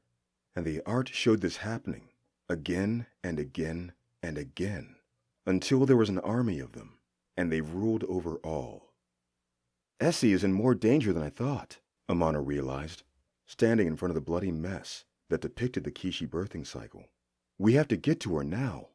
She's as good as dead, Naya said. The best thing to do is to kill that beast inside her and give her a quick death. Let's worry about the details when we catch up. The blood trail isn't lost. No, not that way. He'll kill you. A voice squeaked behind them. Naya turned around with fire, ready to throw the flame at the interloper. Amana held his dagger out in front of him. Who's there? Amana shouted into the darkness of the cave. Kwachi means you no harm. The voice squeaked again. Kwachi has been in these caverns many years. I know why you are here. But no one ever gets out. Show yourself, Naya said. Only if you promise not to burn Kwachi, sweet woman. That depends on a few things. What do you mean no one gets out? Amana asked. Kwachi knows what happened to Ayo. It will happen to all of us. There is no stopping them. No stopping them. The voice continued squeaking, the sound reverberating off the cave walls. How do you know Ayo? Amana asked again. The figure showed itself. It was a hyena, a fully formed hyena, a shapeshifter, not a Kishi. But it seemed like this hyena had not seen the sun for many, many years. Its fur was almost colorless, a shade of ash gray, with patches of skin showing through thinning hair. Ayo was Kwachi's brother. The hyena spoke, its squeaking voice matching its look. He and Kwachi are servants of the great and mighty Elder Uzoma. Amana and Naya looked cautiously to one another. Kwachi calls himself Kwachi, the hyena form said to them. Like his brother Ayo, he was very twitchy, never looking either Amana or Naya in the eye for too long. Kwachi can show you the way to the great and mighty Elder. Amana did not trust the shapeshifter, but he did not have much of a choice. You can tell us the way and we'll take it from there, Amana said. Naya nodded in agreement. She seemed ready to throw her flame at Quachi, no matter how exhausted she was. These chambers are ever-changing to ward out the bad people. But you two are not the bad people, are you? Quachi can see this. Quachi could tell you the way to go now, but now is not always in this place. The rocks like to change. What do you mean? Asked Naya. The great and mighty elder has many nasty friends who've helped him enchant this cavern. He's had help from some of his wives, too, but some of them weren't easy to convince. What do you mean, wives? Amana asked. You make it sound like he had more than 2 before Essie. Oh, the master has taken many, many wives over the years. There was Bosede, Onyeka, Yorande, Fulami, the other Fulami, Ibele, Tioma. Does he have Essie? Amana asked, cutting Quachi off. Yes, he's taken her into the main chamber. She will have another of his sons soon. Within the week, quite a shame. The great and mighty loved this one truly. She was an oh so special mystic, a perfect part of his grand plan. A mystic? What is her magic? Amana never sensed anything in her. She can speak to minds. Quachi grinned. Those are rare, Naya said. She also has the sight. A binary? Amana asked. Those are really rare. Naya added with a raised brow. Extremely. Quachi agreed. Shinaki is a binary, Naya said to Amana. but she needs a lot of work with both her magical abilities. Yes, his abilities are quite special. Quachi said, through his slack jaw. She knew you would come to us. Quachi nodded to Amana. She has the long sight, the longest the great and mighty has ever seen. Why endanger her with a pregnancy, then? Amana asked. You, sir? Uzoma had known Amana was coming all along? Why had Uzoma made Amana go through training to prove his worth, when his future-telling wife knew Amana would pass all his tests? Why help us? Naya asked. The great and mighty Uzoma has gone mad, Quachi answered. He knows he only has so much time before his days are gone. Ayo was the last straw. He did not have to kill him. He wouldn't have talked. Oh, he would have talked, Naya said, cracking her knuckles. What of Yajide? Do you know if Ikena took her? Amana asked. No, not even the master knows. But he thinks his son took the Aseti princess. Ikena means to challenge him with his own powerful bride. But Uzoma has a wife with a long sight. He should see where his son went, Amana noted. Remember I told you Shinaki is special. Naya said. She's a dampener. Magical suppression? Amana asked. That's why she was to be married to this village? Right. Naya nodded. And it's why there's a good chance she's all right. The Kishi wouldn't be able to transform around her if she wills it. Yes, that was most troubling for the master, said Quachi. He was so frustrated when he could not find the girl. Quachi turned to Naya. Master thought Ikena was hiding that Yoseti princess, but it must be the girl who is hiding them. Ikena is probably forcing her to do this. Master was very displeased with that. That's when Quachi got this. He tilted his head down to show a gash across his eye. Why punish you? It wasn't your fault. Amana tilted his head to see the shapeshifter's scar better. Quachi never questions the great and mighty. He does as he wishes, and Quachi serves. But this servant will serve no longer, not when his brother is dead. Some things cannot be forgiven. Revenge is one of the strongest human, animal emotions, Naya said. All right then, Quachi, lead the way. Amana gestured. The hyena shifter turned and walked down the rest of the cavern path. You can change back to human form whenever you like, Naya suggested. Oh no, Kachi has not walked on his human legs for years now, and the human eyes are no good in the dark. He had a point. His steps were not like his brother's. He did not have that distinctive tread that bipedal humans had when trying to imitate quadrupedal animals. His hyena walk was as natural as the real thing. Quachi walked with confidence, even in the dark. Amana suspected Naya was afraid of losing him by the way she tailed his back legs. Amana kept his short sight active, though he sensed nothing that suggested Quachi wanted to make a run for it. His words seemed to be as honest as his actions. There were several passages Amana would have never seen had it not been for Quachi, and the cave did move around, folding itself into a labyrinth. Quachi navigated the caverns with no trouble at all, proving the integrity of his words. It was the third wife that really helped build this place. You met her outside. She was the skeleton queen with the feathered crown. She was one of the few who actually went along with the master. She was willing to sacrifice herself. Not very powerful. She was not a mystic, but she had a lot of loyalty. The master loves that. She was a genius architect, as you can see. Earned herself all those mathematic beads from that academy up north.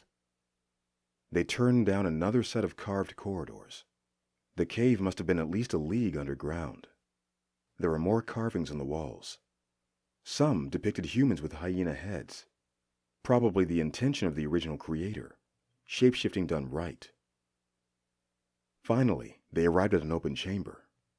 The dome was about 100 paces high with a hole at the top. It was still daylight outside, and the sun was peeking through. The chamber was spotted with open crevices, radiant with a spotlight at its center that was cast from the ceiling's hole above. There was one huge stone structure, 30 yards wide, in the middle surrounded by a gap all around, almost like a moat, except instead of water, there was nothing but an empty abyss. There were only two entrances, the drawbridge that led onto the stone slab, and the bridge on the other side which led out of it. The master is just past this chamber, Quachi said, walking across the unbalanced bridge. I don't know about this. Doesn't feel right, Amana said. We'd be trapped in that platform, Naya agreed. You would have been trapped anywhere else in this place, in much tighter confines. If Quachi wanted to trap you, he would trap you, the hyena shifter noted. That was fair enough. It was true that they had passed narrow passages that would have been perfect for a trap. Just cave in the top rock, and they'd be goners. The blood trail had dried up once they followed Quachi, so Uzoma was likely healed wherever he was. You go ahead, Naya said to Amana. I can cover you from here if anything happens. Amana nodded and followed Quachi across, maintaining his focus. Nothing seemed amiss, but there was something far off, a sort of fluttering. It sounded like wings echoing off the cavern walls. Then came the screams. Oh, no, Quachi said. What does "oh no" mean? What is that sound? Amana asked. Congamatos. Bullshit! Those things have been gone for centuries, Naya shouted from her position. The Great and Mighty has been breeding them for decades. They ought to be the vanguard of his Kishi army. He knows we're close. He must be desperate. Most of them are no more than infants, far from being battle-ready. The screams grew louder, echoing off the cave's walls. The first one to appear was a great big thing, the size of 4 large men, with a multicolored beak of red, yellow, and orange. Its beak was spiked with large teeth as it yelled its animal call. Its body was furred like a bat, and each of its talons was the size and shape of a sickle sword. But it was shackled by a long chain, thankfully. "These things were supposed to have died off with the last ancient beast in the Kunda War," Amana said.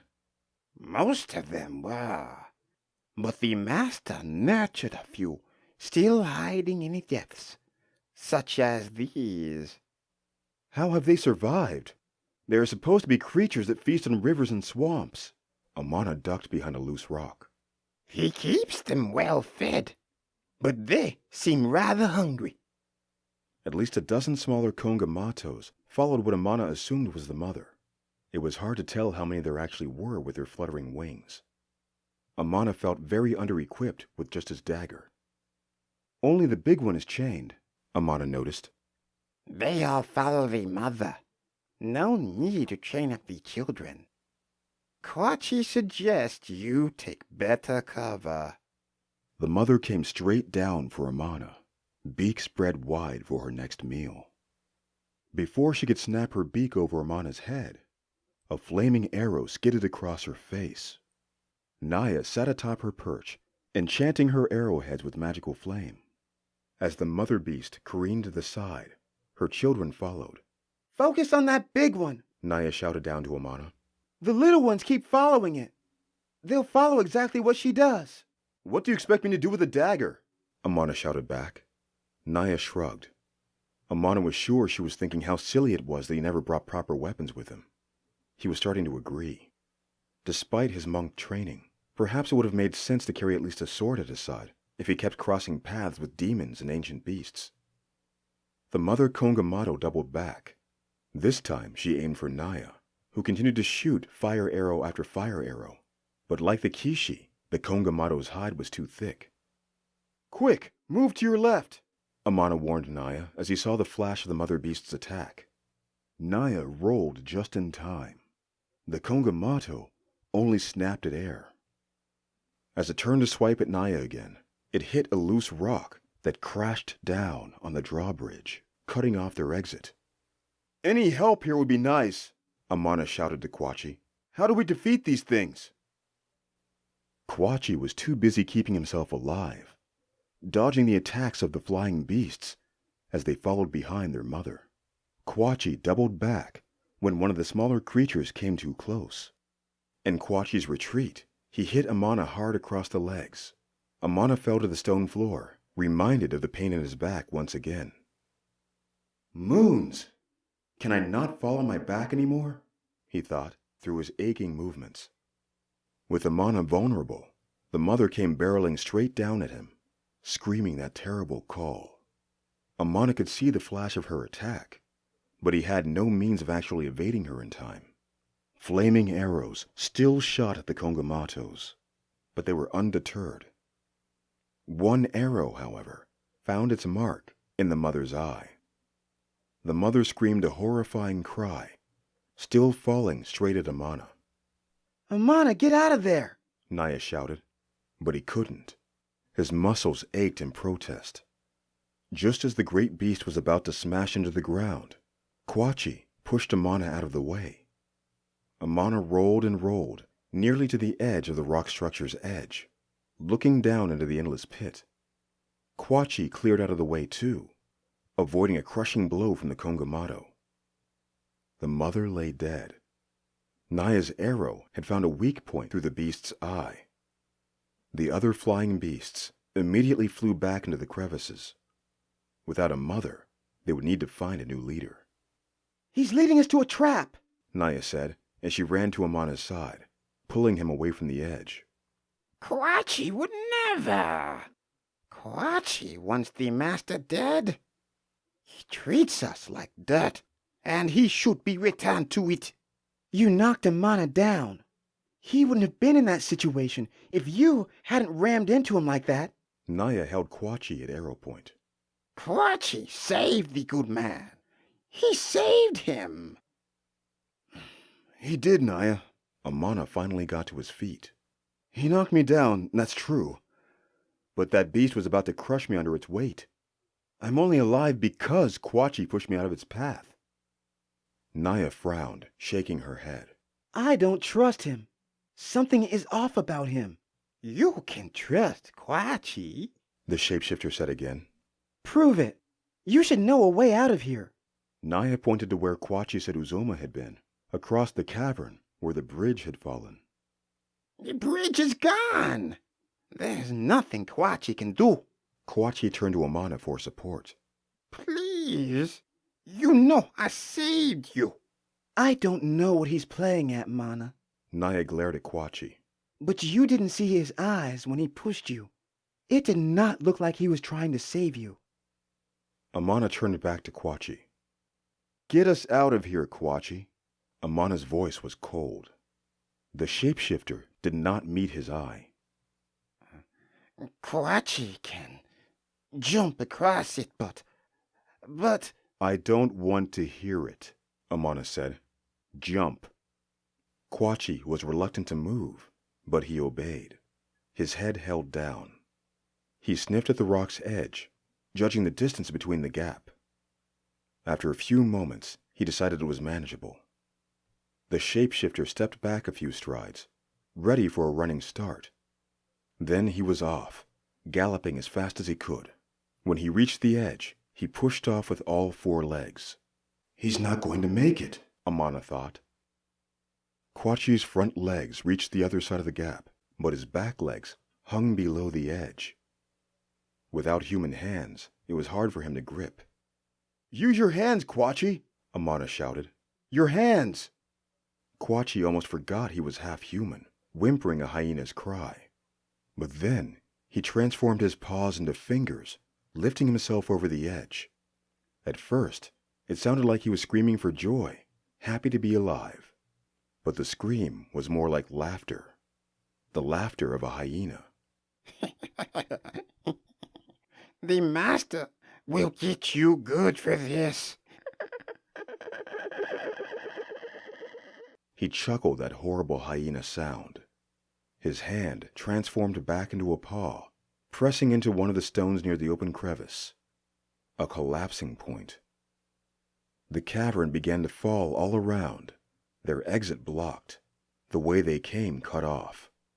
They were trapped on all sides with no way out. You know what? Fuck these Kishi, said Naya.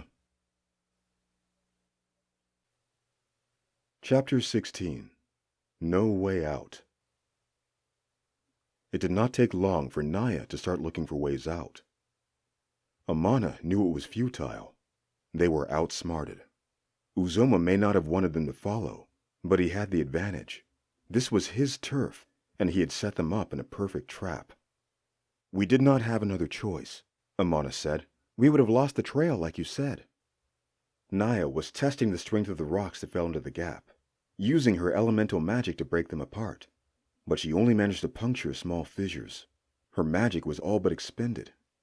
The fire blast she used against the demons, and as an augmentation for her arrows, had exhausted her energy. Can you climb this? Naya asked. I don't think so. It's too jagged and too tall. Amana looked up at the cavern wall. Even if he had the strength to climb, the slope at the top would have been impossible to scale. Damn it! Naya's voice echoed off the cavern wall. Why aren't you helping? It would be wasted energy, Amana sighed. He means to wait us out, to have us weak. I just don't have anything that could help us here. Naya's shoulders slumped. What elements do you have control over? Mostly rock, some fire, lightning, on an overcast day. I told you I'm not very impressive. Amana looked at the rocks that had fallen from the cave-in trap. They just might be big enough, he thought to himself. How confident are you with rock? He said.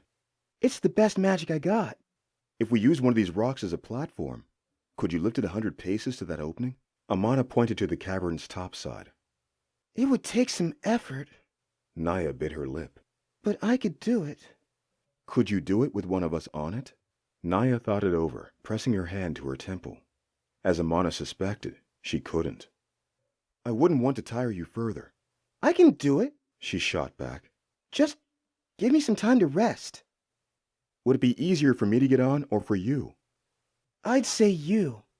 I'm lighter, but if I lift myself, I'll have to balance my body and the rock together. You're heavier, but if it's just you, you can balance yourself and I can focus on the rock. All right, it's worth a try. But if I fail, you could hurt yourself pretty bad. Do you think you can do it?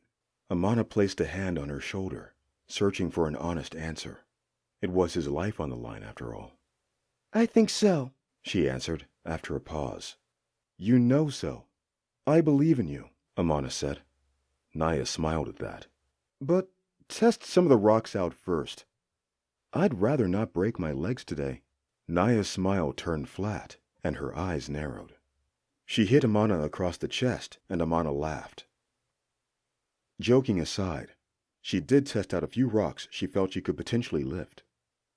After a few minutes, she decided on one she liked. This one, she said. It was the smallest rock she could find that could still hold Amana comfortably. This would have been much easier if one of us was a bird shifter.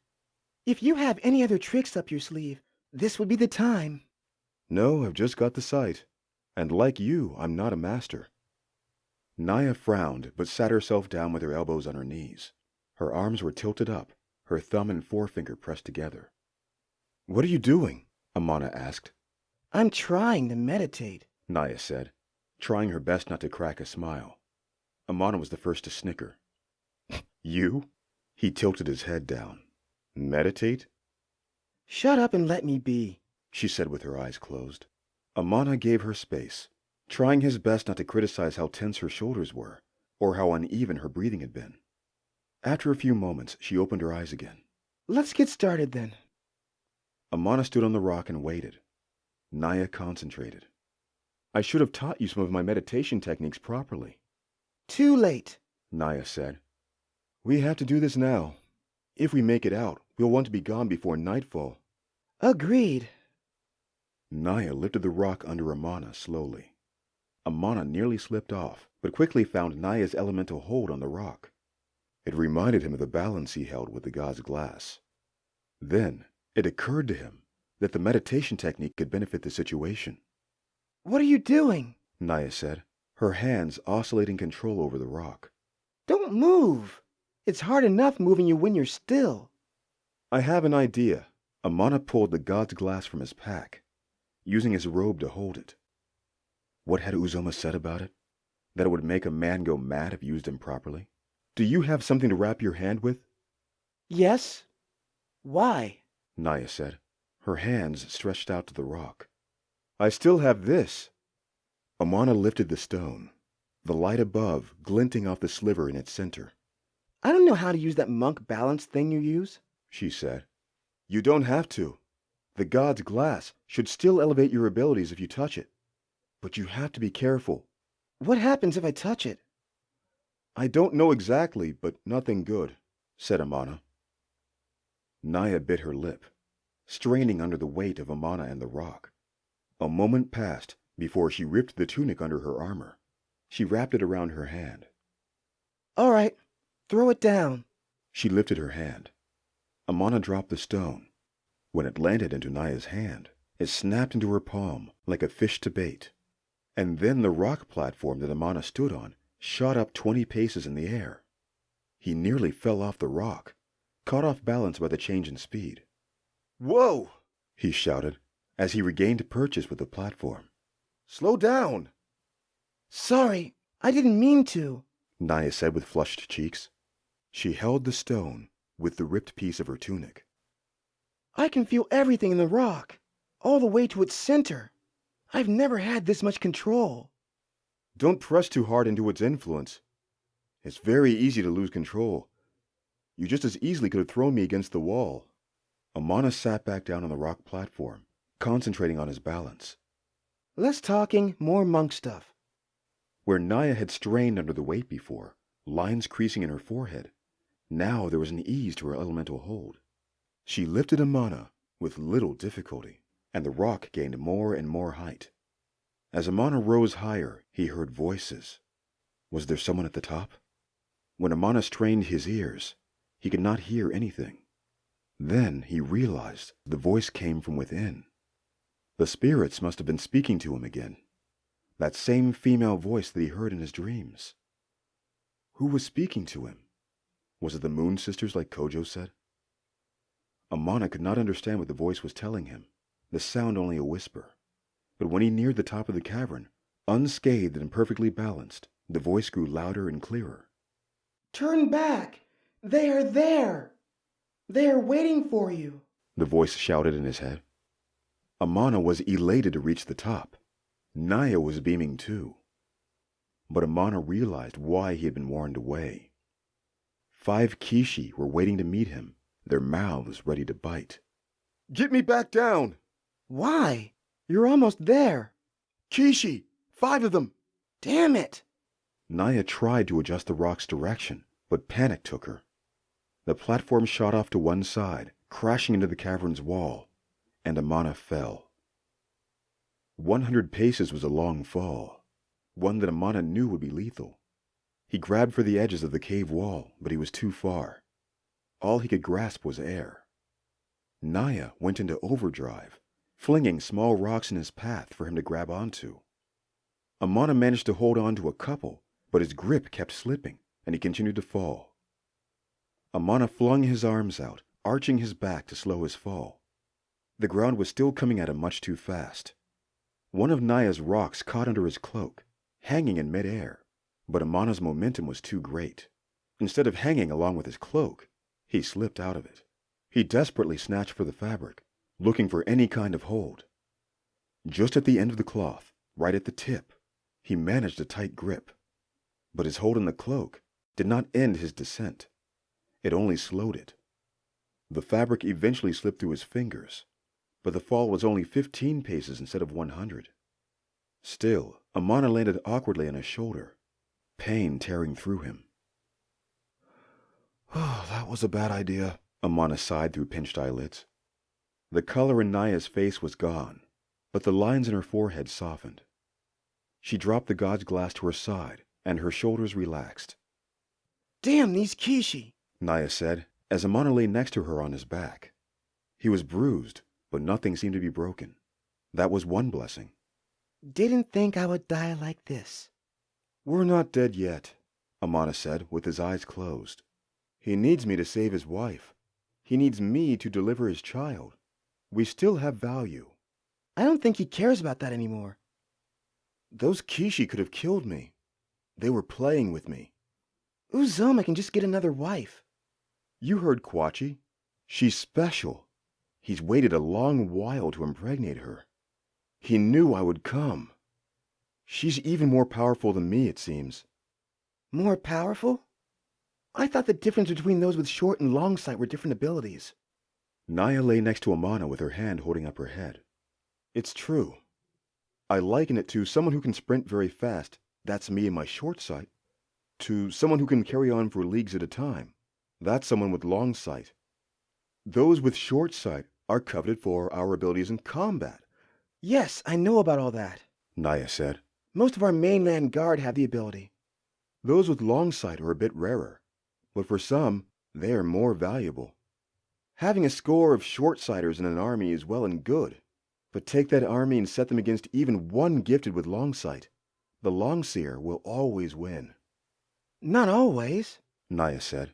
Those with long sight have to know what to look for, right? Their visions aren't omniscient. True, but Essie knows who to look for. Like I said, we're dead. Naya looked around the cavern, eyeing the silhouettes of the Kishi that poked their head over the open gap above. She scowled at them. Uzoma's doing this to weaken us. Amana turned to her. He's injured and needs to heal. He must be gathering reinforcements. Probably forcing Essie to communicate with the other Kishi. But I think he's locked himself in as well.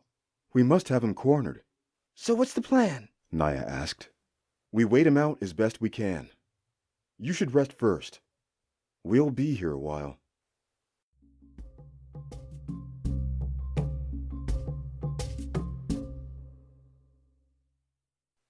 For the first few hours, it was easy enough for Amana and Naya to sleep. Both were completely exhausted from the day's efforts. Then night fell. It was cold beyond cold. It was the kind of cold that hurt, each brush of the wind like a dagger to the exposed forearm or calf. The rocks held no form of warmth, absorbing the freezing temperatures into themselves. But the cold wasn't so bad compared to the nasty laughter of the Kishi, who were likely ordered to keep Amana and Naya awake. On the second night, Naya finally accepted Amana's cloak after he had offered it several times. Though his cloak was thick, Naya still shivered, and with the laughter of the hyena heads echoing throughout the chamber, it was impossible for her to sleep. She drifted every so often. Amana knew it because her breathing changed. When she was awake, her chest barely moved up and down, as though her heart stopped, as though she were prey sniffing for a predator, hyper alert. But when she allowed herself to rest, she breathed easily, softly even. It was a new aspect of Naya Amana had never seen. She almost looked vulnerable, petite. The moon's light was hitting her face just right, crafting highlights across her smooth cheekbones. Amana had never seen her face like this before. So peaceful, without a scowl or a furrowed brow or a joking smile, just stoic. Her nose was a nice shape, if a bit small, with freckled dots spotted under her eyes. The thickness of her lips favored the bottom. She truly did look like a lioness in human form, dark red hair and all. When she did open her eyes, the hyena's laughter was too much. Amana was reminded of her golden brown eyes as they twinkled in the moon's light. Naya was a beautiful woman. That much he was certain of. She was a fierce woman as well. A woman Amana once longed for, but had turned away from since. He could not stand seeing her so cold, shivering and waking every 5 minutes. She had held him the night before, nullifying his nightmares. It would only be courteous to do the same. He shifted his body next to hers, pressing himself close to her, arm wrapped around her middle. Amana squeezed firmly, just enough to lock in the heat around Naya, but not enough to disturb her sleep. He did not remember when he fell asleep as well.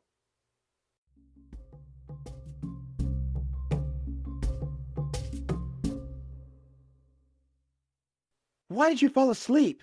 Naya's voice was the first thing Amana heard. Morning had broke. Naya shoved Amana off of her, deep lines cut through her forehead. Amana started. Sorry, I shouldn't have. Uzoma could have come at any point in the night and done whatever he pleased with us. Don't go soft on me now, Amana. We have to be alert. Naya turned away from him, taking the next watch.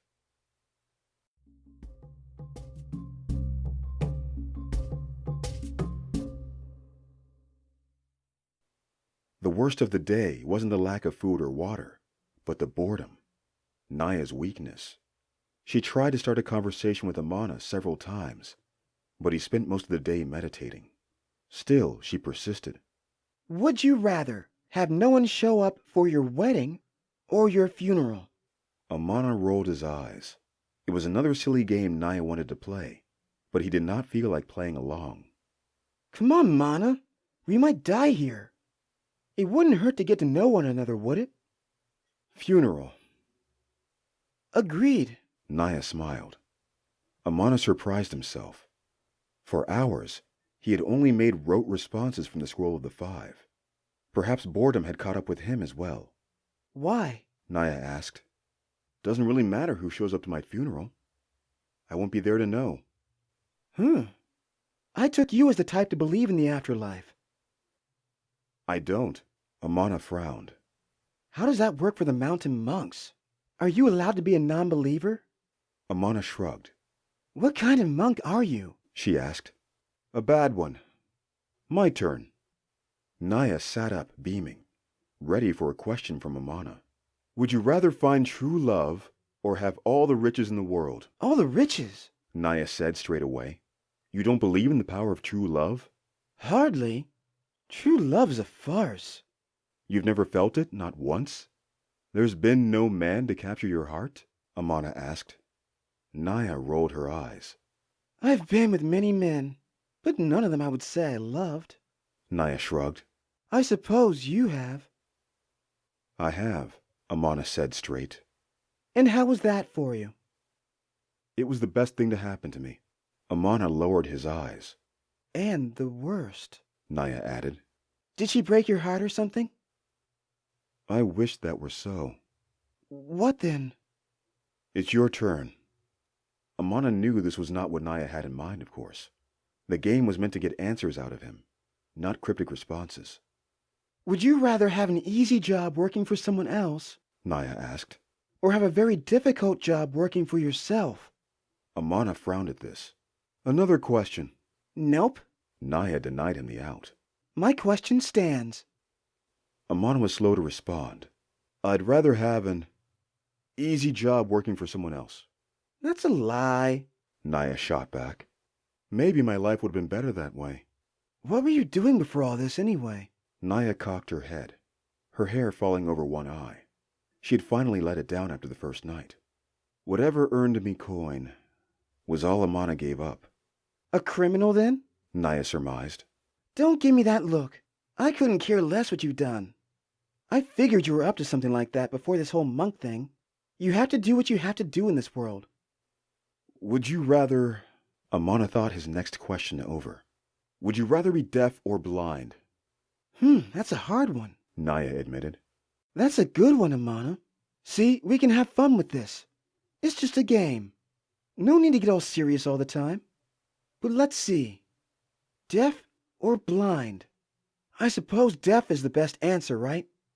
Who wants to go through life without being able to see anything? If I were deaf, I could at least still be useful to the Royal Guard, if they would still have me. Have you been in their service all your life? Just about. How did you come into their service? Now, Naya was the one to go cold. Come on, I thought this was just a game. Amana chuckled. I was a little girl.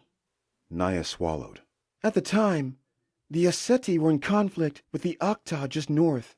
They raided the riverways where my family lived. You were fishermen? Amana asked. Yes, on my mother's side. My father was from the south. Naya sat cross-legged. When the Okta came, there was no warning. They didn't come to attack us directly. You see, the Corday and her first daughter were traveling through the Ipe River that day. It was a leisure trip. Everyone knew about it. I sat at my father's shoulders to see them going by, just to catch a glimpse of what it was like to live the good life. When they came, it was fantastic. Their riverboat was beautiful, better than any of the boats we built. Perfectly crafted, painted blue and gold, and they were so beautiful. Corday, Nima, and Shinaki. Shinaki was waving right at me when it happened. What? Amana asked. When they killed my father, She continued. they shot him right in the back, an arrow through his heart. The Dikala that got him was a terrible shot. Wasn't even aiming at him. They were trying to shoot Shinaki. Any higher and they could have got you, Amana added. I would have rather it been that way. Naya said. My father was a good man, a strong man. If he'd had the chance, he could have fought that archer, would have torn him to pieces. If I died, it wouldn't matter much. I was a bad kid, always getting into all sorts of trouble. Not much has changed, Amana thought. I'm sure your parents would disagree, Amana said. Of course they would. They were good people. Naya sat up, turning away from Amana. They got to your mother, too, Amana finished for her. After I fell off my father's shoulders, I dropped into the river. When I came back up, I saw my mother had been shot through too. I still don't know who got to her. It was a stupid attack. The Corday had her best archers with her, and the Okta were disorganized. As soon as it all started, the Corday's guard protected her. It didn't even look like the Okta sent a full force.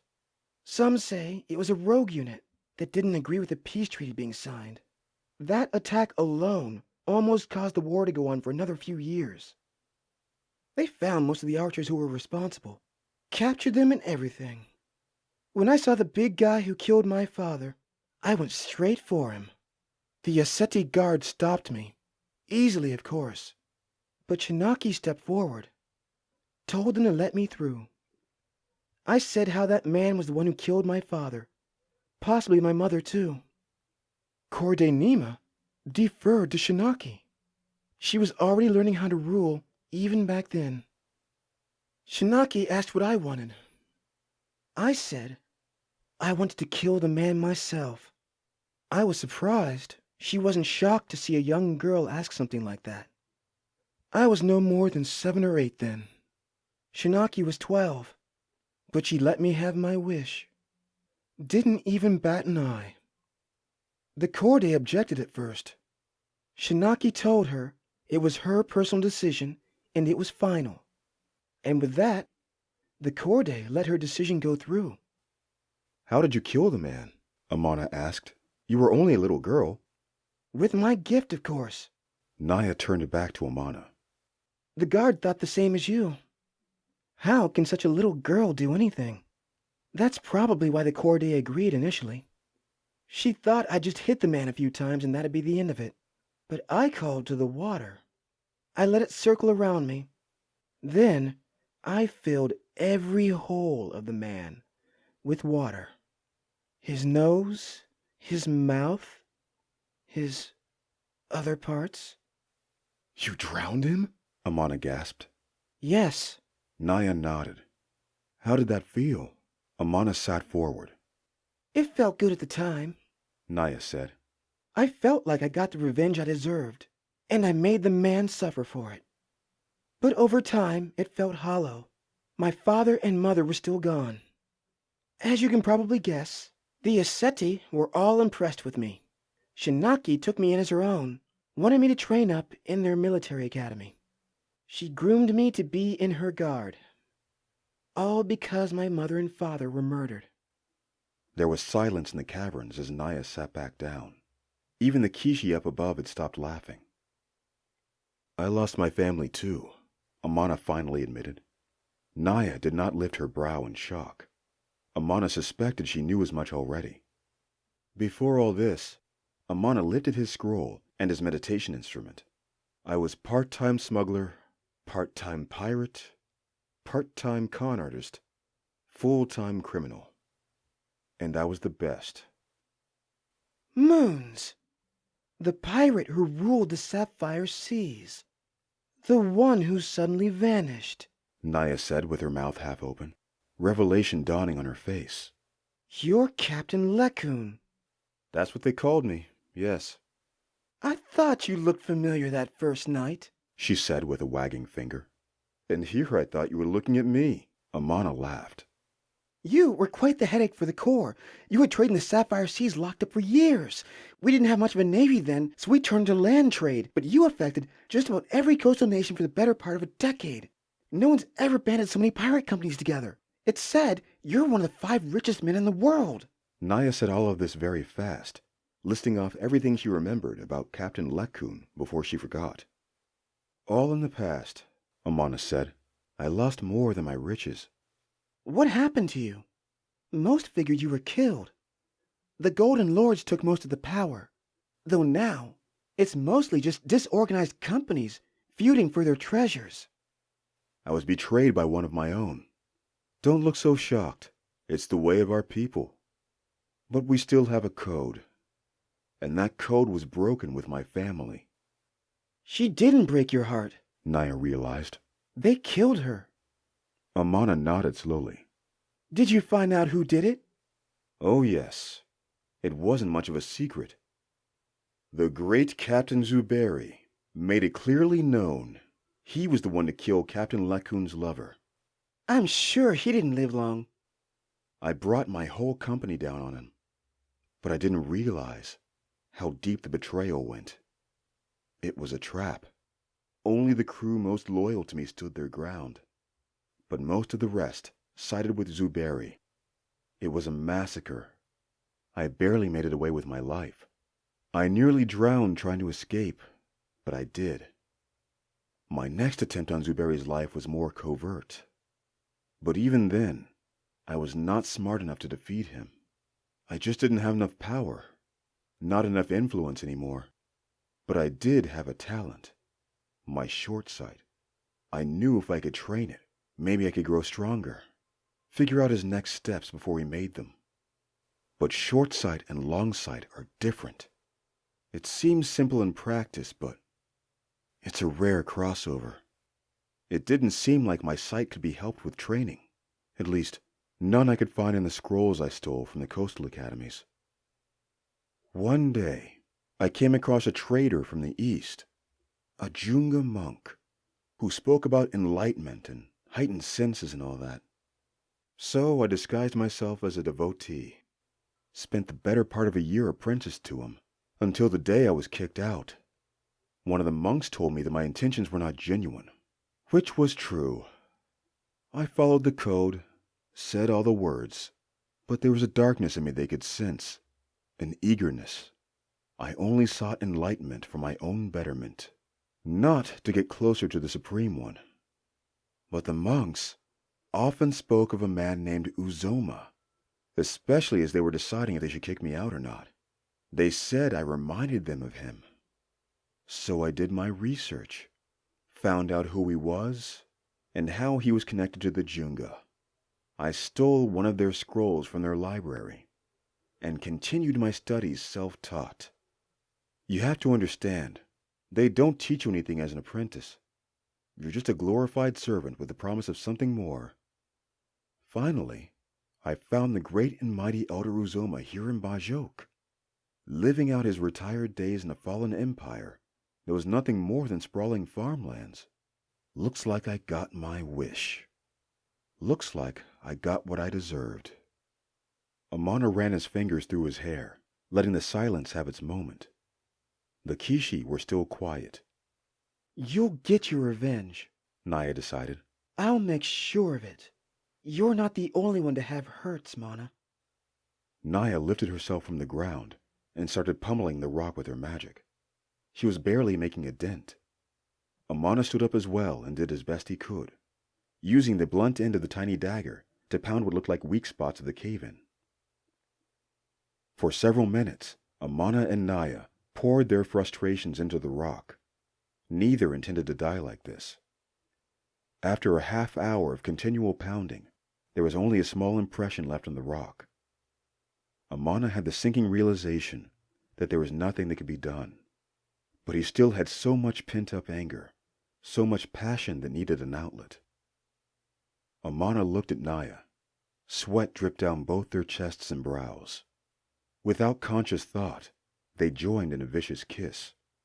Their swelling ire finding an outlet. Inhibitions be damned. Amana didn't care about the Kishi that laughed above. It had been years since Amana had known a woman's body like this. He had forgotten how soft their lips were, how supple their breasts felt against his skin. More than that, this woman seemed to understand him. The pain, the angst she felt, was all communicated through the parting of her lips, the way she bit his lower lip.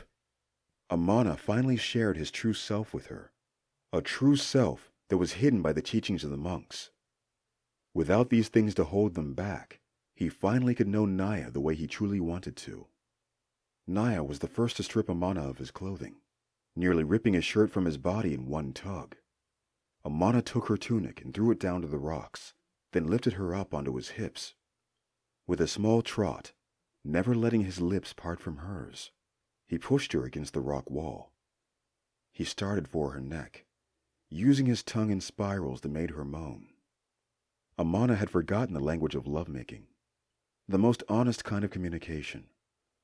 Their moans and hurried breaths said more than any conversation they'd had before. Pure, fundamental, bare communication. And Amana and Naya knew each other completely in that moment.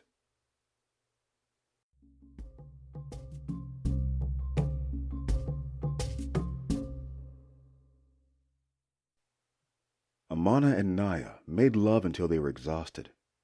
The emotion triggered by their intimacy nulled the fact that they had not had water for nearly 2 days. But once that exhaustion set in, their bodies reminded them how vital water was.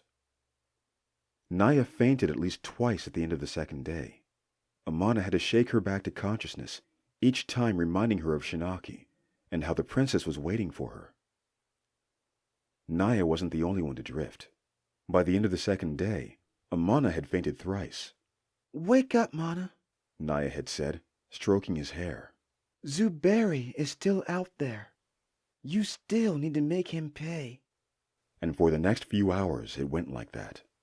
Faint encouragement, until neither could resuscitate the other, until their bodies forced them to rest. Naya was the first to black out for good, speaking Shinaki's name and apologizing to her Korde. Death is the rightful punishment for failure of duty, she said softly before drifting off, reciting what seemed to be Yaseti proverb.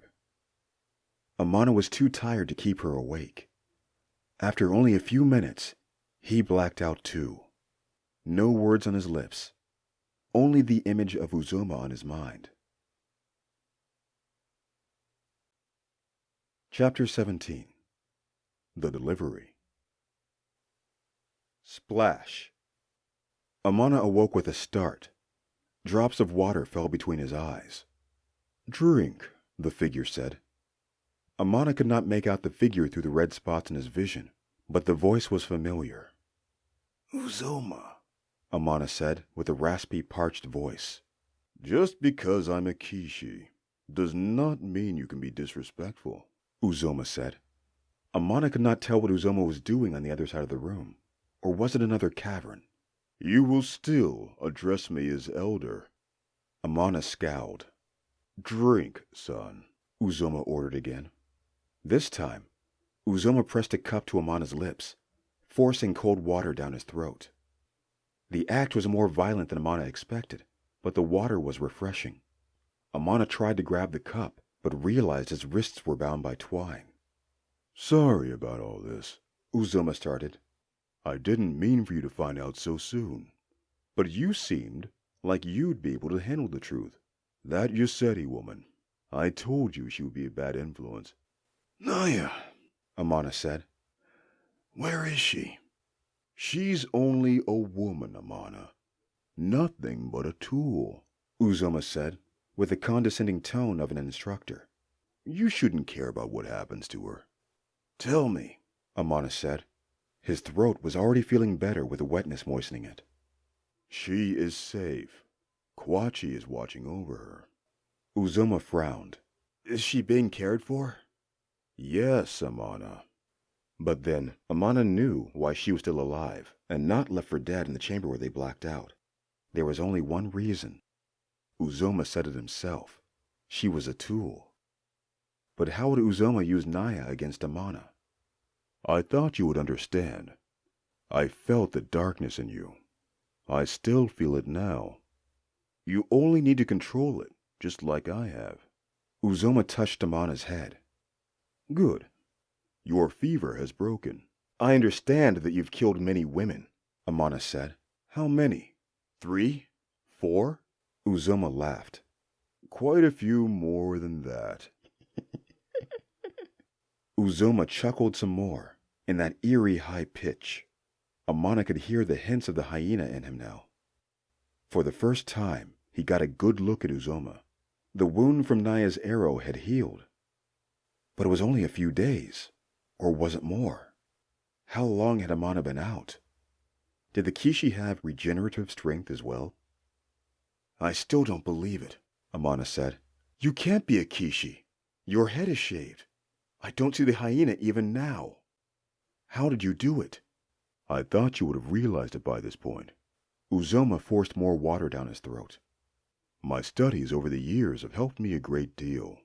I couldn't spend my life relying on my hair or a hat to hide what I really was. I needed to suppress it when I could.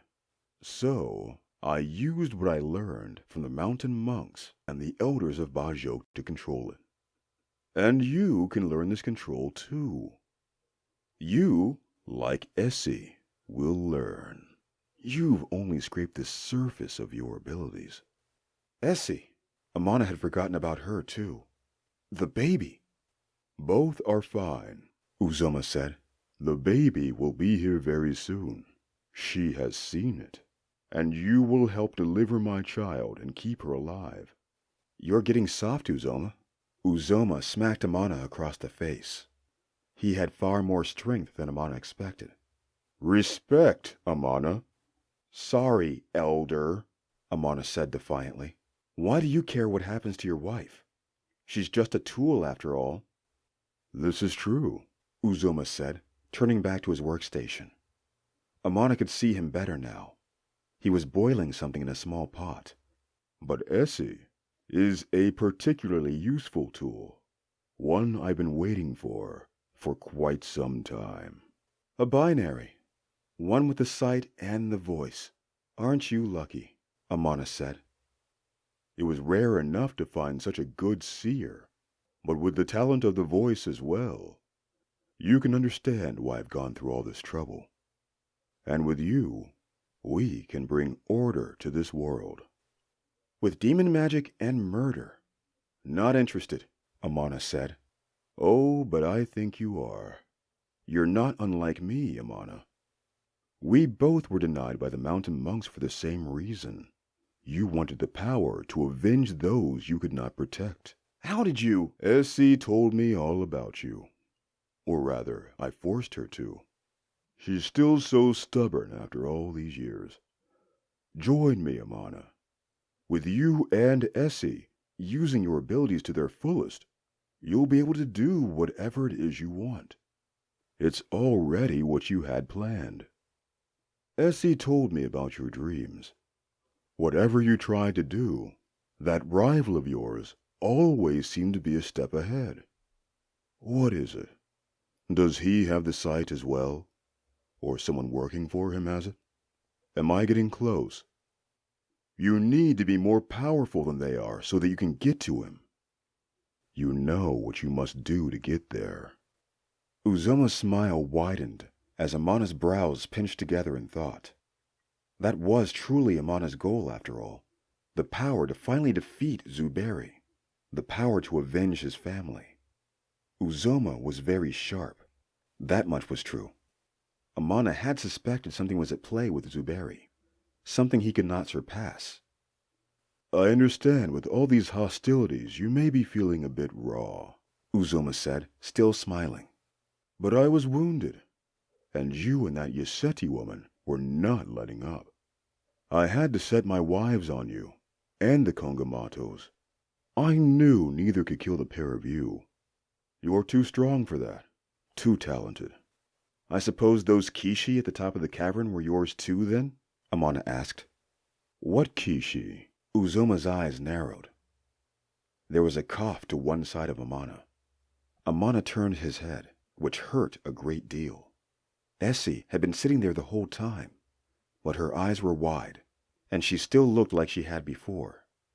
Essie, please stop straining yourself. Uzoma went to the boiling pot and scooped some liquid into a cup. Amana caught a whiff. It was the Kinkaliba tea he had suggested. Uzoma fed it to her gingerly. Yes, he was particularly fond of this tool of his, indeed. After the tea went down Essie's throat, she calmed down immensely. Now please, tell Amana what you've told me. You will bring forth the child of Uzoma, she started in a trance-like state. And you will become more powerful with the help of the Kishi. That voice, that ghostly yet ethereal voice. It was the one Amana had heard in his dreams. Amana locked eyes with Essie, but there was no recognition there, no human emotion. Amana did not want to let on that he had been communicating with Essie for weeks now. You see, Amana, Uzoma said, clenching his fist. We are meant to be partners in this. It has been foreseen. I can show the Junga monks true power, and you can show Zuberi what it means to cross you. I know it's a lot to think over, and you need your rest, but Essie will deliver in the next few days. I know you'll make the right decision when the time comes. After a few moments, Uzoma left with Essie. Amana was alone with his thoughts. He had never known someone with a long sight before. Essie spoke about the future with such ease, even through the strain of Uzoma's control. Amana had no intention of delivering the child, but he knew it would happen. It was foretold. Essie said it was so. And what had she said about Amana being more powerful? It was because of the Kishi? Maybe it wasn't so wrong to continue his training with Uzoma. After all, Uzoma wanted to do him no harm. Amana got into this mess only because the Aseti wanted to use him. Would it be so bad to join the old man? Of course it would. This man was a murderer, a cold-blooded killer. His victims were well in the dozens, perhaps even in the hundreds. What had he said about setting his wives on Amana? Were all those skeletons once Bajok women lost to the rocks? Amana had known some wicked men in his lifetime, and none of them had been suitable allies either, let alone mentors. But Amana had no idea where he was. He had no idea where Naya could be. For the time, he was at Uzoma's mercy, and the mercy of Essie's vision. Many men much wiser than Amana had said it was futile to avoid the foretelling of a seer. No matter what one did, the truth of their words always manifested. Forget her words, Amana thought to himself feebly. Part of him knew what Essie said would come true. He would deliver the demon child, and the Kishi would make him more powerful. He just needed to figure out how that could benefit him. Uzoma was right. He did have a lot to think over.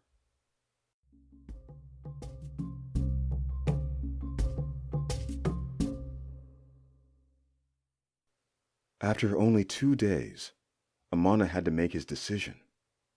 Uzoma ran into Amana's cavern with a naked Essie under his arm. He laid her down on a soft blanket. "It's coming," Essie said.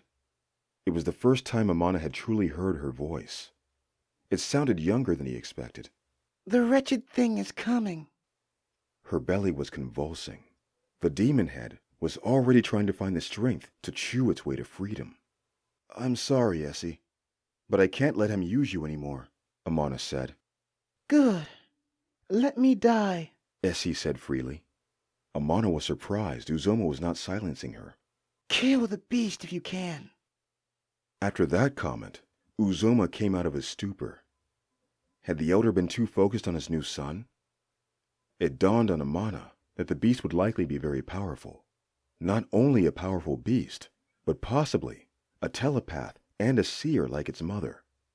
Uzoma set his empathic abilities on Essie again, nullifying her temper. Amana, you have to do this. How can you let my wife die? Uzoma challenged. Amana could feel Uzoma's influence sneaking into him. Don't pretend like you care for her now. Amana tried to push the influence away, keeping his mind his own. Sympathy will not work here. She and I both know she's better off dead. And if it is up to me, the child will die as well. Then we'll have to do it the hard way. Kwachi, Uzoma called out. From the corridor came the grunts of what could only be Naya. She was dragged in by the mouth of Kwachi, bound at her hands and feet, thrashing as best she could. But the grip of a hyena shifter was too much to struggle against. She wore rags, her hair was matted, and her knees were bleeding. Bruises colored her legs and arms. It looked as though she had tried to escape several times and had been punished for it. This will not break me, Amana said, never letting his eyes betray him. I'll give you another chance to start, Uzoma said. Amana didn't change his expression. All right, have it your way. Uzoma shrugged, nodding to Kwachi. The hyena shifter bit Naya's thumb straight off. Naya was gagged, but her scream was still blood-curdling. Amana bit down on his cheek, forcing himself to watch, expressionless. He couldn't let Uzoma get to him. Will you really let your lover be so disfigured? Uzoma said with a toothy smile. Stop it, Amana said calmly. Uzoma ignored him. He walked to Naya's side as she sobbed. Her thumb was gushing blood. Uzoma took a hot iron from a fire near the cave's clearing and cauterized the wound. So sorry. Was that your shooting hand? Uzoma said. Tell Amana. Tell him to make it stop. Tell him to help me help you. Truly, I do not want to be doing this. It would be much easier if everyone just gave me what I wanted. Uzoma removed her gag. Go to hell, Dikala. She spat blood into Uzoma's face. Don't you dare help this cunt, Amana. Don't do a damned thing. Uzoma wiped Naya's saliva and blood from his brow. He nodded to Kwachi again. Amana expected him to take another finger, but instead, the hyena removed her entire hand. Without a gag, Naya's scream was too much. Amana visibly shook, holding in his breath. I can ease her pain, Amana, Uzoma said. Amana's mouth was agape. He was not shocked by the evil. He had seen worse done to people. But this was Naya, the woman he had come to care for. She wasn't just Naya, the indestructible Yeseti soldier. She was the woman he saw shivering in the night. And she needed his help, even if she didn't ask for it or want it. I'll do it, Amana said softly. He was barely audible under Naya's screams. What's that? Uzoma said with his hand cupped around his ear. I'll do it, you Dikala, Amana thought. Very good. Uzoma set another heated rod in Naya's hand, but this time she did not scream. At first, Amana thought she might have blacked out, but he realized that Uzoma was keeping his word. He was easing her pain through his empathic abilities. You see, Amana, I can be reasonable. Truly, I do not wish to kill or harm Naya, nor you. I will keep her soothed, so long as you deliver my child and keep Essie alive. I'll need my hands if I'm going to do this right. Amana stuck out the twine binding him. Oh yes, of course. Kwachi, would you? Of course, master. Kwachi went over to Amana and freed him of his rope with 2 good bites. They both eyed each other as Amana rubbed life back into his hands. I would have to cut her through the stomach, Amana said, but I cannot promise she will survive. I didn't know she was carrying a demon or that she would have to deliver through her stomach. No woman I've done it on has lived through that. I only ever did the procedure on those who passed. It was the safest way to get the baby out. Something tells me you are properly motivated to make it work. Uzoma stretched his hand out to Naya, who twitched on the cold ground. She, like Essie, was at Uzoma's mercy. Just make sure you keep the pain away, Amana said. Most of the women died due to the pain. And I need something clean to cut with. This cave isn't the most elegant place for a delivery.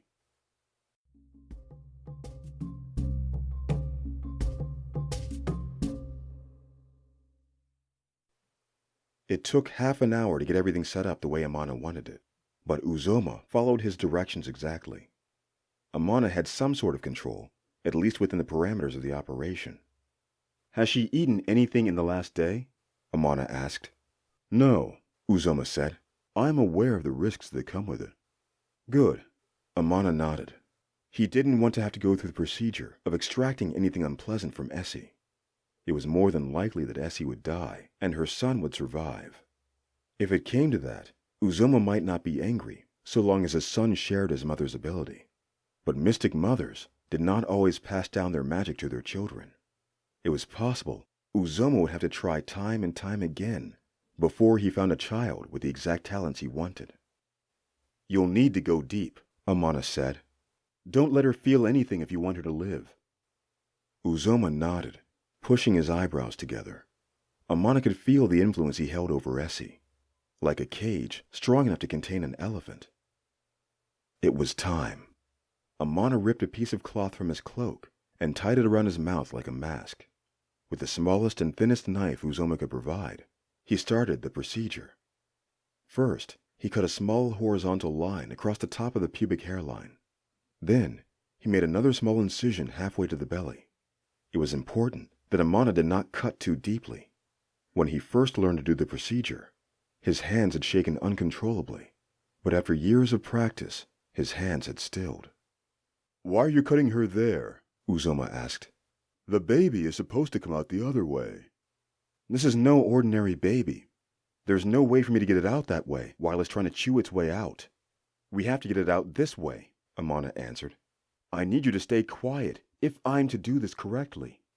Uzoma silenced himself, though he kept moving his mouth as though he wanted to speak. Amana smirked under his makeshift mask. It was nice being able to tell Uzoma off, but he knew that would only last so long. The first cut was a success, but Amana would have to cut into the second layer of skin, which he found was always the more difficult of the two. It would be all the more difficult now with the demon underneath. Amana could see the second layer of flesh bulging with the impression of a small snout. How powerful would the tiny Kishi be?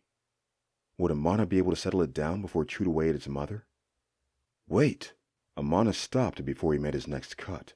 This isn't going to work. I don't have anything to patch her up with after the baby is out. What do you mean? Uzoma's lips pressed together hard. I told you, I've only done this on dead women, Amana reminded him. I never had to close them up before because they were already gone. But if Essie survives this, I'll need to mend the cut. Would a healer do? Uzoma asked. You just have one of those lying around? Amana raised an eyebrow. Kwachi, bring me Emeka. After a few minutes, Kwachi returned with another man. Amana did not recognize him at first, not until the man looked up. Didn't think I'd be seeing you again, foreigner, the man said. It took a moment for Amana, but he remembered those eyes. The shaman from Bajok, Amana gasped. One and the same, he nodded. That's how you got into the village. Amana turned to Uzoma. You got rid of his protection first.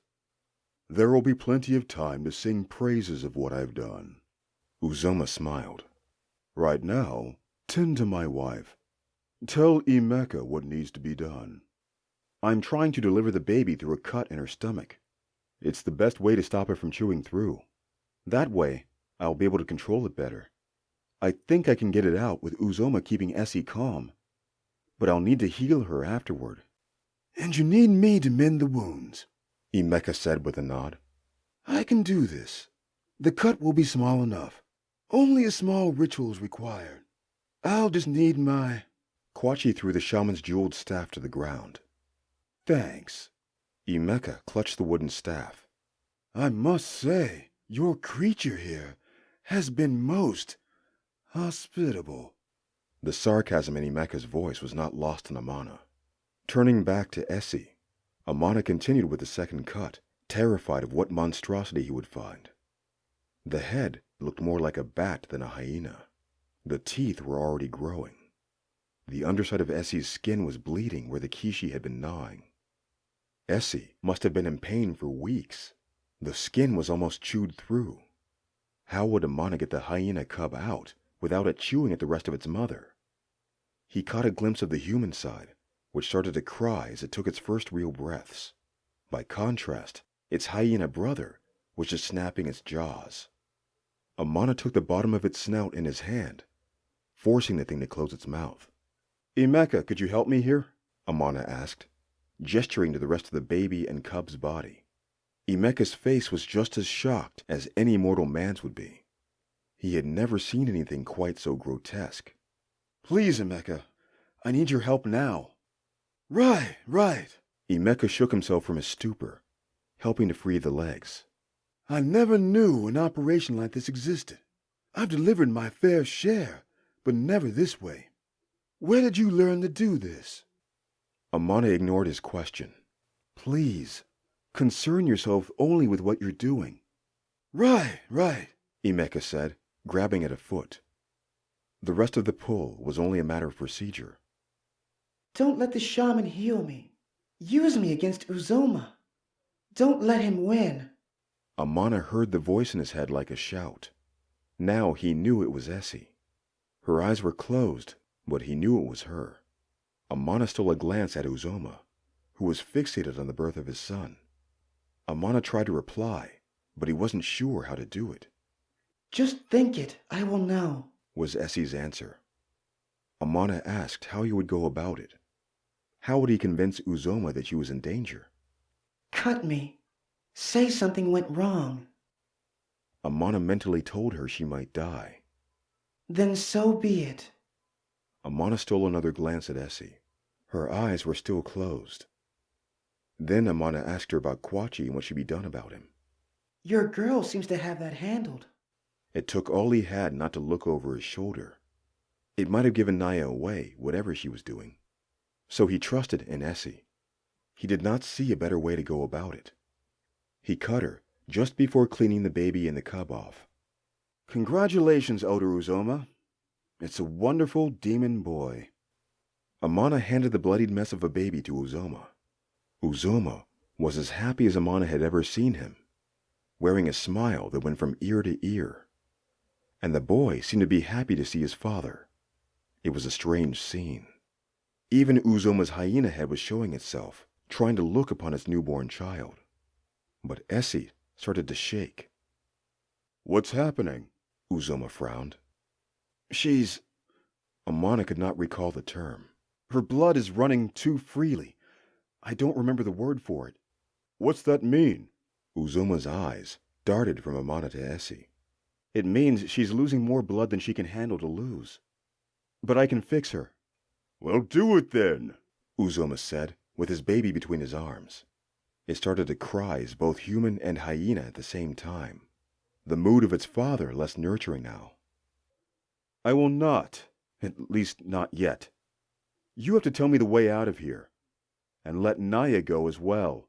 Amana held out the largest knife he was allowed to have, straight at Uzoma.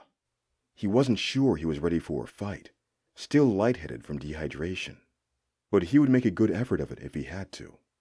I'll just have Kwachi kill Naya, Uzoma said, turning. But Naya already had herself free, with her own knife in her remaining hand. The point was stuck to Kwachi's throat. How did you? Was all Uzoma could say. Naya only smiled, though she looked as though she might pass out. I don't wish to harm your wife any more than you do. So give me what I want, Amana said, matching the tone Uzoma used with him earlier. Uzoma sighed. I have something better. Forget his tricks, Mana, Naya said. Just kill him and be done with it. I have information on the girls, including Shinaki, Uzoma said. Where? Where is she? Naya's dark expression changed. It's likely Ikina is ensnaring her in our ritual. The same one I've done to keep Essie under my thumb all these years. It takes near a moon to complete. But knowing my son, he's already done the job. Where the hell are they? Naya shouted. He doesn't know. His son is likely a rival. He took Shinaki for himself, to fight against you, didn't he? Amana asked, though privately, he wondered if Uzoma knew about Yajide as well. But Uzoma's silence spoke volumes. Ayo had mentioned something about it, though it didn't make sense then. Is that why you wanted him silenced? Amana stepped to his feet. He would need to work fast if he was to save Essie. The blood from her cut was pouring out freely. You have nothing to bargain with, and you are as ignorant as we of Shinaki's location. I know the way, Essie said, through tired breaths. If she was awake now, she'd likely be feeling the pain soon. The riddle that got you in here. You need only say the words, and it will lead you out. You do not need me. Shut your mouth, woman, Uzoma said. Instantly, Essie was back in a stupor, back under Uzoma's spell. At least she would not feel the pain now. I do not wish to kill you, Uzoma. Amana made sure not to use the elder title. But you are giving me very few choices right now. If I let you live, then I'll have to keep looking over my shoulder. But if I kill you, I would go against the teachings. You still try to aspire to that broken doctrine? Uzoma smiled. It's gotten me this far. Amana shrugged. Keep your child. I want nothing to do with it. What the hell are you doing, Amana? Naya said. You can't let him get away with that beast. Leave me, Amana. Truly. Leave this place as soon as you can. Essie said. She was fighting Uzoma's powers hard now, her brow beaded with sweat. Had Uzoma not tried to divert his empathic influence into Amana, Essie would have been silenced. Amana turned to leave, but Uzoma had one last thing to say. You will stop, Uzoma said. Amana could feel the influence of Uzoma's power sneaking into him, but he batted it away. Yes, you see how strong you are. Even my abilities cannot influence you. Use that rage, Amana. I can help you make your gifts even greater. You just need to learn how to control it. Use it to your will, like with the god's glass. There is no rage, Amana said. I am in control here, and we are leaving. You never did tell me how you knew so much about childbearing, Uzoma said quickly. My guess is you never told Naya either. Essie and I know, of course. Oh, yes. She told me all about your mother, and the father who never wanted you. Stop it, Amana said, his back still to Uzoma. Amana felt his face getting red. Why are you so ashamed of where you come from, Amana? You should be proud of how you climbed up from the gutters of Esowon. So few have. Shut up. Amana gritted his teeth. I wasn't sure at first. I worked most of it out on my own. You are a bastard child. A child of passion. That much I could discern. But Essie helped fill in the blanks. Uzoma cradled his baby as he spoke. Emeka looked from Amana to Uzoma. There is a reason you know how to deliver children. Because your mother put you to it. Because there were so many children that needed to be delivered where you were brought up. Isn't that right, Amana? Tell Naya. Tell her what your mother was. I will kill you where you stand, if you do not shut your mouth, old man. Be careful with your anger, Uzoma said. We both know what happened the last time you truly lost control. Does Naya know about your wife as well? I'm sure she would like to know. What's he talking about, Amana? Naya asked. His mother was a whore, Naya. His mother was a whore, and his father was just another client. He lived his entire life in a whorehouse, surrounded by it. That had to mess up a kid his age. He grew up with quite the temper. Zuberi knew that was his weakness. He even used that against him. Tell her, Amana. Tell her how you killed your wife. Chapter 18. Act of War. That was enough for Amana. Without realizing it, he was slashing at Uzoma with all his might. Uzoma dodged the first blows easily. Amana was wild with rage, and his slashes were wide and predictable. Good. Good, Amana.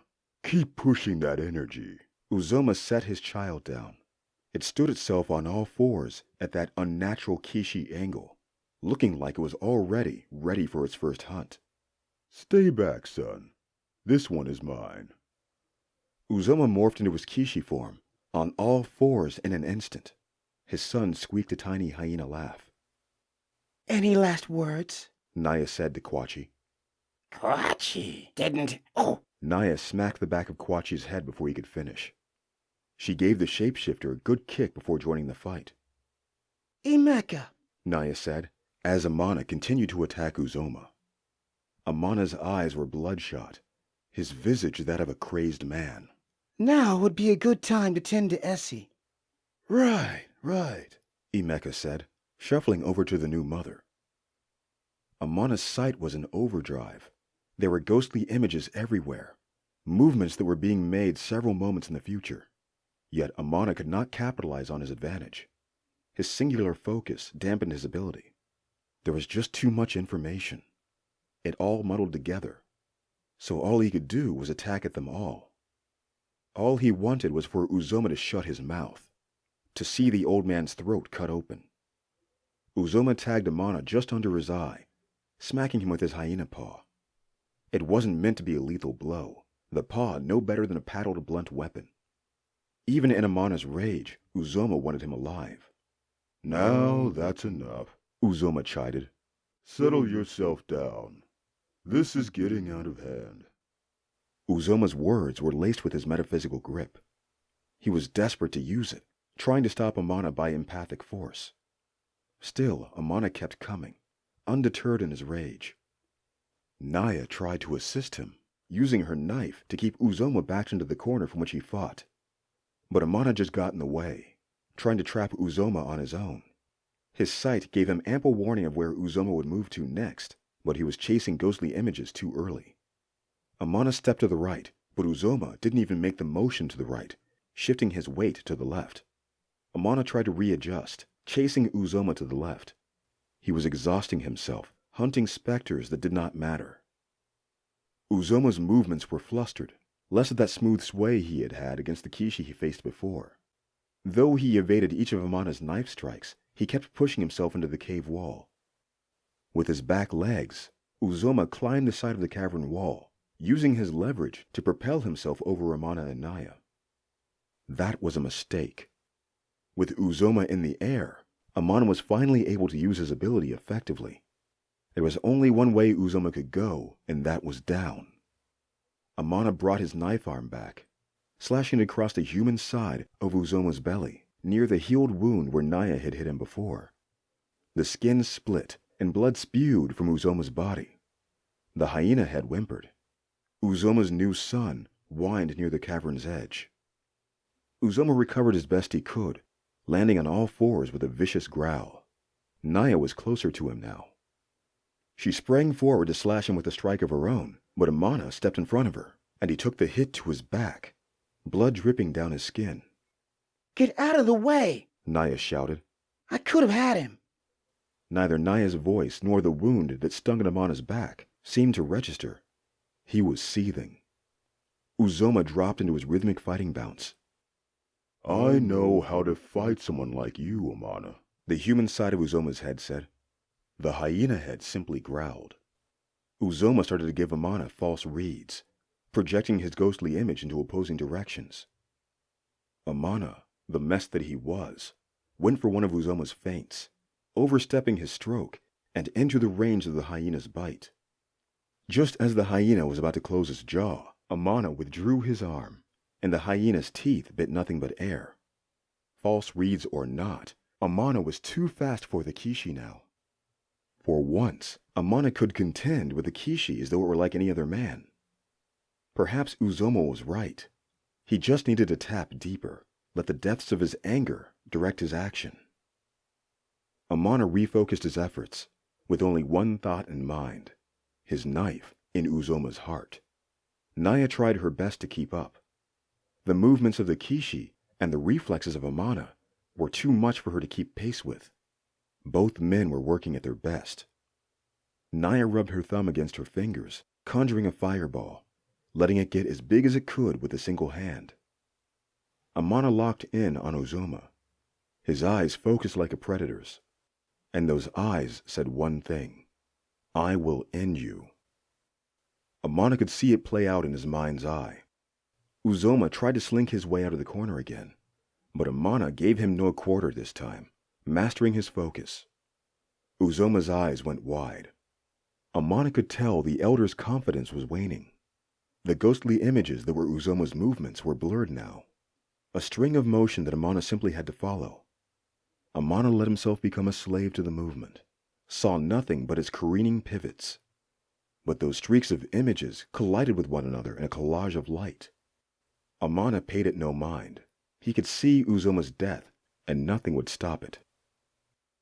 The first stab came without warning. The knife lodged into the backside of the Kishi, right under the human side of Uzoma's collarbone. It wasn't enough for Amana. He kept stabbing, finding new pieces of skin that were untouched by the knife's tip. 3 holes, 6 holes. 10. Blood drenched Amana's arms. Uzoma tried to resist, clawing at Amana, but each strike took his energy away. His resistance, nothing more than small pats against Amana's forearms. Stop this, Uzoma pleaded. I know 19 stabs, 20 stabs. where the girl is. Images of Zuberi sprang to Amana's mind. Images of his traitorous crew. This was the power he needed. This was the whirlwind he needed to become. Not even a demon could stop him like this. Not even the gods. If you kill me, Uzoma said through mouthfuls of blood, my sons will come. Amana didn't hear his former mentor. He was drowning in bloodlust. There aren't enough holes. Not enough holes, he kept telling himself. His arms were flinging wildly, tearing holes through Uzoma's clothes, as though it were rock being chiseled from a mountainside. Skin flung from his knife with each swipe. After the 30th strike, the 40th, fatigue started to set in. Uzoma's body had stopped moving a dozen strikes before, but Amana struck a dozen more just to be sure. Amana looked like a demon himself. His body was covered in blood. His beard and matted hair stunk of it. His breathing was powerful, deep and strong. Muffled sounds echoed off the cavern wall, like Amana was underwater. He did not turn to listen to them. Finally, his vision cleared. He got his first good look at Uzoma's dead body. Blood pooled around the old man. The hyena head's eyes were wide but unmoving. Stab wounds riddled his torso, designed by rage. There was no pattern, no forethought to the cuts, just sheer volume. The muffled voices grew louder. What was most surprising to Amana was that most of the hyena side was burnt. The fur that grew out of Uzoma's back was singed off, leaving only a pinkish-brown skin. Had he been able to defeat the Kishi because it somehow burnt itself? It hadn't made sense. Amana, wake up! It was Essie's voice. Turn around! Look at what you've done! The muffled voices became clear now. It was the shaman asking for help. Amana turned around. One side of the room still smelled of burnt hair, the rocks blackened by an inferno. The supplies for the birth were all strewn about, ointments and knives tipped over in the dark clearing. Kwachi was no longer there, and neither was Uzoma's new son. Essie was up now, squatting next to Emeka. They both sat over a body. Naya's body. Amana! Emeka shouted at him. Oh, they were shouting at me, Amana thought idly. We need you to stop the bleeding. Please help. I can't do anything for her if my hands are full, Emeka was saying. Amana rushed to Emeka's side, taking his place. Naya had a gash that cut from the bottom of her ear, through her chin, and to her collarbone. You cut her when you were going for Uzoma, Emeka said, as he pulled up his staff, speaking in the old tongue. She was hitting Uzoma with a fireball before it happened, Essie confirmed. That's why he's burnt like that on one side. I did this? Amana gasped. He looked at Essie for confirmation. Her sad eyes said it all. But how? I was fighting. It doesn't matter now, Essie said, still naked. Her incisions were healed now. Emeka had done the job. Keep applying pressure, Emeka said, saying his spell as fast as he could. The cut is very deep. I'm not sure I can heal it completely. Blood poured freely through Naya's face and neck. Amana pressed as hard as he could, but blood kept coming out of her chin and near her ear. Naya looked up at him, and he to her. She opened her mouth to speak, but the cut was too deep. Don't talk, Amana said, fighting back tears. Naya had none. She was so strong. You can't die like this. The shaman will make you better. The shaman will make you better. It was happening all over again. First with Zuberi and his wife, now with Uzoma and Naya. One must abstain from acts of war, Amana kept telling himself. These were the fruits of war, of violence. These were the casualties. Amana hadn't been able to control himself, and he hadn't cared. He had accepted his rage willingly. And now he watched as another lover died by his hand, because he could not control what he had spent all that time trying to control. And for what? Because Uzoma goaded him? How silly was such pride? No, Naya is not gone yet. Emeka will save her, Amana thought. He could feel the wound sealing beneath his grip. The blood stopped flowing down Naya's neck, but it was still wrong. Naya's breathing slowed. Her eyes stopped moving. What's happening? Amana spun toward Emeka. The wound is sealed, but she has lost too much blood, it seems. Then fix that, Amana shouted. There is no magic that can give blood, at least not in these caverns. Give her my blood, or Uzoma's. Amana pointed to his corpse. That could kill her. Emeka dropped his head. We shaman are not sure why, but not everyone's blood is adaptable to another body. If the body rejects the blood, her heart will stop indefinitely. She's dying anyway. Amana stopped himself from standing up in a fit of rage. She's speaking to you. Essie said. Amana turned to Essie. Look upon her. I will speak for her. Amana looked back to Naya, whose eyes were half closed. She says, Mana, it's okay. I'm glad to have known you. Essie spoke for her. Amana caressed her cheek. Her brown skin was paling. So, this is what it feels like then? Essie spoke for her again. Naya's eyes drifted. Open and then shut. Open and then shut. Then they were only shut. Amana's heart stopped. The pit of his stomach dropped. No, was all he could whisper. He rubbed the side of her brow, her cheek, her lips. I'm sorry. This time it was Essie who spoke in her own voice, placing a hand on Amana's shoulder. It's my fault, Amana said in a hushed voice. It's always my fault. You did what you had to. Emeka knelt beside him, moving a piece of Naya's curly hair from her face. Uzoma was dangerous. He needed to be stopped. I could have stopped him some other way. Amana never took his eyes off Naya. He tried to convince himself she was only sleeping. She had looked so beautiful when she slept. I should have had control. A full minute passed before anyone said anything. Then, Naya vomited on the cavern floor. Naya! Amana turned her over so she could relieve the rest of her stomach. She was only in shock. Emeka smiled, clapping his hands. I thought I lost you, Amana said, as she turned back around. She looked terrible, with bits of vomit on her lips, but Amana thought she never looked better. Naya couldn't speak. All she could do was return Amana's words with a weak smile.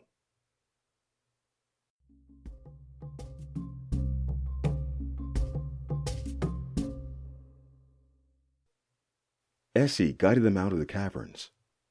The shaman's magic got her to her feet, but her breath was still labored, and she waddled rather than walked. Still, her feet were motivated, looking for the exit as fast as they could. Emeka had her arm slung over his shoulder, balancing her weight against his. Amana lifted Naya, who could not walk on her own, still dazed from the significant loss of blood. Amana held her tight, not wanting to let her go. How are you holding up? He asked, frowning. The nub that was now her right hand made him grieve. Her whole life had revolved around the Aseti and being one of their best archers. Without a shooting hand, there would be no place for her. I'll have no purpose now, she said, her voice dead. I'm decent enough with my left, but there's no way I can carry a bow now. I'm sure your core will have some use for you. Maybe cleaning the walls of the palace, or the temples. But there is no real honor in that work. Amana frowned. It doesn't matter, really. Naya tilted her head down. You heard the old man. Shinaki is as good as gone. It's been over a moon cycle. There's been no sign of her. Nothing. Amana could not empathize. There was no way he could know what it was like living one's life through one's hands and then having them taken away. There had been men on his crew who had lost hands and legs on raids, but there was always other work for them on the ship. But Amana had to admit, their lost limbs changed them. There was always a certain confidence lost. Men who were the best lovers took fewer women to bed. Men who were the best fighters had no motivation to learn with their other hand, never speaking up for fear of a fight. He hoped the same would not happen to Naya. The responsibility was Amana's. Naya would not have lost her limb if it were not for him. She would not have that ugly scar on her face and neck if it were not for him. All because Amana broke his vows. He knew that he should have dismissed Uzoma's words. They were nothing more than that, words. Uzoma was in no position to harm him, no position to stop him even, yet Amana took it upon himself to shut his mouth. He had succeeded, but at what expense? He would never be a monk now, never truly achieve the power he sought. Would his power forever rule him, instead of the other way around? But how did it all happen? Amana turned to look at Naya. He knew it was because of his connection to her. That's when his focus fell apart. He broke rule after rule, thinking he was above it. He gave in to Uzoma's teachings. There was no real balance, just those who could control and those who could not. Is that what happened to your wife? Naya asked, as they turned near the cave paintings. Amana nodded. I was still reeling from my daughter's death. You had a daughter? Naya asked, her voice hoarse. I did, Amana confessed. She was the first casualty. She was taken with my ship. When I had Zuberi cornered, I went into a similar rage. My power was strengthened, but I can't make sense of it. I don't use it to control my opponent. I simply follow it with no real guidance. In the end, I never got Zuberi. He escaped. But my wife, she... Naya placed a hand on Amana's chest. It's okay. I know. She leaned her head closer to Amana. When they finally found the exit, there were two figures silhouetted at the mouth of the cave. Emeka sat Essie down near the cave's edge. Stay here, Amana whispered. I'll see who that is. Naya agreed, sitting down without protest. Had this been only a day before, she would have been right at Amana's side. Who goes there? Amana's voice echoed down the mouth of the cave. He tried to put a sense of confidence in his voice. Is it true? Is he dead? The voice called, the vibrations of its timbre echoing off the walls. Amana held his knife close. Uzoma was right. His sons had known that he would die. Already he would have to face two. Who's asking? Was all Amana could think to say. The taller figure turned to his companion, then back to Amana. It's Ikena, son of Uzoma, said the voice. I'm here with Shinaki, daughter of the Aseti royal family. Chapter 19. Runaway. Naki! Shouted Naya from behind Amana. It seemed Shinaki had her own nickname as well. Naya's voice was still ragged, but her spirit was changed, uplifted by the sight of Shinaki. Naya? Shinaki asked, placing her hand over her forehead to get a better look into the cave. Is that really you? If she could, Naya would have run to Shinaki, but she was still too weak. She did manage, however, something between a limping walk and a hobbled jog. Shinaki beamed, running to Naya, closing the gap to her. Shinaki's smile quickly turned to a frown when she saw what was left of Naya's hand. The hug still came, but it was more an embrace of consolation than of reunion. What happened, Naya? Naya shook her head. The Kishi. They need to be stopped. Ikena approached the pair. Where have you been with Naki this whole time? Naya's tone turned dark, even through her pain. A little of the old Naya was back. Amana smirked at that, eyeing Ikena for his response. Protecting her, Ikena said matter-of-factly, as though it was the most obvious thing. That's what I'm here for, Naya said defiantly. Amana's smirk turned into a full smile. And look how that turned out for you. Ikena nodded to the stub on her hand. Just on cue, Naya lunged for him, but Shinaki held her back. It was a half-hearted effort. Naya's energy was spent. No, he's right. Shinaki tried to lift Naya back to her feet properly. Without him, I would have been taken by the Kishi. That Bako, the first son, he's one of them. So the chief is Amana trailed off. No, he's not. It's a bit complicated, Ikena said. I'll tell you all about it, but we must return to the village now. They're likely congregating. Who's they? Amana asked. The other Kishi, Ikena said plainly. Amana was reminded of the Kishi that had attacked them at the roof of the cave. The Kishi! There were 4 or 5 guarding us in the cave. I took care of them. They were just scouts. What did you do with Yajide? Amana stepped forward. I never found her that day. Ikena trailed off. You never found her, or you killed her? Amana clenched his jaw. He wasn't going to fail the young girl, too. I never found her then, but I did, Ikena said. I tried to protect her, too. What happened? One of them got to her first at the Black Rocks. Amana's heart dropped. You mean she didn't make it? Ikena frowned. You did it, didn't you? Amana felt himself drifting into a fight-ready stance, but he thought better of it. What was the point of it? What would it change? What he wanted to do was get away from this place. Naki, listen to me. Step away from that beast. Naya placed herself between Ikena and Shinaki. It was a moot gesture. Ikena made no move to attack. So, it was you I saw that first night. Amana pushed himself in front of Naya.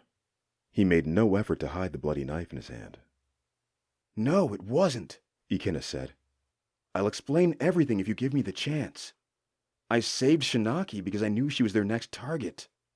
I can recover Yajide's body if you wish to see it. Amana stepped back, dropping the knife. For weeks, he had clung to the thought of Yajide alive and well. He had sent her to her death, made her run right into the maw of a Kishi. Amana's body quivered with anger again. He didn't need to be here at all. If he had known the girl was lost, he could have been away from this place and all it brought with it. You were the one that killed my father? Ikena said. Amana felt Ikena's empathetic influence in his chest. Does that bother you? Only that it wasn't me, Ikena said. Just wondering how you managed it. You're only a man. Men can do a lot when they put the right effort into it, was all Amana could say. A fight was the last thing he needed right now, though his muscles tensed at the thought of Yajide's dead body lying somewhere in the Black Rocks. He knew too well that his power led to more destruction. He needed to reevaluate what it meant to wield his power. But he also had no intention of backing down from a Kishi when he had others to protect. So who killed Imani then? Bako, I believe. When you told me what happened to Imani, I knew it was him straight away. Ikena was undeterred by Amana's attempt at intimidation, conversing casually. Did he not realize he was speaking to a man who killed a Kishi? That's why I ran off like I did. He and I are rivals of sorts. That's to be expected of brothers, I suppose. Naya gasped. Imeka's mouth fell open. What? Essie said, holding her stomach. That's impossible, Imeka added. Amana was the only one not to break face. He needed to match this potential enemy, whatever he was playing at. Why was he asking about how Amana killed his father? Did Ikena want to see how well he'd match against him? So Bako was Uzoma's? How? Amana asked. The great chief should have known his son was half demon. Like I said, there is a bit of a story to be told, Ikena said. But I'd rather not do it here at my father's lair. The other Kishi would have felt his death. We are all connected to him. You mean you all can sense each other? Just our father. Just a few moments ago, that connection was severed. And we've all been told what must be done when that happens. And what's that? Take over Bajok. Well, the women of Bajok. Then kill the men. There was cackling laughter echoing off the edges of the rocks. Yeah, let's get out of here, Amana agreed.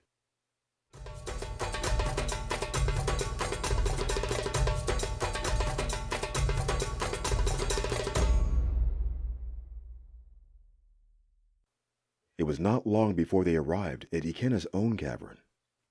It was still within the confines of the great rocks, not very far from Uzoma's homestead.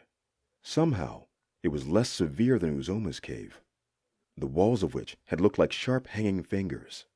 Ikina's cavern curved with no fissures or impressions at all. How did you manage to be so close yet undetected? Amana asked. I can't take credit for that, Ikina said. My father would have found me in hours, if it were not for the royal daughter. Ikina nodded to Shinaki, who brought up the rear with Naya. The pair of them had been speaking in hushed whispers. On occasion, Shinaki would look up at Amana and smile. The women were closer than Amana had suspected, almost like sisters. So you're a dampener? Amana nodded to Shinaki. I was told you weren't very good. He turned to Naya. Naya gave him a sluggish wink. That's what we tell everyone. Shinaki shrugged. She was perfect for me, Ikina cut in.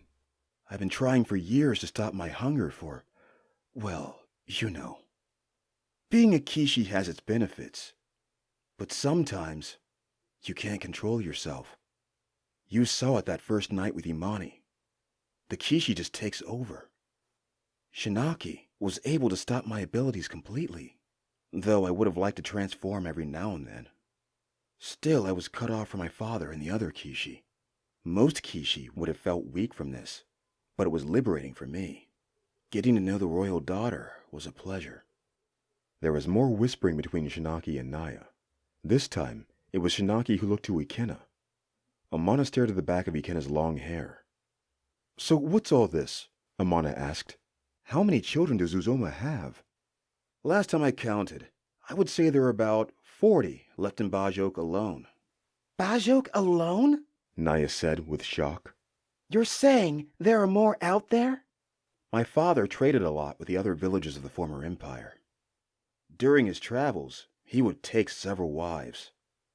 He wanted all of Gola for himself, bring it back to the days of the empire, but with Kishi as the leading force. He was creating an army, Shinaki said to Naya. Ikena says, counting all the villages in Gola, the army is in the 100. We've seen how just one of them fights. They're enough for 5 or 10 men, Imeka said in a hushed tone. But Amana was able to kill Uzoma, Naya said. Amana lowered his head, not wanting to look at the deep gash across her face. That's right. You still haven't answered me, Amana. Ikena turned. How did you manage that? Uzoma was the best of us. Amana did not answer. He has the sight. Better than anyone I've seen, Naya said for him. If you fought a Kishi single-handedly, I assume she means a short sight? Ikena asked. I can't control it, Amana said. Not when I'm fighting at that speed. Naya knows that better than anyone here. Naya did not look away from Amana. She showed her scar proudly. It was my fault. You could have handled it yourself. A good warrior knows when she is needed and when she is not. I should not have interfered. Don't try to pass it off, Naya.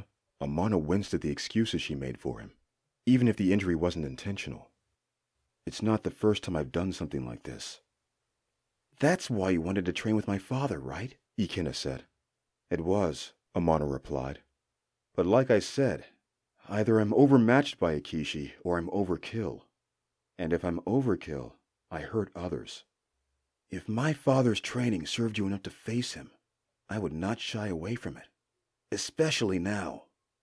We have to return to the village and get those people out. Ikena turned to Shinaki. Your mother and father should be making their way here with the other Yoseti. But the villagers, we can't leave them under the influence of the other Kishi. Your father's training did more harm than benefit, Amana said. I thought I knew control. I was mistaken. gravely.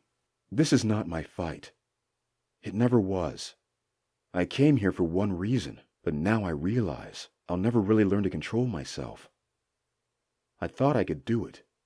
Play as a monk, gain their power, and use it for my own purposes. It just didn't work that way. Then you waste yourself, Ikena said. Look at me. How do you think I've managed?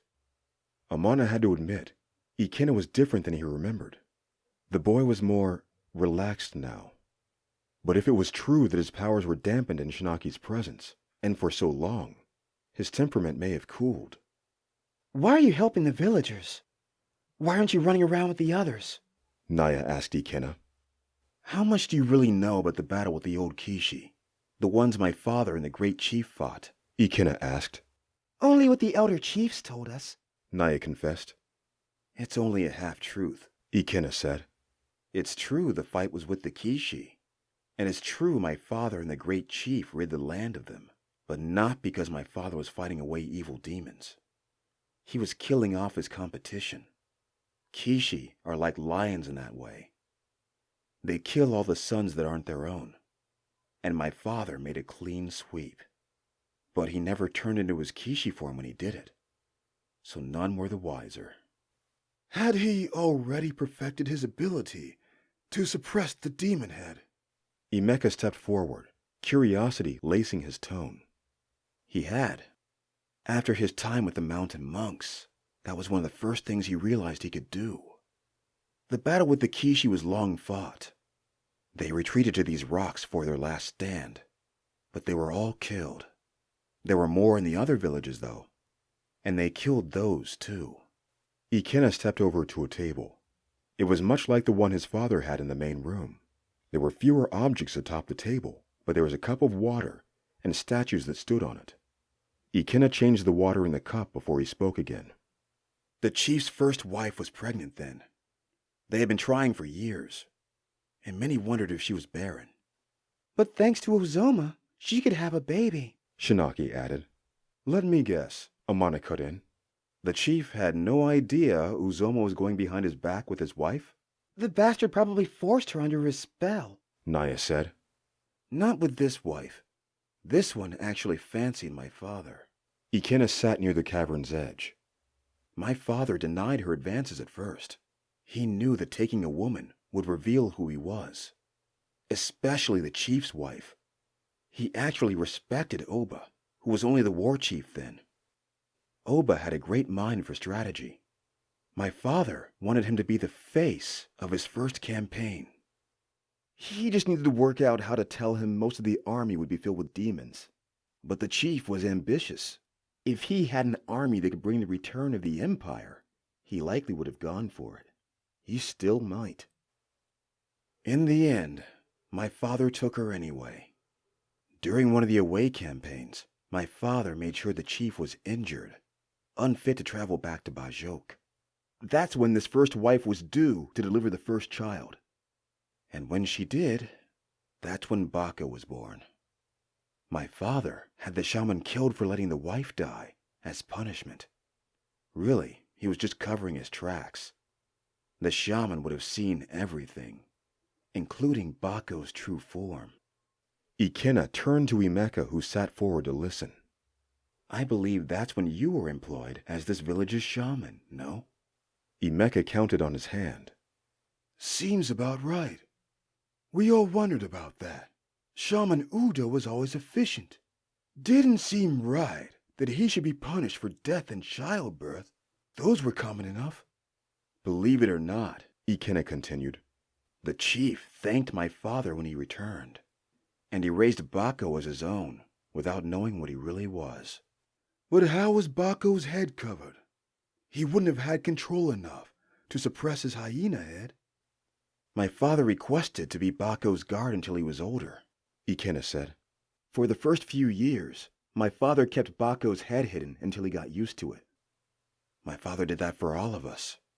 Then it became like second nature. So Ikena didn't need his lump of hair to cover his hyena head, Amana thought to himself. But not all Kishi could do it, Amana said. I chased one of them, Akua. I don't know that name, But if he couldn't hide his head, he must have been weak. My father might not have finished his training. Was he a native? No. Kojo said he was a merchant from someplace west. Interesting. Ikena frowned. My father never mentioned an Akua. Were you Uzoma's second child then? Amana asked. I was. And I've seen over and over how so many women were killed for his conquest. I vowed never to do that to any woman. I never took a woman as my own. Never laid with one. Naya gave Shinaki a furtive glance. Amana was sure she hoped Shinaki did not lay with Ikena, no matter how attractive he was. When Shinaki shook her head, Naya's shoulders relaxed. You have to be at least 20 years old, Naya said with a raised eyebrow. And you've never been inside a woman? She didn't seem to believe him, or Shinaki. And I never will, Ikena said. What about Imani, though? You clearly were taken by her. I fancied her, sure. I didn't do more than look at her. But I only meant to protect her. Hoped she found someone better than me. Certainly better than Bako. Did you both know who your father was? Amana asked. We did. Bako was the favorite, of course. He was going to be chief. It would have been a legitimate and covert ascension to power if anything happened to Oba. No need for a massacre. Why didn't they just kill the chief? Naya asked. Shinaki was the one to answer this time. Uzoma's army wasn't ready yet. It's not exactly ready now. He wanted to wait a bit longer before he executed his plan. Remember, my father liked the chief. He thought he was a strong leader, a good speaker. My father never had a taste for leadership like that. He preferred working in the background. But you've seen it. The chief just has that presence about him. My father wanted that to rub off on Bako, for him to be an effective leader for his Kishi army. Just then, there was a bird call outside the cave's threshold. It sounded like a hawk. A message from Bajok. Ikena got up and walked out into the daylight. With his hands cupped around his mouth, he whistled a short 3-beat trill. There seemed to be some sort of code to it. Amana looked up at the bird. It was an osprey, the river hawk. Under closer examination, Amana could tell the messenger bird was not entirely an animal. The nuances of this hawk were human, fluttering its wings too often, as though it were unsure it would stay aloft. This was a shapeshifter.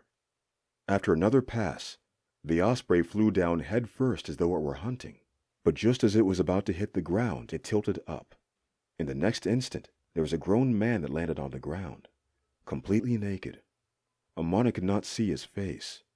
It was covered by Ikena's back. It's so good to see you, Ikena said.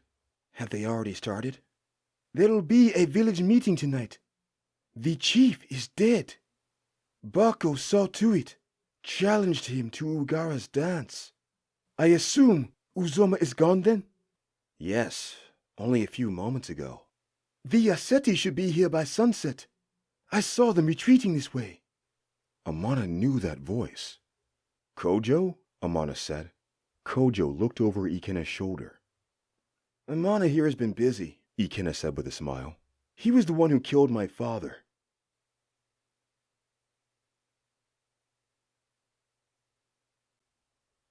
Chapter 20.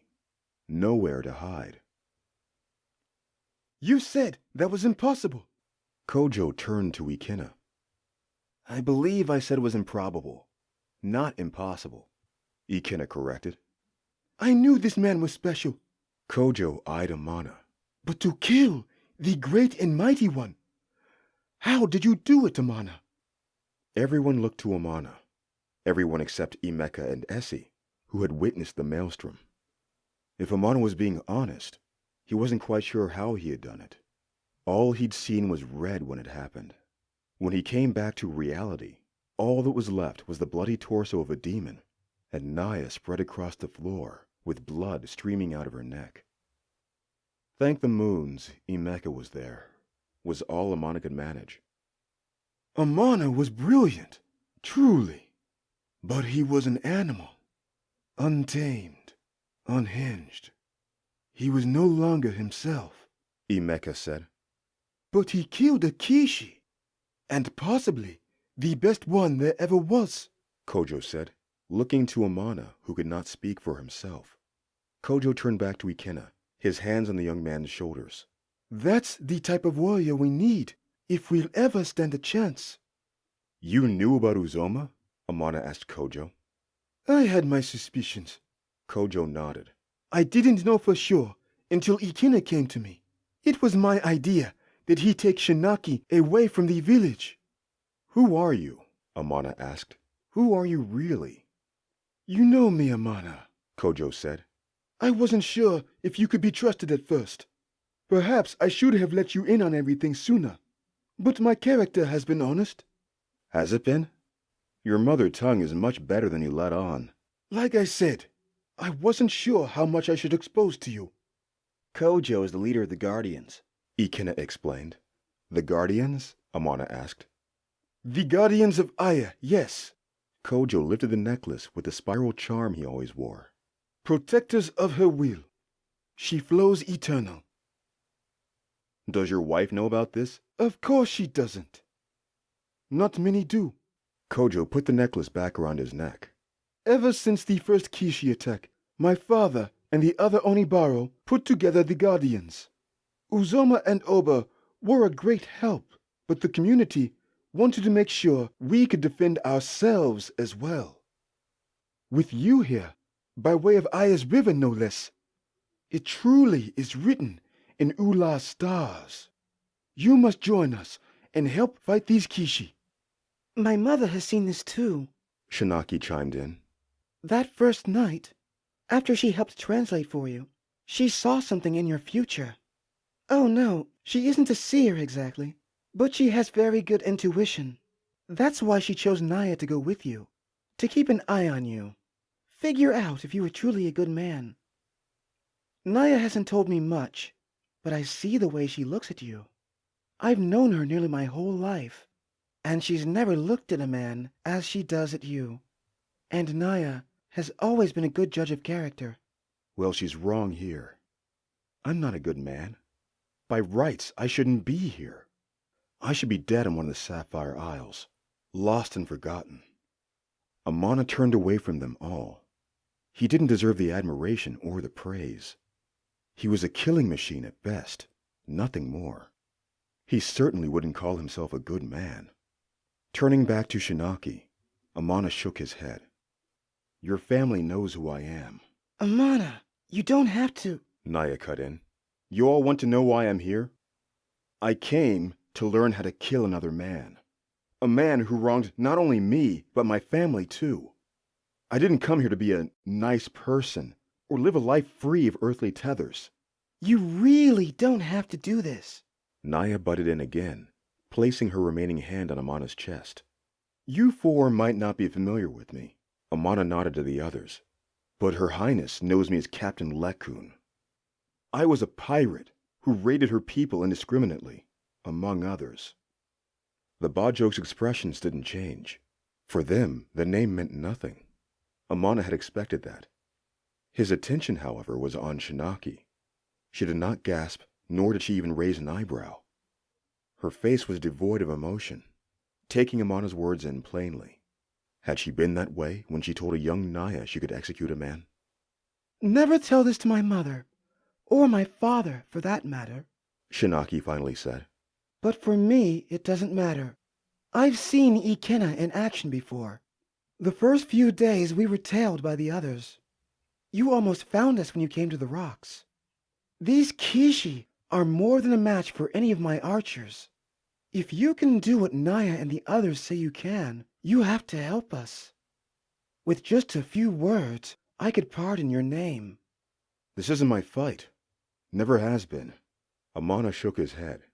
I've used the teachings of the Junga to further my own agenda, and I paid the price.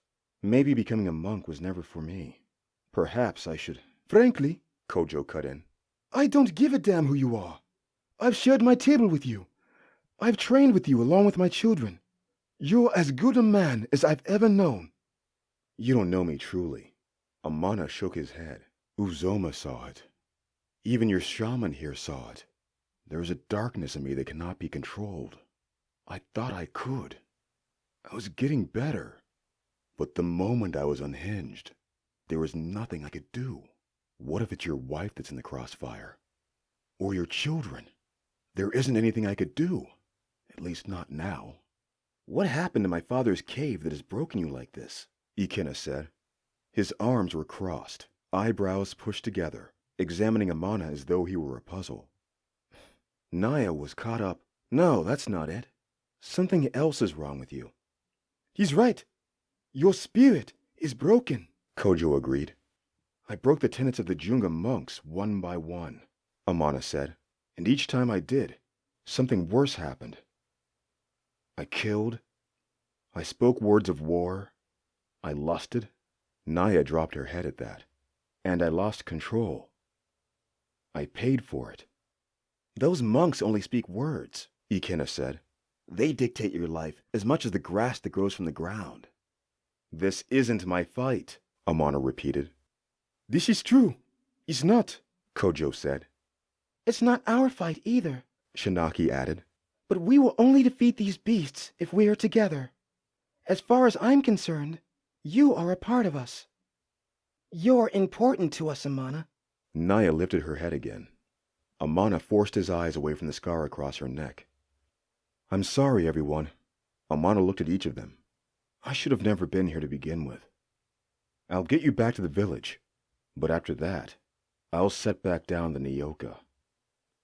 There was another whistle outside the cave. This one was different, not the call of the hawk. This one was human, a short trill that sounded like the wind. Amana had heard this call before, near the port cities of the mainland. The Aseti were here. Ikena and Kojo stepped outside the cave to meet the company. Kojo whistled back. Amana squinted his eyes. He made out the shapes of heads and the tips of spears.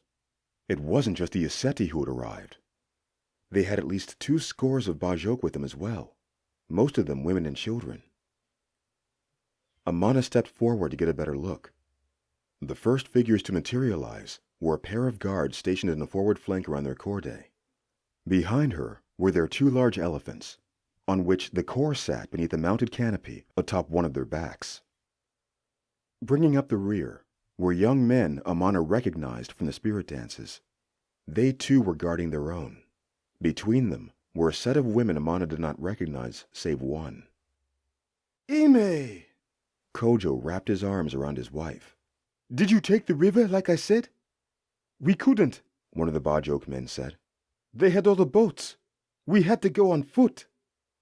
Kojo raised his head over the villagers, mouthing a count. Where's Dayo? Inu? The Bajok man only shook his head. They know we have come here. Korde Nima spoke up. Did they pursue? Kojo asked. No, Ikena said for her. They would be too afraid to with my father gone. They wouldn't want to meet who killed him. Ikena turned to Amana. Not Bako, Another man spoke up. he wanted to chase us down until we were all dead. He would have gotten us too if Yemi hadn't stopped him. You mean if we hadn't covered you with our arrows? One of the Aseti archers said. Yes, your arrows helped too. The young man waved the notion away. Mother! Shinaki rushed out of the cave. She embraced her mother in a tight hug. Amana had never seen the Korde smile so wide. Kormosai only gave Shinaki a slight nod, no loving greeting from him. Is she whole? Was all he croaked. I knew you'd be safe, my child. Nima ignored her husband, patting her daughter's back. Shinaki was at least 2 heads taller than her mother. I would have sent word, but Ikena said it would be too dangerous. He wasn't sure who he could trust in the village. Shinaki said. Where have you been? Her mother asked. Out here among the rocks mostly. We tried to get out a few times. That was when we ran into Bako. I'm so sorry we wished to pair you off with that boy. It's okay. There was no way of knowing, really. Shinaki shook her head. Ikena kept me safe, and I him. Are you the boy? Nima turned her nose to Ikena. examining him up and down. She nodded her head approvingly. You're definitely a looker. You're one of them, aren't you? I am, Ikena confessed without hesitation. Why is it you have not yet killed my daughter? Nima took a small step in front of Shinaki.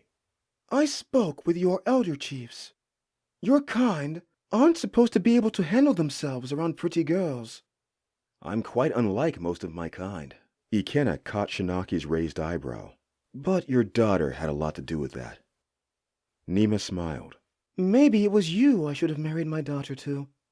I wouldn't be so sure about that, Amana finally spoke up. Ah, Amana. Nima raised her eyebrows. We thought you dead. And Naya? From the cave, Naya limped her way to her corde. She had been hiding in the cave, tucking her handless arm behind her back. I'm here, Your Highness, she said. Nima looked her up and down. First, her eyes scanned Naya's face. Nima stretched out her hand, stroking the scar. Your wound looks strange. Was it healed? She asked. Emeka saw to that. Naya gestured to the shaman. Emeka gave a feeble wave and smile. I could have healed it better, he said proudly. But I had to tend to Essie first. Nima held Naya by the shoulders. Naya flinched. Show me, Nima said immediately. Naya turned her face away when she showed her corde the handless arm. Like her daughter, Nima frowned at Naya's stub. What happened? Nima demanded.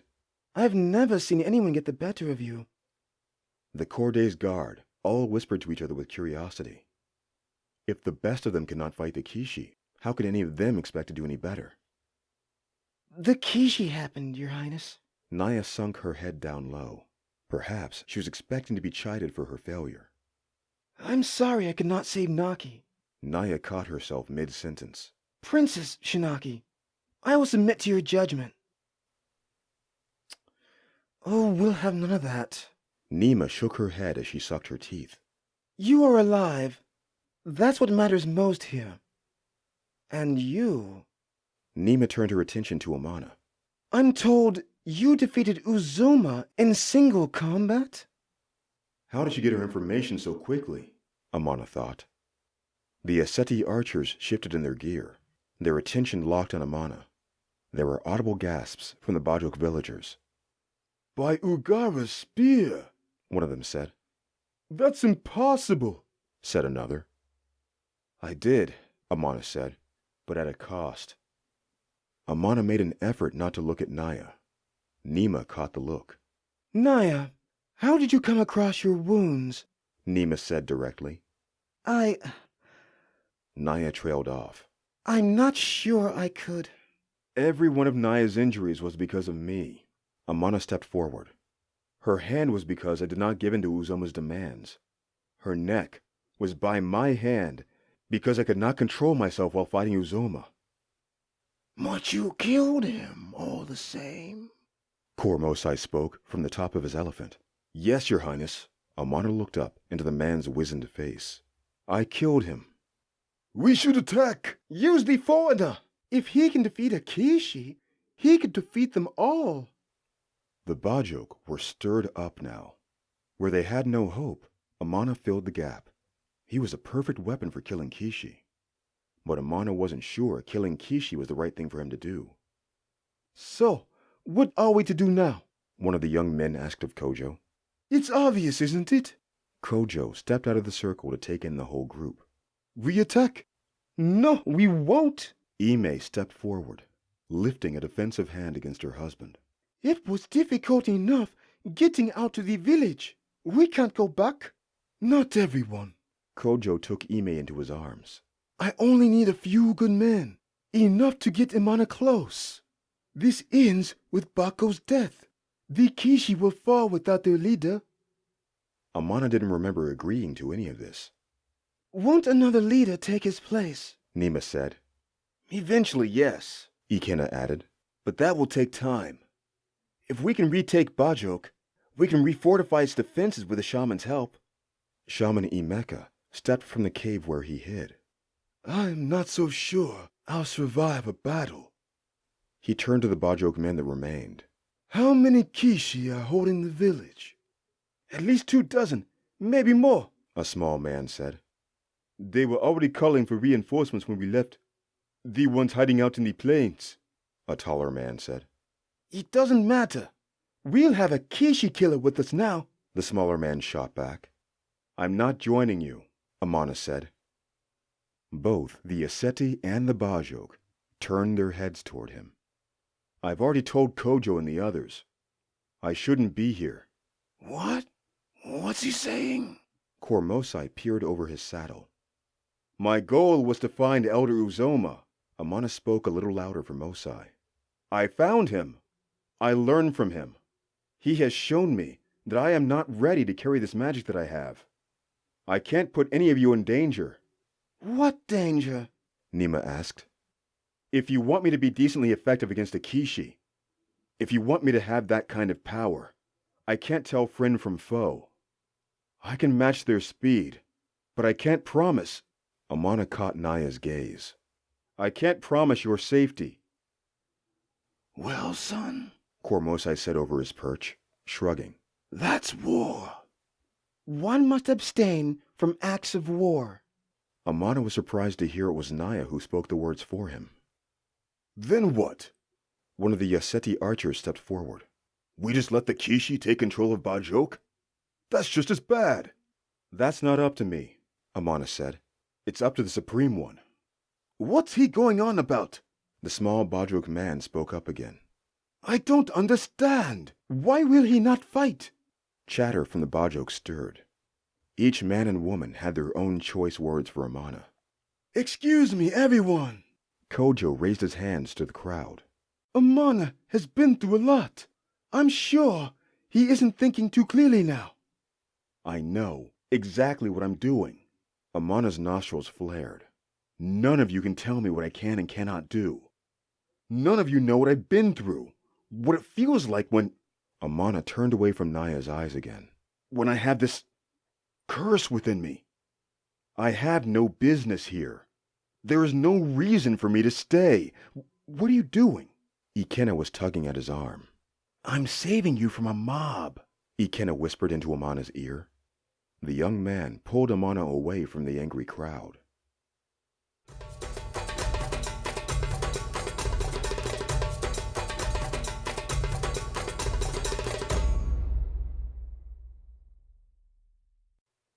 Ikena whisked Amana back into his cavern.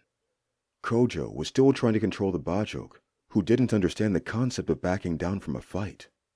The Aseti archers surrounded Naya. They, too, seemed to have the same questions as they pointed at Amana's back. I'm sure my father told you how he achieved the power he did. How he was able to hide his demon. Ikena said, once they were far enough into the cave not to be seen. It was a combination of the Junga teaching and what he learned from this village, Amana answered. It was mostly what he learned from this village, Ikena corrected. They know balance so well here. They don't see good and evil as most in this world do. Though, of course, they cannot deny demons such as myself or my brothers. They don't see us as bad, just a part of the struggle of life, the natural order of things. What the mountain monks teach is abstaining from everything in this world, denying yourself its pleasures, its horrors, as though that will make everything go away. That is a fantasy. It's true for the few of them that have achieved greater insight by internalizing and focusing their energy, but some of their members limit themselves.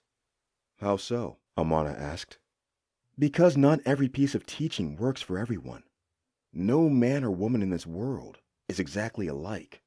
No one piece of knowledge will help everyone. You came here because you could not internalize your energy the way you wanted to. You tried the way of the monks, but that did not work for you. Their teachings may give you the power you desire, but you'll have to break their code if you actually want revenge. You came here to find a new way. Whatever it is my father did to you, whatever he taught you, it worked. You matched him. You tapped into something that allowed you to defeat him, no matter who got hurt in the process. But I'm still no better than an animal, Amana said. Ikena held up a hand, and Amana's insides went cold. Sorry, Ikenna pulled his hand back, and Amana felt a release around his chest. It's a habit. Let me finish.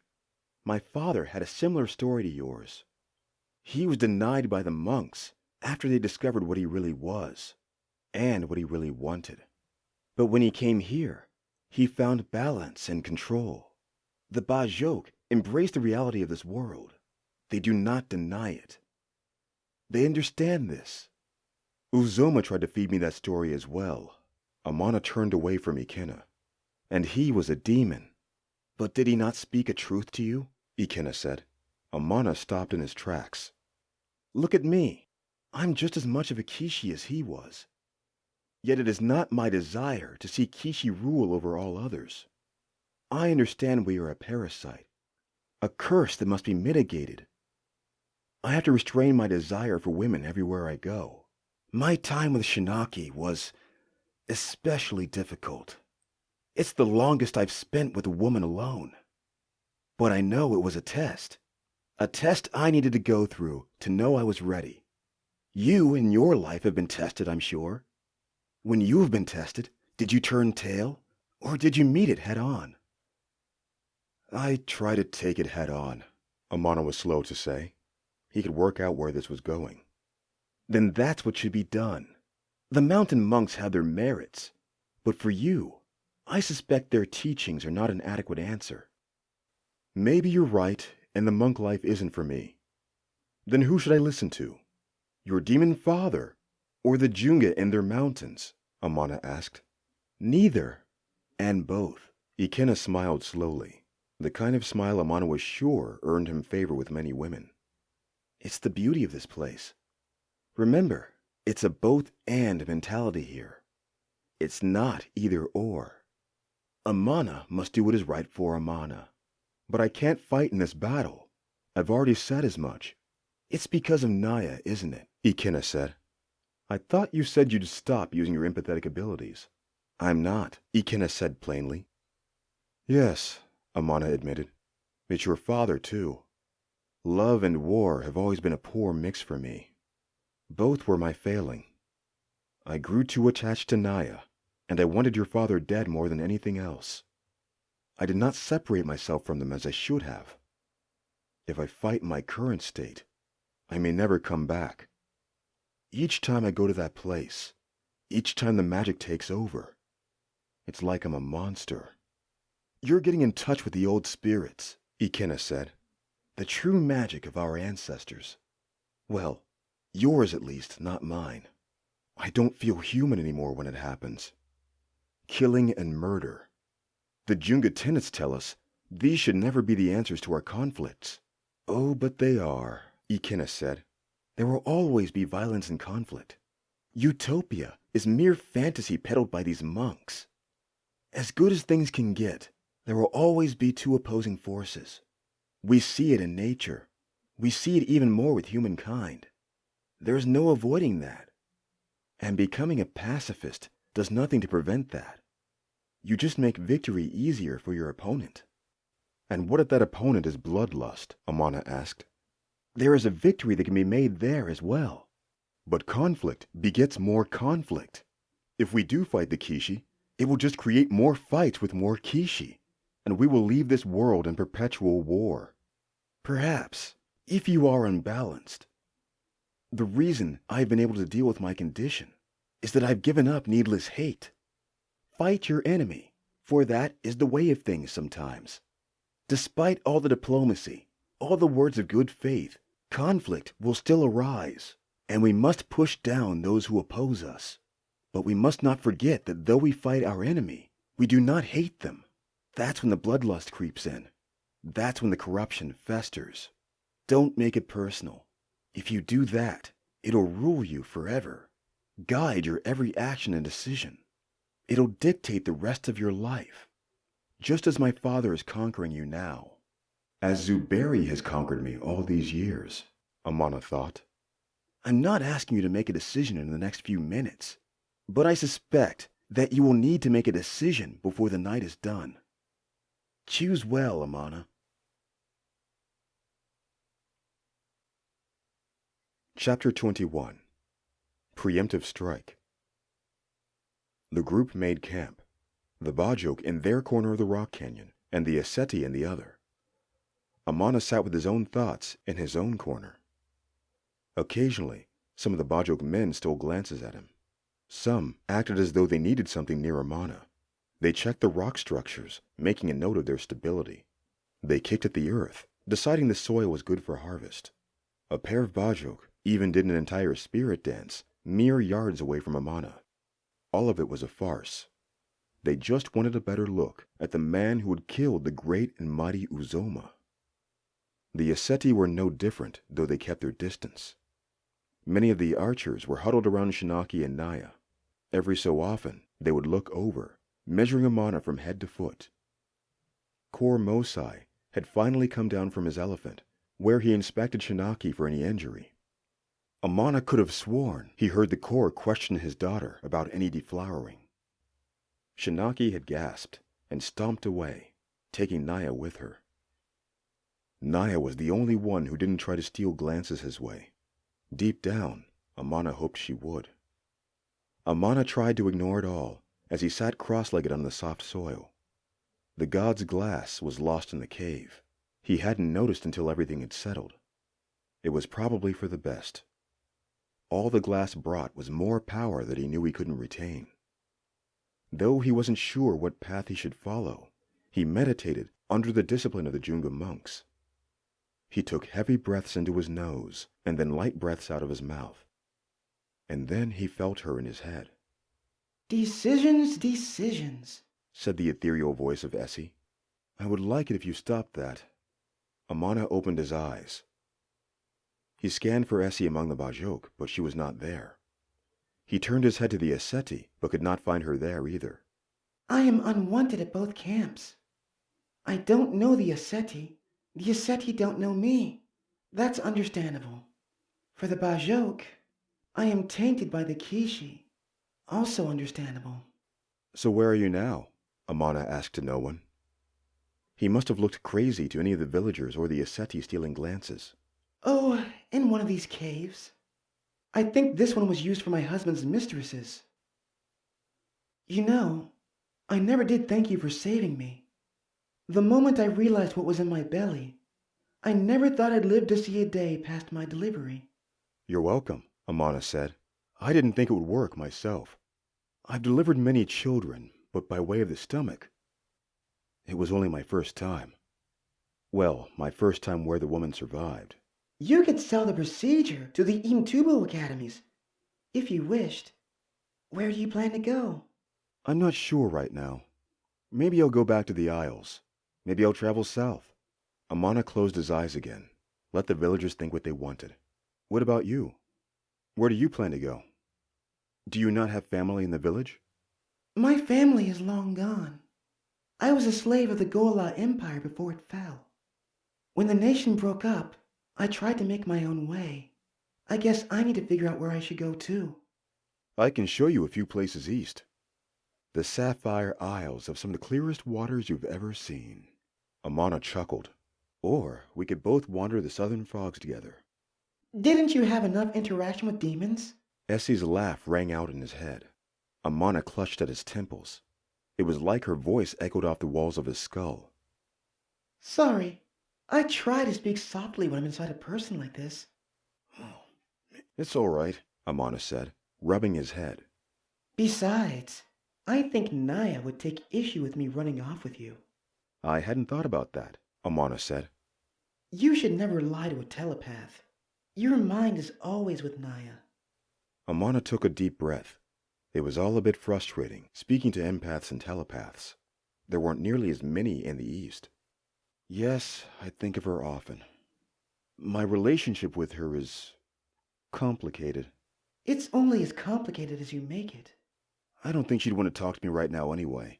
I can find out for you. No! Amana raised his hand to the air in front of him. A trio of startled Bajok women looked up at him. Amana gave them a coy smile and a wave. Don't mind me, I'm just crazy. That seemed to be enough for them. They turned back to their conversation with rolling eyes. I would rather you didn't look inside her head. Oh, I already have. She thinks of you too, you know. She loves you, I suspect. No. Amana shook his head. Naya doesn't love. Well, I guess you'll find out. What do you mean? Open your eyes. Amana opened his eyes again. Naya was walking towards him with food in hand, a feeble smile on her lips. Good luck, Amana. The sensation of Essie left his body. Part of Amana was relieved at that. He didn't want her listening in on their conversation. I thought the Aseti would be 3 leagues away from this place. Amana tried to start the conversation light. You underestimate a Yaseti woman scorned. And there are 2. Naya gestured back to Nima and Shinaki. Shinaki had no shame. She looked directly at the pair. Shinaki won't leave until she sees Bako's head on a stake.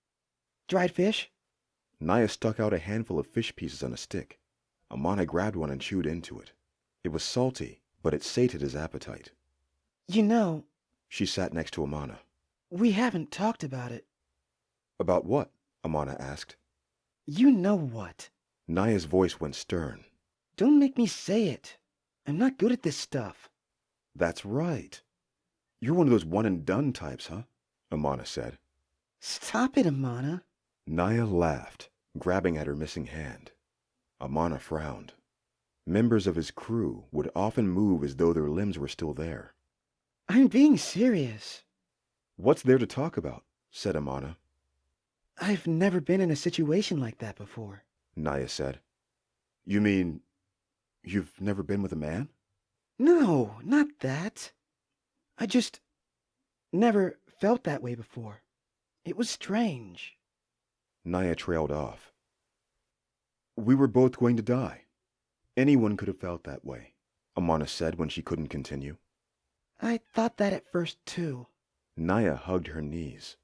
But when we were dying in that cave, I wasn't worried about what was on the other side. Not really. I've faced death before plenty of times. I was scared I wasn't going to. Naya bit her lip. Whatever it was she wanted to say, it wasn't coming out. She dug her head into her knees, her dark reddish hair poking out. Amana still wasn't used to seeing her like this. Sorry, I never had to do this before. I don't even know why I'm doing it. Naya spoke into her legs. Amana moved his hand to her back, caressing it.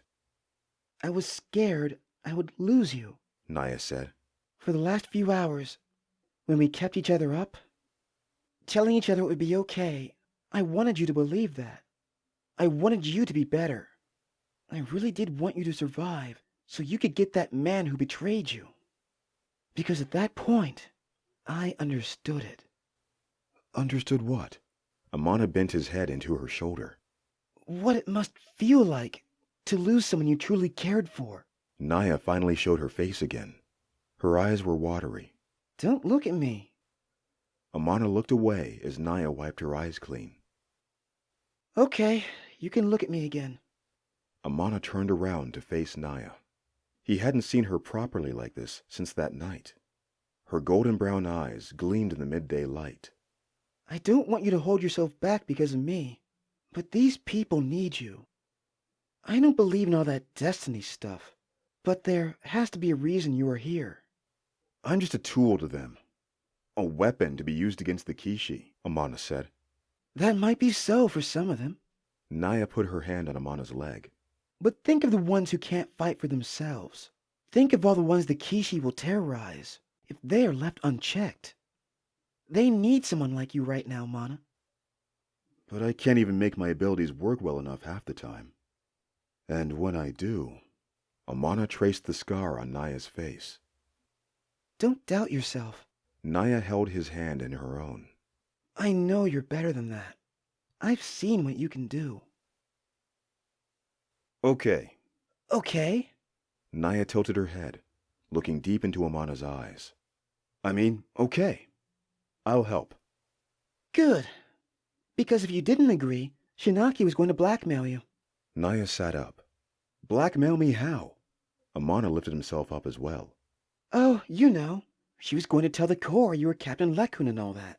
She's a shifty one, isn't she? Amana shook his head. She is. Naya nodded her head. But she's the best future the Aseti have. So what? Amana said. All that stuff you said. Was all true. Naya stood tall. You should know me better by now. I'm no good at lying. Come on, Mana. Let's go get us another Kishi.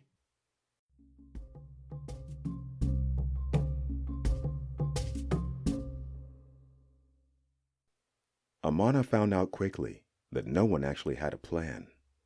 Kojo wanted to go in with his own men, along with Amana, the Kishi killer. Kormosai thought they should return with the Yaseti's full force, using the elephants as a vanguard. Ikena wanted to smuggle Imeka in himself, protecting him while he reinforced a mystical barrier that would not allow the Kishi to transform. The one thing everyone agreed with was that they should attack that night. Well, what are they doing now? Amana asked. They're likely gathering the farmers and villagers that didn't get out, Kojo said. Are most of them aware of who is ruling them now? Amana said. No. Kojo shook his head. Why are they alive then?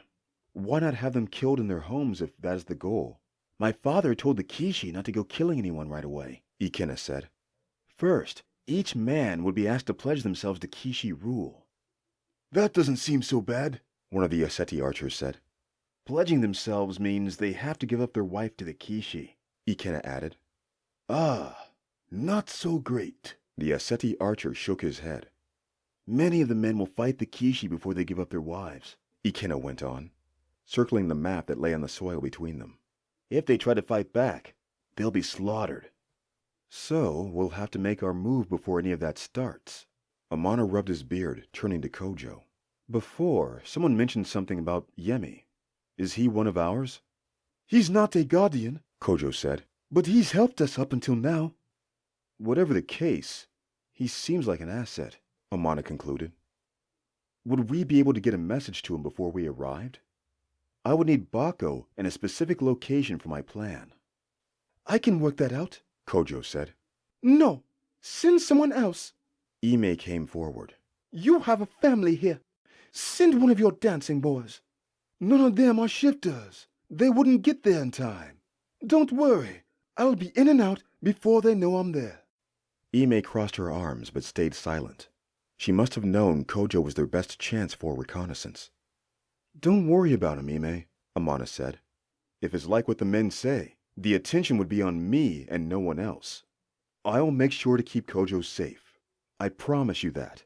We don't make idle promises in Bajok, Ime said with a stern voice.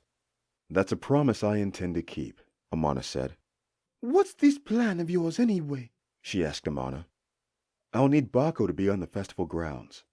We'll need to get him to do the pledge ceremony out in the open. That'll be our best chance. If Yemi suggests it, he should listen. I saw how he kept the first son under control. Amana turned to Ikena. How much control does Bako have over himself? You saw what he did to Imani, Ikena said.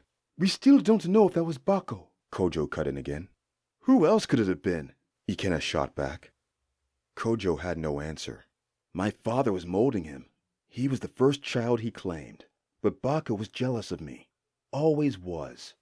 He might have taken me a few times. But girls, I was always better at that. Have you fought him before? Amana questioned. I have, Ikena said. Can I assume you've never beaten him? Just use me, Shinaki said. I was the one to save you that day. I can stop the Kishi from transforming. I'm glad you volunteered, Amana said. That's why I want the Kishi contained. How many can you control at once? Well, you see, Shinaki started. She still hasn't completed her training at our academy, Kordenima said, stepping into the circle. As I'm sure you know, magic in the East has weakened. We don't have many good mentors for her. I can stop at least 2 of them. Shinaki spoke for herself. That might not be enough, Amana said. That would not be nearly enough, Amana thought to himself. No, I think we'll hold you back for now, Shinaki, Amana said. As much as I know you want Bako's head, your parents would want you protected. Amana turned back to the map. I'll go in with Kojo and Ikena's group. We'll split up once we reach the village. I'll go with Ikena to ambush Bako. Kojo will go with the shaman to make sure his ritual isn't interrupted. No offense to Kojo, But I would like to have the Kishi or the Kishi killer with me while I'm doing my work, Emeka said, hunched over, doing his best not to look Kojo in the eye. Do you not have shapeshifters of your own, Kojo? The women. I could have sworn, Amana started to say. We don't have any lion shifters, if that's what you mean. Kojo cut in. There were a few hyena shifters like Ayo, but they all ended up being banished. Most of us are osprey or quail. I can take the shape of a warthog, one of the older women said. She, like many of the women in the village, had golden eyes, though hers were milky and opaque. It took her at least a full minute to step forward. It took her even longer to transform into a sluggish warthog. That's all right, Amana said. To be fair, her tusks did still look like they could tear through a man. But a Kishi? I'm sure we'll figure something out. I'll go with you, Naya said. There's nothing you can do without your hand. Shinaki stepped forward. You forget. I can touch the elements. We both know that's not as good as your bow. I have to agree with Shinaki, Amana said. He didn't need Naya's bravery now. There was no need for her to be in harm's way in this fight. You should stay back with Shinaki and the Aseti. What would you have us do? One of the archers spoke from the crowd. You will be our rear guard.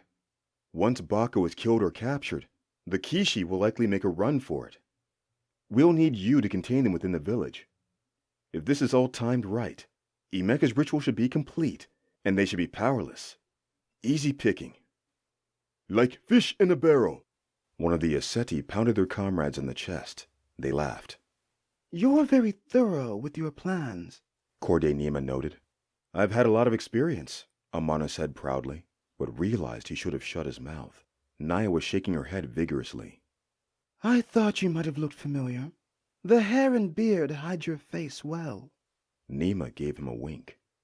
But what about us? Said the small Bajok man from earlier. If they find us out before the ritual is complete, how do you expect us to fight those demons? That's a fair point. I'll stay behind with you. But I'm not the only useful one against the Kishi. We'll have Ikena for support, and they can be killed if a small group coordinates their attack. They're weak on their human side. The issue is, they tend not to show it when they are in their Kishi form. You'll have to use flanking maneuvers to get at them properly. Just keep your distance using those spears, Amana whispered to Kojo. They do know how to use those spears, right? I think so. Kojo shrugged. What? Amana said in a hushed voice. I mean, sure. Definitely. Kojo perked up. They are my students. They know the way of Ugara. As long as they're guided by the ancestors, they'll be fine. Amana didn't believe Kojo as far as he could throw him. Don't worry, Emeka whispered into Amana's ear. I should have the ritual done by then. Amana didn't like it, but he didn't have much of a choice. All right, everyone. Get your things in order and prepare yourself. We head out in an hour. Amana pulled at Emeka's shoulder. I've been meaning to ask you, Amana said. How will we know when the Kishi are powerless? That's where I'll come in. Essie walked through the drifting crowd. I'll stay with Kojo's group. I'll communicate with you and the Aseti in case anything goes wrong. Amana figured he didn't have to explain the battle plan to Essie. She had likely heard it all. I'm sure something will go wrong, Amana said. Always plan for it. Your help would be welcome, but I don't want to put you through anything. You've just gone through a traumatic birth and all. Oh, I should be fine, Essie said, smiling. All I'll be doing is sitting and watching Emeka do his dance.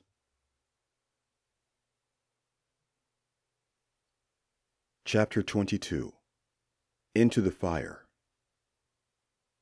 Amana hadn't properly held a sword in nearly 2 years.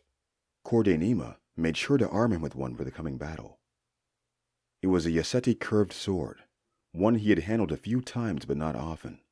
The sword was well balanced, forged with the kind of craftsmanship one would expect from the Aseti. Though Amana pledged himself to the fight, he still did not think he'd have much use for the sword. Ikena had already taken out 2 Bajok warriors guarding the river port, where they planned to mount their battle plans. Best case scenario, Amana could direct Ikena without worry of getting his own hands dirty, or putting anyone else in danger. The Aseti and the Elephant Vanguard were already stationed north of the village walls. They used the cover of night, hiding away in the tall grasses until further notice. Amana and his group waited for Kojo to return at the southern river bend. The Korde had given them 6 Yoseti archers. They had no fear, complete concentration, the same face Naya often wore in battle. When Amana said goodbye to Naya, leaving her with the Aseti north of the village wall, he had a suspicion she would not stay put in this fight. He hoped he was wrong. The song of a hawk sounded across the night wind, marking Kojo's return. They all looked to the dark sky for an osprey. Silhouetted against the moons was Kojo. But his flight path was uneven as he careened downward. When he dropped to the ground, transforming back into his human form, they all saw a gash across his arm. "What happened?" Amana asked, as he wrapped Kojo's tunic around him. "Oh, nothing." Kojo pulled his clothes around him. "Just met an unfriendly arrow is all." "Do they know we're coming?" Ikena was on guard. No, Essie said from the back of the group. the one who shot at Kojo suspected it was a scout, but nothing more. They don't know of any attack as far as I can see, but there are so many mines I can't decipher them all. "That's good to hear," Amana said. "No need for our plan to go to shit just yet. It hasn't even started. Did you get the message to Yami?" Kojo stood himself up, fully clothed now. "Yes, he knows everything. Says he'll be able to get the the great chief, to hold the meeting on the festival grounds instead of the great hut." "That's the best we could have hoped for," Amana said. "So, what's next?" Kojo asked. "Ikena's group will push into the village, warn as many of the villagers as they can, and send them back this way." Amana turned to Emeka, who was already painted and dressed in his ceremonial outfit. "Will this area work for you?" "The closer I can get, the faster my ritual will take effect." Emeka looked to the dead Kishi by the river. "But I'll feel much better starting the ritual here, away from the Kishi. Just keep them away from here, would you?" "I'll try my best." Amana nodded. "How much time will you need?" "At this distance, and if I work fast." Emeka started counting on his fingers. "About an hour should do it." "You can make that work, right?" Amana turned to Ikena. "I don't know." Ikena shook his head, turning to Kojo. "You did tell Yami to stall as much as he could, yes?" "I did." Kojo nodded.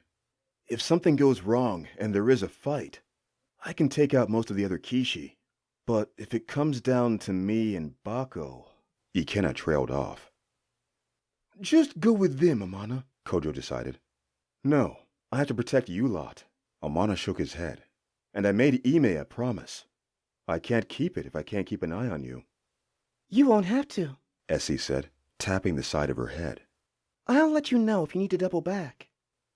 Amana clenched his jaw. There wasn't a lot of time, and hasty decisions were usually the worst kind. "Are you sure you'll be okay here? Your wife will give me an earful, even with that wound you have." Amana pointed to the blood seeping through Kojo's tunic. "It's okay," Kojo said. "She'll forgive you for something like this. Hurry up. The villagers will need you. Once Bako makes the announcement, the men won't stand around to be servants to the Kishi. They'll need you and Ikena protecting them. And don't forget to use them. Not all of them are helpless." "All right, then," Amana sighed. He looked over the rest of the small group. Kojo had brought 6 of his best men, or so he claimed. One of the boys looked no older than 14. Amana would have to work fast, not only for the villagers' sake, but also for the sake of this small group. "All right, everyone, this is it. Communication will be through Essie. She'll give us an idea of when the shaman is done. Keep them protected at all costs.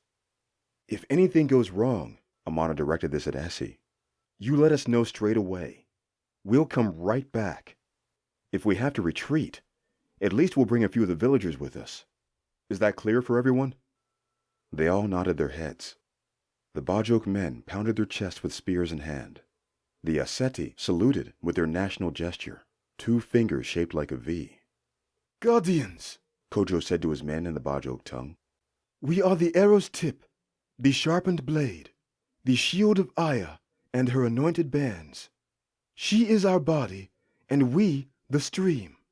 Wash away the filth in service to the divine. Protectors of her will, she flows eternal. She flows eternal, the Bajok men said in unison. Amana noticed that they all wore the same necklace with a spiral charm. Do you have anything to say? Amana asked the Asceti. They shook their heads. All right then. Keep low, Amana said to Ikenna at his side. You're our best chance against these things. And here I thought you were our savior. Ikenna smiled. I'm still interested to see how it is you fight. Let's hope for both of us that we won't need me pulling off any heroics.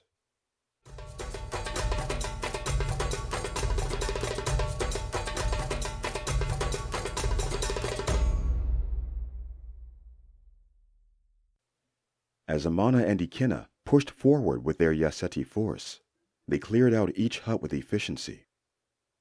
The Asceti moved more like assassins than an army, their feet as light as panthers. After the first set of huts, Amana deferred to their clear-out tactics, following the gold trim of their blue armor. Most of the huts were empty. Many of the villagers were already at the festival grounds, but they picked up as many stragglers as they could, sending them back down to the river where it was safe. Some of them didn't believe they were in any danger, but when Ikenna showed them the hyena on the back of his head, they left without protest. You all work fast. What should we do with all these people? Essie said in Amana's head. Send them down river. They can stay with the Asceti and their elephants in the farmlands, Amana replied. Ikenna looked at him with raised eyebrows, but then realized Amana was talking to Essie. No wonder my father wanted Essie so badly, Ikenna said, as they cleared another hut. They're dead useful in the Esterlands, Amana replied. It's almost a requirement for any fighting force if you wish to actually win wars. Ikenna stopped Amana with his hand. Wait! Amana hid behind a hut, watching as a pair of Bajok warriors walked down the path ahead of him. Their hair was long. Those are Kishi, Amana said. They are, Ikenna confirmed. Not very good ones if they needed their hair. I think those are some of the ones who escaped when Chief Oba had everyone cut their hair. What do you think? Should we take them out? The Kishi looked into hut after hut. Where are they all at? One of them asked. There were already a lot at the festival grounds, the other answered. I don't know, the first said. Something feels off.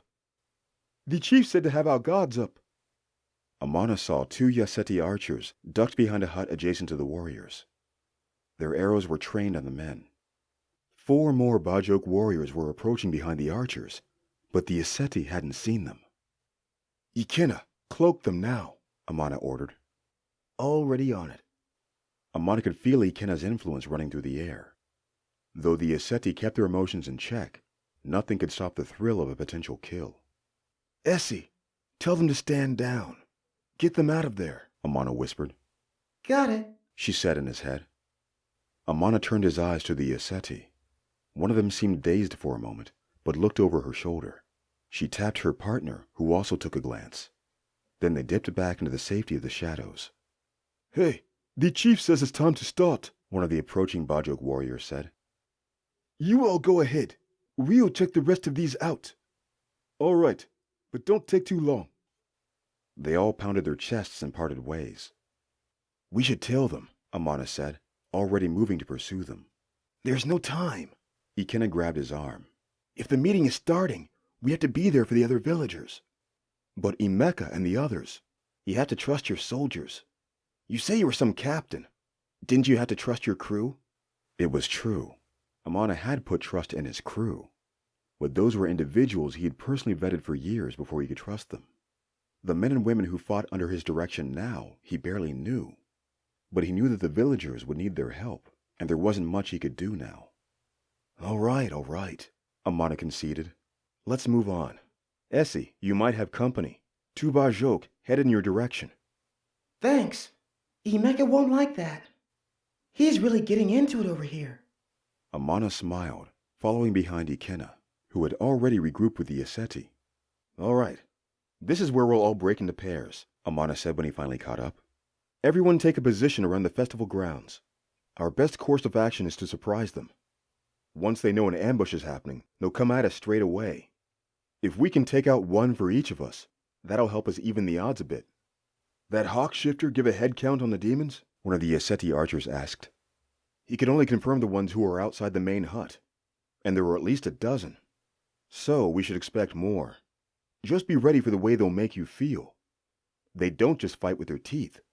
Keep your wits about you. They'll try pulling at your emotions. Stay true and you'll do fine. Nothing can break a Yeseti, said the same archer. More of that Yeseti confidence. Amana hoped it would do them well against the Kishi. He looked over their heads. He could see more people shifting towards the center of the village. All right, we don't have much time. Let's head out, everyone.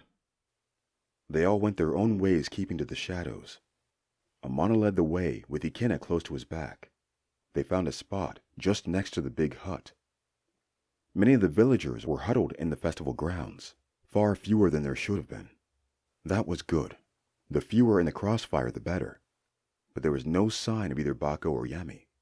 Are you sure Kojo got the message to Yami? Amana asked. I don't see why not. The villagers looked at the warriors that surrounded them with shifty eyes.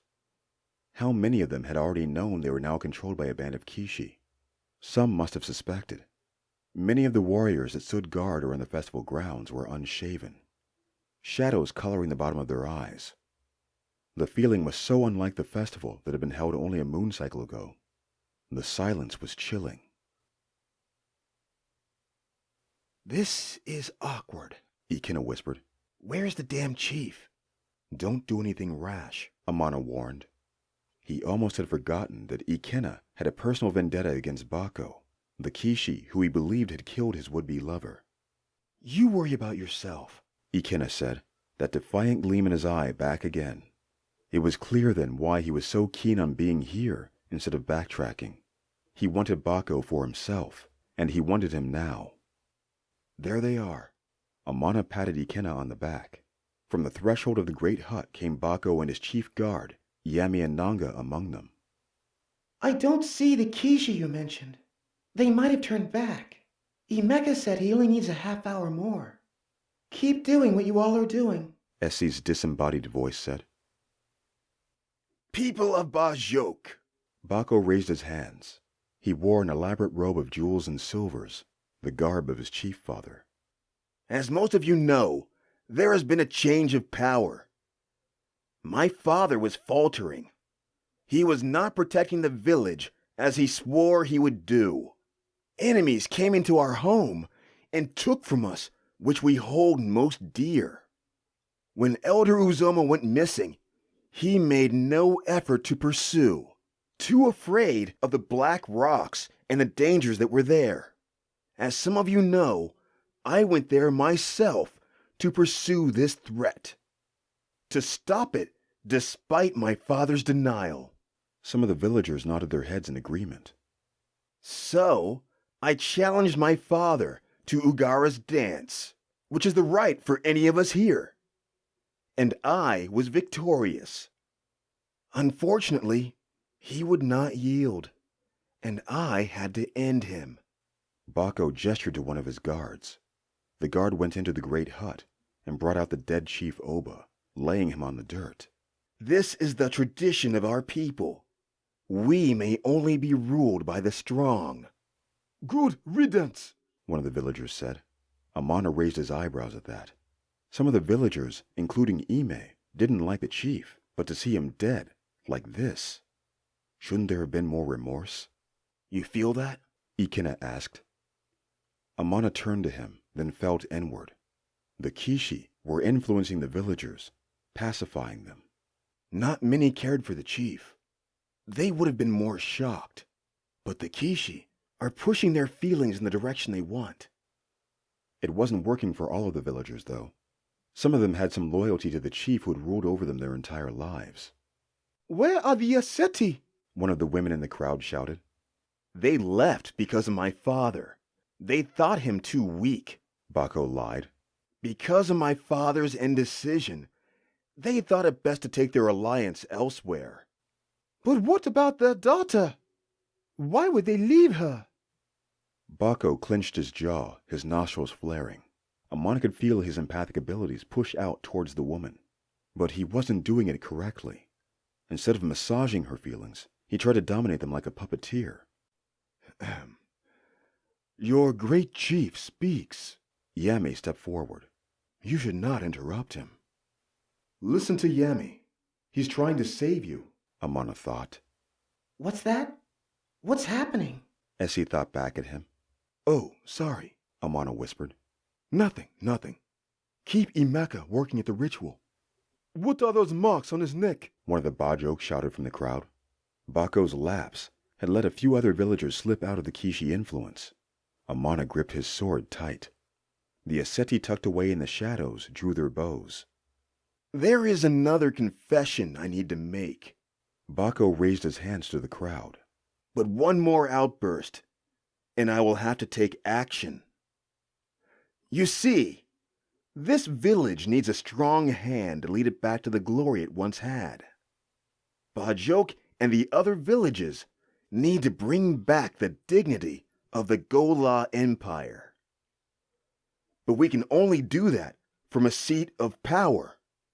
I will be that power. Bako turned around, showing the back of his head. Now Amana could see that his birthmark was no ordinary birthmark. They were the creases of the hyena head he could not fully suppress. The birthmark protruded into a snout, eyes, and fur sprouted from his back as his body contorted in unnatural angles. Next to Amana, Ikena started to change too, ready for his time to strike. There were gasps from the crowd. Nanga's knuckles went white around his spear, not sure whether to attack or hold his ground. One brave, or entirely stupid, man made a dash for Bako, picking up a stone along the way. He was still 20 yards away from Bako when a spear was thrown through his neck. A woman screamed as the man fell on top of her dead. We said we wouldn't kill anyone, Nanga shouted, pointing his spear at Bako a bit too close. Nanga. Yemi shook his head on Bako's other side. Not now. Nanga's face scrunched up in thin lines, but he let himself relax. Reluctantly, he let his spear settle back down to his side. Bako stood to his full height. I do not wish to kill anyone in this village. His voice was deep and animalistic now, nearly a growl.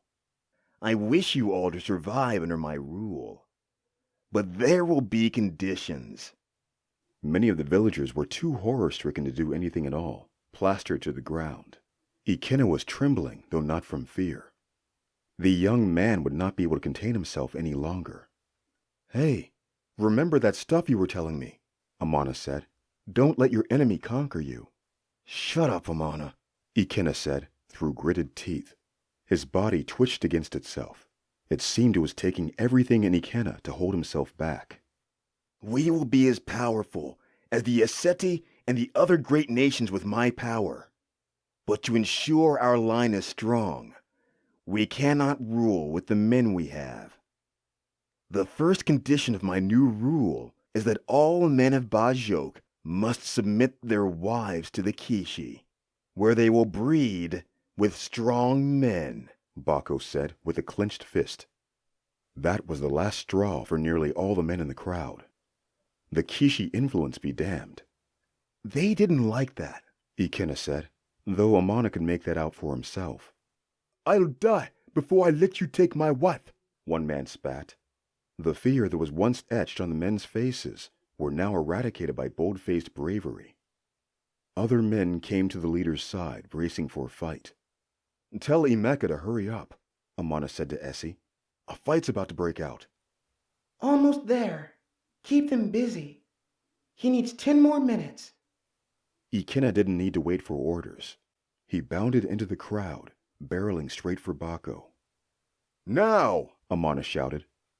Though there were only 6 Yaseti hidden, at least a dozen arrows flew from the shadows. Of those arrows, 10 struck Bajok warriors. The rest of the arrows met their targets, but were blocked by Kishi hides.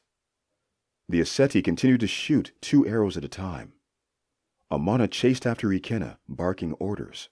To your left, Ikena, Amana shouted. Ikena adjusted, avoiding a lunging strike from a Kishi. He rolled away from the tackle, but used that momentum to strike back. The Kishi hide was strong, but it was no match for another Kishi's bite. Ikena went right for the other beast's throat, stopping its movement quickly. Wait, there's a problem. The Kishi. They are here. They were waiting. Check your back! Amana shouted again, but his directive was too late. Essie's voice threw him off. A pair of Kishi converged on Ikena, protecting their leader.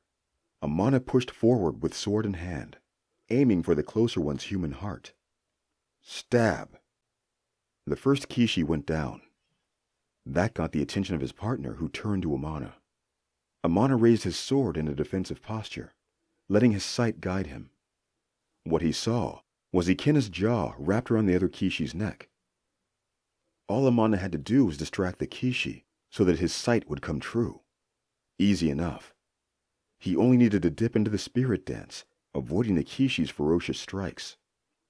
After a bit of bobbing and weaving, just as Amana saw, Ikena's hyena had sunk his teeth into the Kishi's throat. Let's go, Ikena snarled. Wait, Essie called to me. Amana grabbed Ikena's arm.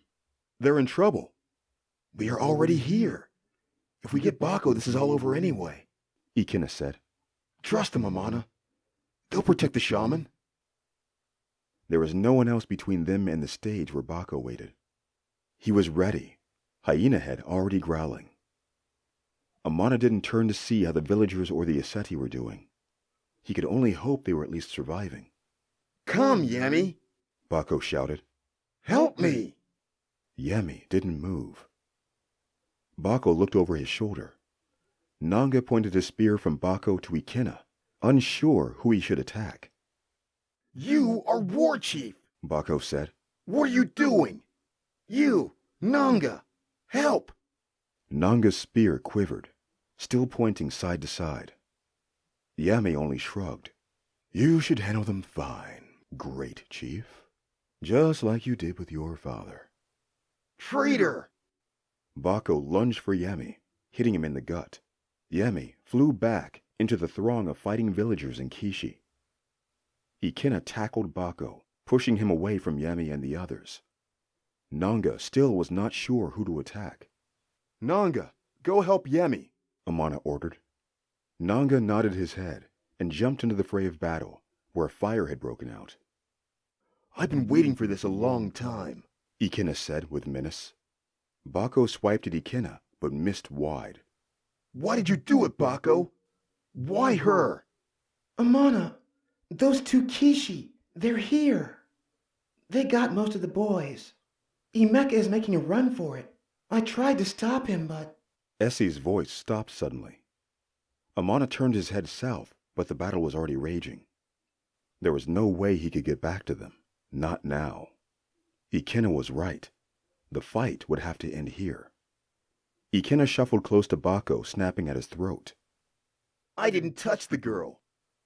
Bako bit back at Ikena's leg. He drew blood. Father told you to stay away from that girl. She had no magic, no benefit to our family. So, it was Father that killed her then? Ikena was the one who got wild, biting at nothing but air. You wouldn't listen, Bako said. Women are distractions. Remember what Father said. It's good now that she's gone. Ikena, he's baiting you, Amana shouted, but his words fell on deaf ears. Bako was manipulating the fight as he saw fit, pushing his influence over Ikena. Go to hell, Ikena spat, as he overextended himself into the path of Bako's jawline. Amana jumped to Ikena's defense, using his sword as a shield. Bako's bite did not find Ikena's flesh, but instead found Amana's steel. Amana pulled his blade out, slicing through the hyena head's lips. Bako cried out, though the wound was shallow. In defense, Bako lashed out with hand. Even Amana's sight wasn't fast enough to see the hyena's paw come down across his face. The blow was hard, throwing Amana back several paces.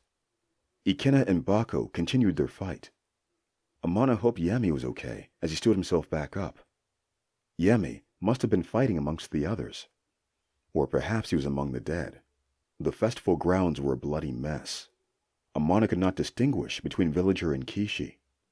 And the fire that had started was spreading across the other huts and their straw roofs.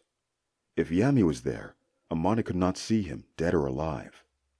The villagers were putting up a better fight than Amana could have hoped for. The Kishi were winning, but it was not the slaughter Amana had envisioned. "We could use Emeka's help right now, Essie," Amana said. There was no answer. "Essie, can you hear me?" Amana repeated. "Essie?" he thought to himself. Maybe she would hear him better that way. Still, there was nothing. Ikena was losing his fight with Bako, but the new chief was winded.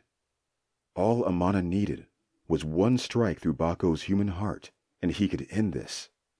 Bako was slow enough now that Amana could see him even without his sight. Amana turned to one of the dead Bajok warriors, taking his spear from his dead hands.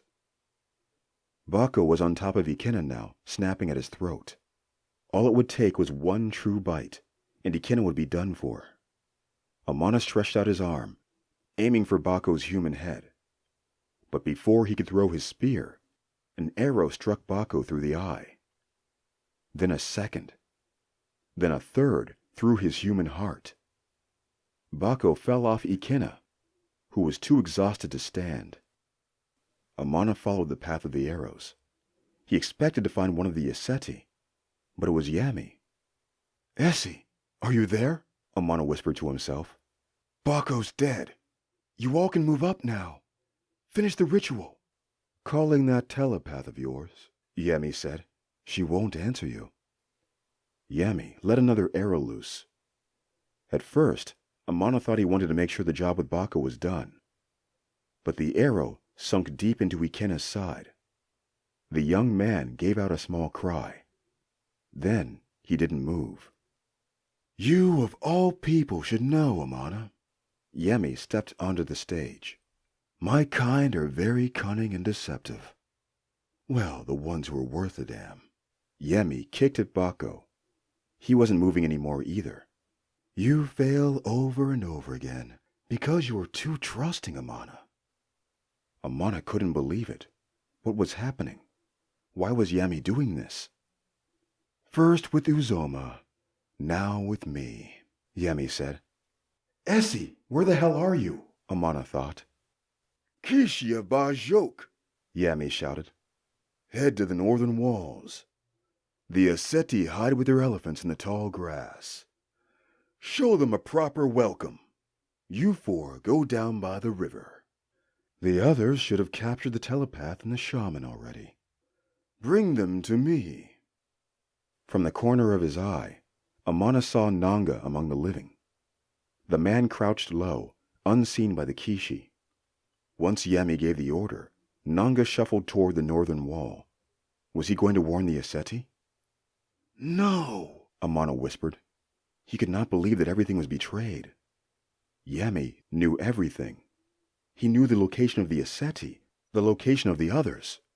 Amana had to do something. He had to fight back. "No!" Amana shot up, letting his sight guide him unabated. "You will die!" Amana jumped high in the air, two hands held around his sword. He was going to kill Yami. He was going to save his friends. No one would ever betray him again. Chapter 23. The Chief Kishi.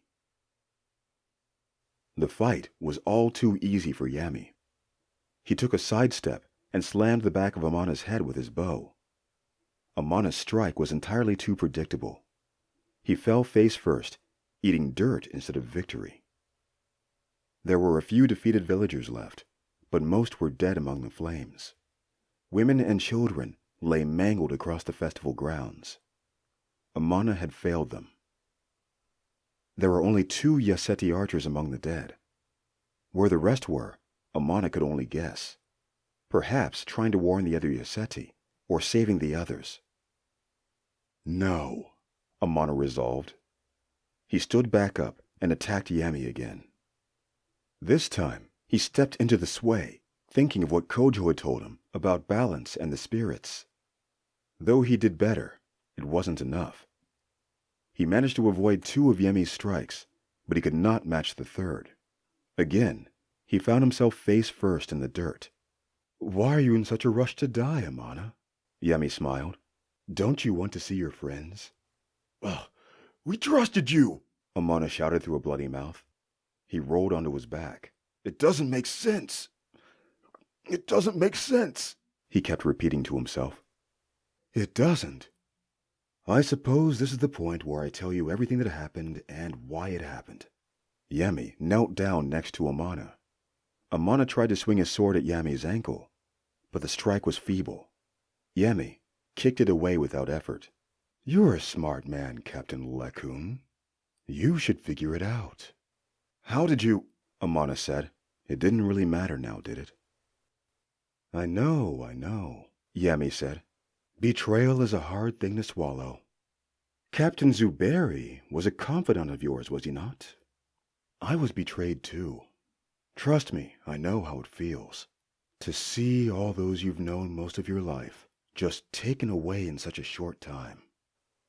Amana didn't even consider how Yemi knew all of this. It didn't really matter in the end. Bako never killed that girl, did he? Amana asked. No, he did not. Nor his father? Nor his father. The transfer of power had to be legitimate before I could become chief myself. Once the chief falls in combat, the war chief takes his place. I don't understand. Why kill the girl? Simple, Yemi said. He stabbed Amana in the arm. Amana yelled out in pain. He was going to die here, in this village, out in the Westerlands where he was never meant to be. If I caused conflict between the sons of the great and mighty Uzoma, they would be less effective against a true enemy. Me. Amana turned his head to Bako and Ikena's unmoving bodies. I suppose I should thank you, though. Yemi lifted himself from his squat. I didn't actually think you would kill Uzoma.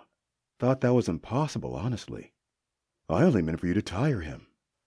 The Kishi that attacked us, Amana said, the ones that guarded us at the top of the black rocks, were all mine. Yes. Amana stood up again, though the pain in his arm and neck were debilitating. I will show you how impossible it was to kill that old man. But Amana could not move. He could not bring himself to strike Yemi. The best he could hope for was to fall to his knees. You heard the story of this place, I'm sure, Yemi said, about the heroes of Bajok. Chief Oba and the great and mighty Uzoma. The Bajok say they killed the Kishi, forced them back into the rocks. But that wasn't true. They didn't kill me. Save me the story. Amana winced. His vision was blurred. You'll die here today. I don't think so, Amana, Yemi said. You and all your friends have no hope here. Oh, look, here they are now. Amana turned to the southern end of the festival grounds. From between the huts came Kojo, Imeka, and Naya. Why was Naya with them? Where was Essie? Naya should have been north of the wall with the other Yoseti. Before you die, I need to conduct a little test. Yemi walked over to the group. I need to know how you defeated Uzoma. If there are others like you, I'll need to know how to fight them as well. Where's Essie? Amana ignored Yemi, asking the group. None of them looked his way. Imeka only shook his head. I'm sorry, Amana, he said. It almost worked, but they came from across the river. We couldn't hear them. You're right. They can walk on water. What happened to Essie? Amana knew the answer, but he needed to hear it to be sure. Where is the telepath? Yemi asked his men. Bring her here. One of the Kishi went back through the huts. When he returned, he had Essie between his jaws. She was slumped over, her neck bobbing freely. The Kishi dropped Essie right at Amana's feet. Amana hoped it had been quick. Who did it? Yemi asked peacefully, though there was a sharp undertone in his voice. I told you not to kill the telepath. Do you know how useful they are? The Kishi that had laid Essie down held his head low. Yemi was so close to him, just above his neck. I didn't tear her throat out. Just hit her the one time, the man said, his hyena head whimpering. She was doing funny stuff to our heads. I just wanted to make the voices stop. Yemi pressed his fingers into the bridge of his nose. That's one thing I won't look forward to as a leader. I've always hated delegation. But you can't do everything yourself, can you? Yemi patted the side of the other Kishi's head. It's okay, it's okay. In the next instance, Yemi had transformed into his Kishi form, snapping his subordinate's neck like a twig. Amana had underestimated these Kishi, had underestimated Yemi. He clenched his jaw, looking away from Essie. She would never get to leave this place. He could never get to show her the Sapphire Isles. It was Imani all over again. But now he knew who to blame. It was Yemi he needed to direct his energy toward. Good. Yemi closed his eyes, sniffing the air around him. He pulled a piece of cloth and cleaned the blood from his hyena head, letting it sink beneath his head once more. It's anger that drives you. I thought that much would be the case. And then Essie coughed, rubbing the backside of her head. She was alive. Damn it, Yemi growled, kicking at the Kishi he had just killed. The fool knocked her out was all. You two, make sure she doesn't play any funny mind games. Keep her suppressed. A pair of Kishi nodded their heads, throwing out their influence over Essie. She was still rubbing the back of her head, regaining her purchase when her eyes rolled back into her head. It was the same look she had whenever she was around Uzoma. Yemi snapped his fingers. 3 Kishi surrounded Amana. I want to test you, Yemi said, but don't get too excited. From the north came the sound of an elephant war cry. Looks like we've found the Aseti, Yemi smiled. All right, Amana. So it's anger that drives you, but that still isn't enough. Even now, your strength would not do much for you. There is something more. I need to push you further. Yemi turned to the group. Which of you is most important to Amana? From least important to most. None of them looked at Yemi. Emeka was breathing hard, wide-eyed, and shaking his head. Kojo and Naya were warriors through and through. Neither of them gave anything up, but Amana knew that the both of them were in danger. He just couldn't let Yemi know that. He needed to suppress his emotion. No one, Yemi said, no one has an idea of who here is most important to Amana? I have a few ideas. I've been watching Amana closely since he came here. Yemi stood next to Emeka. This man helped clear Amana's name when he first arrived. Yemi turned his head to Amana. To think, some of the villagers thought you were Kishi. Yemi laughed at that, examining Amana's reaction. There was none. But no, Emeka isn't the one. No, not at all. He was vital to your plans here today, but he could have been lost. You only know this man as an acquaintance at best. Yemi moved to Kojo. Well, now this man, he stood up for Amana, even got the whole village behind him. Were it not for him, perhaps Chief Oba would have killed Amana on the spot without going forward with the Moonsbeam ritual. And I've noticed how Kojo and Amana trained together, how they broke bread together. Yes, they became fast friends. What do you say, Kojo? Is Amana your friend? Yemi touched Kojo's forehead with thumb and forefinger. Kojo tried to fight the influence, but the Kishi's power was too great. Yes, Kojo spat out. The veins in his neck and forehead were throbbing. Ah, I think we have a winner, Yemi exclaimed, removing his hand from Kojo's forehead. Kojo fell to the ground, panting. Oh, but wait. We can't forget about Naya. Yemi turned to her. Amana bit his tongue. Naya is interesting. When Kojo told me about your plans, she was to be with the Aseti north of the wall, was she not? Yemi turned to Amana for confirmation. Amana gave him nothing but a scowl. My men found her trying to help Emeka as he attempted his feeble ritual. My assumption is that she came running when the telepath was no longer communicating. But still, why would Naya be so far from the battle when she is such an effective fighter?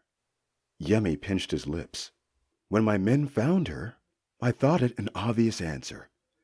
She no longer had a hand.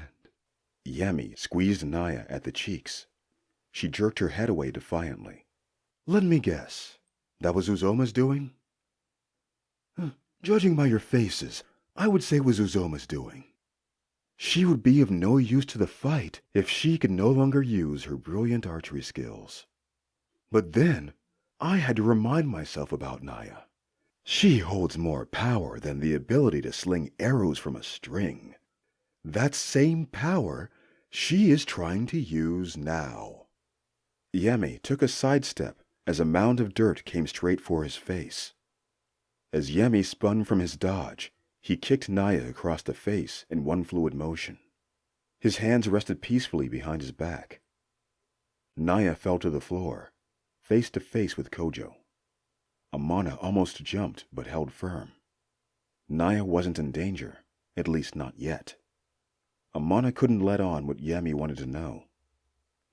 So, if Naya could still use her magic, Yemi continued, letting Naya eat dirt, why would she be held back? So, I reminded myself again of Amana and his time with Naya. You two had grown quite close. I didn't need my abilities to sense that. The Kishi that guarded you told me all about the night you shared with one another. Didn't think you had it in you, Amana. You claim to be a man of virtue. Tisk, tisk. The monks would never approve. Amana spat at Yami's feet. Considering it was Amana who led this band of rogues, I suppose it was his decision to make sure Naya was out of harm's way. And why would he do that? Yami turned to Amana with a confident smile. Amana couldn't contain himself for much longer. He could feel his heart beating furiously against his chest. Yemi must have felt it too. Ah, that's it, Yemi said. So, after my little examination, it would seem that Naya is the most important. Yemi stepped over Naya. And then Kojo. Yemi walked over Kojo. And sorry, Emeka. It looks like you're the third wheel here. Or maybe I should congratulate you? You see, I still need to test Amana. And since you would be no help with my evaluation, you will survive. It's sort of brilliant, really. The two who are already laid out on the ground are my two best subjects. Yemi snapped his fingers again. The Kishi pinned Naya and Kojo on the ground. One of the Bajok warriors gave Yemi a spear. Amana needed to break free somehow, but 3 Kishi were more than he could handle. He needed to dig deep. There was no other option. But would he be able to control himself with his friends so close to his enemy? We'll start with Kojo. Yemi lifted his spear. I don't want Amana too riled up. Kojo, do you have any last words? Yeah. Great power divine. Kojo lifted his chin, looking straight into Amana's eyes. Whose currents cleanse our spirit. I ask forgiveness for this one. They have failed you in life. May they fare better in death. Absolve their sins of the flesh and spirit. Let them serve you in your anointed stream, where they may be renewed in your image. Yemi was tapping his foot. Is that it? Amana, Kojo said. Tell my family. Thunk. Yemi's spear went straight through Kojo from pate to chin. Yemi was right about one thing. It did rile Amana up. Without conscious thought, Amana swept the Kishi with his foot, behind their knees. The power behind it sent them all to the ground. Amazing! Yemi knelt close to Naya. See how focused he is, how powerful. Oh yes, I can see how Uzoma could be challenged by someone like that. But killed by him? Unlikely. Amana could see the ghostly images of the Kishi countering him, but he was 4 steps ahead, deep into his sight. Dodging them was too easy. Killing them was easier. I don't have an hourglass on me, but that looked like Amana got through the lot in 30 seconds. Yemi smiled. What do you say, Naya? 30 seconds? Maybe 20?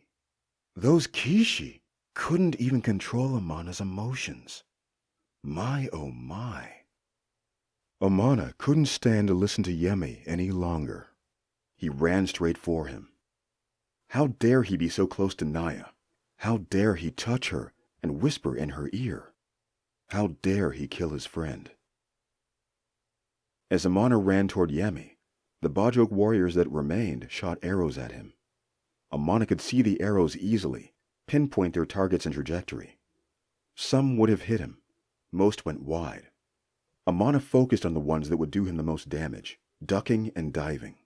My goodness! Yemi clapped. All right, I think I've seen enough. Yemi lifted his spear above Naya's head. Amana redoubled his efforts. His sight showed him the quickest path to Yemi, but it would mean he'd have to take a few arrows to his side. Non-lethal, but painful nonetheless. The decision wasn't hard. Amana sprang out towards Yemi, 3 arrows plunging into his side and chest. With an open hand, Amana swatted the spear aside, and with his shoulder he drove into Yemi's chest. Both men flew back several paces into the middle of the village huts. Yemi was the first to get up. Oh, brilliant! Yemi transformed into his full Kishi form. Now it's time to end this thing. The other Kishi rushed to Yemi's side. No closer, no closer, Yemi said with an outstretched hand. This is what I wanted after all. Let me size him up. See what we could be dealing with. The other Kishi stood back, giving Yemi enough room to face Amana alone. Not a smart move.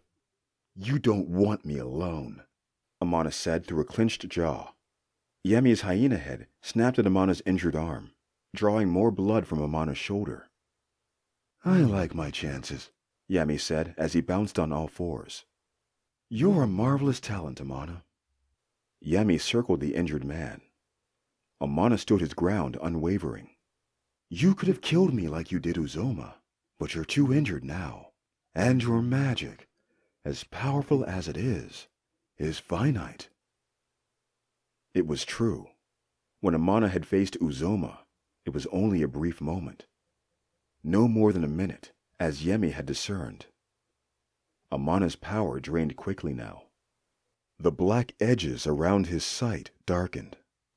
The ghostly images of Yemi's actions were fading. You're a good man, Amana, Yemi said. It's always sad to see good people leave this world, no matter how necessary it may be. Yemi was looking for a break in Amana's stance, a slack shoulder or a wobbling leg. When Amana gave into his fatigue, forcing himself to adjust his balance, Yemi went in for his final attack, pouncing like the hyena he was. But then, the Aseti arrived. One of the elephants stomped through the huts. A lone archer on its perch shot an arrow at Yemi. The arrow lodged itself into Yemi's side, forcing the hyena man to spring away. With Nanga in the lead, the Aseti had turned the tides of the battle. But their attack was focused on the festival grounds, flanking the remaining Kishi. None looked at the darkened huts where Amana and Yemi were laid out. The Aseti are more resourceful than you think, Amana laughed with one knee on the ground. It was too much to stand. Go! Fight them! Yemi shouted to the other Kishi. War Chief! Ikena! He's alive! One of the Kishi nodded to the festival grounds. Kormosai stood next to Ikena, with his guard close to his side. Was that Shinaki next to him as well?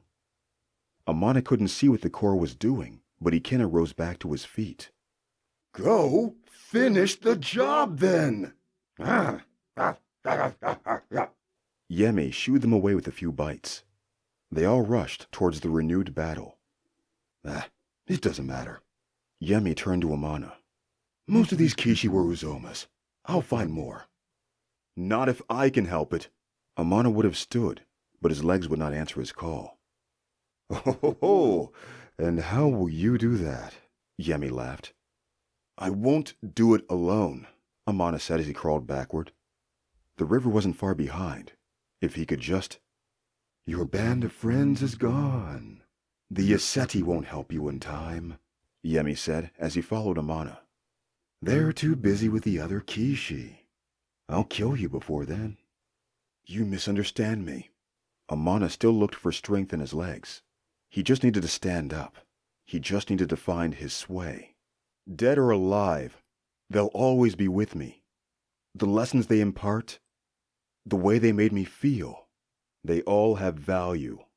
These are all just words, Yemi said. You can't even stand now. What had Ikena told him before the fight? Uzoma had conquered Amana, had latched onto Amana's spirit even though he was dead. The same should be true for the others as well. Kojo was gone, but he imparted himself onto Amana.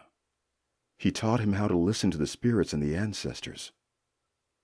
Amana placed a hand on his knee. The river was only a few paces away now. Amana had limited himself because he used only the power within. His own anger, his own fear. But his magic was beyond that. It was the bridge between two worlds, a bridge between people and how they connected through predicted movement.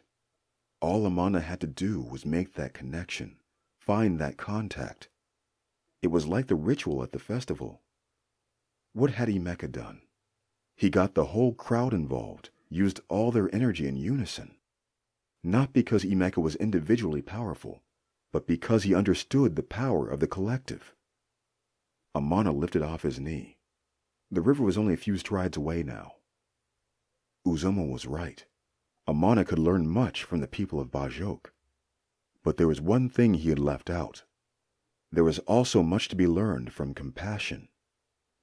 It was what drove Amana to this place. It was what kept him moving, kept him persevering. But Amana had betrayed the memory of his wife and daughter. He let Zuberi conquer him when he should have thought of them. He could not defeat Yemi now, because he only saw Yemi.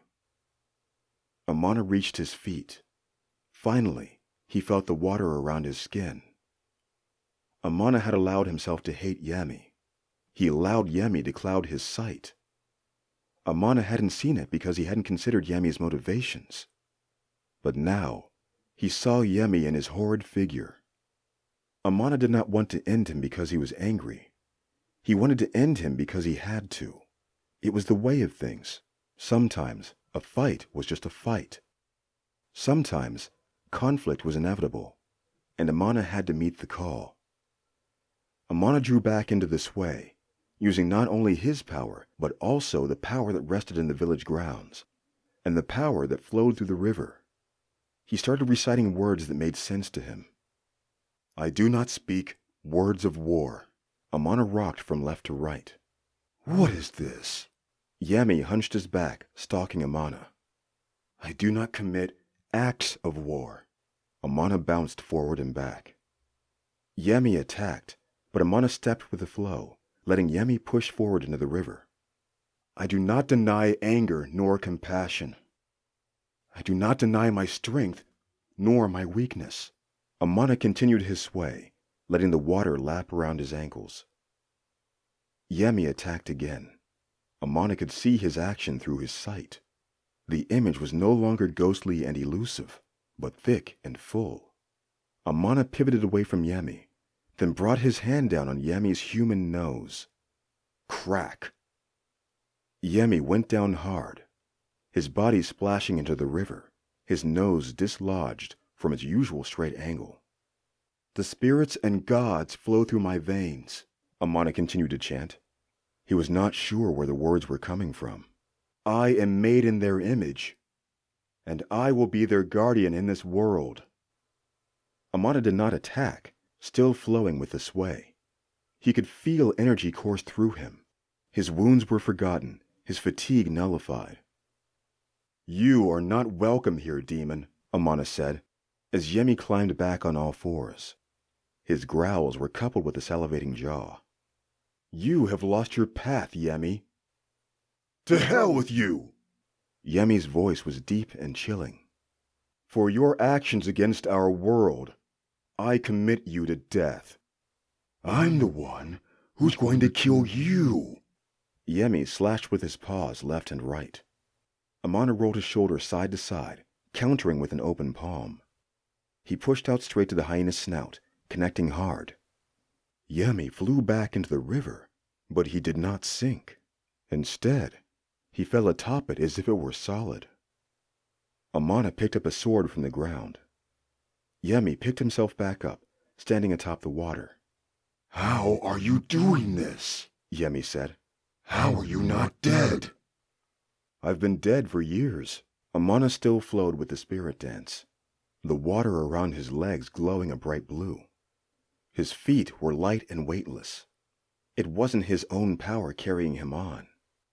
But this place, these people, they have shown me life, for all that it offers and takes away. It's not one or the other, but a conduit of energy. Don't you feel it, Kishi? Yemi snarled, then hurled himself toward Amana. But the fight was already over. Amana had seen it while he spoke. Yemi would try to bait Amana to the left, but use his hind legs to strike Amana across his wounded chest, then swivel back around to sweep Amana off his feet. But Amana already shifted to the left, letting Yemi get in close. Amana jumped over the Kishi, slicing his sword through its human neck. Amana tucked into a ball in mid-air, coming out of it when he landed in the river. Yemi was dead, though his hyena head took a few seconds to catch on, still snapping at the water before it ceased. Amana stepped close to Yemi's body, leaning over him as though in prayer, like Kojo's dancers. I ask forgiveness for this one. They have failed you in life. May they fare better in death. Amana could not remember the whole prayer, but he hoped that would be enough. After a moment, he collapsed, feeling all the pain and fatigue at once. May the gods forgive you for your sins, Yemi, and may they forgive me for mine. Chapter 24. The Sending. Amana dreamed of fire. He sat on a raft that floated on water, but he was surrounded by an inferno. The fire painted the ocean's waters red, like a pool of blood. The flames painted pictures of his wife and daughter. They were angry specters, chiding him for his failure. Amana tried to convince them he couldn't have known, but they wouldn't have it.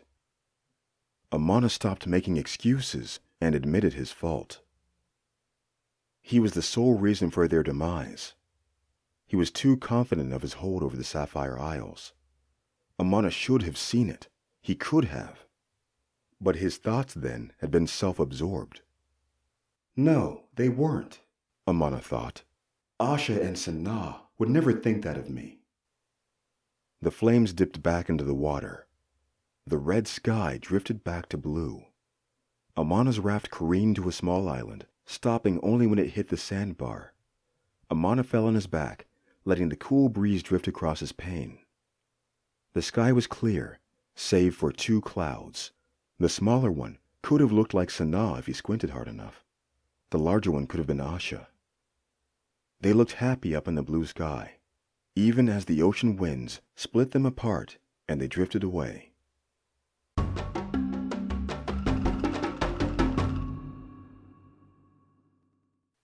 It's a miracle you're still alive, A voice said. The arrows in your side missed your vitals, but you lost more blood than I thought possible. Your back was brutalized. That may never heal the same, but there are still methods I can try. Your arm healed the fastest. The cut wasn't too deep.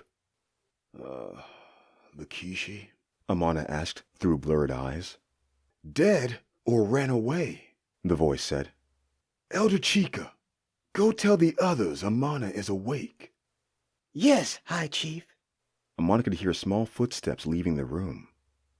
The sounds of straw parting let him know that he was in a hut. Was he still in Bajok? I'm sure that's not the last we've seen of the Kishi, but I protected us against any new attacks. This time, it should hold. I've been teaching the methods to the younger ones.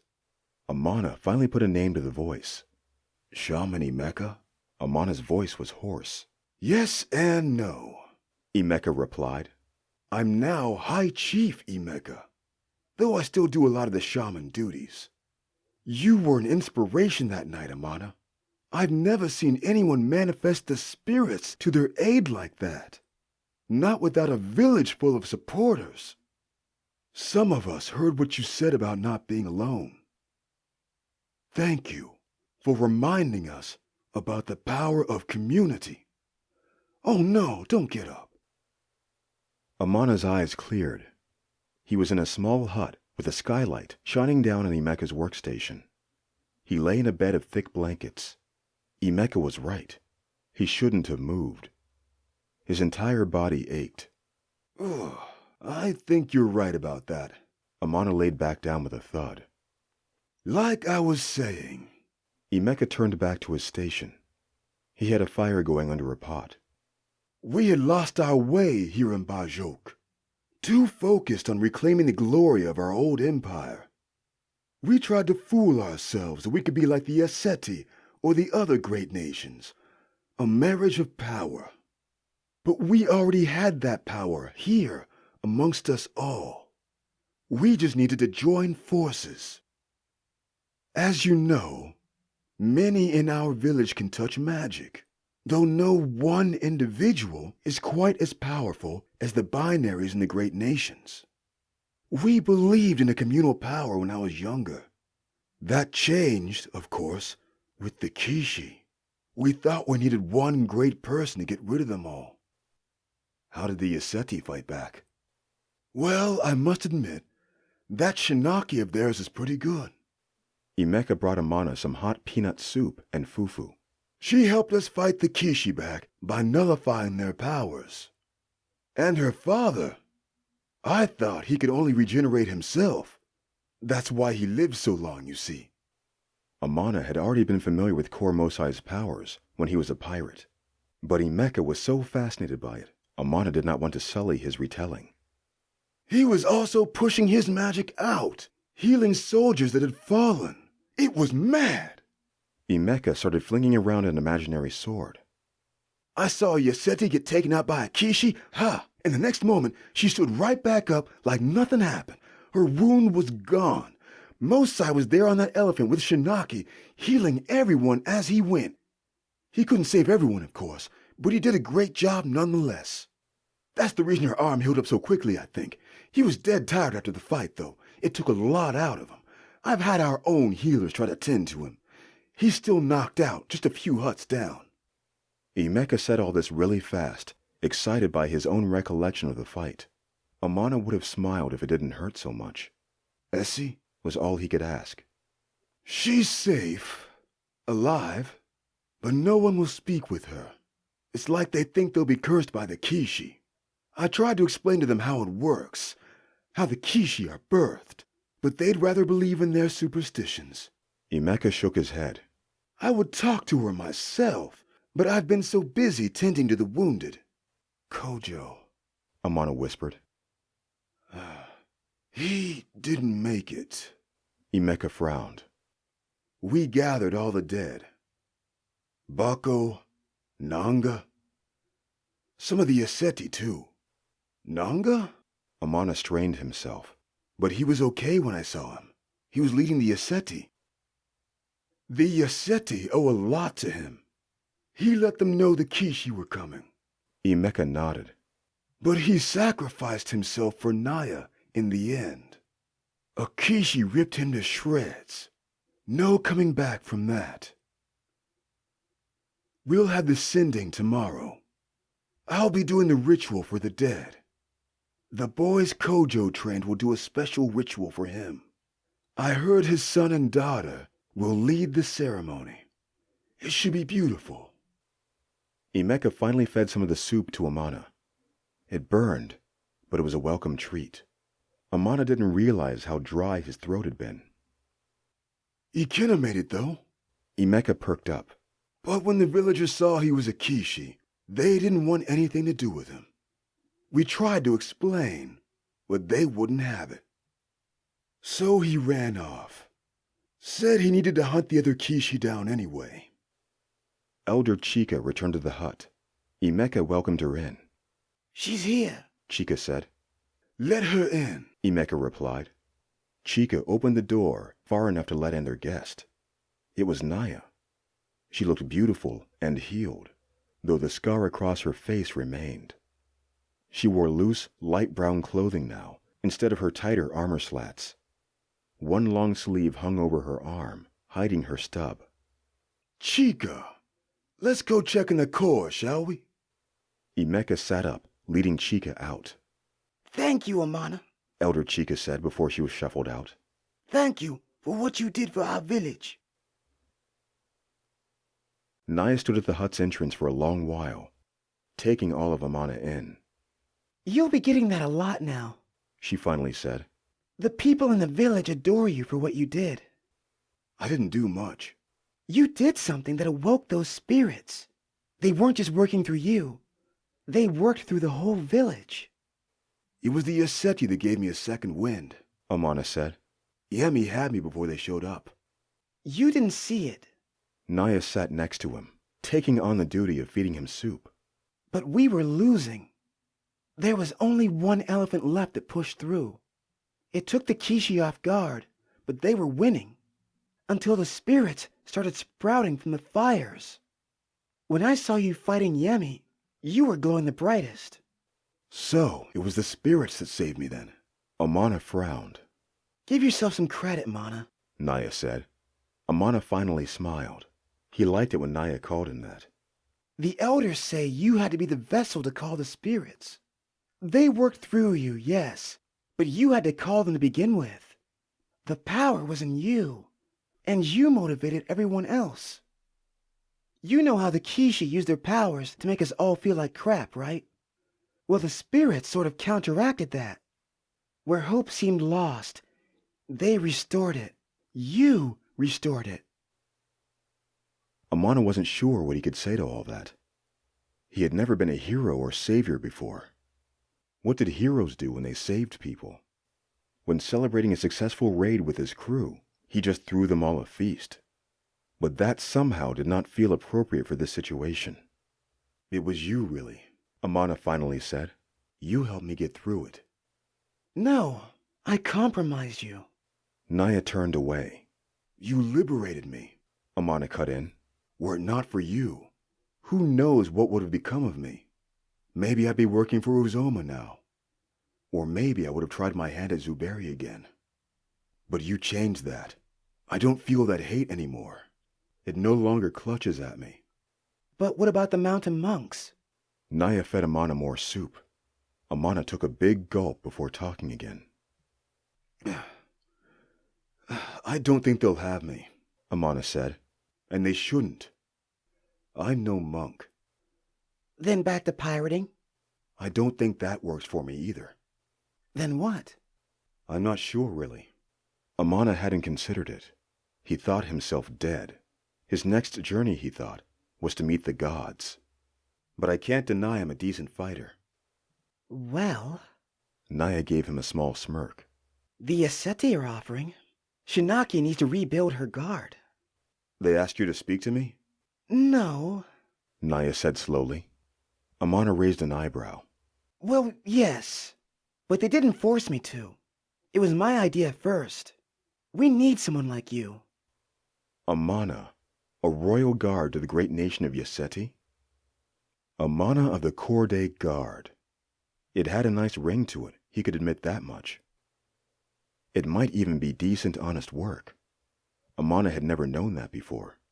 Would it be okay if I thought it over on the way back? Amana asked. For me, yes. Naya said. But like I said before, if Shinaki thinks she can't have you, she'll let the Corps know who you really are. I think Korde Nima already knows, Amana said. Then you'll have 2 reasons to accept. Naya laughed. I suppose so. Amana took another gulp of soup. Naya laid her hand on his forehead. And what about us? She asked. I mean, you're not pledging yourself to the monks anymore. Won't I have to swear off marriage if I bow to the royal guard? Yes. Naya moved one of Amana's locks from his face. But who said anything about marriage? Remember, I told you, I'm not looking for love. Just a lot of money. And the Korde pays well. But me and you... Amana was confused. Can have our own arrangements. Naya smirked. Is that not against your rules? Ah, so you will take the job then? Naya raised her eyebrows. No, well... Amana trailed off. It's one of my better options. I'm just playing with you. Naya chuckled. If there was something between us, marriage or no, we'd have to keep it secret. Well, I'm pretty good at keeping those. Amana finally finished the last of his soup with the help of Naya. I'll let you get your rest, Naya said. After the sending, we'll be leaving. Good to see you, Amana said, holding her hand. Good seeing you too, Mana, she said. Let's keep it that way.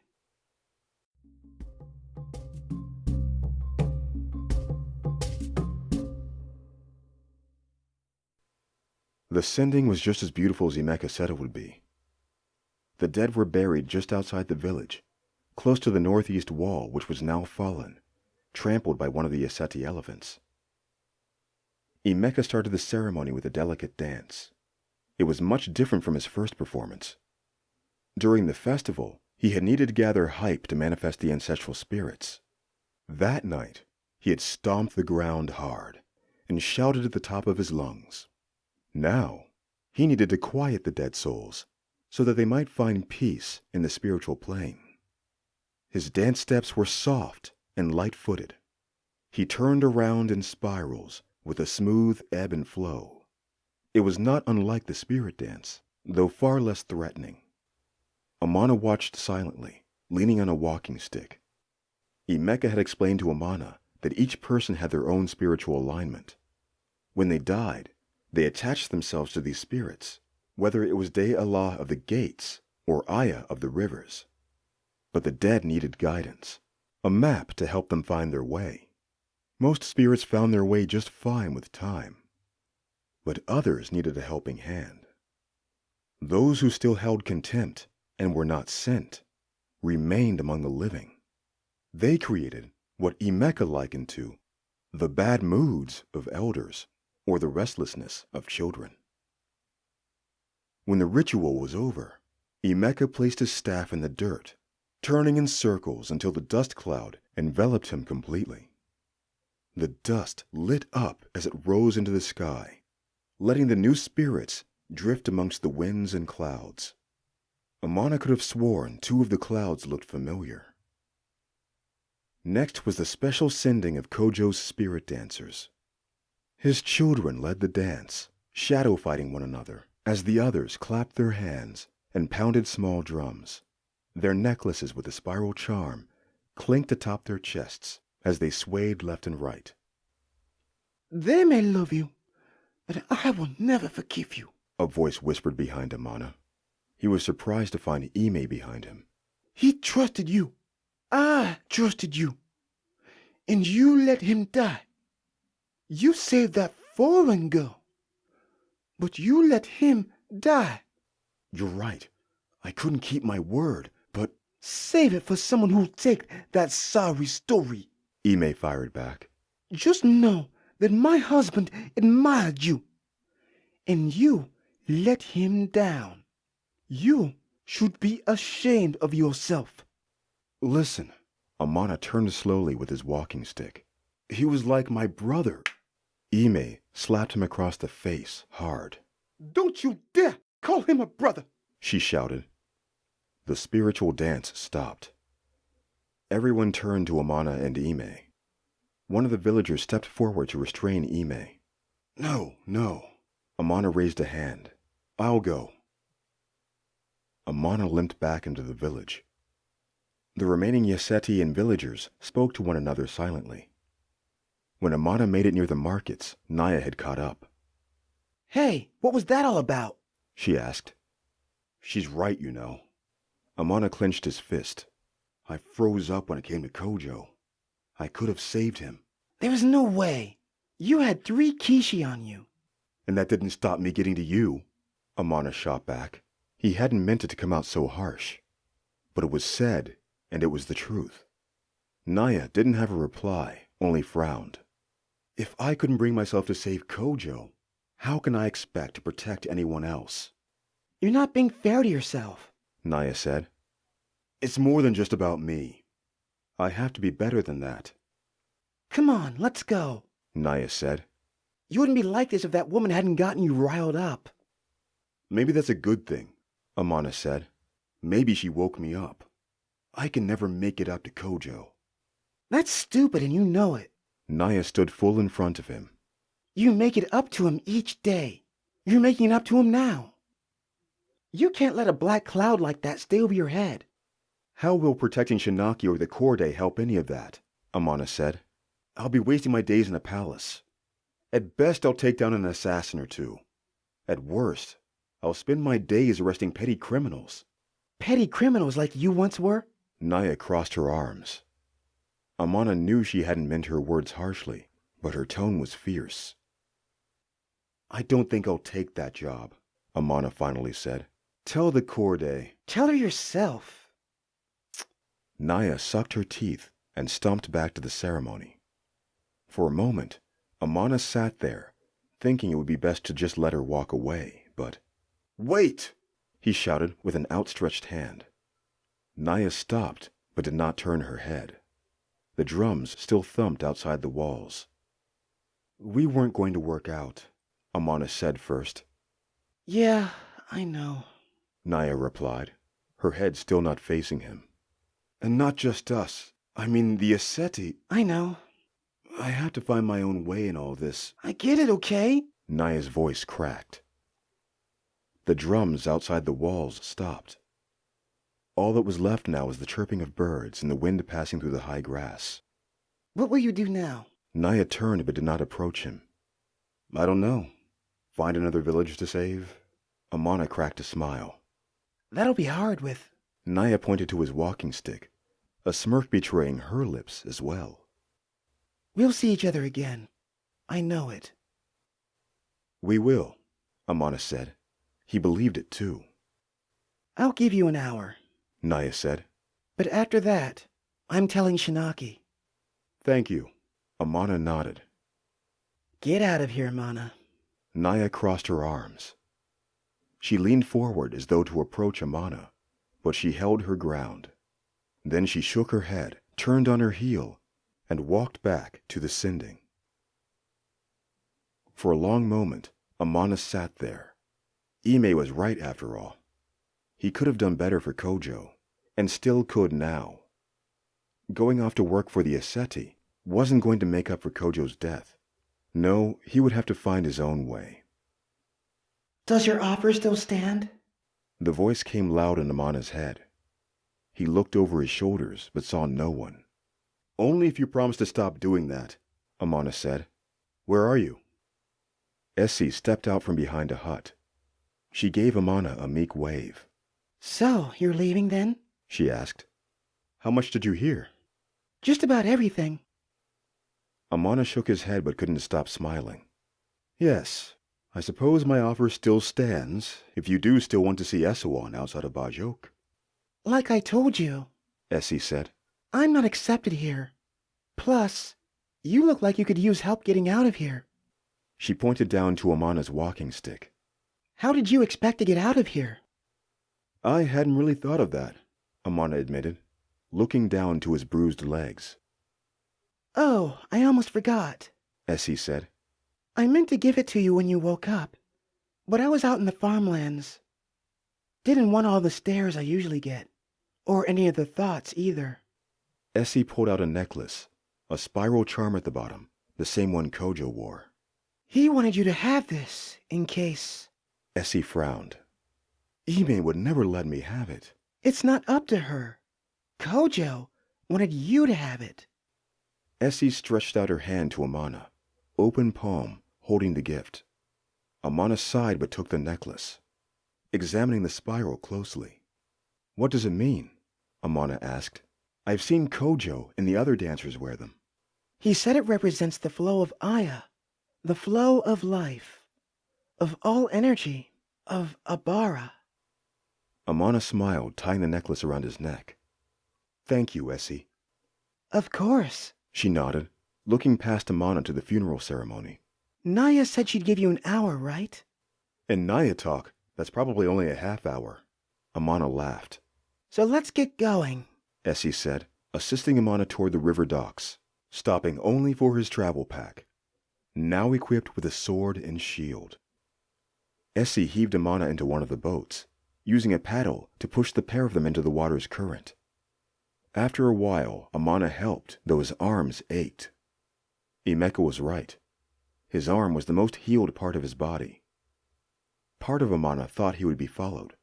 Naya could have changed her mind at any time. Though his upper body was healed, he was still raw. The boat moved slowly with his feeble paddling, though Essie helped whenever she saw his arms strain, or heard the fatigue in his internal voice. Luckily, the current was in their favor, but that didn't stop Amana from looking over his shoulder every few minutes. After an hour, Amana knew they were free to travel as they pleased. No one was coming after them. Perhaps Kor Mosai thought it too much an effort to chase down a man half broken. Amana was sure that Kor would love to head back to the comforts of his palace. Amana wasn't sure where he would go with Essie first, letting the currents take him to the next natural destination. But Ikena was right. There were still Kishi out there that needed to be repressed. Somewhere. This is J. Keith Jackson. We hope you've enjoyed this unabridged production of the Kishi, Book 1 of the Tales from Esowon series by Antoine Bandele. For more Tales from Esowon, visit AntoineBandele.com for more information. This has been a Bandele Books presentation. All rights reserved, 2018. The end.